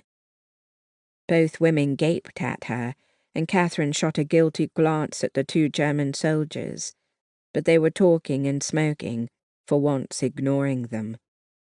"What did you tell him?" Betty asked. "I was too flustered to tell him anything." "Good," Betty said flatly. "You cannot risk yourself or your family for the enemy." "We could ask Jack's opinion," Helen began. Catherine stiffened. "No, he has enough to deal with. I've been giving this much thought, and I agree with Betty. I can't risk my family." "Do you think he'll hurt you?" Helen asked. No. She believed that without reservation. They had so much in common that in another place and time they might have. But she stopped her thoughts from wandering in a dangerous direction. Regardless of how sympathetic he might seem, he was her enemy. After Helen and Betty left and the Germans went inside, Catherine stayed on the bench as dusk settled like a blanket around her. Her mind was racing, full of too many worries, and she needed the peace of her garden to calm her. And as if she'd known what would happen, Sergeant Dupkin approached her as he was leaving. Catherine started to rise, but he put up both hands. "I don't wish to disturb you, Fräulein Braun, but I wanted to know." In a rush, she interrupted. "I can't help you. I cannot risk my family, and that's what would happen if I was discovered." His shoulders sagged a bit, but he didn't look angry. "I'm almost relieved. I had begun to worry about the same thing. How could I live with myself if I caused you harm?" Catherine didn't know what to say, as a strange tension hummed between them. He twisted his cap in his hands. "I think I wanted to stay, because when I look at you, I see a future I haven't let myself imagine since this blasted war started. At night, I dream there is no war, and I meet you again." She was hot with embarrassment, tinged with guilt. "Don't speak of such things." He looked off into the dark distance. "I won't, ever again." What will you do?" "I will go, for I'm assigned, and be thankful that I'm a medic, for killing people is not required." Bitterness tinged his voice.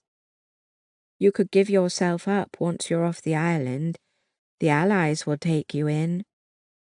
He nodded, but she didn't think he was listening.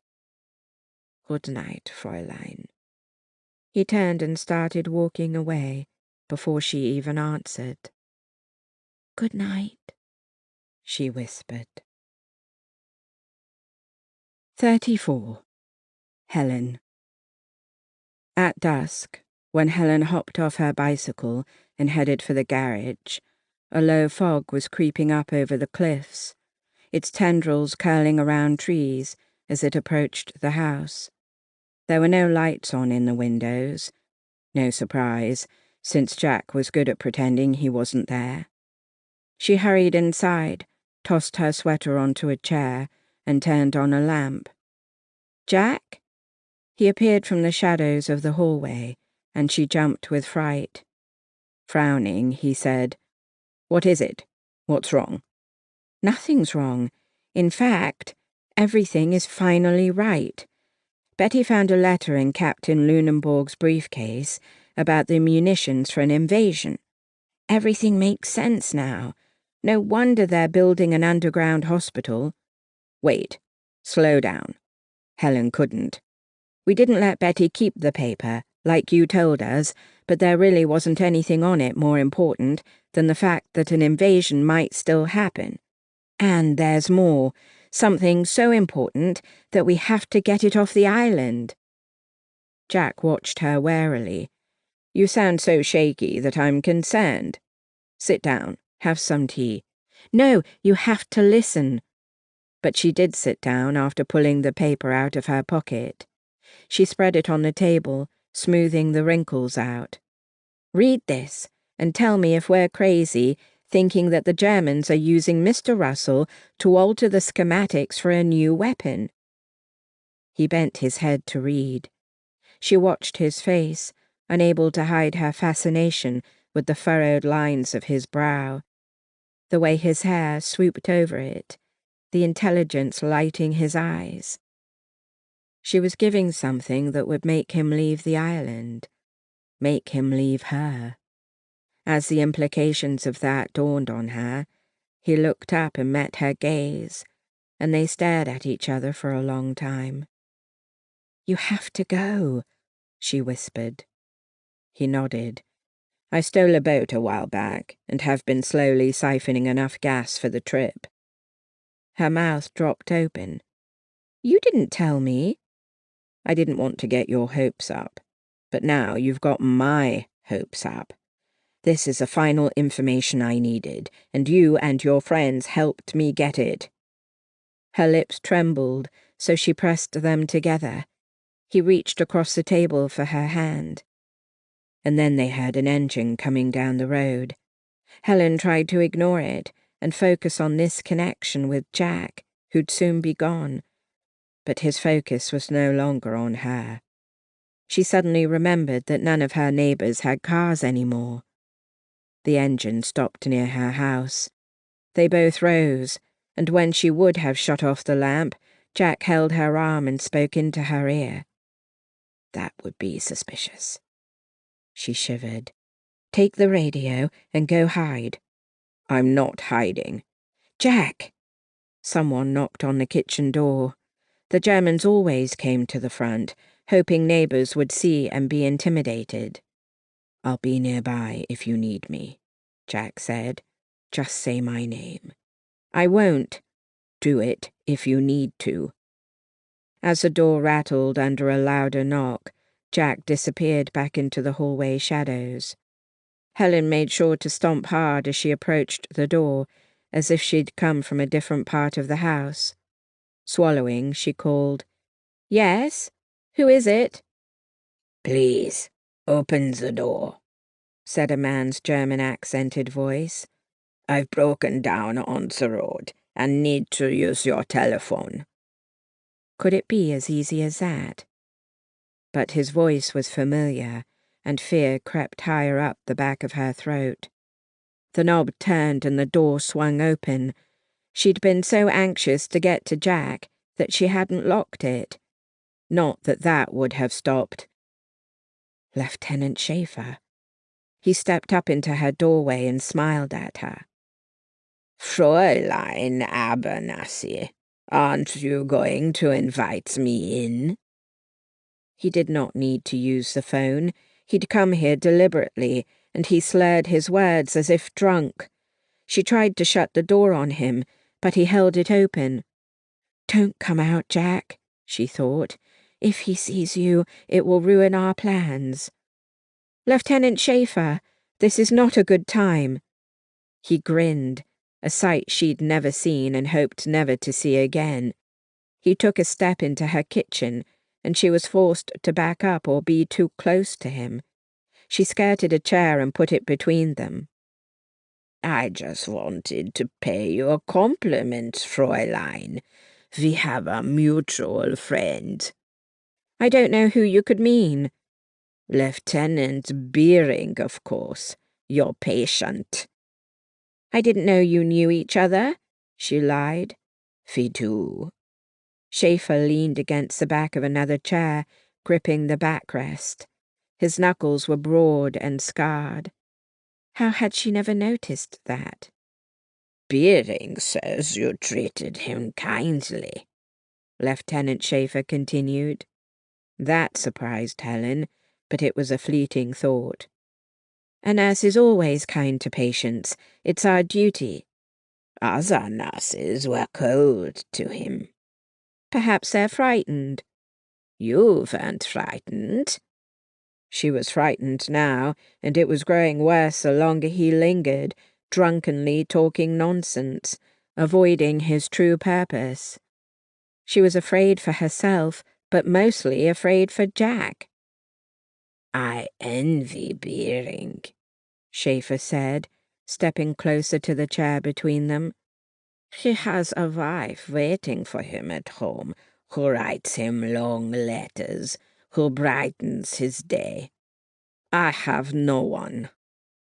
His gaze travelled down her blouse. She crossed her arms over her chest. Soon this war will be over.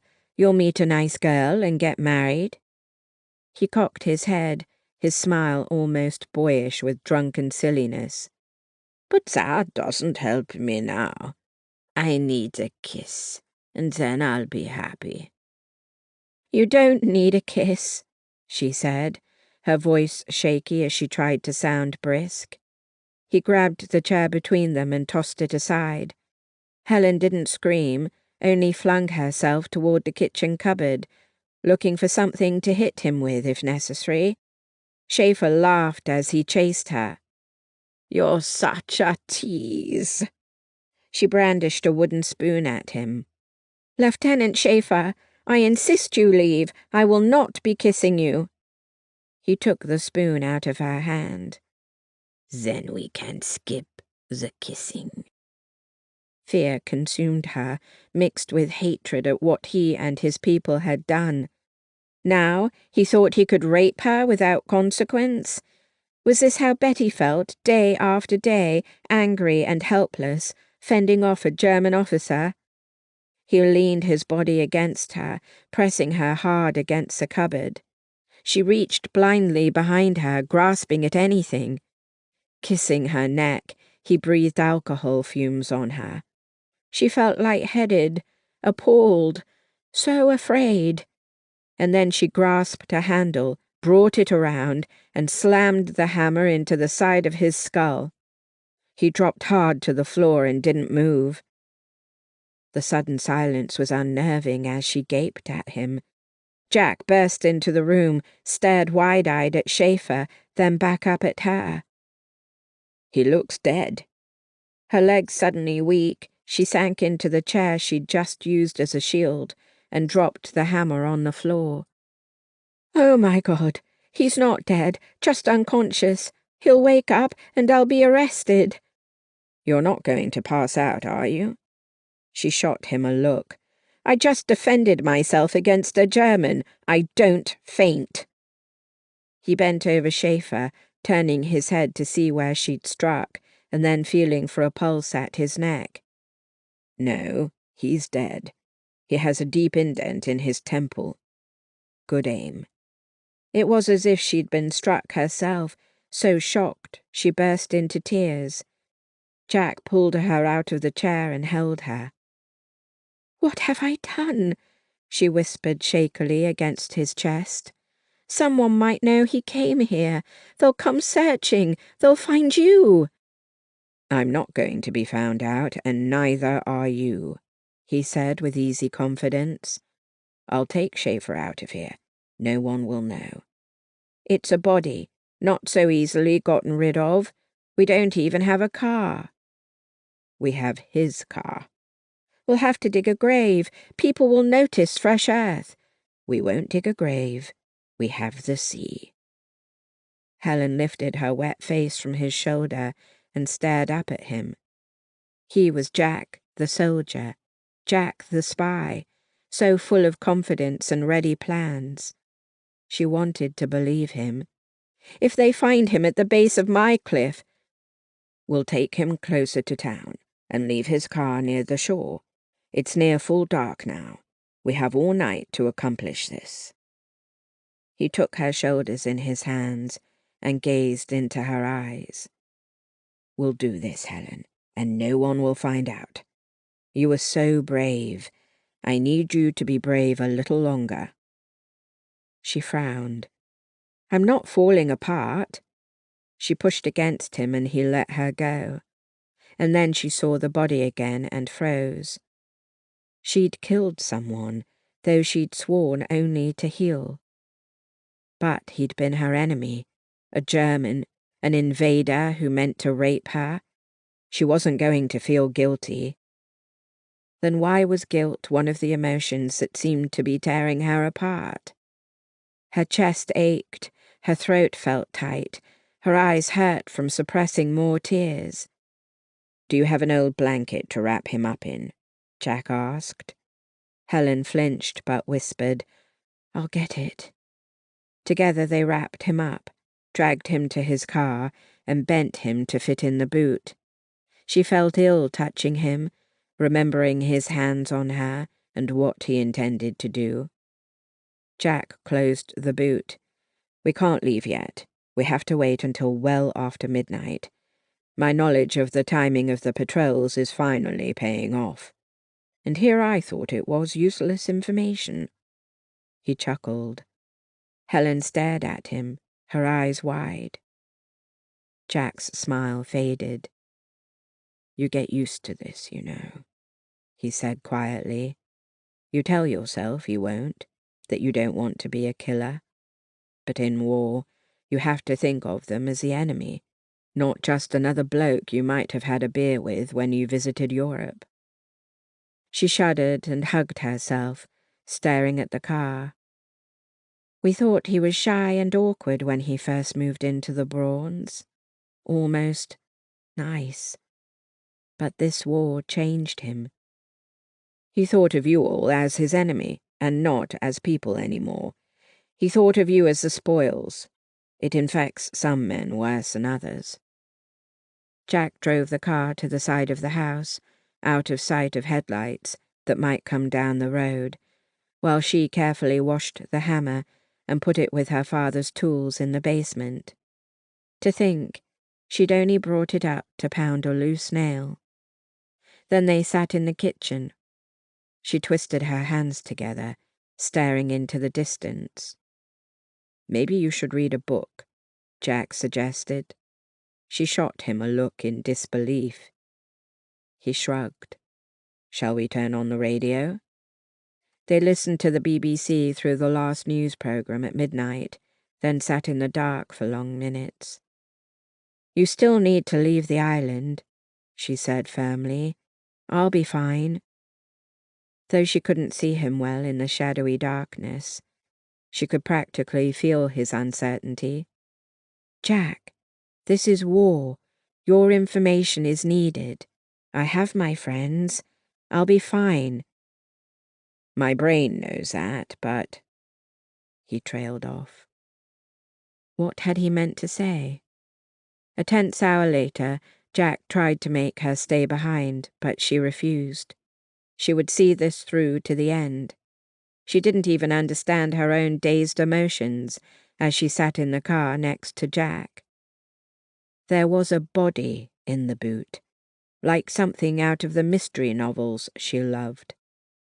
Could she ever read a mystery novel again, she thought, feeling a little hysterical. "There are mines on the beaches," she said quietly. "I know. We won't go to a beach." The fog had retreated. They drove to a low cliff just outside of town. Why hadn't she thought of that? But her brain kept flitting wildly from thought to thought, and overrunning it all was a terrible fear that they'd be caught, jeopardizing Jack's chance of leaving the island with news of the altered German weapon. "We have to hurry," he said, as he shut off the engine and left the key in the ignition. They sometimes patrolled the island by boat. They met at the boot, and he opened it up. She tried to help with the body, but only he had the strength to reach inside and lift. "Dead weight," he grunted. pulling the blanket from under Schaefer's body and handing it to her. "That's not funny, but it's true. Do you have the torch?" She turned it on and aimed its weak beam out in front of them. The moon was a sliver in the sky, and the waves crashed below them, as if determined to take bites out of the rocky coast. Jack trudged slowly to the edge of the cliff, where grassy rock gave way. "Don't get too close," she whispered, her fear rising again. "The edge could crumble." "You think," he huffed, "I haven't been here before?" He gave a sudden heave, and the body hit the edge of the cliff, rolled once, and was gone. Helen felt frozen, staring out to the dark channel, where the moon touched the tips of waves, and the wind seemed determined to push her back. Jack caught her arm, and she flinched. "Let's go," he said. "We have a couple-mile walk in the dark." For a while they tried to stay off the road, in case someone drove past. They were breaking curfew, but the farther they got from St. Peter Port, the more they risked the easier path of the road, which they could see beneath the star-filled sky, without needing to waste the torch batteries. When they turned down her own lane, the tension eased a bit in her chest. She began to think they might truly get away with murder. Murder. She was so focused on the awfulness of that word that she didn't hear Jack's whisper, didn't know anything was wrong, until he grabbed her arm and pulled her off the road and straight through shrubbery, which tore at her clothing and scratched her arms. Her breathing came fast, making her light-headed with fear. They were going to be caught. Jack's mission would be a failure, and she'd lose everything. Then she heard whistling, and realized someone was strolling unconcerned down the road toward them. Helen soon recognized him, that blackmailing Nazi who demanded things from their neighbor to keep silent about an illegal radio. She sank down and put her hand over her mouth to keep from laughing hysterically. She knew Jack was staring at her, but she couldn't stop. Her stomach heaved with silent laughter. Tears streamed down her face. Minutes later, when she'd almost gotten herself under control, Jack irritably demanded in a low voice, "What is it?" And she was snickering again. He's blackmailing my neighbors over a radio when he could be blackmailing me for murder."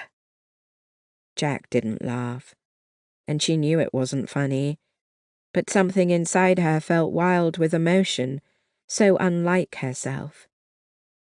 "Can you walk?" he finally asked. She gulped and nodded, letting him lead her back to her little cottage. They went in the back door, and she bolted it and leaned heavily against it. It seemed as if no one had followed them. She turned away from the door and found Jack watching her in the shadows. "Will you be all right?" he asked quietly. "We could talk, if you'd like." "You already told me I'll get used to murdering people." She tried for light-heartedness, but wasn't managing it. He winced. "You know I didn't mean you. I meant soldiers in wartime who have to kill over and over again." "I don't want to do that," she whispered, then fiercely met his gaze. "But I will if I have to." "I know. I thought I was coming to rescue you tonight, and when I saw him on the floor and you wielding that hammer—" He trailed off, shaking his head. "You didn't think I had it in me," she said. "That's not true. I knew you were more than capable." He took her face in his hands. "My brave Helen." When he leaned down to kiss her gently, she gave a long sigh and leaned into his chest. He made her feel so safe. But it was over now. He was leaving her. He broke the kiss, only to put his lips against her forehead as he murmured, "I was going to leave a note without saying goodbye." "You still can." He chuckled. "I was worried I wouldn't be able to leave you." "I want you to go. I want everything my friends and I have done to be worth something." He nodded and stepped away, and it was as if her heart went too. He stooped to pick something off the floor. "You dropped this," he said, holding up his hand where her flower brooch gleamed in the low light. She reached for it and held it tightly in her fist, closing her eyes in relief. "You always wear it," Jack said. She nodded. "It was my mother's. It helps me remember them during these dark times. To think I almost misplaced it because of that man." He wrapped his hands around hers. "You know you'll always have your memories, regardless of what happens to this brooch." She tried to smile. "How like a man to say that. I know you're trying to make me feel better, and I promise I'll get there." She took a deep breath. "When will you leave?" He let her go. "Right now, I have to change." He went upstairs, and she looked around at her cottage that she'd once thought of as cozy and private. And then Jack had returned, bringing with him the war and danger and the chance to be of use. That was going away along with him. Who knew if she'd ever see him again? She marched up the stairs without even making a conscious decision. Opening the door to his room, she found him wearing only trousers, barefoot. He stared at her in surprise, and then his eyes widened even more as she began to unbutton her blouse. "Helen." He spoke her name hoarsely. "I don't want my last memories of you to be of him." She gestured with her chin toward the window. When he didn't say anything, just watched her with hooded eyes, she let her blouse drop to the floor. She didn't stop until she was as naked above the waist as he was. And then she put her arms around his neck and kissed him. Later, Helen came awake from a doze and found Jack sitting on the edge of the bed, the faint moon coming through the window to bathe the silhouette of his face, set and determined. "Now?" she whispered, coming up on one elbow to kiss his back. "Now." He sounded impassive but tired. She put her arms around him from behind, but could think of nothing to say that would make either of them feel better. "I'll do my best to return our information to Britain." "I know you will. You've spent your life around boats. A little one won't defeat you." He gave a soft snort and looked over his shoulder at her. "I want you and Catherine and Betty to know that every sacrifice you've all made will have been worth it."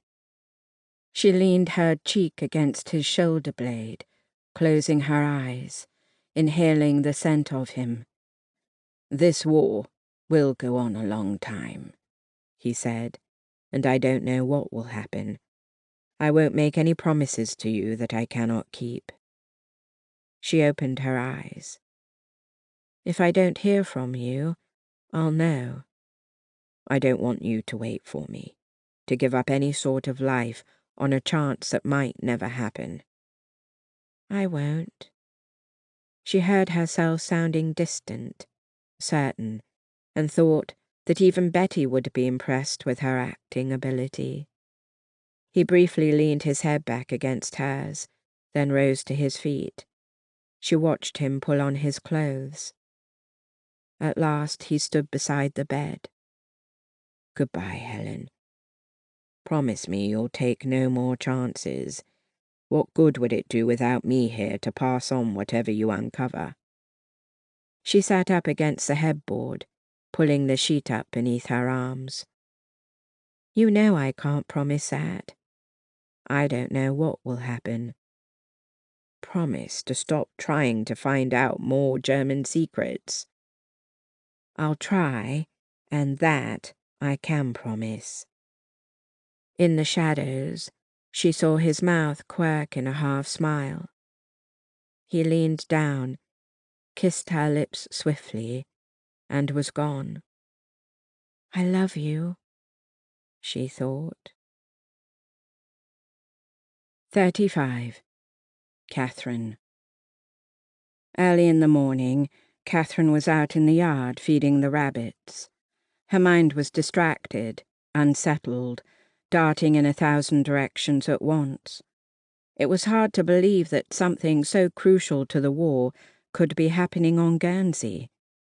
What was Jack doing with the information? Would he even tell them his plan? And then there was Lieutenant Schaefer. He hadn't returned last night, which was rare for him. He hadn't even shown up for duty, according to a fellow officer who'd come looking for him. She was so focused on her thoughts, she didn't hear the approaching footsteps. "Miss Braun, I'm glad to find you alone." She jumped, dropping seeds all over the ground. Mr. Russell simply smiled. "What are you doing here?" she demanded as quietly as she could, trying to project displeasure instead of fear. "I was here last night, waiting for you to be alone." Her mouth suddenly went dry. "You didn't approach me?" "That's because I happened to overhear some distressing news while I waited. Apparently, you and your friends have been keeping the whereabouts of a spy hidden from the authorities." He smiled at her, obviously pleased with himself. Catherine felt the blood drain from her face, but she wasn't going to give him the satisfaction of swooning. "It seems I don't have to threaten your father's employment," he continued. "I simply have to threaten you." "I don't know what you're talking about." She sounded weak, even to her own ears. His moustache was like a hairy umbrella over his smile. "Anyone who harbors a spy will be arrested." "If you wanted to have me arrested, you would have done so already. What do you want?" His smile vanished as he spoke coldly. "My letter. You stole it from me, and I want it back. If you don't give it to me, I'll tell the authorities what I know." Once he had the letter, he'd turn her in regardless. She knew that. But she didn't know what to do, or how much he'd actually heard. "I don't have the letter," she said between gritted teeth. He frowned. "You're lying." "I'm not." So he hadn't heard the entire conversation. "Why would I keep it here, risking my family, especially since you're right next door?" He stepped toward her menacingly. "If you don't give it to me, I'll have you and the spy arrested, maybe even your whole family sent away." Fear seemed to freeze her into immobility, but she managed to keep talking, keep thinking. "Then you'll never have the letter, will you? The extent of your collaboration will be exposed." He clenched his jaw. "Why are you helping them?" she demanded. "The same reason you are, to survive." She felt like she'd been slapped. "I am not helping them." "You teach German in their schools. You translate for them. Your father works at their airport." "Those are our schools, our airport, and we need our work to feed our families, but I certainly didn't volunteer to help by hurting fellow islanders." She looked back over her shoulder at the house as she realized her voice was rising. No one came out. "I'm protecting my family too," he insisted. Did he think there wasn't a difference, or did he just not want to see it? British soldiers, maybe even her brother, if he'd been freed, could die because of what Mr. Russell was doing. But she didn't want Mr. Russell to know they might have figured out his part in this treason. It could make him even more desperate and dangerous. She didn't know what Jack's plan was, but somehow she had to stall this man. "When will you have the note?" he demanded, as if it was a foregone conclusion she'd submit. She pretended it was. "I don't know exactly where it is." "Find out," he ordered. "I want it back by tonight, or I'll reveal what I know about the spy. And if you do that, I'll reveal what I know about your plans. And then your families, yours and your friends, will be arrested. Mine won't. Not right now, anyway." But he was right. No matter what she did, her family was going to suffer, unless Jack could help them find a way to defeat this man. "We can keep threatening each other, or you can go away and let me try to get the letter back." "Be at the gazebo behind my house tonight at midnight. You'd better have that letter, or your family will suffer the consequences." Catherine watched him stride away with a confident swagger, while her mind was awash in confusion and fear. She went back inside, and everything seemed so normal for a Saturday morning. Her father reading the newspaper, her mother cooking at the oven. "Where's Timmy?" Catherine asked, afraid for any of her family to be out of her sight. "He's down the street at John's," her mother said, not looking up. "I'm going to run to Betty's," Catherine said. "Will you be back by lunch?" "I don't know. Don't save anything for me. I'll be fine." There was so little food to go around that her mother didn't protest. Catherine found her handbag in the front hall, grabbed a sweater, and opened the door in time to see a car pull up out front, disgorging 3 German officers. Fear stabbed through her. As they marched up the walkway toward her, she took several steps back, knowing it was useless to shut the door. Had Mr. Russell already turned her in? But it had barely been 5 minutes since they'd spoken, and he knew if he revealed Jack, she and her friends would reveal his treason. Unless they were all being rounded up before they could say anything. She hadn't thought her fear could ratchet any higher, but she'd been wrong. "Fräulein Braun?" The man swept his hat off his blonde head. Yes, what do you want?" "We are here to question your family about Lieutenant Schäfer." That's why this German seemed so familiar. He'd visited the lieutenant before. And then his words truly penetrated. "Lieutenant Schäfer isn't here," she said slowly. "He didn't return last night." "That's because he was found dead this morning at the foot of a cliff outside town." She drew in a breath with a gasp. "Who is here?" he asked. "My parents," she said weakly. Did she sound guilty? She felt very guilty and nervous all the time, just not for this. She cleared her throat and straightened her shoulders. "Please, be seated in the parlor. I'll bring them to you."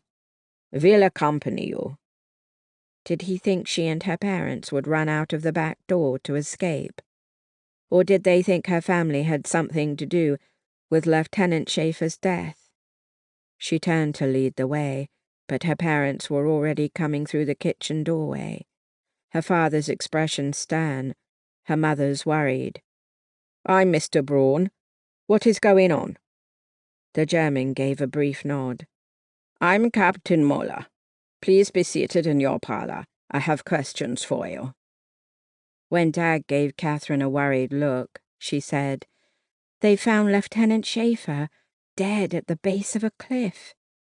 Mum clutched Dad's arm, and grim-faced, he led her to a chair in the parlor, while Catherine sat beside her father on the sofa. 2 German soldiers stationed themselves near the hall, staring straight ahead. Captain Muller loomed over her family, hands linked behind his back, and spoke sternly. "When did you last see Lieutenant Schäfer?" "Yesterday evening after dinner," Dad said. He drove away with his friend, Sergeant Dapkin. Had something happened to Sergeant Dapkin, too? Surely a second body would have been mentioned. She didn't want to care, but she did. Perhaps it was just a longing for a memory of a time when life had seemed full to bursting with promise. "Did they say where they were going?" Captain Muller asked. "No, he never does," Dad said. The captain turned to face Mum. "Did Lieutenant Schaefer seem upset?" Her eyes were stark with tears. I don't know. He doesn't talk to us unless he's angry." "Then why are you acting nervous?" A tear slipped down her mother's cheek, and Catherine gripped the sides of her skirt in anger. "Why shouldn't she be nervous?" Dad demanded. "You are questioning us about a death, and we don't know why. What happened?" "I will ask the questions," the captain snapped. The front door suddenly slammed open. "Hey, Mum!" Timmy ran into the hall and then froze as 2 German soldiers whirled toward him, raising their guns. Mum gasped out a cry, half rising from her chair. "It's just the boy," Captain Muller said. The 2 soldiers lowered their weapons. Timmy still hadn't moved. "Come in here, boy," Captain Muller said. "Your name?" Timmy came into the room, and Dad pulled him onto the sofa next to Catherine. "Timmy," her brother said. He sounded calm enough, and Catherine realized with a pang that living under German rule would shape his childhood, his behaviors, and his memories forever. "Did you see Lieutenant Schaefer leave last night?" Timmy glanced with confusion from Mum to Dad. "Sure." "What time was it?" "I don't have a watch, but it was just before dark. I only saw him because I was coming back from my friend's. I have to be home before dark." The captain turned back to Catherine. "What was Schaefer doing before he left?" She tried to speak calmly. "He took a plate of food to his room to eat, and then both men came outside to smoke." "Came outside. You do not say went outside. You were already there?" She swallowed and nodded. "My friends were visiting, and we sat in the garden to talk." "Did you talk to Lieutenant Schaefer?" "No." "Did your friends?" "None of us did." "I will need their names." Catherine hesitated, wishing there was a way to keep them out of this, but everyone was staring at her. "Helen Abernathy and Betty Markham, but they left before Lieutenant Schaefer did." She was asked to explain where they lived and worked, and her mind spun frantically as she prayed that she could warn them and that their families would be left alone. Dad cleared his throat. "The lieutenant drove away, and you only found him dead this morning?" "Dead?" Timmy said loudly. Catherine gave him a quick shake of her head. "Did he drive off the cliff?" Dad asked. Captain Muller hesitated, as if he wouldn't answer, then said, "His car was left on the cliff." Dad nodded. "So he fell or jumped?" "Or was pushed," the captain countered angrily. "Or was pushed," Dad echoed. "Captain, I assume you're going to question Sergeant Dapkin, the last person with him. You can ask any of our neighbours who might have seen him drive away." Oh, God, Catherine thought. What would Mr. Russell say if questioned? She could only hope that fear of the letter falling into the wrong hands would keep him silent. At last the captain left, his expression grim and unsatisfied, and his men followed after retrieving the lieutenant's suitcase and all of his things. The Brawns stared at each other for a frozen moment. Then Mum covered her face, her shoulders shaking. Dad leaned toward her and put a hand on her back. "Dead?" Timmy echoed in wonder. We won't miss him." "I wonder what happened?" he asked Catherine. "Maybe his friend was drunk and pushed him off the cliff." "He wouldn't do that," Catherine said too quickly.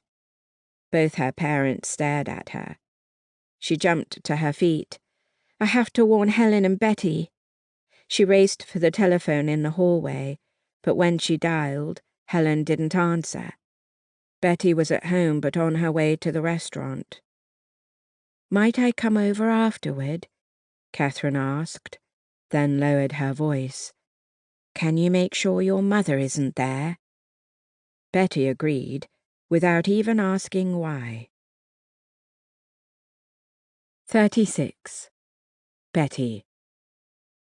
Betty opened the door to her stairway and found Catherine on the top step, handbag clutched in both hands, her face white with strain. "Is your mother gone?" Catherine asked, before Betty could even greet her. "She's visiting our neighbour. She never stays more than an hour, though." "I hope I won't need that much time." Catherine stepped inside and began to pace. Betty folded her arms across her chest, bemused. "What's wrong?" Catherine shot her a look. "As if everything isn't wrong." Her expression twisted. "I'm sorry. That was so unnecessary.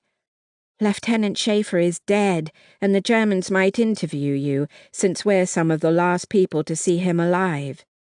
Catherine collapsed into a chair and put her face in her hands. Betty sank slowly onto the sofa and reached for her cigarette. "This is unexpected. Does Helen know?" "I couldn't reach her at home, and I didn't want to try at the hospital. There's too much to say and no privacy." Words spilled out of her about everything that had happened with the Germans that morning. "Sounds like he was either too close to the edge—" "Maybe drunk," Catherine interrupted. "Or he killed himself." "You don't think someone killed him? The Germans hinted as much, as if we'd risk everything to kill him for no reason. And then there's Sergeant Dupkin, who drove off with him." "Do you think your old beau is a murderer?" "He's not my old beau." "But no." Betty shrugged. "I guess I don't really care either way. And if the Germans interview me, I'll tell the truth about what I saw. Helen will too. There's no reason to worry." "Yes, there is," Catherine said bitterly. "Mr. Russell was eavesdropping on us last night. He heard almost everything." Betty stiffened. "So he knows we have the letter. And he's going to turn in Jack and us if I don't give it back to him at midnight tonight." "You're full of news today," Betty said dryly. "Shall we go tell Helen and figure out what to do?" Catherine sighed heavily. "You know how she feels about Jack, and he'll want to protect all of us by doing something foolish." "That's his mission, after all." They rode their bicycles to Helen's house and arrived before she did. While Catherine rested on a garden bench, Betty walked around to the back of the house, curious. It seemed very quiet. Too quiet. Jack would see it was just them. Why wasn't he coming out? "Hello." Betty heard Catherine's voice and walked back around the house to see Helen riding down the lane, her blue nurse's skirt flapping behind her. She hopped off her bicycle and let it drop. "What is it?" Helen asked, looking from Catherine to Betty. Betty was wondering if Catherine would want her to explain, but Catherine took a deep breath and said, "Mr. Russell overheard us last night. He knows about Jack. He's demanding we give him the note back at midnight tonight, or he's telling the Germans we've been harboring a spy." Helen briefly closed her eyes, her expression pained. Betty found herself tensing, though she didn't know why. Helen sank down on the front stairs, looking out toward the channel, glistening in the summer sunlight. "Both Jack and the letter are gone. Somewhere out there." She gestured tiredly toward the blue waters of the channel. "Gone?" Catherine echoed, her voice breaking. Betty sat down beside Helen. He didn't waste any time. He'd stolen a boat weeks ago and had been slowly accumulating enough gas. He knew how important the letter is. But, Catherine began. She backed up a step, staring wide-eyed at the other two women. What will we do? What will Mr. Russell do to us, to our families? There's no one we can go to for help, Helen said weakly. We'll just have to appeal to him somehow. No, we're not doing that, Betty said. It's his word against ours. We're going to meet him tonight and deny it all. The note, Jack, everything. Both women stared at her. We don't have a choice, Betty insisted. Jack is gone, and his important work is going on. I feel such a sense of pride that we helped the war effort. Don't you? They both nodded. Catherine's eyes were damp with tears, but Helen was looking at the ground. Betty understood what Jack's absence meant to her, but Helen bravely wasn't mentioning it. Some things were more important. Then Helen straightened, her expression resolute. If Russell goes to the Germans, his own guilt will be evident too. He lost the note after all. Maybe he won't risk it. Maybe he'll just keep quiet and let the Germans think they're still safe.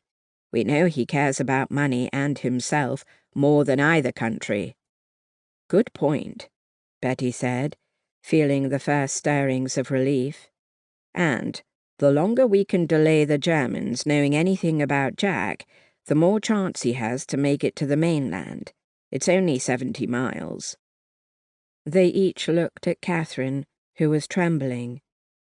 You don't have to go tonight, Helen said quietly. We'll meet him. Catherine gave her a quick frown. Not without me, you won't. Betty patted her shoulder, so impressed by how Catherine had conquered a fear that had once almost immobilized her. The fears weren't gone, but she was in control. Let's not forget our other news about Schaefer. Betty couldn't miss the expression that came over Helen's face. Terror. She paled so quickly that Betty thought Helen would actually faint. Catherine took Helen's hand in hers and patted it. What's wrong, dear? You don't look well.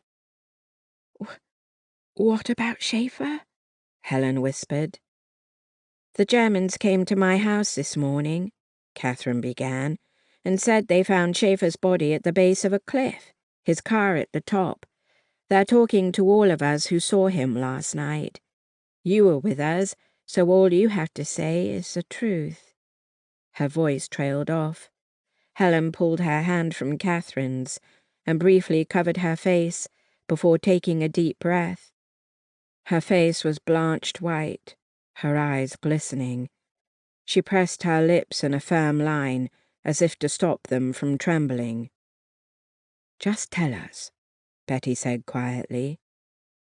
He came here last night, drunk, and tried to attack me. I killed him. The last words were bleak and hopeless. Catherine gasped. Oh, Helen, oh no, you poor dear. Tell us what happened.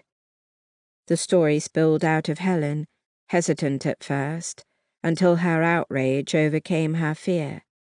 She finally finished with the tale of Jack leaving her for good, and the three of them sat on the steps, watching the sun slowly sink in the west.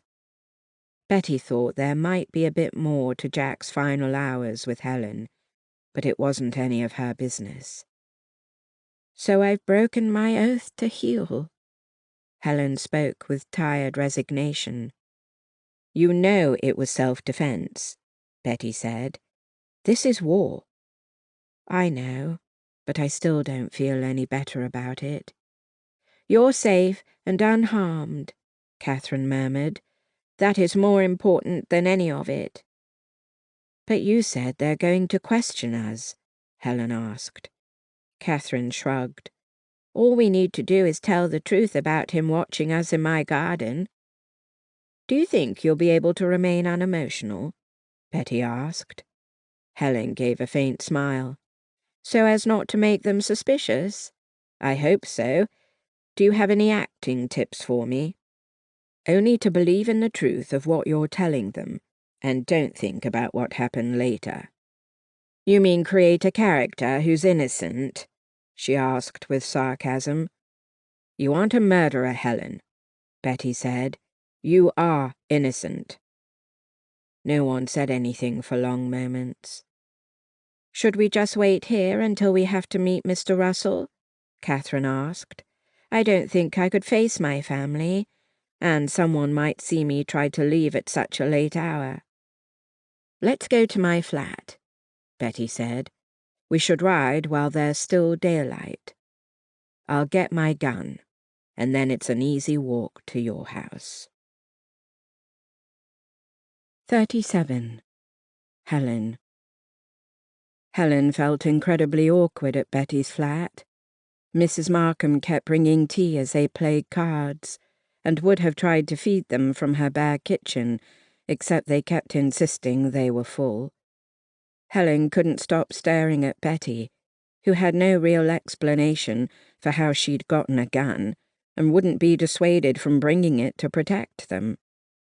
Captain Muller tracked them down and questioned them about Lieutenant Schaefer's death, but Helen and Betty told the truth. He didn't seem happy to see them with Catherine, as if they'd all memorized one story, but he left them alone at last, his eyes narrowed with suspicion. Just before midnight, long after Mrs. Markham had gone to bed, they started walking to Catherine's, only a few streets away. In the distance, they heard the pop of an occasional weapon, but they'd grown used to that, as drunken soldiers sometimes shot into the air at this time of night. The lights were still on in the Braun's front parlour as they kept to the shadows and went into the garden. Helen's mouth was dry. Every step across the dark garden was a step closer to the man who held their future in his hands. Could he be reasoned with?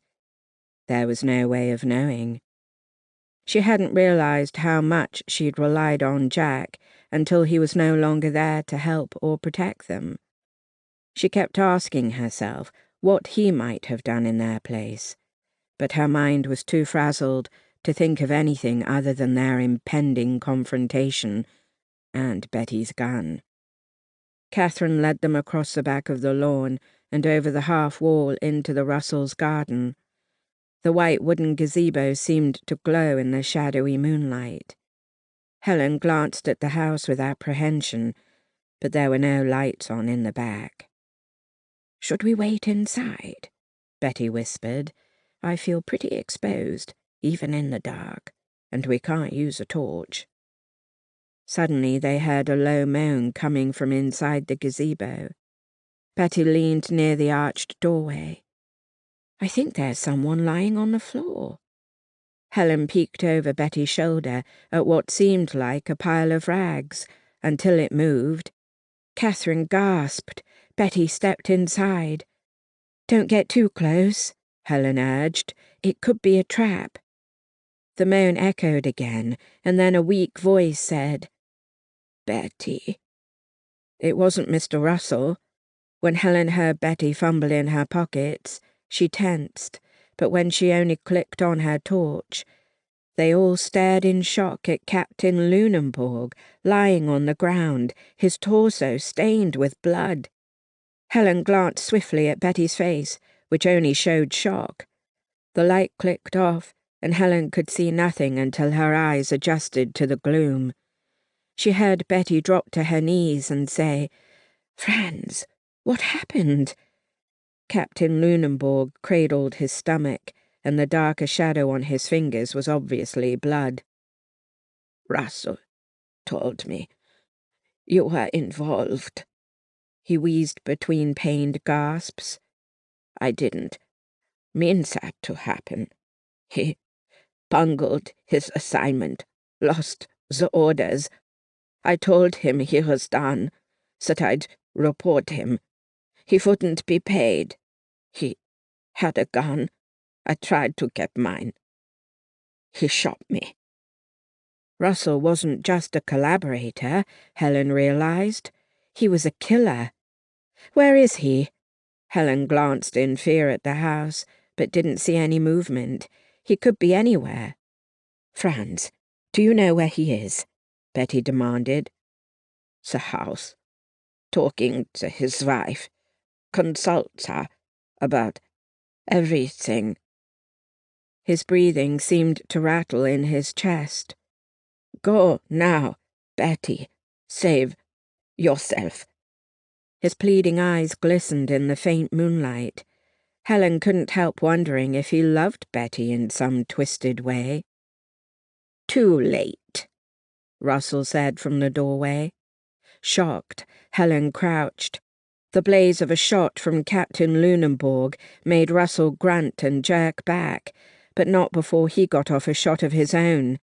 Captain Lunenborg sagged with a harsh gasp of pain. Catherine screamed, and Betty lunged toward the captain's body.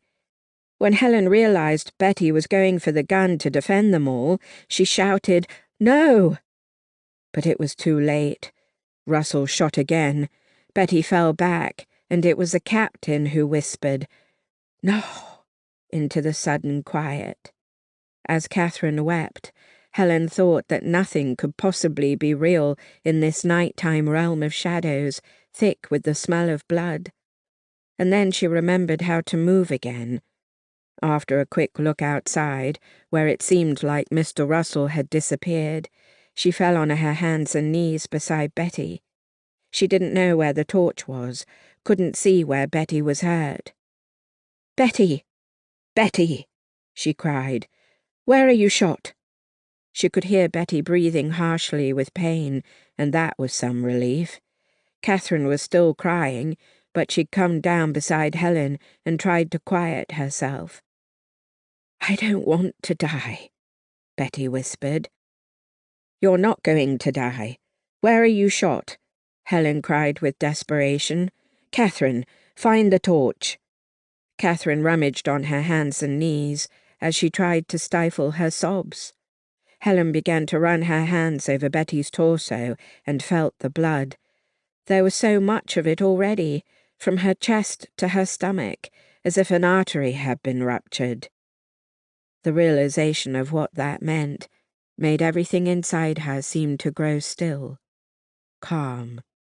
She'd experienced this too many times before. "Betty," Helen said quietly, "we'll make sure everyone knows how brave you are, how you sacrificed everything for your country, for your friends."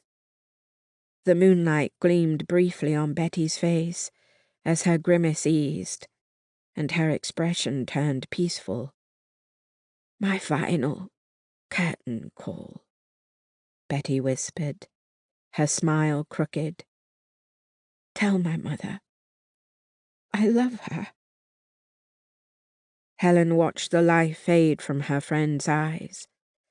The wrenching loss finally penetrated her nurse's calm, and she gave a moan of grief. "I found the torch!" Catherine cried. She turned it on to reveal the stark scene of Betty and Captain Lunenborg, dead beside each other, blood a dark stain across them both. Catherine dropped the torch and gagged.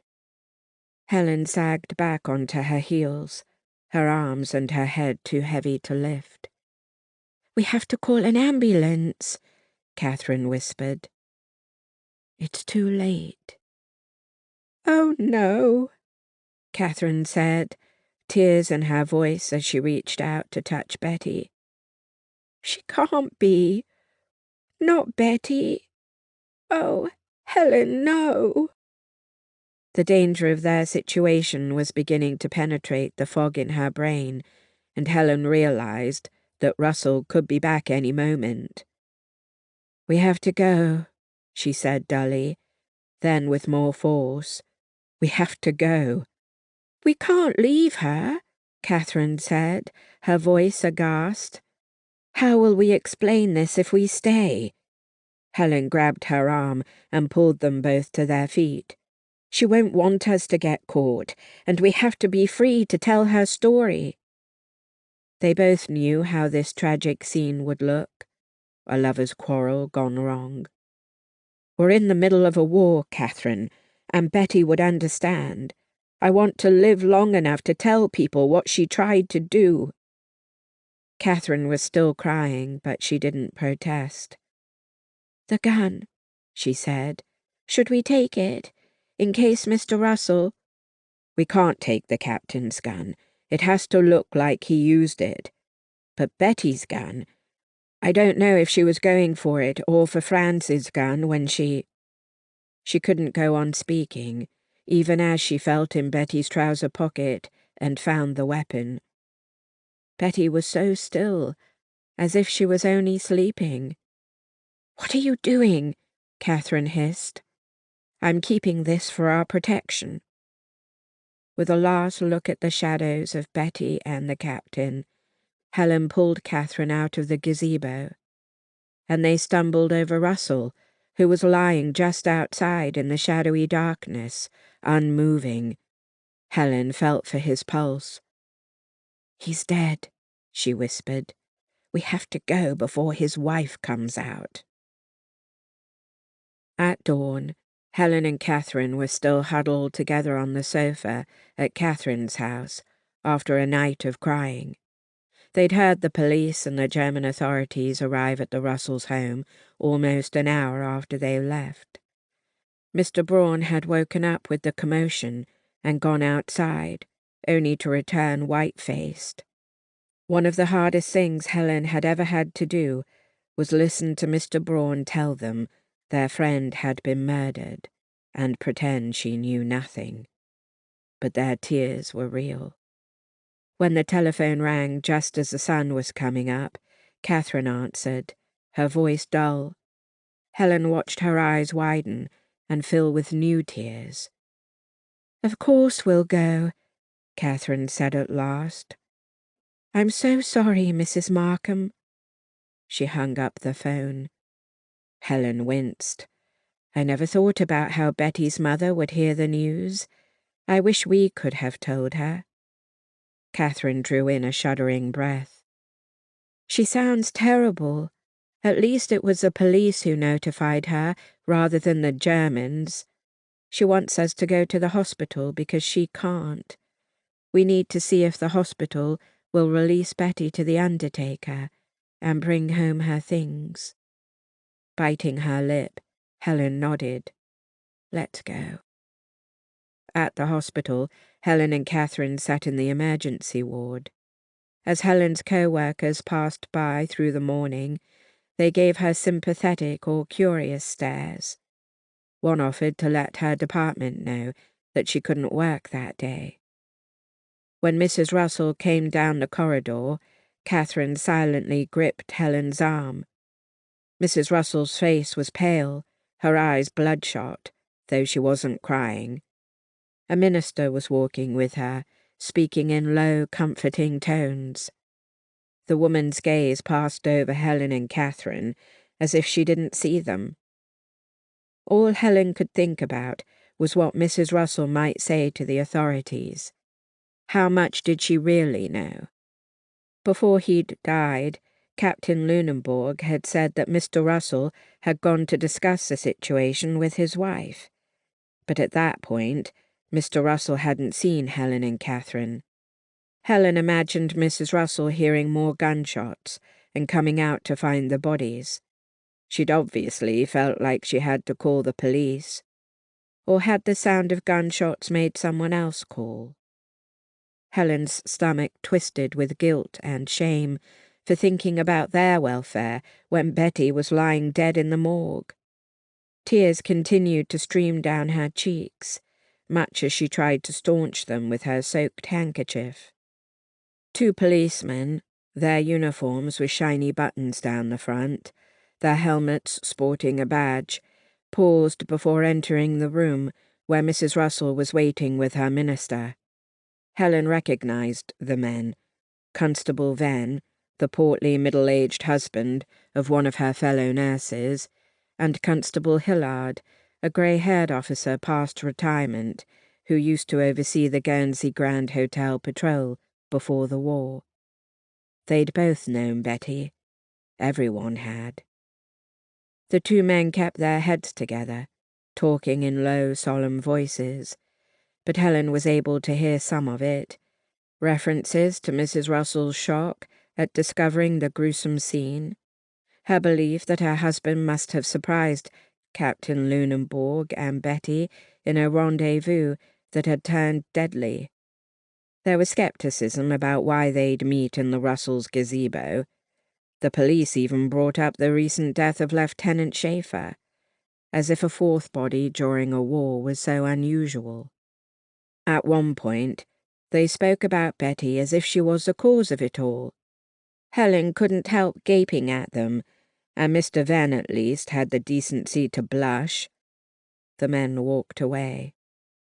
"When this war is over," Helen whispered, her voice trembling, "I'm going to make sure everyone knows what really happened, how brave she was." Catherine nodded, but she didn't seem to be able to speak and cry at the same time. The minister left the private room, and a few minutes later so did Mrs. Russell. She saw them still sitting there, and Helen could have sworn her look was cold, but it was gone so quickly. She, out of everyone, knew how the scene had begun between her husband and Captain Lunenborg, but Helen bet she hadn't told the truth about that. Eventually, the hospital staff told them that the police wouldn't allow an undertaker to come for Betty's body, not that day at least. After arranging for the hospital to coordinate with the undertaker, Helen and Catherine made the trek to Mrs. Markham's, where a neighbour lady was still sitting with her. Mrs. Markham's pale skin now seemed the colour of a grey winter sky. She barely acknowledged the two young women, just rocked herself slowly in her chair, repeating over and over that no man was worth the agony he brought on women. Helen knew that men had done terrible things to the Markham women, but Betty had been bravely trying to find justice in the middle of the war. Not that she could tell Mrs. Markham that, nor anyone else. But when the war was over... 38. Helen. 4 months later, the Germans finally left the island in defeat, bound for POW camps on the mainland. Helen stood in her baggy Sunday clothes near the piers along with everyone else and watched them leave. They looked dejected, bowed down, emaciated, but she did not pity them. Everyone was hungry on Guernsey. Several people had died of starvation. If not for the Red Cross ship Vega delivering care packages several times, even more people would have died. At least the German prisoners got to live, unlike so many, including Sergeant Dupkin. After Schaefer's death, as if feeling the need to punish someone, the Germans had reassigned him to the Eastern Front. Catherine was told that he'd died the first day he'd arrived to cart wounded soldiers away from the battle lines. Helen had been worried about Catherine, but although her eyes had briefly looked haunted, she'd put any guilt she might have felt behind her. He'd been an enemy soldier, whereas Betty had been an innocent. Near the pier where the Germans were leaving, a young island woman with blonde braids stood holding a little child, tears streaming down her face as the Germans passed by. One young officer reached out as he passed by and touched her hand. The baby reached for him too, but the man was prodded up the gangplank, and he gave her one last anguished look. When she couldn't see her lover anymore, the young woman turned away and hurried through the crowd, some of whom eyed her with open disdain. But she kept her head high, her wet eyes resolute and full of hope. Helen knew there were women who'd fallen in love with German soldiers. She only hoped the islanders would forgive them and not take out their disappointment on the innocent children. Helen knew a little something about how love survived war. She'd received a letter from Germany 2 months before. She'd opened it with trepidation, telling herself that if the Germans decided to come for her, they wouldn't send a letter. But it was simply a note from the wife of her patient, Lieutenant Beering, thanking her for the good care her husband had received, even though he'd been Helen's enemy. The woman must not know that her husband almost hadn't come home, and by his own hand. With the war almost over, and certainly her part in it, Helen had let go the last of her guilt regarding the lieutenant. On VE Day, just a few days before, the Germans had reluctantly let them listen to Churchill's speech as they gathered in the road outside homes, where once hidden radios now openly blared from windows. At last talks were underway for surrender. Helen's eyes stung with sadness. Her friend Betty had not lived to see what her sacrifice had helped make happen. Allied victory, German defeat. She felt a light squeeze on her arm and glanced up at Dr. Patrick Coleridge, giving him a reassuring smile.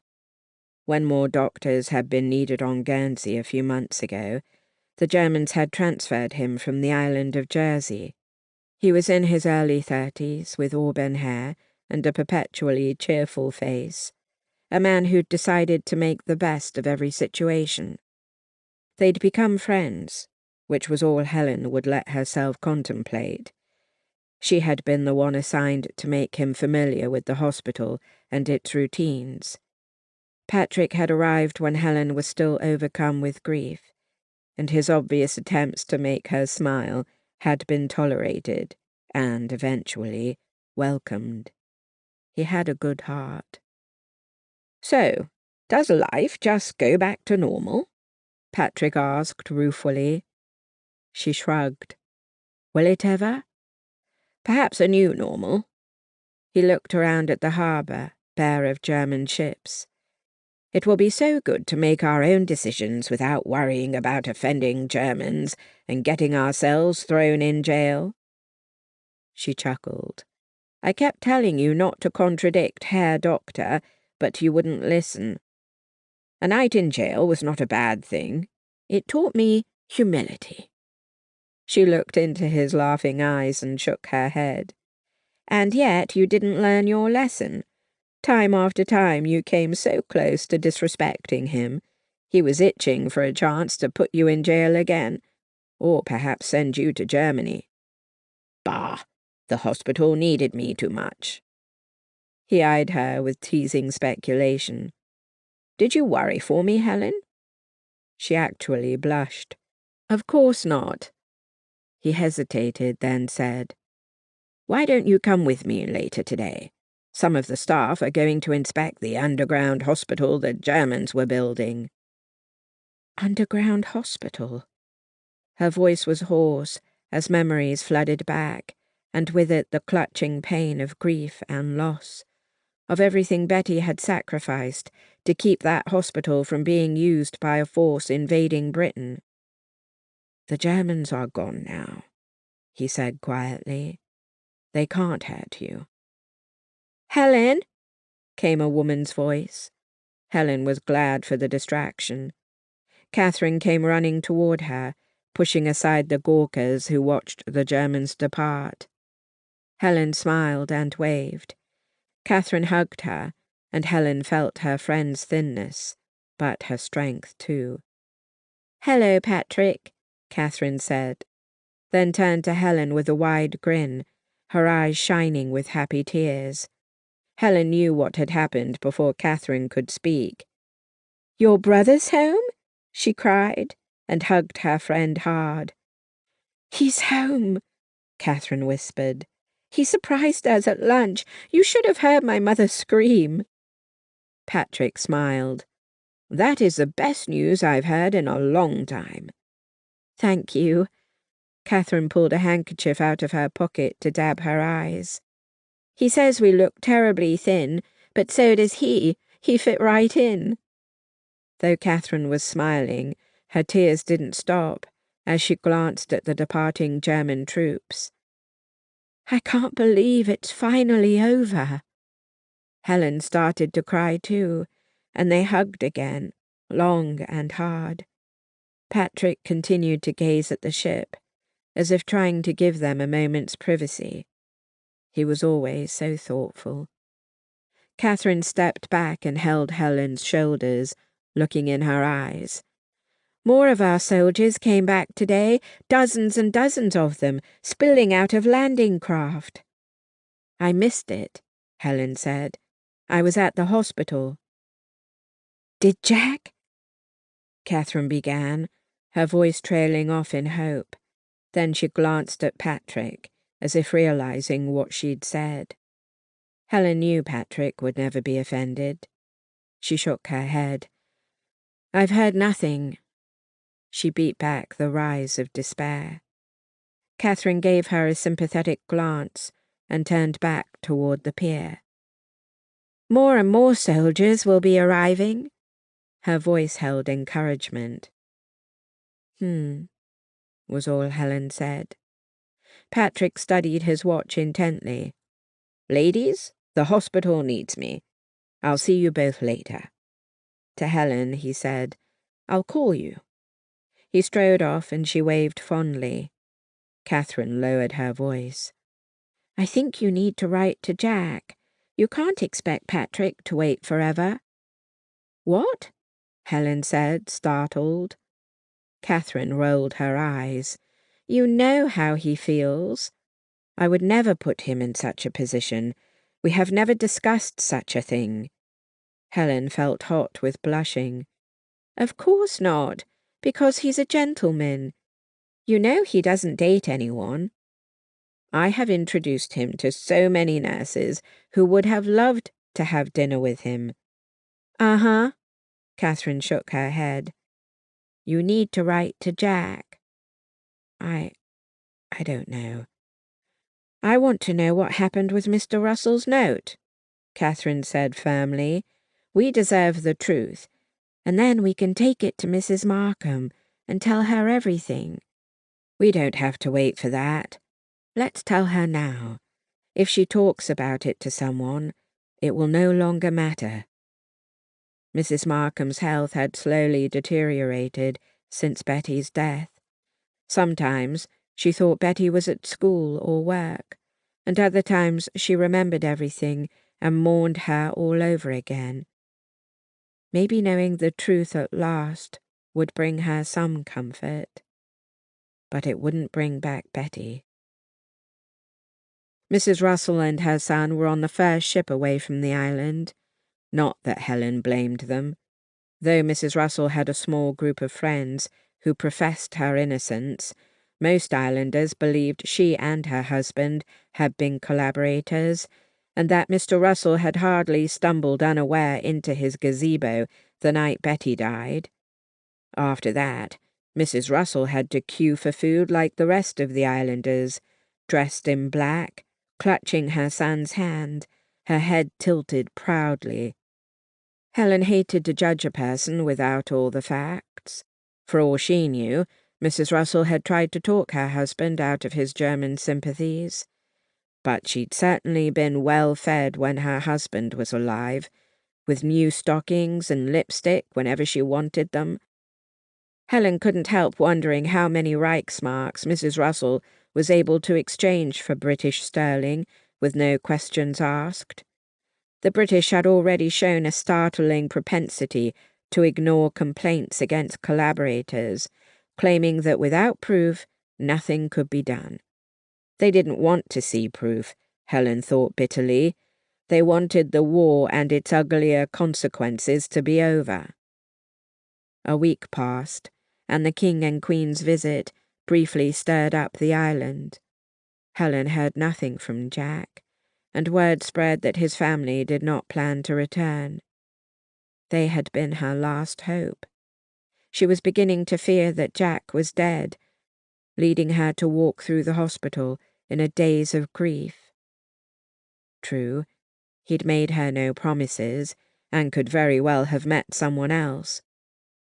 But she needed to talk to him.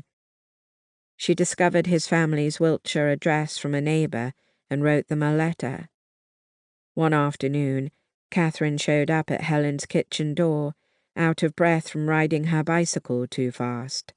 She held up a creased and tattered envelope. Helen gasped. "Is it?" "It's from Jack," Catherine said with a squeal. Helen closed her eyes and leaned heavily on the table with relief. Catherine patted her shoulder. "A soldier friend of his came to my house and asked if I would give it to you, since he didn't have time to travel out to your cottage." With trembling fingers, Helen took the letter and sank into a kitchen chair, looking at it for long minutes. It could be everything she'd waited so long to know. Jack wasn't dead. She should be thrilled, relieved. But she wasn't. She'd felt that something was wrong for weeks now. "Would you like to be alone?" Catherine asked with sympathy. No. She took a deep breath, slit the envelope open with a knife, and unfolded a thin sheet of paper as her heart beat rapidly. "Dear Helen, I wanted you to know that I was injured after leaving the island, and I lost my leg from infection. I'm still convalescing with my family to tend me." Helen fumbled for her handkerchief and blew her nose, imagining proud, strong Jack bedridden. Catherine stared at her, eyes wide with worry, and Helen briefly explained what had happened. She thought of how he'd scaled the Guernsey cliffs to escape the Germans, how he'd always wanted the freedom to explore the world on his own terms. Could he be that person again? "There's no easy way to say this, but I won't be returning to Guernsey. I'm not the man you think I am, and I can never become him, not after everything that's happened. My actions toward you were unprofessional, and I hope someday you can forgive me. As for the other note I've included..." Dazed, barely able to breathe from the ache that suffused her chest, she forced herself to reach back into the envelope and pull out another sheet of paper with trembling fingers. It was much creased and faded, but she recognized it at once. The note from Captain Lunenborg to Mr. Russell about the German weapon. She drew in a painful breath. "Helen, is everything all right?" Catherine asked anxiously. "The look on your face..." "Oh dear, it's not good." Helen shook her head. "I can't. He won't. This is Mr. Russell's note." Catherine blanched. "But if Jack has it, and not the government, was everything we did for nothing?" I don't know. I haven't finished reading." "Then read." Helen wanted to throw the note into the fireplace, but she forced herself to read it aloud. "I want you and Catherine to have this memento of what the three of you accomplished. I wish Betty could know, but I heard that can never be. I'm so sorry. The note did arrive in time, but it didn't turn out the way I wanted. There was a mole in our government, Gilbert Riley, someone who received the schematics from France and was supposed to encourage production of the reconfigured German mines. Your note helped the government identify him. But instead of arresting him, they let him go because they wanted the Germans to believe he was safe. They wanted to pass false information to the enemy, and it worked. No one can know. Make sure Catherine understands that. The government doesn't want citizens to know the true cost of winning the war and the sometimes ugly way it had to happen. They aren't announcing that he was a traitor, but they recently let him know that his life would never be the same. I believe he killed himself, but I can never be certain. The government wishes it could thank you and your friends for all that you did, but they can't. It's a matter of national importance. But I wanted you to have the note, to know that everything you and the others sacrificed truly helped us to win this war. I trust you to hold on to it until the right time to reveal it, though it can't be any time soon, since they don't know I took it. Thank you for everything you did. Sincerely, Jack. Helen realized she was still clutching Russell's note in her hand. She set it down with great care as she took a deep breath. So no one can know that Betty gave her life for that information. Tears were running down Catherine's cheeks. That's grossly unfair. Unable to sit a moment longer, Helen got up and went outside to stand in a garden where she could listen to the sounds of the sea. It usually calmed her. Not now. She'd been living in fear for Jack for months, and now he didn't want to see her again. Did he regret everything that had happened? She heard Catherine come up behind her. What aren't you telling me?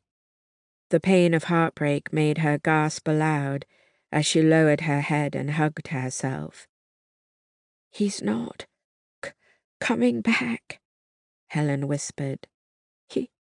He regrets everything. The disappointment of betrayal made tears flood her eyes. Jack wrote that? Our Jack?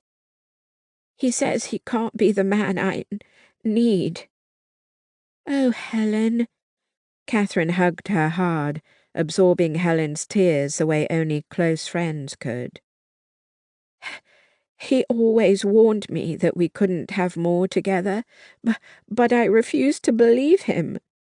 She hiccuped a sob. I thought I knew him, but if he could do this, I never knew him at all. Obviously, their night together had only been a moment's respite in the midst of war. Shouldn't you tell him the truth? Catherine asked gently. It might change everything. Straightening from the embrace, Helen put her hand protectively on the small swell of her belly. No.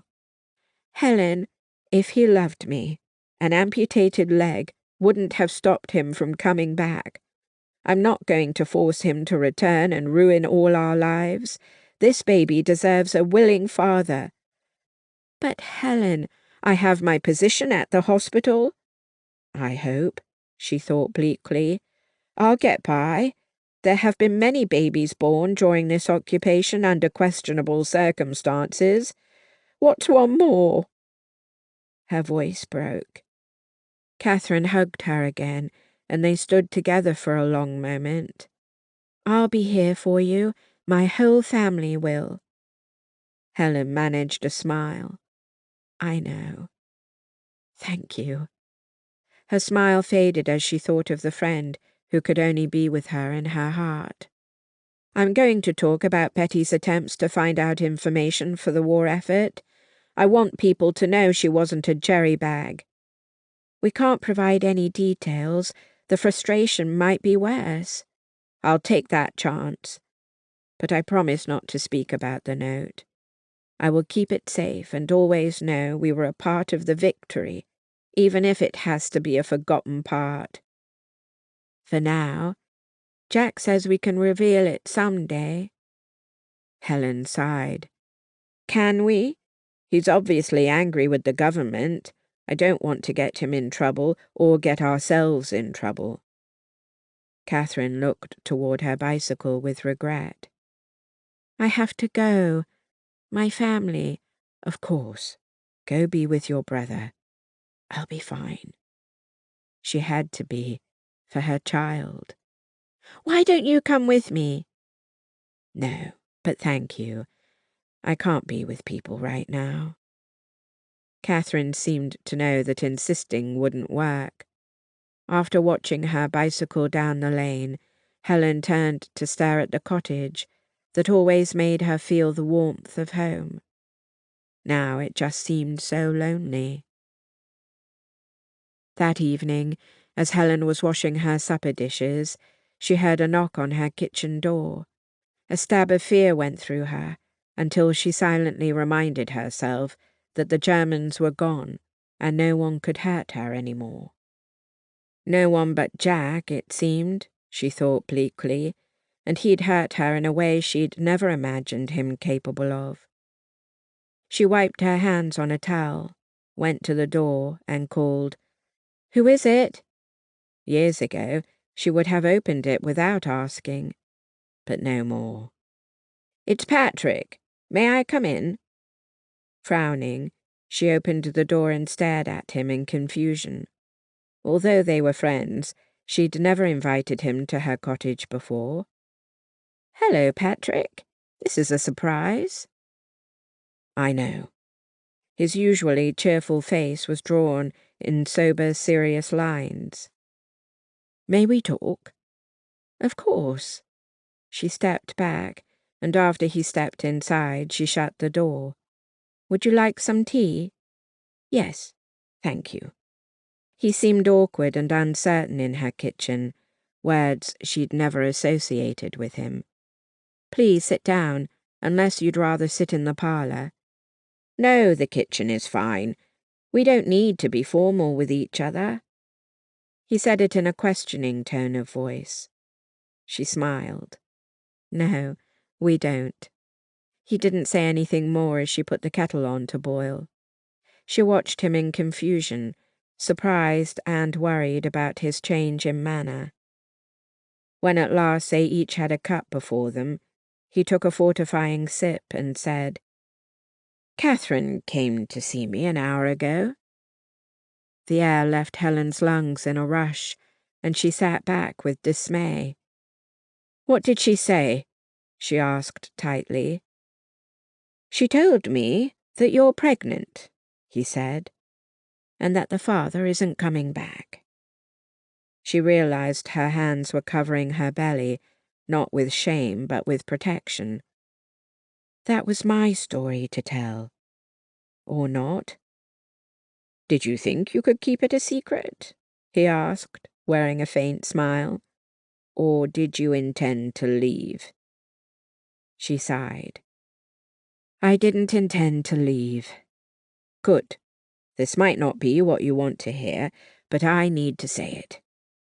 I admire you tremendously, Helen.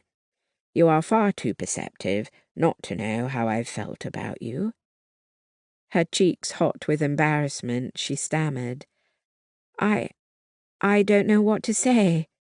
She'd notice him watching her intently once in a while, but he'd catch himself and give her his friendly smile. She thought she was misinterpreting his interest, but Catherine had understood, and so had Helen, if she was honest with herself. "You just need to listen," he continued. "I have been content being your friend because I feared it might be all I ever had of you. But it seems I've been given a second chance." "Patrick, for someone who doesn't know what to say, you're determined to try." His smile contained a tenderness that somehow made her eyes sting. She looked away, blinking. She was so emotional these days. "Why are you here, Patrick?" she whispered. "Just say what you mean to before my eyes turn into watering pots." "Then I'll get right to the point." He reached across the table and took her hand. "Helen, will you marry me?" Her mouth fell open, and her tears overflowed down her cheeks. "I once dreamed of such a proposal," she said hoarsely, "but hadn't imagined it would be out of pity."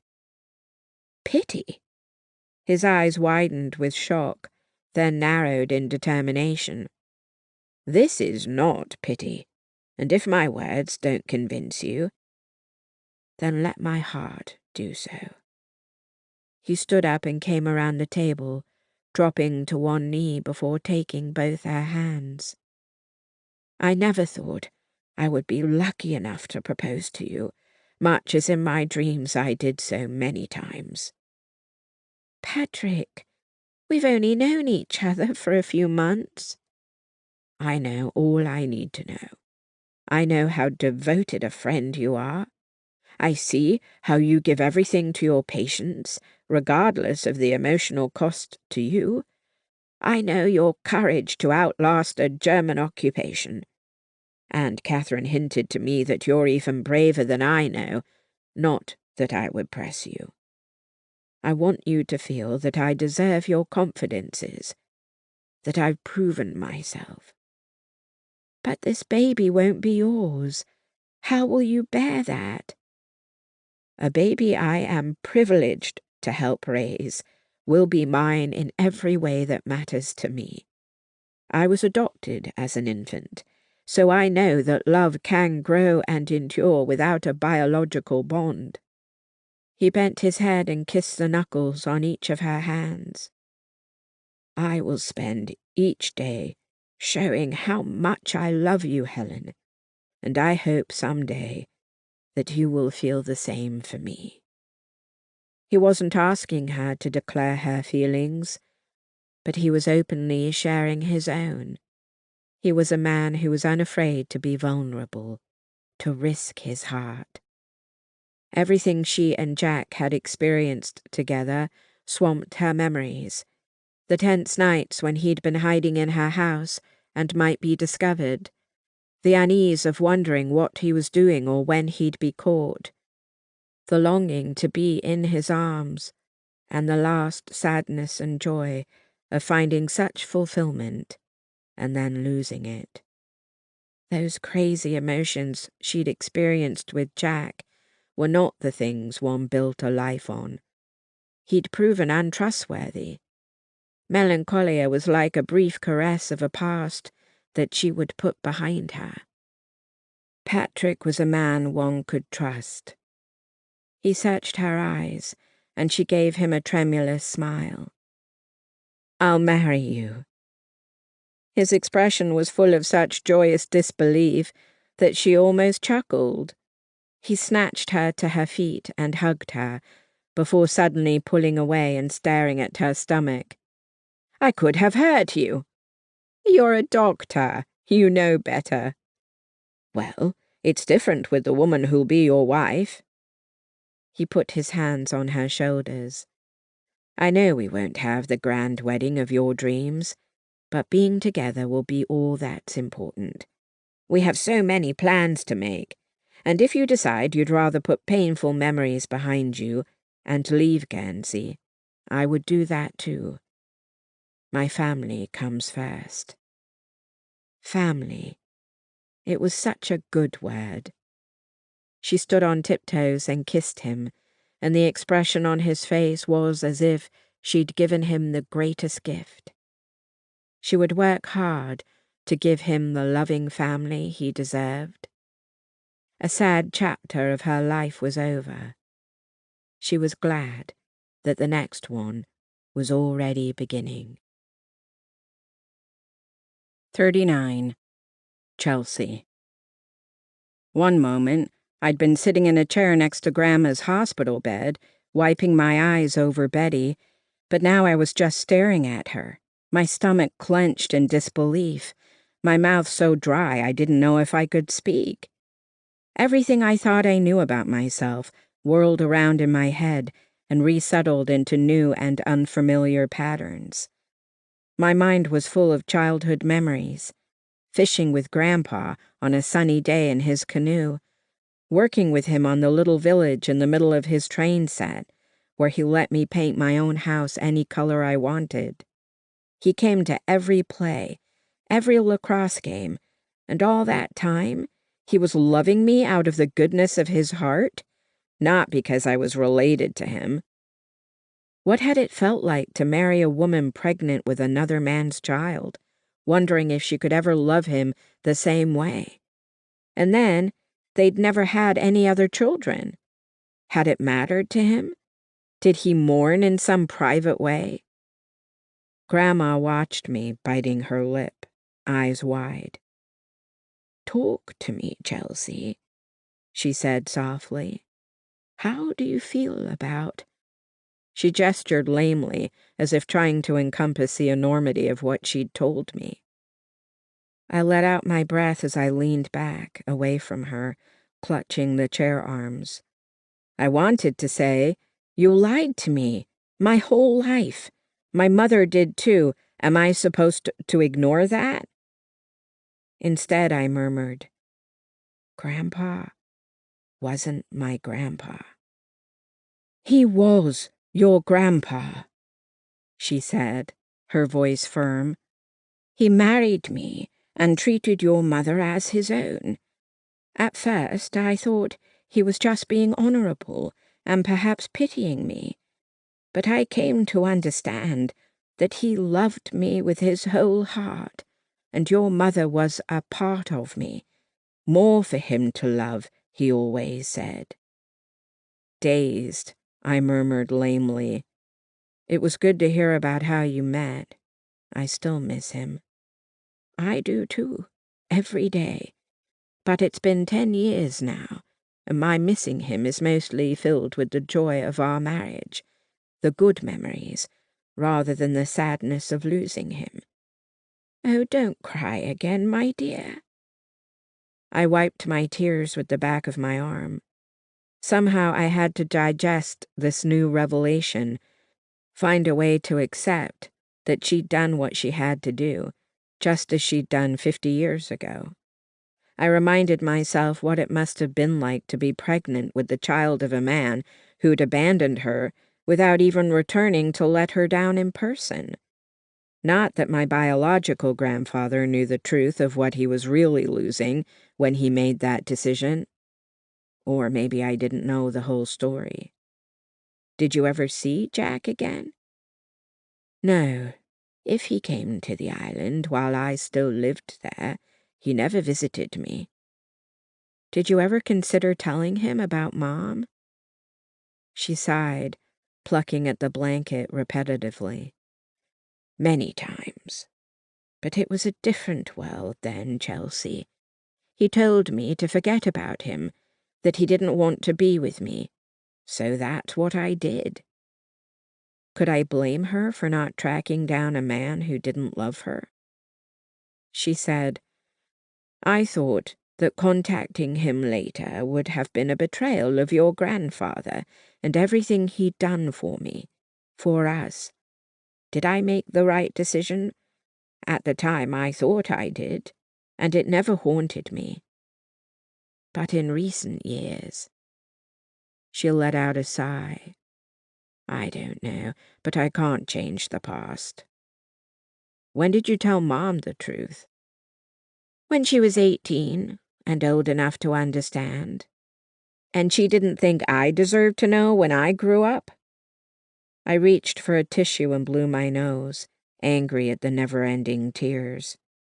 I was trying to be logical and understanding, but my emotions weren't listening. I wanted to be the one to tell you, and I couldn't find the words. You worshipped your grandpa. I felt like I'd be taking those memories away from you somehow. But when I woke up after the fall down the stairs, I knew I couldn't keep the truth to myself any longer. I had to reveal everything. So you never told anyone about Mr. Russell altering the German schematics? Grandma shook her head. I did not until Karen approached me. I thought it was time the world knew the truth, but Catherine and I told people that Betty had no choice but to date Captain Lunenborg, and said she used it to good advantage by trying to spy on him. But without any kind of proof, our words were often dismissed. It was easier for them to believe what they'd always believed, rather than admit they'd misjudged a young woman.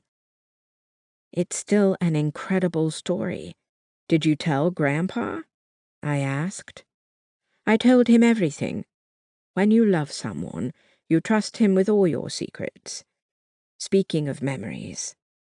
She opened the bed table drawer, pulled out a little box, and handed it to me. I'd like you to have this. I opened it to see a brooch, shaped like a bouquet of flowers made of tiny jewels. Grandma, it's beautiful. They're not real jewels, of course, but it was my mother's. I wore it for many years after she died, as a way to keep her close to my heart. Grandma gave a soft sigh and blinked rapidly. It is not so easy to imagine her face after more than 50 years.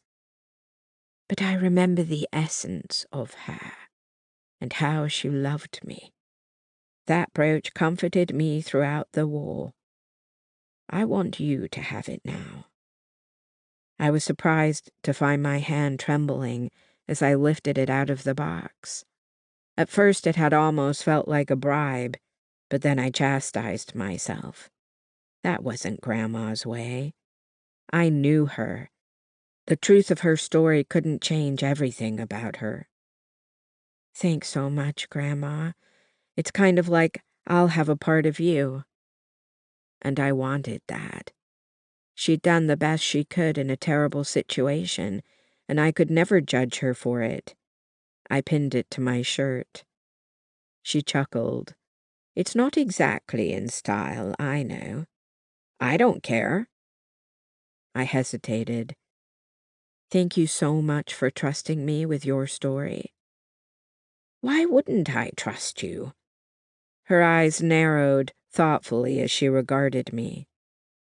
I shrugged. It's been hard to trust myself lately. I've been feeling like my dreams of being an actress are so pointless that I should go back to school and get on with my life. Dreams are never pointless, Chelsea. They're what make us grow. My friends and I never thought we could accomplish anything during the war, but we persevered. You're not comparing my 20s to yours, I said lightly, even though there was a lump in my throat. No comparisons are necessary. Living a good life means taking chances. I'm proud that you're giving it your best, and if acting professionally is not in your future, you'll still have learned much about yourself and had fun along the way. Regrets are a terrible thing. I don't want you to have any. I smiled at her, though my lips were trembling. But more important things were happening than my career aspirations. What about you? I asked.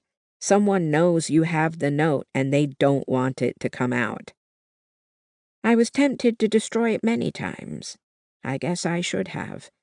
But it connected me to Betty and Catherine, to a time when our contributions meant just as much as a soldier's. Grandma patted my hand. It's late. Let's sleep on this. I'll try to have a decision about going public by morning, and if you have any other questions about Jack, I'll do my best to answer them. I leaned down and kissed her soft cheek. Thank you for trusting me with the truth and letting me help. It's something I'll never forget. Grandma kept smiling as I backed away, even as her eyes closed and her expression relaxed. As I pulled the door shut behind me, I noticed a man standing at the far end of the hallway, past the elevators. He was thin and older, with gray hair, and he looked at the window as if passing the time. I had seen him when I first arrived earlier in the day. I wondered if he was waiting for someone, or taking a break from visiting. There was something about him that seemed familiar, but I couldn't place it. When he never looked my way, I got on the elevator and put it out of my mind. But hours later, after dinner with a high school friend I hadn't seen in a while, I thought about that man from the hallway again. He made me curious, even uneasy. And before I knew it, I was parking near St. Vincent's Hospital just after evening visiting hours. I thought it might be difficult to talk my way upstairs, but I'd been visiting enough that the desk attendant answering the phone just waved me through. On Grandma's floor, there were nurses at the central station, but none in the hall, which was deserted now that most visitors had gone. The lights were low, and I saw only a faint light beneath Grandma's door. A shadow passed swiftly across it. Too swiftly for an old lady. I opened the door, flipped on the overhead light, and saw a broad man dressed in scrubs bent over Grandma, his back to me. My momentary relief fled like a dousing of ice water when her legs kicked feebly and one of her hands flailed.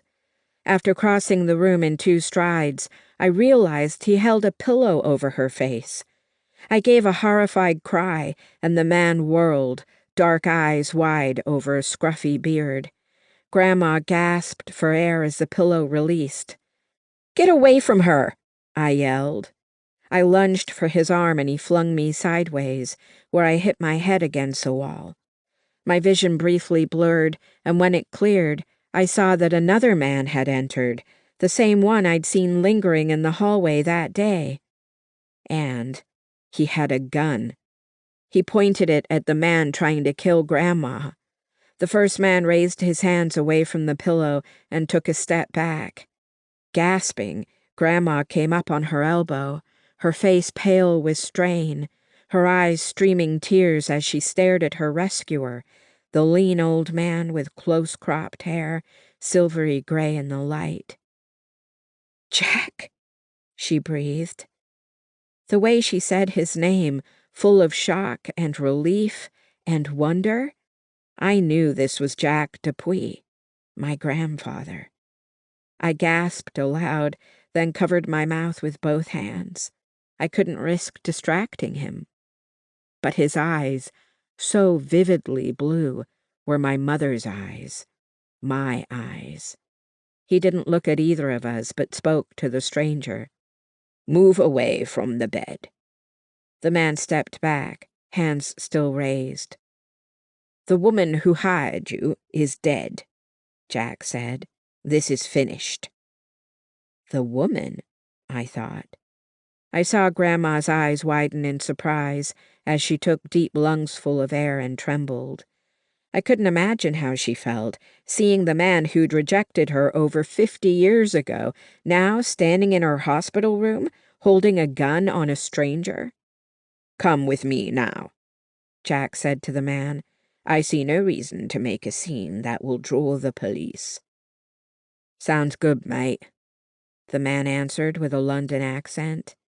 He wore a little smirk, as if he thought he'd soon take down an old man and escape. "Jack," Grandma began, her voice hoarse. "We'll talk later." He didn't look at her, but motioned with his head toward the door. He put the gun in his pocket, but never took his hand off it, as he limped behind the stranger. And then they were both gone. My head pounding, my stomach queasy, I rushed to Grandma's side, even as she swung her legs off the bed, wincing. "Let me help you," I said, dizzy with anxiety and worry. I just wanted to hold her. "I'm all right, Chelsea," she said, reaching for her dressing gown and shrugging into it. "How can you be all right? I'm not all right. The man was trying to kill you." "I'm glad you said that, because I had the strangest feeling it was all a dream. That was Jack, your grandfather. I haven't seen him in—" Her voice faded away, her gaze distracted. She stood up, and the remaining color drained out of her face. I put my arm around her thin waist to find her trembling hard. "Sit back down, please. Want me to call a nurse?" "No," but she sank down on the bed. "I'm too concerned about Jack, and I don't want to explain what happened. Where is he? What is he doing? I won't be able to bear it if he dies trying to help me." "He looked pretty competent to me. I saw him out in the hall earlier today, twice." She gave me a sharp look. "What?" "He's the reason I came back tonight. I was uneasy. I kept telling myself he was probably a visitor hanging out, but I just had to come.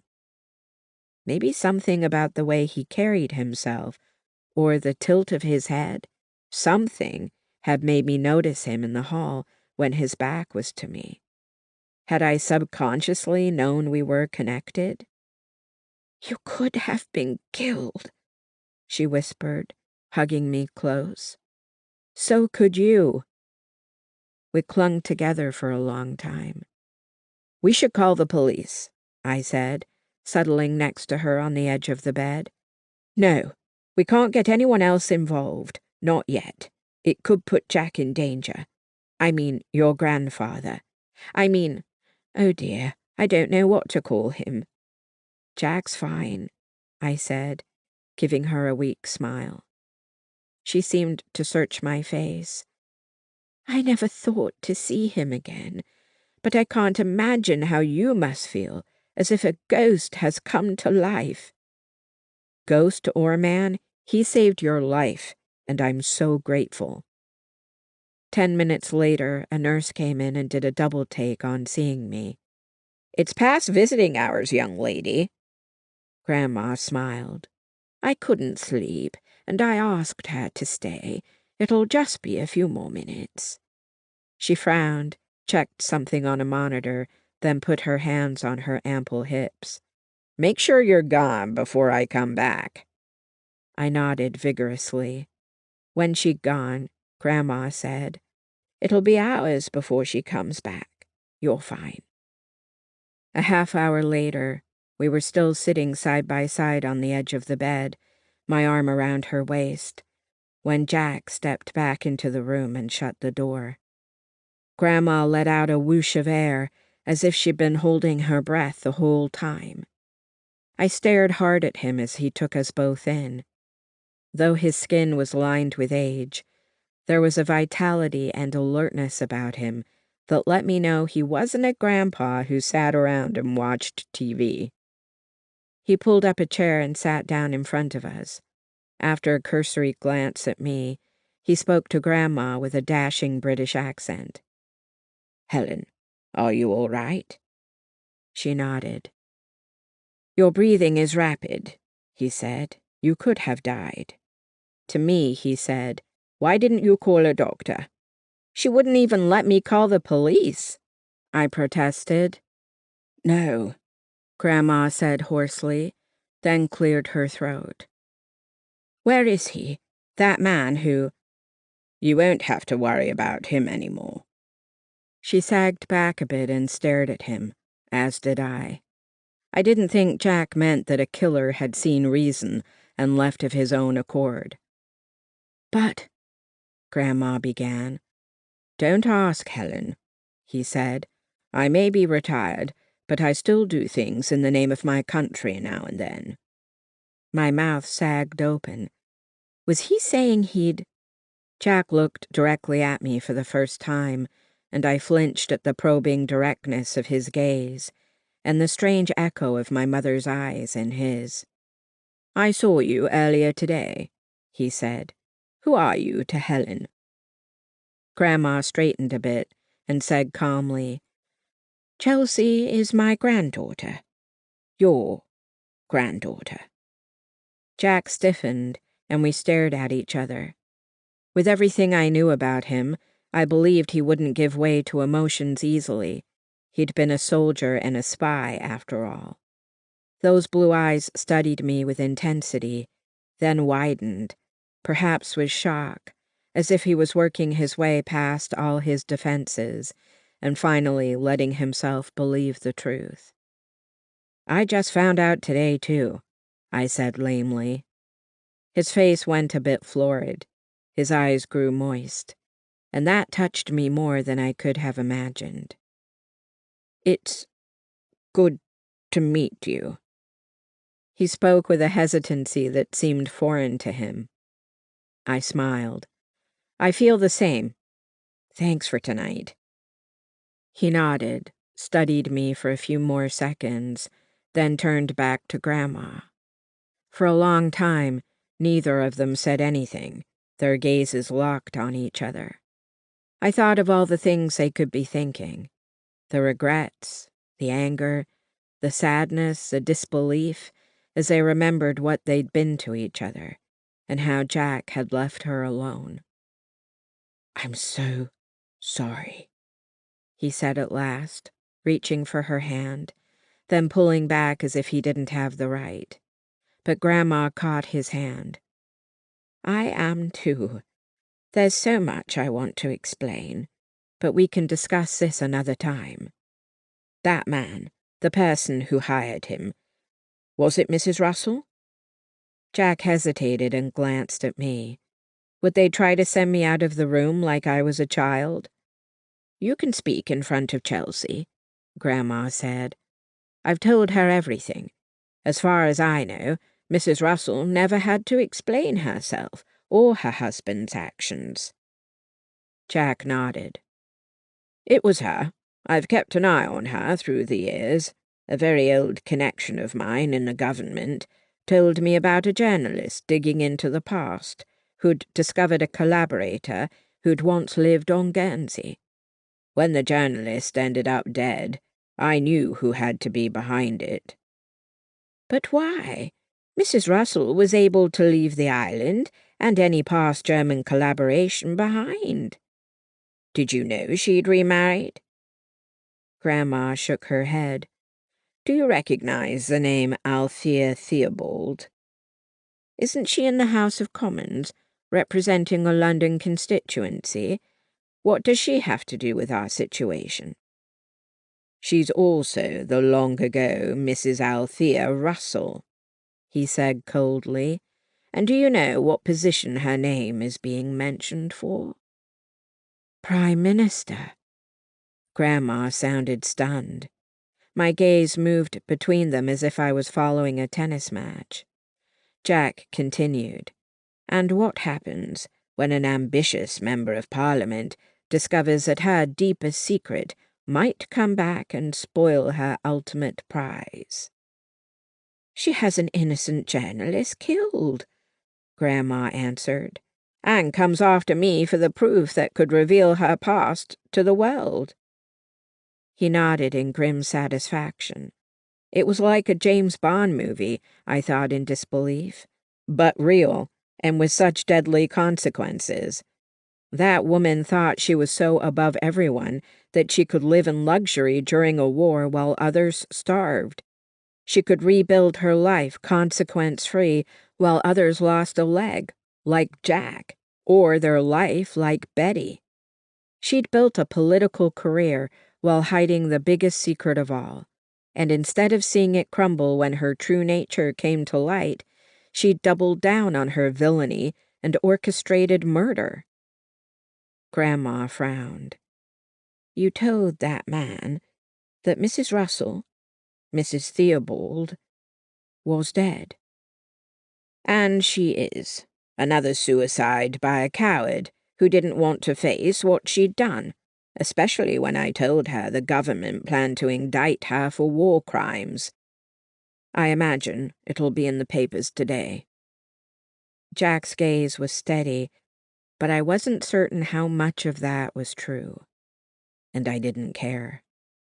He leaned forward and put his hand on Grandma's. "You're safe, Helen." I started feeling uncomfortably out of place. Grandma seemed to have forgotten I was there. She looked down at his hand and back into his eyes. "You've made a habit of rescuing me far too many times, Jack Dupuy." He shrugged and said with serious intensity, "You rescued me, too." Grandma was actually blushing. "I don't understand." "The war changed me more than I wanted to admit. And losing my leg, well, I didn't feel like I was worth anything anymore. But then I saw how brave you were to go on with your life, to find happiness, and to know that Betty gave up her life, and all I'd done was lose a leg. I knew I had to find a purpose again, too. I created a private security firm, successful enough that sometimes the government asked me for help." "You were a spy, again?" she said with a gasp. I wouldn't say that. So self-deprecating. It really was like a James Bond movie. And he was my grandfather. I didn't even know what to think anymore. It seemed the danger to Grandma was over, and they were looking at each other in a way that made me blush. Frankly, it was adorable and romantic. These last few days had shown me the woman she was, not just my grandmother, but a captive in a war who'd risked her life multiple times for what she believed in. She'd risked her life for Jack, and he'd let war and injury change how he saw himself, as if he wasn't worthy of her. "Did you ever marry?" Grandma asked. I did, but we divorced after 5 years and never had children. I'm sorry to hear that. Don't be sorry for me, but for her. We didn't want the same things, and I didn't make her happy, though I wished I could. What are you doing now besides rescuing me? She asked. His smile was teasing. I just bought a cottage on Guernsey. No. Yes.